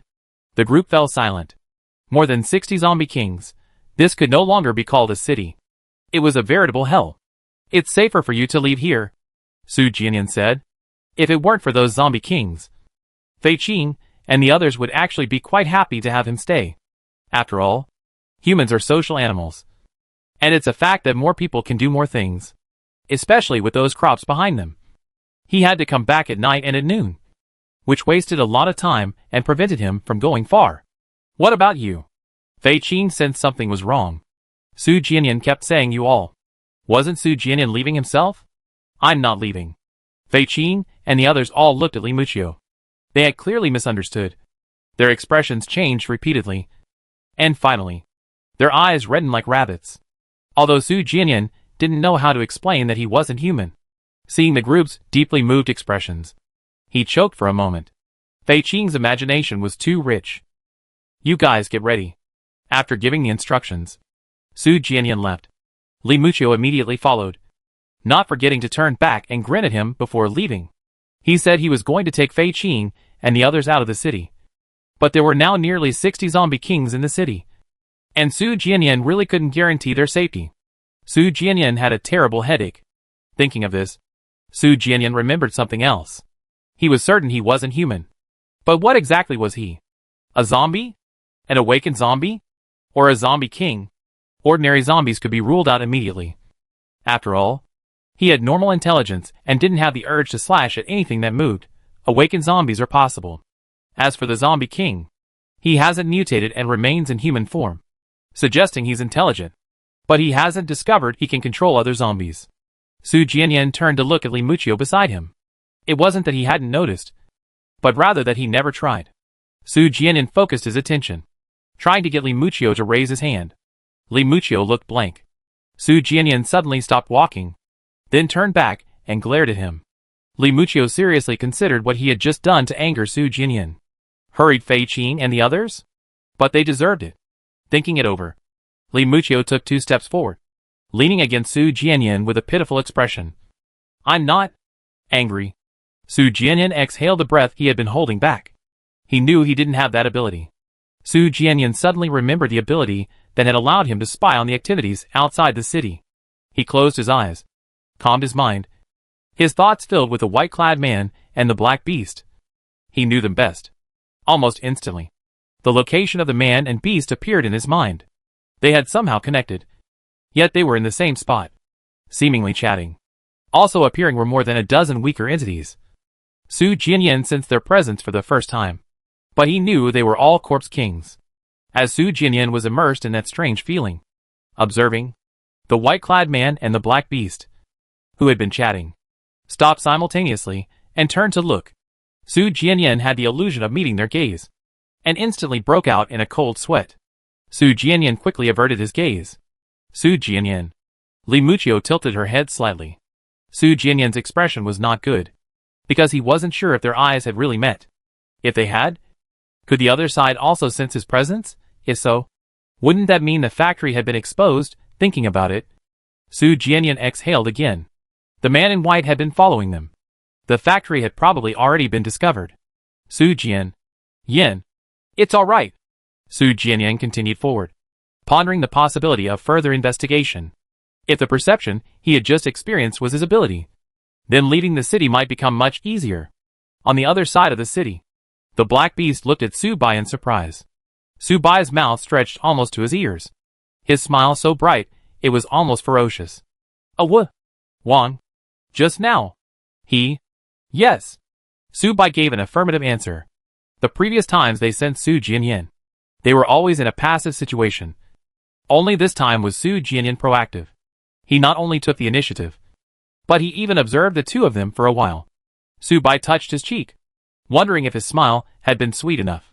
Back in the dormitory, Su Jianyan, having recovered from his dizziness, got back into focus. This time, he avoided the two troublemakers and concentrated his attention on the other zombie kings. Having learned from his previous experience, he didn't stare at them for long, only giving them fleeting glances. This time, he wasn't detected. However, he also discovered a new problem. He could only clearly sense the zombie kings from the first batch that entered the city. He could sense the two batches that entered the city a couple of days ago. But that feeling was just a general sense of repulsion. Not specific. They were still in the same area where they had entered the city before. Not venturing deeper. Su Jianyan breathed a sigh of relief. This undoubtedly increased the chances of Fei Qing and the others successfully escaping. Su Jianyan sensed the surroundings again, trying to draw a relatively safe route. The zombie kings in the city weren't always stationary. Apart from a few sleeping, the others were constantly wandering around foraging. After 2 attempts, when Su Jianyan's headache intensified, he gave up. Su Jianyan laid down on the bed. Li Muchio had been quiet from the beginning. Su Jianyan looked over. The other man seemed lost in thought. Li Muchio's features were naturally somewhat gloomy. And when he frowned seriously, that gloom became even more pronounced. For a moment, Su Jianyan couldn't even connect him with the man from before. Noticing the gaze, Li Muchio looked up. The gloom on his face vanished, replaced by undisguised displeasure. You stinky thing. Su Jianyan must have been thinking about that stinky thing just now. Su Jianyan chuckled. How did you know I was thinking about him? Li Muchio's eyes widened in disbelief. Su Jianyan was actually thinking about that stinky thing. Li Muchio panicked instantly. Stinky thing, no. That stinky thing had been following them, clearly trying to steal Su Jianyan away. Su Jianyan. Don't fall for it. Don't go over there. He's not good. Li Muchio was so anxious, he was almost slurring his words. I'm good. As he spoke, Li Muchio moved closer to Su Jianyan. He threw himself on Su Jianyan, hugging him tightly. No to him. Su Jianyan, no to him. Su Jianyan was already a little dizzy, and the sudden hug almost made him gasp for breath. Okay. I don't want him. Let go. Li Muchio didn't let go, instead hugging him even tighter. I'm better. Okay. You're the best in the world. Su Jianyan patted his arm, feeling almost like he was comforting a child. Li Muchio looked up. Really? Su Jianyan thought he was the best in the world? Really? Su Jianyan nodded firmly. Obedient. Doesn't bite. Helps fight. Protects him. He couldn't find another zombie like that in the world. Wasn't that the best in the world? Li Muchio stared intently at Su Jianyan for a while. He was happy that Su Jianyan praised him. But he had a feeling that Su Jianyan hadn't praised him in the right place. He wanted to say something, but his expression skills were far from adequate. Su Jianyan is also the best in the world.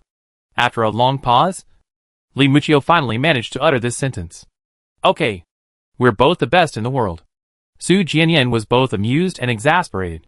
Why were they exchanging compliments, fulfilled by the affirmation? Li Muchio finally cheered, and lay down next to Su Jianyan. Not content with just being close, he pulled Su Jianyan's hand into his mouth. Li Muchio's bite was very light. It was more like sucking on his hand than biting, making him look like a suckerfish clinging to Su Jianyan. Su Jianyan sighed helplessly. When would Li Muchio get rid of this biting habit? Not sensing any malice, Su Jianyan didn't bother with him. Su Jianyan lay there until dark before getting up, by which time his headache had disappeared. Fei Qing and the others were busy in the factory. The supplemental lights needed to be put away, and the crops needed to be moved into the greenhouse. While it wasn't completely dark yet, Su Jianyan transferred the seeds he had soaked at noon from the water cup to a cloth for a second germination, with a greenhouse. This step could be skipped, but only through secondary germination would he know the seed's specific condition. Fei Qing and the others watched intently. They wouldn't need these things for now, but if they did, they would be invaluable experience. The longer the apocalypse lasted, the harsher their living environment would become. In another 6 months, it would be questionable whether they could even find viable seeds. So naturally, there wouldn't be many opportunities for repeated experimentation. It's a pity that grow lights are so rare, someone remarked. Su Jianyan got up and walked to the shelf where food was placed. A moment later, he returned with 2 long, rectangular boxes. These boxes were unusual.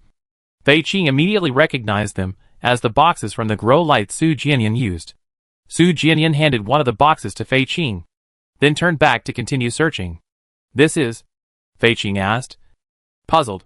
Why was Su Jianyan giving her a box? The factory address? Su Jianyan reminded her.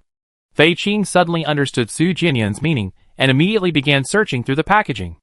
The others, realizing what was happening, quickly joined in. A moment later, they found it behind the packaging. Is it in the next province? So close? The difference between a province and a city is significant. While it might seem close, given the current situation, it would take over a week to drive there. But compared to wandering around aimlessly like headless flies, this distance was practically next door. The group's spirits lifted. In that short time, Su Jianyan had already found the second item they were looking for, a burlap sack filled with humus. The city is different from the outside. If you want to grow anything, even the soil has to be bought online. With so many people buying it, a corresponding industry has emerged. Where there's industry, there are factories. Where there are factories, there's a large supply of uncontaminated soil suitable for potted plants.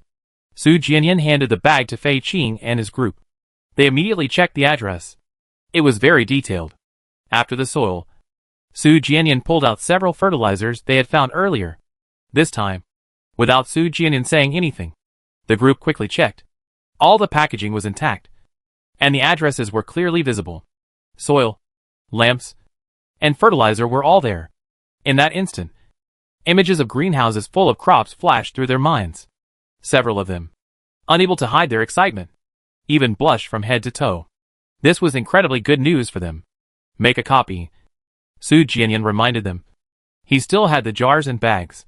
The group immediately searched for pens and notebooks. These things used to be readily available, but now few people would carry them, making them as anxious as ants on a hot plate. Su Jianyan didn't laugh. Instead, he felt a pang of envy. None of these items were in City A. Even if he knew the exact address, he couldn't bring them back by himself. But Fei Qing and his group were different. They had more people, and even if it took more time, they could probably gather everything they needed with effort. If they were lucky enough to find a reliable team, setting up a greenhouse of several hundred square meters wouldn't be a problem. Su Jianyan suddenly thought of Mo Duolin, Li Lingmu, and Li Xufeng. If they were all still alive, there would be a couple hundred people in total. After you get out, you can inquire about Mo Duolin, Li Lingmu, and Li Xufeng. If you find them, you can consider joining their team. They're all decent people. Su Jianyan didn't have high hopes, but still added, you can mention my name when you get there. Li Xufeng?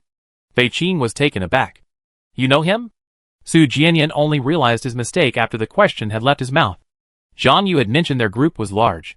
Li Xiufeng was capable and a conspicuous figure. Given the size of the group, he wouldn't be unknown. I heard of him. One of the squad leaders of the Paradise survival team. They say he's incredibly skilled with a bow, even easily killing awakened zombies. Fei Qing's expression was complex. She knew Su Jianyan was powerful, but she hadn't expected him to know someone so formidable. Su Jianyan knew perfectly well whether Li Xiufeng could kill awakened zombies, but he didn't reveal it. You can try going to them. Are you really not coming with us? Fei Qing was unwilling to give up. She wanted to take Su Jianyan with her. Leaving him alone here was too dangerous and too lonely. Su Jianyan shook his head. Then how about we go together? I mean, we don't need to join any other teams. No need. Su Jianyan refused before Fei Qing could finish speaking. He understood Fei Qing's meaning. She didn't mind Li Muchio's presence. Fei Qing wanted to say something more, but Su Jianyan's refusal was too decisive, and she could only swallow her words. Beside them, the others had already copied down the address. Afraid of losing it on the way, they made more than 10 copies. One for each person. The value of this item wasn't just giving them hope. It carried significant weight in the eyes of any survival team. In a critical moment, it might even save their lives. After putting the items away, everyone looked at Su Jianyan. As they spoke, the last vestiges of sunlight had long since disappeared, replaced by a pitch-black sky and a flurry of heavy snow. Su Jianyan was shrouded in darkness. Yet the group could clearly see his presence. Su Jianyan had saved their lives, given them food, led them to medicine, and even brought them back here. Now he was giving them something so important. Thank you. Fei Qing had 1,000 words to say, but the words caught in her throat. Su Jianyan finished packing everything and looked up to find Fei Qing and the others watching him. His expression softened. Get some sleep. We set off at dawn tomorrow. With that, Su Jianyan left. The factory windows were all sealed shut, making the indoor temperature relatively high, while outside it was already below freezing. As soon as he stepped outside, Su Jianyan shivered from the cold. Seeing this, Li Muchio quickened her pace back to the dormitory. When Su Jianyan returned to his room later, the electric blanket was already plugged in. Su Jianyan didn't stand on ceremony. After eating something, he took off his clothes and crawled into bed. Li Muchio followed closely behind. In the darkness, Su Jianyan sensed movement around him. Can you remotely control the zombies to help change the snow and water the plants now? The industrial zone was in the city center. A round trip would take at least half a month, making the crops a problem. Li Muchio couldn't do it before, but now he could control significantly more ordinary zombies. Yes. Li Muchio nodded. Yes. Directly. Controlling them. Su Jianyan breathed a sigh of relief. It seemed having more brains had its benefits. Su Jianyan then remembered something else. Can you get those zombie kings in the city to leave and stop following us? Li Muchio blinked. But weren't those zombie kings summoned by Su Jianyan? Su Jianyan wanted to say something more, but then stopped himself. If the man were the king of corpses, he should be able to do it. But the prerequisite is that he has to be that king of corpses. Su Jianyan closed his eyes and went to sleep. Li Muchio moved closer to Su Jianyan, maintaining a delicate distance between them, almost touching but not quite. Su Jianyan didn't like him at night. He slept soundly through the night, waking up the next day as soon as the snow stopped. Half an hour later, when Su Jianyan went out, Fei Qing and the others were already awake and packing. Take some food from the factory, Su Jianyan said. The group of people who were busy stopped and looked towards the door. To avoid trouble on the road, Su Jianyan said. Fei Qing suppressed the bitterness in his heart, picked up his backpack, and stood up. Okay. Even if they didn't pack now, Su Jianyan would have to lead them to find it on the way out, since it would take at least 10 days to leave the city. And they couldn't go without food and water. With so many zombie kings in the city, it's better to pretend now than let Su Jianyan risk his life on the road. Su Jianyan nodded and headed towards the factory, intending to sow the seeds he had soaked yesterday into seedling cups before setting off. Su Jianyan had seen Li Muchio control zombies before. They could do simple tasks, but sowing seeds was beyond their capabilities. Su Jianyan was also worried they might poison the seeds. Upon opening the incubator, Su Jianyan was surprised to find that many seeds had begun to sprout, and he immediately beamed with joy. Successful germination meant that the low germination rate last time wasn't due to seed viability, but rather the temperature. This was good news for him, as he already had a way to overcome the low temperature. Overjoyed, Su Jianyan quickly emptied disposable cups, filled them with soil, sowed the seeds, and soaked them in water while packing. Fei Qing and the others also helped with some tasks. Su Jianyan had planted a lot this time. Half an hour later, there were over 200 cups on the ground. A rather impressive sight. After finishing their tasks and resting for 10 minutes, the group officially set off. Before leaving the garment factory, Fei Qing and the others looked back for a long time with mixed feelings before finally taking their first steps. Su Jianyan's place was like paradise to them. The man in white and the black beast were ahead of the city, in the same direction Li Xiaofeng's group had taken when they left. Leaving the city again, Su Jianyan chose the opposite direction, towards the rear. Su Jianyan was familiar with this area of the industrial park, so moving around was effortless. They covered several miles in less than half an hour. After leaving the familiar area, the group's pace slowed down somewhat, but with Su Jianyan and Li Muchio with them, the slowdown wasn't significant. Around noon, they entered a newer urban area with relatively fewer zombies, and Su Jianyan found a nearby place to rest. Fei Qing arranged for people to keep watch.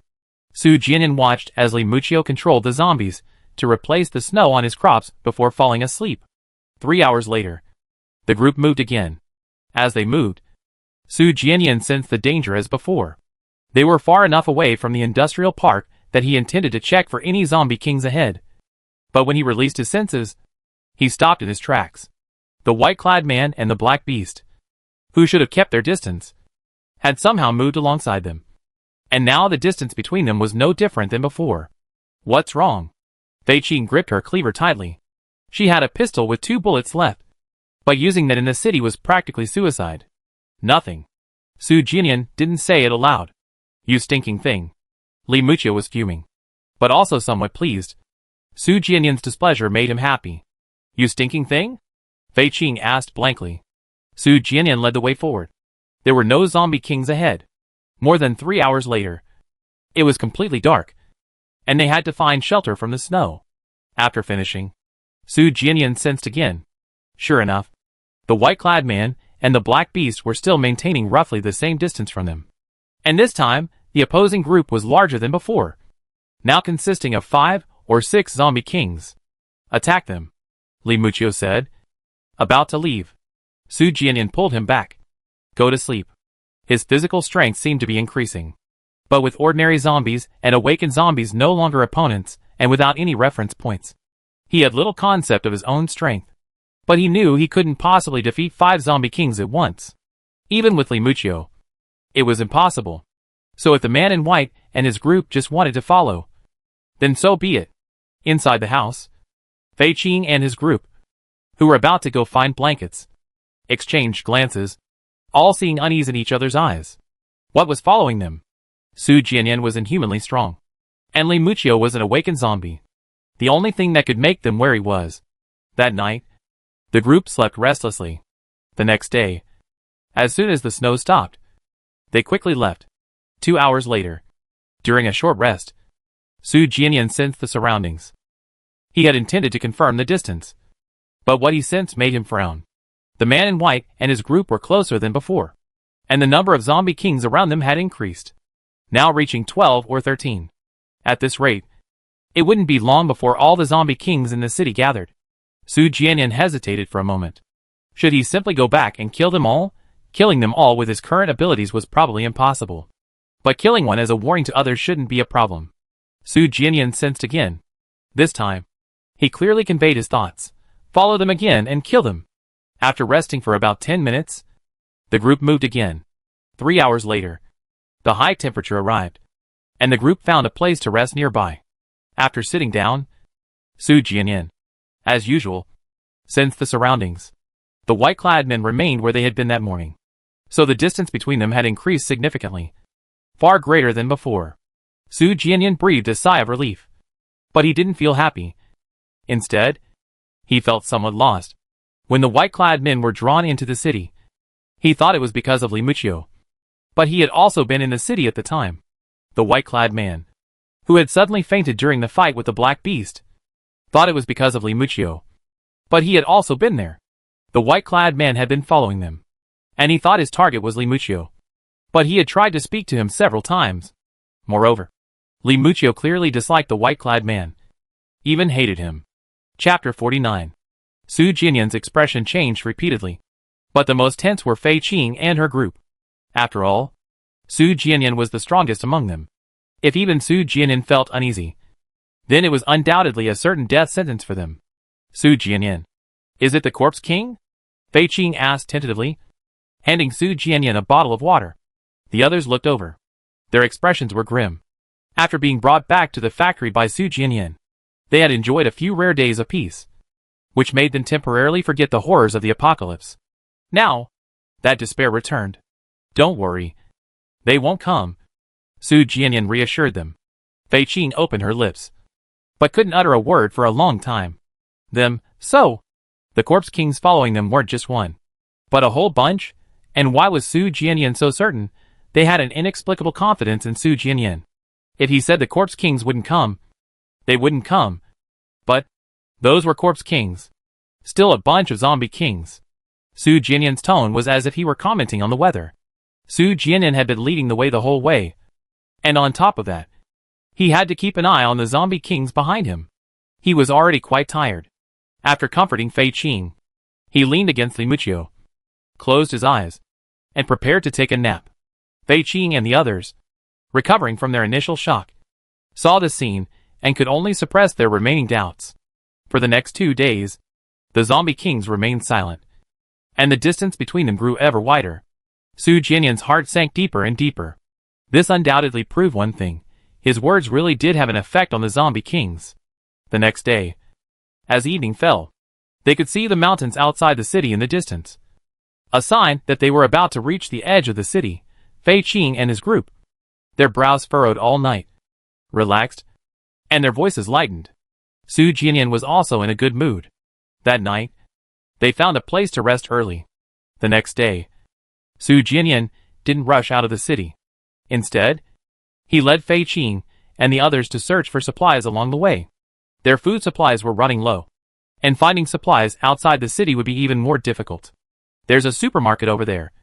Quite large, but it's already been searched. Shall we go check it out? One of the scouts returned and looked at Su Jianyan. Let's go check it out. The scout immediately led the way. 10 minutes later, they arrived at a supermarket. The supermarket was indeed quite large. A 3-story, open-plan space with more than 10 shops connected together. However, just as the scout had said, the supermarket had clearly been searched. The doors were wide open, and the floor inside and out was littered with packaging bags. Most of the shelves were empty, and those that were still stocked contained inedible items, because it had been frequented multiple times. There weren't many zombies inside the supermarket, but the street outside was teeming with them. You guys wait here. I distract them, Su Jianyan said, watching from the rooftop of the building opposite the supermarket for a while before heading downstairs. Fei Qing and the others nodded, emptying their backpacks in preparation for the search. After going downstairs, Su Jianyan headed straight for the other end of the street, which was about 100 meters long. Upon arriving, Su Jianyan looked around and then slammed an axe into the roller shutter of a shop on the corner. The roller shutter was already loud, and with the force of Su Jianyan's blow, almost the entire street came alive instantly. Su Jianyan didn't rush to escape. Instead, he knocked again to make sure all the zombies on the street heard him before running towards the corner. He sprinted to the end of the street, pushed off the wall, grabbed a second-floor security window, and quickly climbed up. Ordinary zombies are only agile when attacking. Otherwise, they're quite clumsy. When Su Jianyan reached the top floor and looked back, the ground below was already densely packed with zombies. Those closest to the walls were piled high. Yet even so, he was still 3 or 4 floors away from the top. After observing for a while, Su Jianyan retreated to the rooftop. He didn't go downstairs. Instead, he took a running start and jumped directly to the roof of the adjacent building. He was now at one end of the same street as Fei Qing and the others. Most of the buildings in between were connected, with the longest separation being only 3 to 5 meters. This distance would be fatal for an ordinary person, but it meant nothing to him now. About 10 minutes later, Su Jianyan returned to the rooftop where Fei Qing and the others were. The rooftop was empty. Fei Qing and the others had moved in after the zombies were lured away. Su Jianyan also went down. Inside the huge supermarket, Fei Qing's group was quickly searching, but so many people had come before that they hadn't found anything when Su Jianyan entered. After briefly circling the area, Su Jianyan went back to the entrance to guard it, in case any zombies returned. More than 10 minutes later, Fei Qing's group came out, their backpacks still empty. They searched it too thoroughly. Fei Qing smiled wryly. Everyone knew that supermarkets had plenty of food, so any team with some capability would prioritize them. Su Jianyan glanced around, then turned and headed towards the supermarket's back door. Su Jianyan? Fei Qing asked, puzzled. The supermarket's back door was a double door, quite wide, and locked. Su Jianyan opened the door from the inside and peeked out. Outside the back door was a wide street lined with garages. There were zombies on the street, but not many. Most of the zombies in the vicinity had been drawn away by Su Jianyan. You wait here, Su Jianyan said, stepping out the door. As soon as Su Jianyan appeared, the zombies on the street were all attracted. Before they could get close, some pounced on others, then snapped their own necks. Su Jianyan glanced around the middle of the street and walked towards a frequently used garage across the street. He pried open the locks on both ends of the roller shutter door and then pulled it up. Throughout this time, zombies were constantly being attracted, but they were all dealt with by Li Muchio before they could get close. After the roller shutter door opened, Su Jianyan bent down and went inside to take a look. When he came out, he nodded to Fei Qing and his group across the street. Fei Qing and his group hurried over, bending down to enter the house. They saw the contents and jumped up in surprise. This garage must be the supermarket's warehouse. Everything the supermarket couldn't store was stored here, although most of it wasn't food. What they saw was enough to feed them for almost half a month. The group quickly packed their things. Su Jianyan was wondering whether he should pack some too, as he needed to eat on his way back, when a familiar, malicious feeling emanated from the direction outside the city. Su Jianyan immediately looked in that direction. Far away, in the mountains and forests, a group of at least 50 zombie kings was rapidly approaching. They came on strong, their killing intent palpable. But what made Su Jianyan uncomfortable wasn't them, but the peculiar being they were surrounding. This being gave Su Jianyan the exact same feeling as the brat from before. Seemingly sensing something, the being also looked at Su Jianyan. Su Jianyan instantly felt like he'd been thrown into an ice cellar in the dead of winter. Goosebumps rose all over his body, and the muscles in his axe-wielding hand tensed instinctively. Just as Su Jianyan's scalp was tingling, a figure appeared in front of him. Li Muqiu glared at him with a sinister look. Entering battle mode, Su Jianyan turned and patted the shutter door. Leave immediately. Fei Qing and the others, who had been excitedly waiting, were startled. The next moment, they grabbed their backpacks and stood up. Su Jianyan's tone was harsh. Someone who could make Su Jianyan like this was definitely not someone they could handle. Run! Su Jianyan pointed to the left. Run as far as you can. Don't stop before dark. The group immediately took off. When Fei Qing reached the corner, she realized Su Jianyan hadn't followed. Su Jianyan?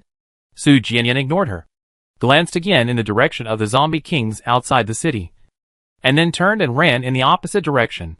The zombie kings were enormous and moved very fast. They would be inside the city in 10 minutes at most. Fei Qing and the others were just ordinary people. If they were caught in the crossfire, they would surely die. Su Jianyan. Fei Qing panicked and turned to give chase. Roar! She had only taken 2 steps when a deafening roar came from outside the city. The zombie kings outside the city sensed Su Jianyan's presence and became excited. They accelerated again, ready to pounce on him. Su Jianyan. Fei Qing realized what was happening, her face turning deathly pale. Captain? The others around her were also somewhat bewildered. Go! Fei Qing glanced deeply in the direction Su Jianyan had left in, then led the way, running in the opposite direction. But, run! Fei Qing growled as she ran. Those zombie kings are after the zombie king in the city. If he runs with us, we become targets too. They had seen awakened zombies before. They were less capable of thought and more like killing machines consumed by rage. Li Muqiu was completely different from them. He could control his actions and even speak intermittently. He was already incredibly close to being a zombie king. Su Jianyan had separated from them to avoid implicating them.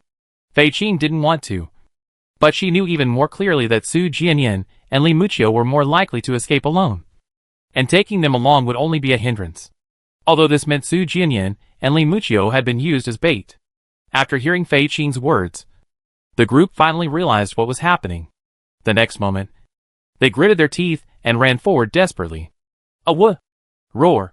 The roars of beasts echoed from outside the city, each one filled with rage and killing intent, and each one closer than the last.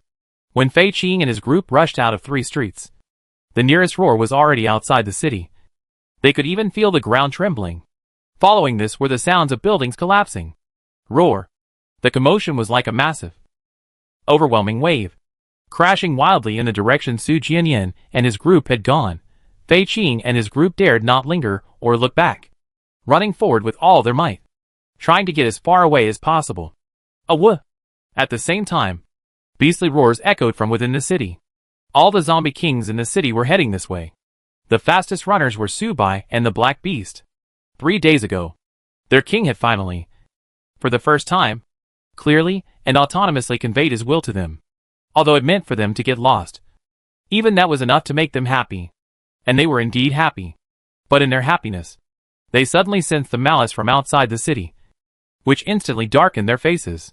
After being driven away by their king, they remained obediently where they were, their happiness not extending any further. This distance between them and their king far exceeded the distance between the zombie kings outside the city and their kings.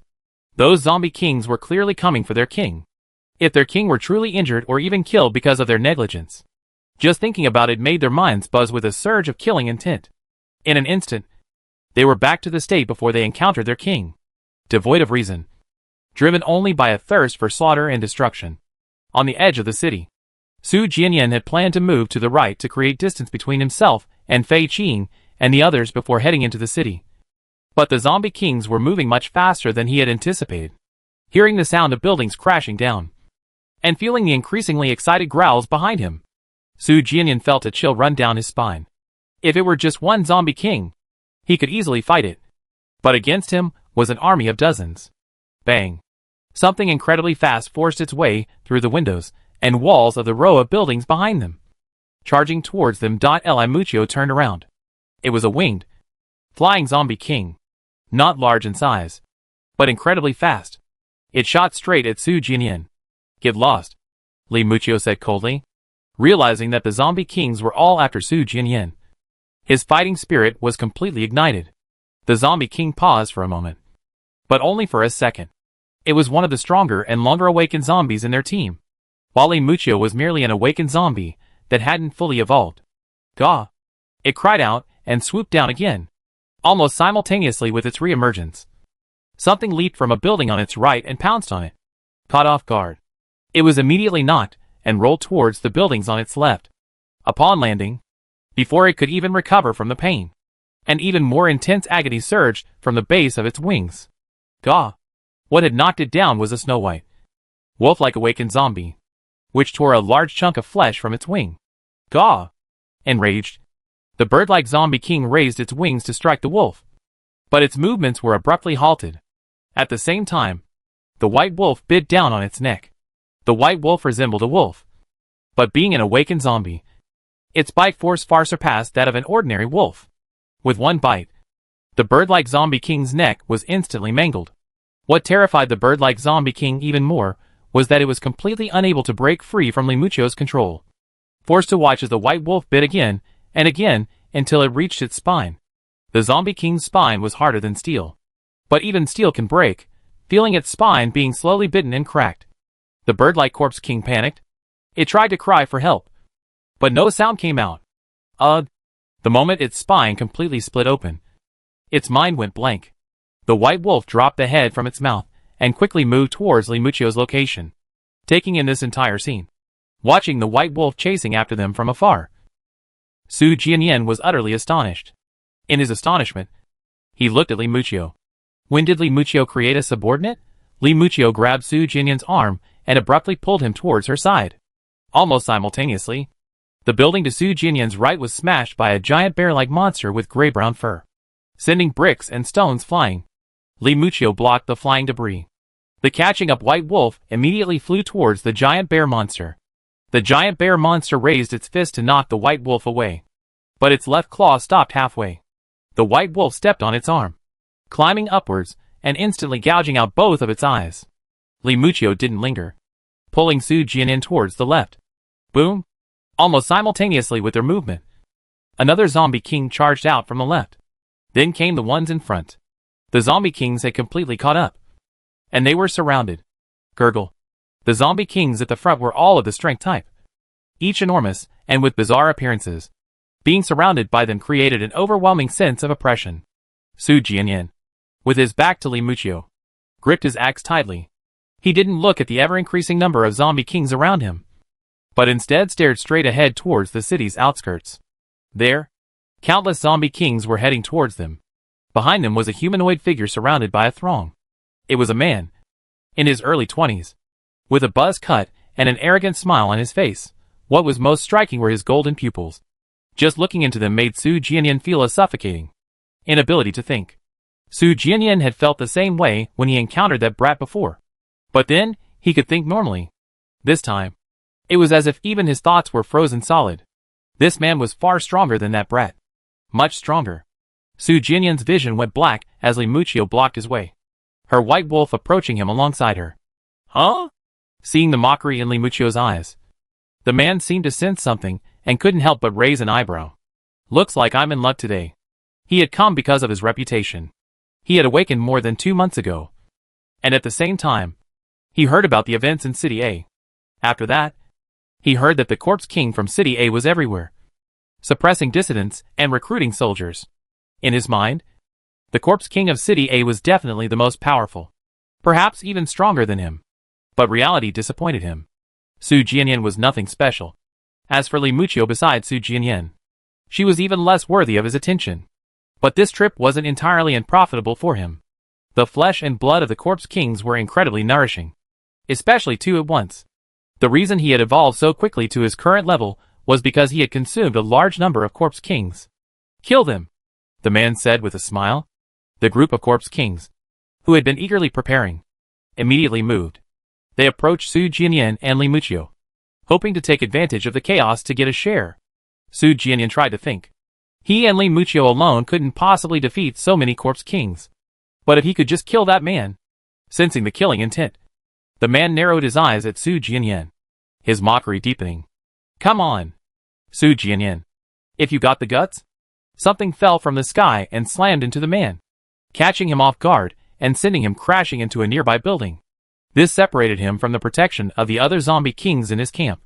In a flash, Su Jianyan's body acted before his brain. Ignoring the surrounding zombie kings, he rushed towards the collapsing building at top speed. The man was far stronger than the brat from before, but his group felt no different from the brats.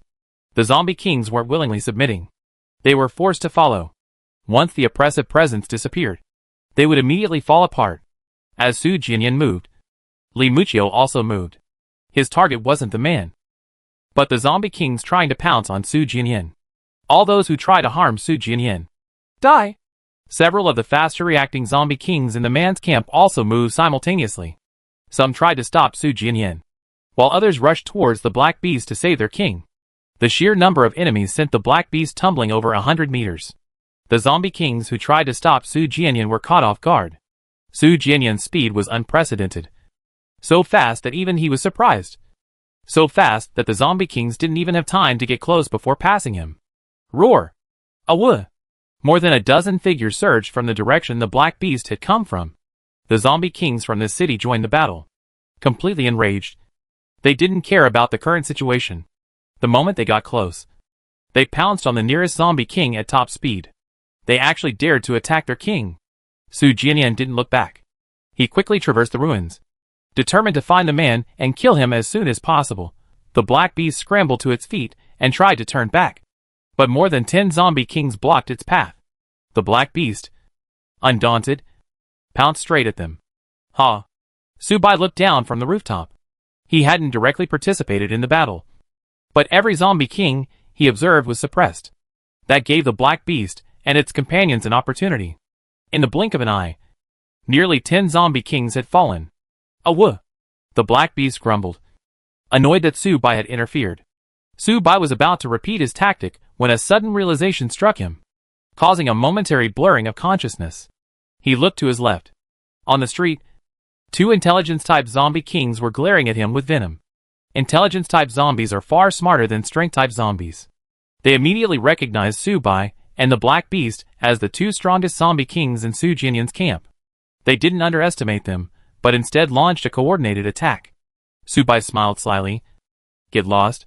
The moment he spoke, the 2 men who had been glaring at him venomously swayed, then coughed up blood. Their heads throbbed with excruciating pain. Something was hurtling towards them. They immediately tried to summon their subordinates for protection. Before their subordinates could even get close, a gaping maw snapped down. One of the intelligence-type zombies had its neck severed. The other barely dodged, but lost most of its shoulder. In agony, it turned to run, but the Black Beast, already on guard, bit down again. The bones of the intelligence-type zombies were far less hard than those of the strength-type, and the Black Beast chewed its 2 heads like beans, crunching them easily. While chewing, it turned and charged at another zombie king nearby. It and Su Bai didn't get along. The feeling of being helped by the other was enough to make them both resentful for a while. But at this moment, nothing mattered except their king. Their only goal now was to kill these bastards. Awoo! Bang!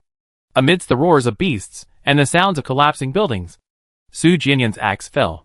In the ruins before him, half of the man with the buzz cut was buried under rubble, a steel bar piercing his abdomen. The axe was caught by the man. The man's face was filled with barely suppressed rage. He looked at the zombie kings beside him. They should have stood in front of him, should have rushed to his rescue immediately. The zombie kings weren't unwilling to come to his rescue, but they simply couldn't get close. Li Muqiu blocked them. The man became even more enraged.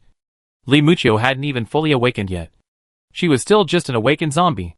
A bluish-green blood tinged with red flowed from the man's palm as he caught the axe. Su Jianyan was momentarily stunned.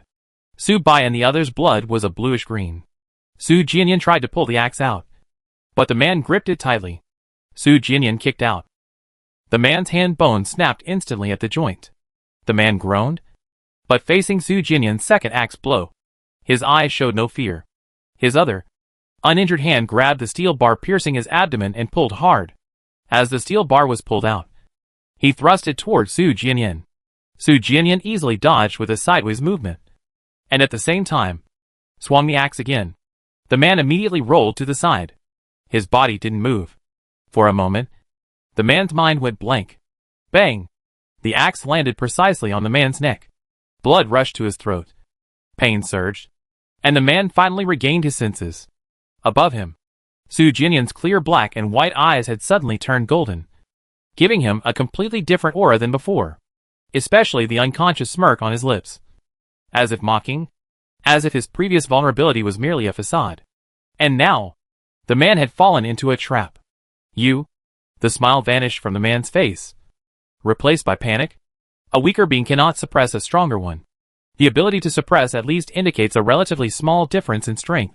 This applies even among the king of corpses. He had just been completely overwhelmed.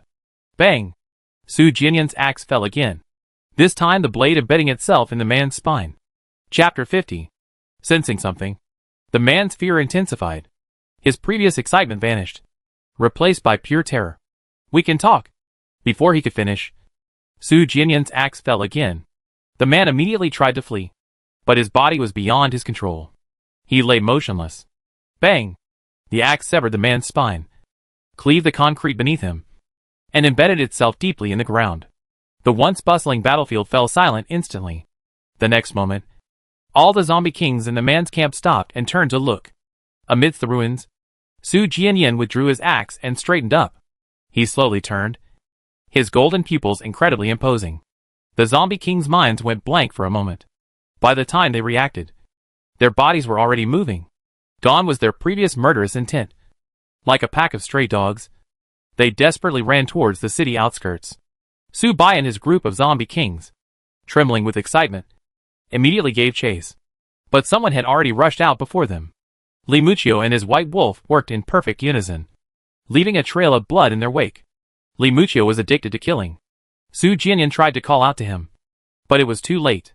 Li Muchio chased after the zombie kings and disappeared into the complex of buildings. The black beast was about to give chase. None of those bastards would escape. Su Bai, however, remained motionless. It followed Su Bai's gaze. Su Jianyan, their king, was looking at them.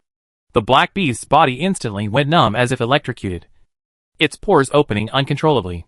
It instantly forgot everything else. Its mind and eyes were only on the person before it. King. The black beast lowered its head. Su Bai excitedly stepped forward. Then, in the next instant, also placed his hand on his chest and lowered his head. Seeing this, the other corpse kings followed suit. Without exception, they were all incredibly excited, some even with reddened eyes. King. Their king. He finally reacted. They finally had a chance to meet. Being watched. Seeing the excitement of the group, Su Jianyan just wanted to run away. Was it possible that he just wanted to be a human? He wanted to run. But Su Jianyan knew that this wasn't a problem that running away could solve. Su Jianyan took a deep breath and forced himself to speak. Hello. There was a moment of deathly silence. The next moment, a chorus of beastly roars suddenly erupted. The king. Their king actually spoke to them. Their king was so cute. Their king's voice was so beautiful. Being surrounded at close range, Su Jianyan felt his head buzzing. Enough. Su Bai shouted sharply. Didn't the black beast see how terrified Su Jianyan was? Strength-based creatures are just brainless. Su Jianyan's lips twitched, and he forcefully pulled his wrist away from the white-robed man, letting him go. He had only been distracted for a moment, and the white-robed man had clung to him like a leech. He hadn't understood why the white-robed man kept following him, so he thought he was crazy. Now that he understood, his opinion hadn't changed. Instead, he was even more convinced that the white-robed man was mentally unstable. Your Majesty. Su Bai smiled. You can call me Su Bai. Su? Su Jianyan suddenly had a bad feeling. Your Majesty. My name is Su Hong. Su Hong, dressed in a red dress, stepped forward excitedly. She had imagined this moment countless times. But now that it was actually happening, she was still nervous and at a loss for words. Su Hu, with a full beard, also stepped forward. He was calmer than Su Hong, but his voice still trembled. Awuh! I am Su Hei. Awuh! Squeak! After Su Bai and the other two, a chorus of beastly roars erupted as they announced their names. Su Jianyan's head was buzzing, and he looked completely bewildered. Awuh! Your Majesty? The black beast had a bad feeling. Su Jianyan was still bewildered. Awuh! Squeak! This time, all the power-type beasts panicked. Could it be that the king doesn't understand what they're saying? Seeing the group of power-type zombies getting agitated, Su Bai, who was gradually calming down, immediately stepped forward to block them from Su Jianyan. You scared him. Roar. Su Bai made way for him. The black beasts were furious. If the king didn't understand what they were saying, then weren't they still strangers? Su Bai didn't let them pass. Isn't this normal? Power always awakens little by little. Hearing this, the group of power-type black beasts finally calmed down a bit. They didn't know what other zombie kings were like. But Su Jianyan's power was indeed gradually awakening. What exactly is happening to me? Su Jianyan asked. Faced with a group of zombie kings, he still instinctively wanted to escape. But he also had too many things he didn't understand that he wanted to clarify. What exactly do you want to ask? Su Bai looked around, smiling as he was about to lead Su Jianyan to a nearby shop that hadn't collapsed. It was a beverage shop. The food had long been looted, but the stools were still usable. After all that commotion, Su Jianyan must be exhausted. Su Jianyan didn't go, even though he could sense Su Bai meant no harm. Being alone with him still made Su Jianyan uneasy. Su Jianyan organized his thoughts, then asked the question he most wanted answered. Am I your king? Of course. Having failed to lure Su Jianyan away, Su Bai wasn't bothered. He immediately ordered his subordinates to dismantle the stools and bring them over. But Su Jianyan couldn't accept it. What he found even more unacceptable was that Su Bai and his group seemed to accept it quite well. That brat from before. That man just now. Their team's zombie king wasn't truly subservient to them. Given the chance, they wouldn't hesitate to betray them. So he had been observing Su Bai and his group from the beginning, trying to figure out what they were up to. But he didn't seem to notice any reluctance at all. Instead, he seemed quite pleased. Was Su Bai the only one with mental problems? Were all the corpse kings here mentally unstable? Su Jianyan suddenly felt like he was cursing himself. These corpse kings were scattered across various cities before being summoned, and they probably hadn't met before. It was unlikely that they were all mentally unstable. Their only commonality was him. If they were all mentally unstable, then wouldn't that mean the problem lay with him? Sensing Su Jianyan's thoughts, Su Bai's smile deepened. He omitted the fact that he had once wanted to kill Su Jianyan and said, We weren't like this at first. It was only after spending time together, and with your gradual awakening, that we willingly submitted. We think you must be special. As he said the last sentence, the smile in Su Bai's eyes faded slightly, replaced by seriousness. In fact, they had discussed this issue several times already. They had initially considered killing Su Jianyan, as had the corpse king in that little brat's camp. The difference was that as Su Jianyan fully awakened, they gradually stopped resisting and even became willing, while the little brat's camp remained unchanged. They had also considered whether Su Jianyan's power was too strong, to the point that they had forgotten to resist. This question couldn't be answered. But one thing they were certain of was that they didn't dislike the sense of inner peace that Su Jianyan brought. Su Jianyan omitted the phrase after spending so much time together, and looked down at his hands. His power had indeed gradually increased. But he didn't feel that he was anything special. Just as Su Jianyan was about to ask another question, a familiar figure appeared around the corner. Li Muchio had returned. Unlike when he left, Li Muchio, clearly having just emerged from another battle, was dressed in tattered clothes and covered in bluish-green blood. Turning the corner, he saw Su Jianyan surrounded by Su Bai and a group of zombie kings, and he immediately became enraged. He rushed towards Su Jianyan at top speed. He had only been gone for a short while, and Su Jianyan was already swarming around those stinky things.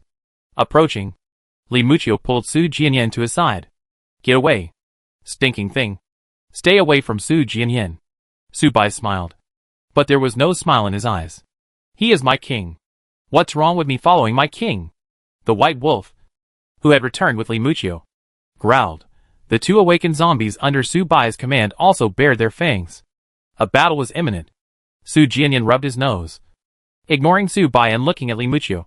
Where are they? Li Muchio warily shielded Su Jianyan behind him, then gave Su Bai a cold look before obediently answering. Killed. Ran away. Before he could finish, Li Muchio quickly added. Killed. A lot. Those guys bullied Su Jianyan. He originally intended to kill them all, but some ran too fast, and he couldn't catch them. He wanted to chase after them, but he was afraid he wouldn't be able to find Su Jianyan if he returned too late. Remember? Next time. Kill Su Jianyan. Don't be angry. Hearing Li Muchio's frantic explanation, Su Jianyan's expression softened. He looked Li Muchio over. Are you injured? Most of the blood on Li Muchio's body wasn't his own. Li Muchio held up his left hand for Su Jianyan to see. There was a scrape on the back of his hand. The wound was quite deep. The bone was broken, and it was still bleeding when Li Muchio raised his hand. Su Jianyan looked around, looking for a cloth to bandage him. There was a bedding store not far away. Most of the store had been smashed, but some sheets and duvet covers could still be seen in the remaining space. Su Jianyan went over. Li Muchio immediately followed, hand still held up. Upon getting closer, Su Jianyan found a clean piece of cloth and tore it into strips. Li Muchio quickly handed over his hand, which he had been holding up the whole way. Su Jianyan bandaged it for him. Li Muchio remained motionless. Obediently. All done. Su Jianyan breathed a sigh of relief after bandaging it. Ever since meeting him, Li Muchio seemed to always be injured. Although awakened zombies wouldn't die from such injuries, they still felt pain. It doesn't hurt, Li Muchio said. Su Jianyan patted his head, feeling comfortable from the touch. Li Muchio squinted slightly, unseen by Su Jianyan. Li Muchio glanced at Su Bai and his group of zombie kings who were watching them. His eyes were no longer as docile as they had been in front of Su Jianyan. They were cold and defiant. Su Jianyan was his. Su Jianyan liked him the most. Su Bai and the others should give up. Noticing Li Muchio looking at Su Bai and the others, Su Jianyan turned around. What's wrong? Su Bai's face was beaming with a bright smile. The black beast bared its teeth, and the other zombie kings also looked murderous. Su Jianyan was baffled. Why were Su Bai and the others so hostile towards Li Muchio? You stinky thing. Li Muchio complained to Su Jianyan, sounding aggrieved. Su Jianyan doesn't like me. Su Jianyan had said he liked him the most. Yes. Yes. Yes. I don't like them. I like you the most. Su Jianyan was becoming increasingly adept at coaxing the child. Li Muchio's big tail instantly popped out, and he was beaming with pride. Across from them, Su Bai and his group of zombie kings, who had overheard Su Jianyan's words thanks to the zombie king's superhuman hearing, were immediately stunned. When Su Jianyan turned around again, he saw that Su Bai and his group of zombie kings had completely changed their previous fierce and vacant expressions. Su Jianyan felt utterly bewildered. Su Jianyan wasn't so kind as to bother with Su Bai and the others. Gradually calming down, he remembered Fei Qing and his group. Fei Qing and his group didn't have much fighting power, and the commotion they had just caused might have alerted all the zombies in the vicinity. If they weren't found quickly, something bad might happen. Go find Fei Qing and the others. Su Jianyan headed in the direction Fei Qing and his group had gone. Li Muchio immediately followed. Su Bai and his group of zombie kings also wanted to follow. Su Jianyan, hearing the commotion, quickly stopped them. Don't come any closer. If Fei Qing and the others saw him returning with a group of zombie kings, they'd be scared to death. Already feeling dejected, Su Bai and his group of zombie kings watched Su Jianyan disappear around the corner without looking back, and their spirits plummeted even further. Aww! Does the king not like us? Aww! It must be that Li Muchio's doing. The king has definitely been bewitched. Su Bai was unusually expressionless, because the man died so quickly. The battlefield wasn't very large, and the affected buildings were mainly concentrated in the area they had just been in. Su Jianyan moved at full speed, running out of range in less than 2 minutes. After running for another 5 minutes, calculating that the distance should be about right, Su Jianyan slowed down, running and searching as he went. The situation was even more chaotic than he had expected. Zombies were swarming everywhere after hearing the commotion. The zombies' movement created even more noise, attracting zombies from even further away. Even with Li Muchio and Bai Lang constantly chasing them away, they were quickly surrounded, unable to move below. Su Jianyan looked at the buildings nearby. They were quite close to the city outskirts. The buildings were much shorter than those in the city center, and most were rows of connected buildings. Su Jianyan chose the nearest building, leaped up, grabbed the security window on the second floor, and quickly climbed up. He moved across the rooftops. Li Muchio quickly followed, running wherever Su Jianyan went. More than 10 minutes later, Su Jianyan had searched several streets nearby but still couldn't find Fei Qing and the others. Fortunately, he didn't see them among the zombies. Su Jianyan continued forward. After another 10 minutes or so, when Su Jianyan had searched the area ahead, he still hadn't seen anyone. Su Jianyan had to consider giving up. Fei Qing and the others weren't very strong, but they had survived this long, and they had enough food. They might be hiding somewhere, waiting for the zombies to quiet down before leaving. If that were the case, finding them would become extremely difficult. In that case, there was no point in him continuing the search. Comparatively, his situation was the real problem. His previous determination to leave the city was primarily driven by the desire to find other groups and survive. Now that he was no longer human, infiltrating human groups was no longer suitable. Su Bai and the others didn't seem like they would leave, even if he could get Li Muchio to refrain from eating people if they were among the humans. What about Su Bai and the others? Su Jianyan didn't want to gamble. Thinking it over, Su Jianyan glanced deeply towards the city's outskirts before turning and heading back towards the city's interior. This was the second time he reached the city's edge, but it was as if the city was cursed. He could never leave. Contemplating this, Su Jianyan couldn't help but look down at his hands. His palms were calloused from using an axe, and in some places, scars from previous injuries were still visible. Those hands looked human no matter how you looked at them. How had he become the king of corpses? Li Muchio kept glancing at Su Jianyan as she moved along the rooftops. Su Jianyan was displeased. It must be that stinky thing's fault. I'm fine. Su Jianyan tried to soothe him. Riding a horse.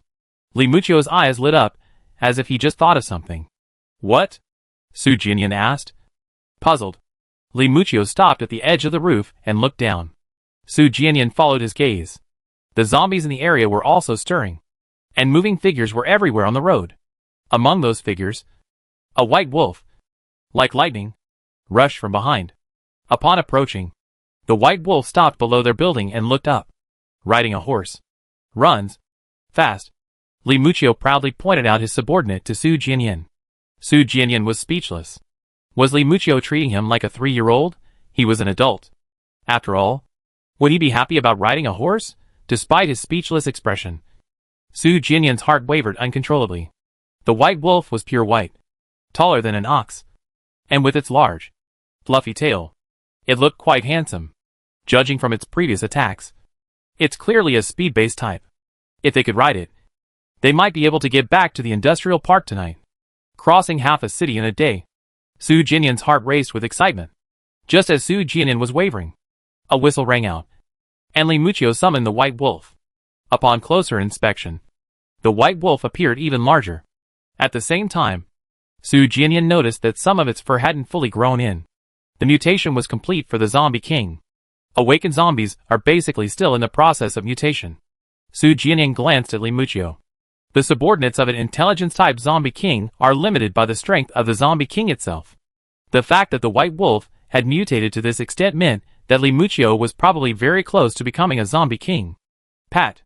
Seeing Su Jianyan's liking, Li Muchio pulled Su Jianyan's hand towards the white wolf's head. The white wolf took a half step back. Even controlled by the intelligent zombie king, it was still an awakened zombie. It was accustomed to killing and its endless inner rage, but it was unaccustomed to being petted on the head. Behind Su Jianyan, Li Muchio immediately looked coldly. The white wolf's body trembled uncontrollably. The next moment, it forced itself forward, suppressing its fear. It lowered its head to a height where Su Jianyan could easily pet it, its habitually exposed fangs retracting. Su Jianyan stroked it.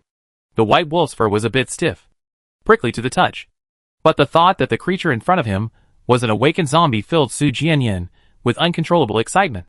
Li Muchio pulled Su Jianyan to the side of the white wolf, and the wolf obediently lay down. Li Muchio straddled it first, then reached out to pull Su Jianyan. Su Jianyan put the axe into his backpack and straddled Li Muchio's back. Li Muchio grabbed the white wolf's fur, and Su Jianyan wrapped his arms around Li Muchio's waist. After they were seated, the white wolf stood up. It didn't rush to run, but instead took a few steps on the rooftop, then leaped over several buildings before suddenly accelerating.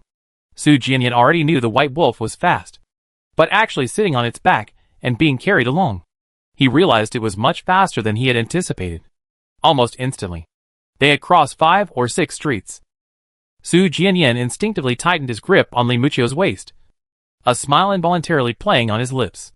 They were moving on rooftops, with a wide field of vision, and the occasional sensations of being lifted off the ground and feeling weightless gave Su Jianyan a thrilling feeling, like riding a roller coaster. Sensing Su Jianyan's enjoyment, Li Muchio patted the white wolf beneath her, and the wolf immediately accelerated again. For a moment, the surrounding scenery blurred. Su Jianyan's mood became even more cheerful. Behind him, in the cluster of buildings, a group of strength-type zombie kings were writhing in pain. Ah, I'm much faster than it. Squeak. My back is wider than its. It'd be more comfortable to sit on. What's the use of running fast? It's so bumpy. Gah. What are you guys? I can fly. Next time I ask the king if he wants to go to heaven. Su Bai, unable to carry anyone, stared at Su Jianyan, who had turned into a white dot, for a while before turning his gaze to the black beast. The black beast hadn't uttered a sound since the beginning. Unlike the other strength-type zombie kings, the black beast wasn't childish. It stared blankly at its black paw pads, contemplating something. Something very serious. Su Jianyan, their king. Does he prefer white? Shouldn't it dye its fur? The white wolf was much faster than Su Jianyan had expected, so they saw the industrial park before nightfall. Around 5 p.m., after the white wolf stopped in front of the garment factory, Su Jianyan reluctantly got off, patting its head as a final touch. So cute. The white wolf instinctively squinted its eyes at the touch. Su Jianyan had a strange aura about him. His initially agitated and angry heart gradually calmed down in his presence. The white wolf was so well behaved that Su Jianyan immediately wanted to pet it a couple more times. But then someone else appeared in front of him. Li Muchio squeezed between him and the white wolf. Tired, rest? Su Jianyan, don't pet the white wolf. Pet him instead. Su Jianyan was indeed a little tired, so he stopped and turned to head into the garment factory. Li Muchio followed closely behind. As he climbed over the wall, he glanced back at the white wolf, telling it to get away. Su Jianyan was his. Even if the white wolf was his subordinate, it should stay away.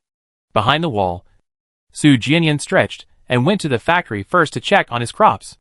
At the factory gate, 2 zombies controlled by Li Muchio were staring blankly at the sky. Su Jianyan walked past them and went inside. He had only been gone a few days. Most of the seeds hadn't sprouted yet, but the soil looked good. When Su Jianyan went outside to make sure everything was alright, the 2 zombies at the gate were gone, and Li Muchio was coming down from the dormitory building. He helped carry Su Jianyan's backpack and axe upstairs. Su Jianyan leaned against the doorframe, watching until Li Muchio approached. Do you want to become the zombie king? Becoming the zombie king was an inevitable path for Li Muchio and the other awakened zombies. Given the current situation, it seemed unreasonable to prevent him from evolving. As for whether Li Muchio would stay after truly becoming a zombie king, that was beyond his control. If Li Muchio wanted to leave, he would respect that. Su Jianyan took a deep breath. Logically, that was the right thing to do. But the thought of never seeing Li Muchio again made him feel uneasy. Su Jianyan? Li Muchio didn't understand why Su Jianyan was suddenly unhappy again. He awkwardly grabbed Su Jianyan's hand. He was happy every day as long as he was with Su Jianyan. It's nothing. Su Jianyan thought for a moment. I wonder if those zombie king corpses are still there, with Su Bai and the others around. The corpses had probably already been devoured. The power of awakened zombies and zombie king brains far surpasses that of ordinary zombies. Su Jianyan hadn't experienced the process of awakening from a zombie to a zombie king, but he knew that eating these would be better for advancement. He should have taken some with him. The image of himself packing brains in a takeout box flashed through Su Jianyan's mind, making him choke. Hiss! Just as Su Jianyan was pondering this, Li Muchio suddenly went into battle mode, glaring fiercely in the direction of the previous fight. What's wrong? Su Jianyan reached for his axe, only to remember it was left in the dormitory. You filthy thing. Li Muchio bared his teeth. White Wolf was being ganged up on. Those guys. unable to snatch Su Jianyan from him, had ganged up on his subordinate.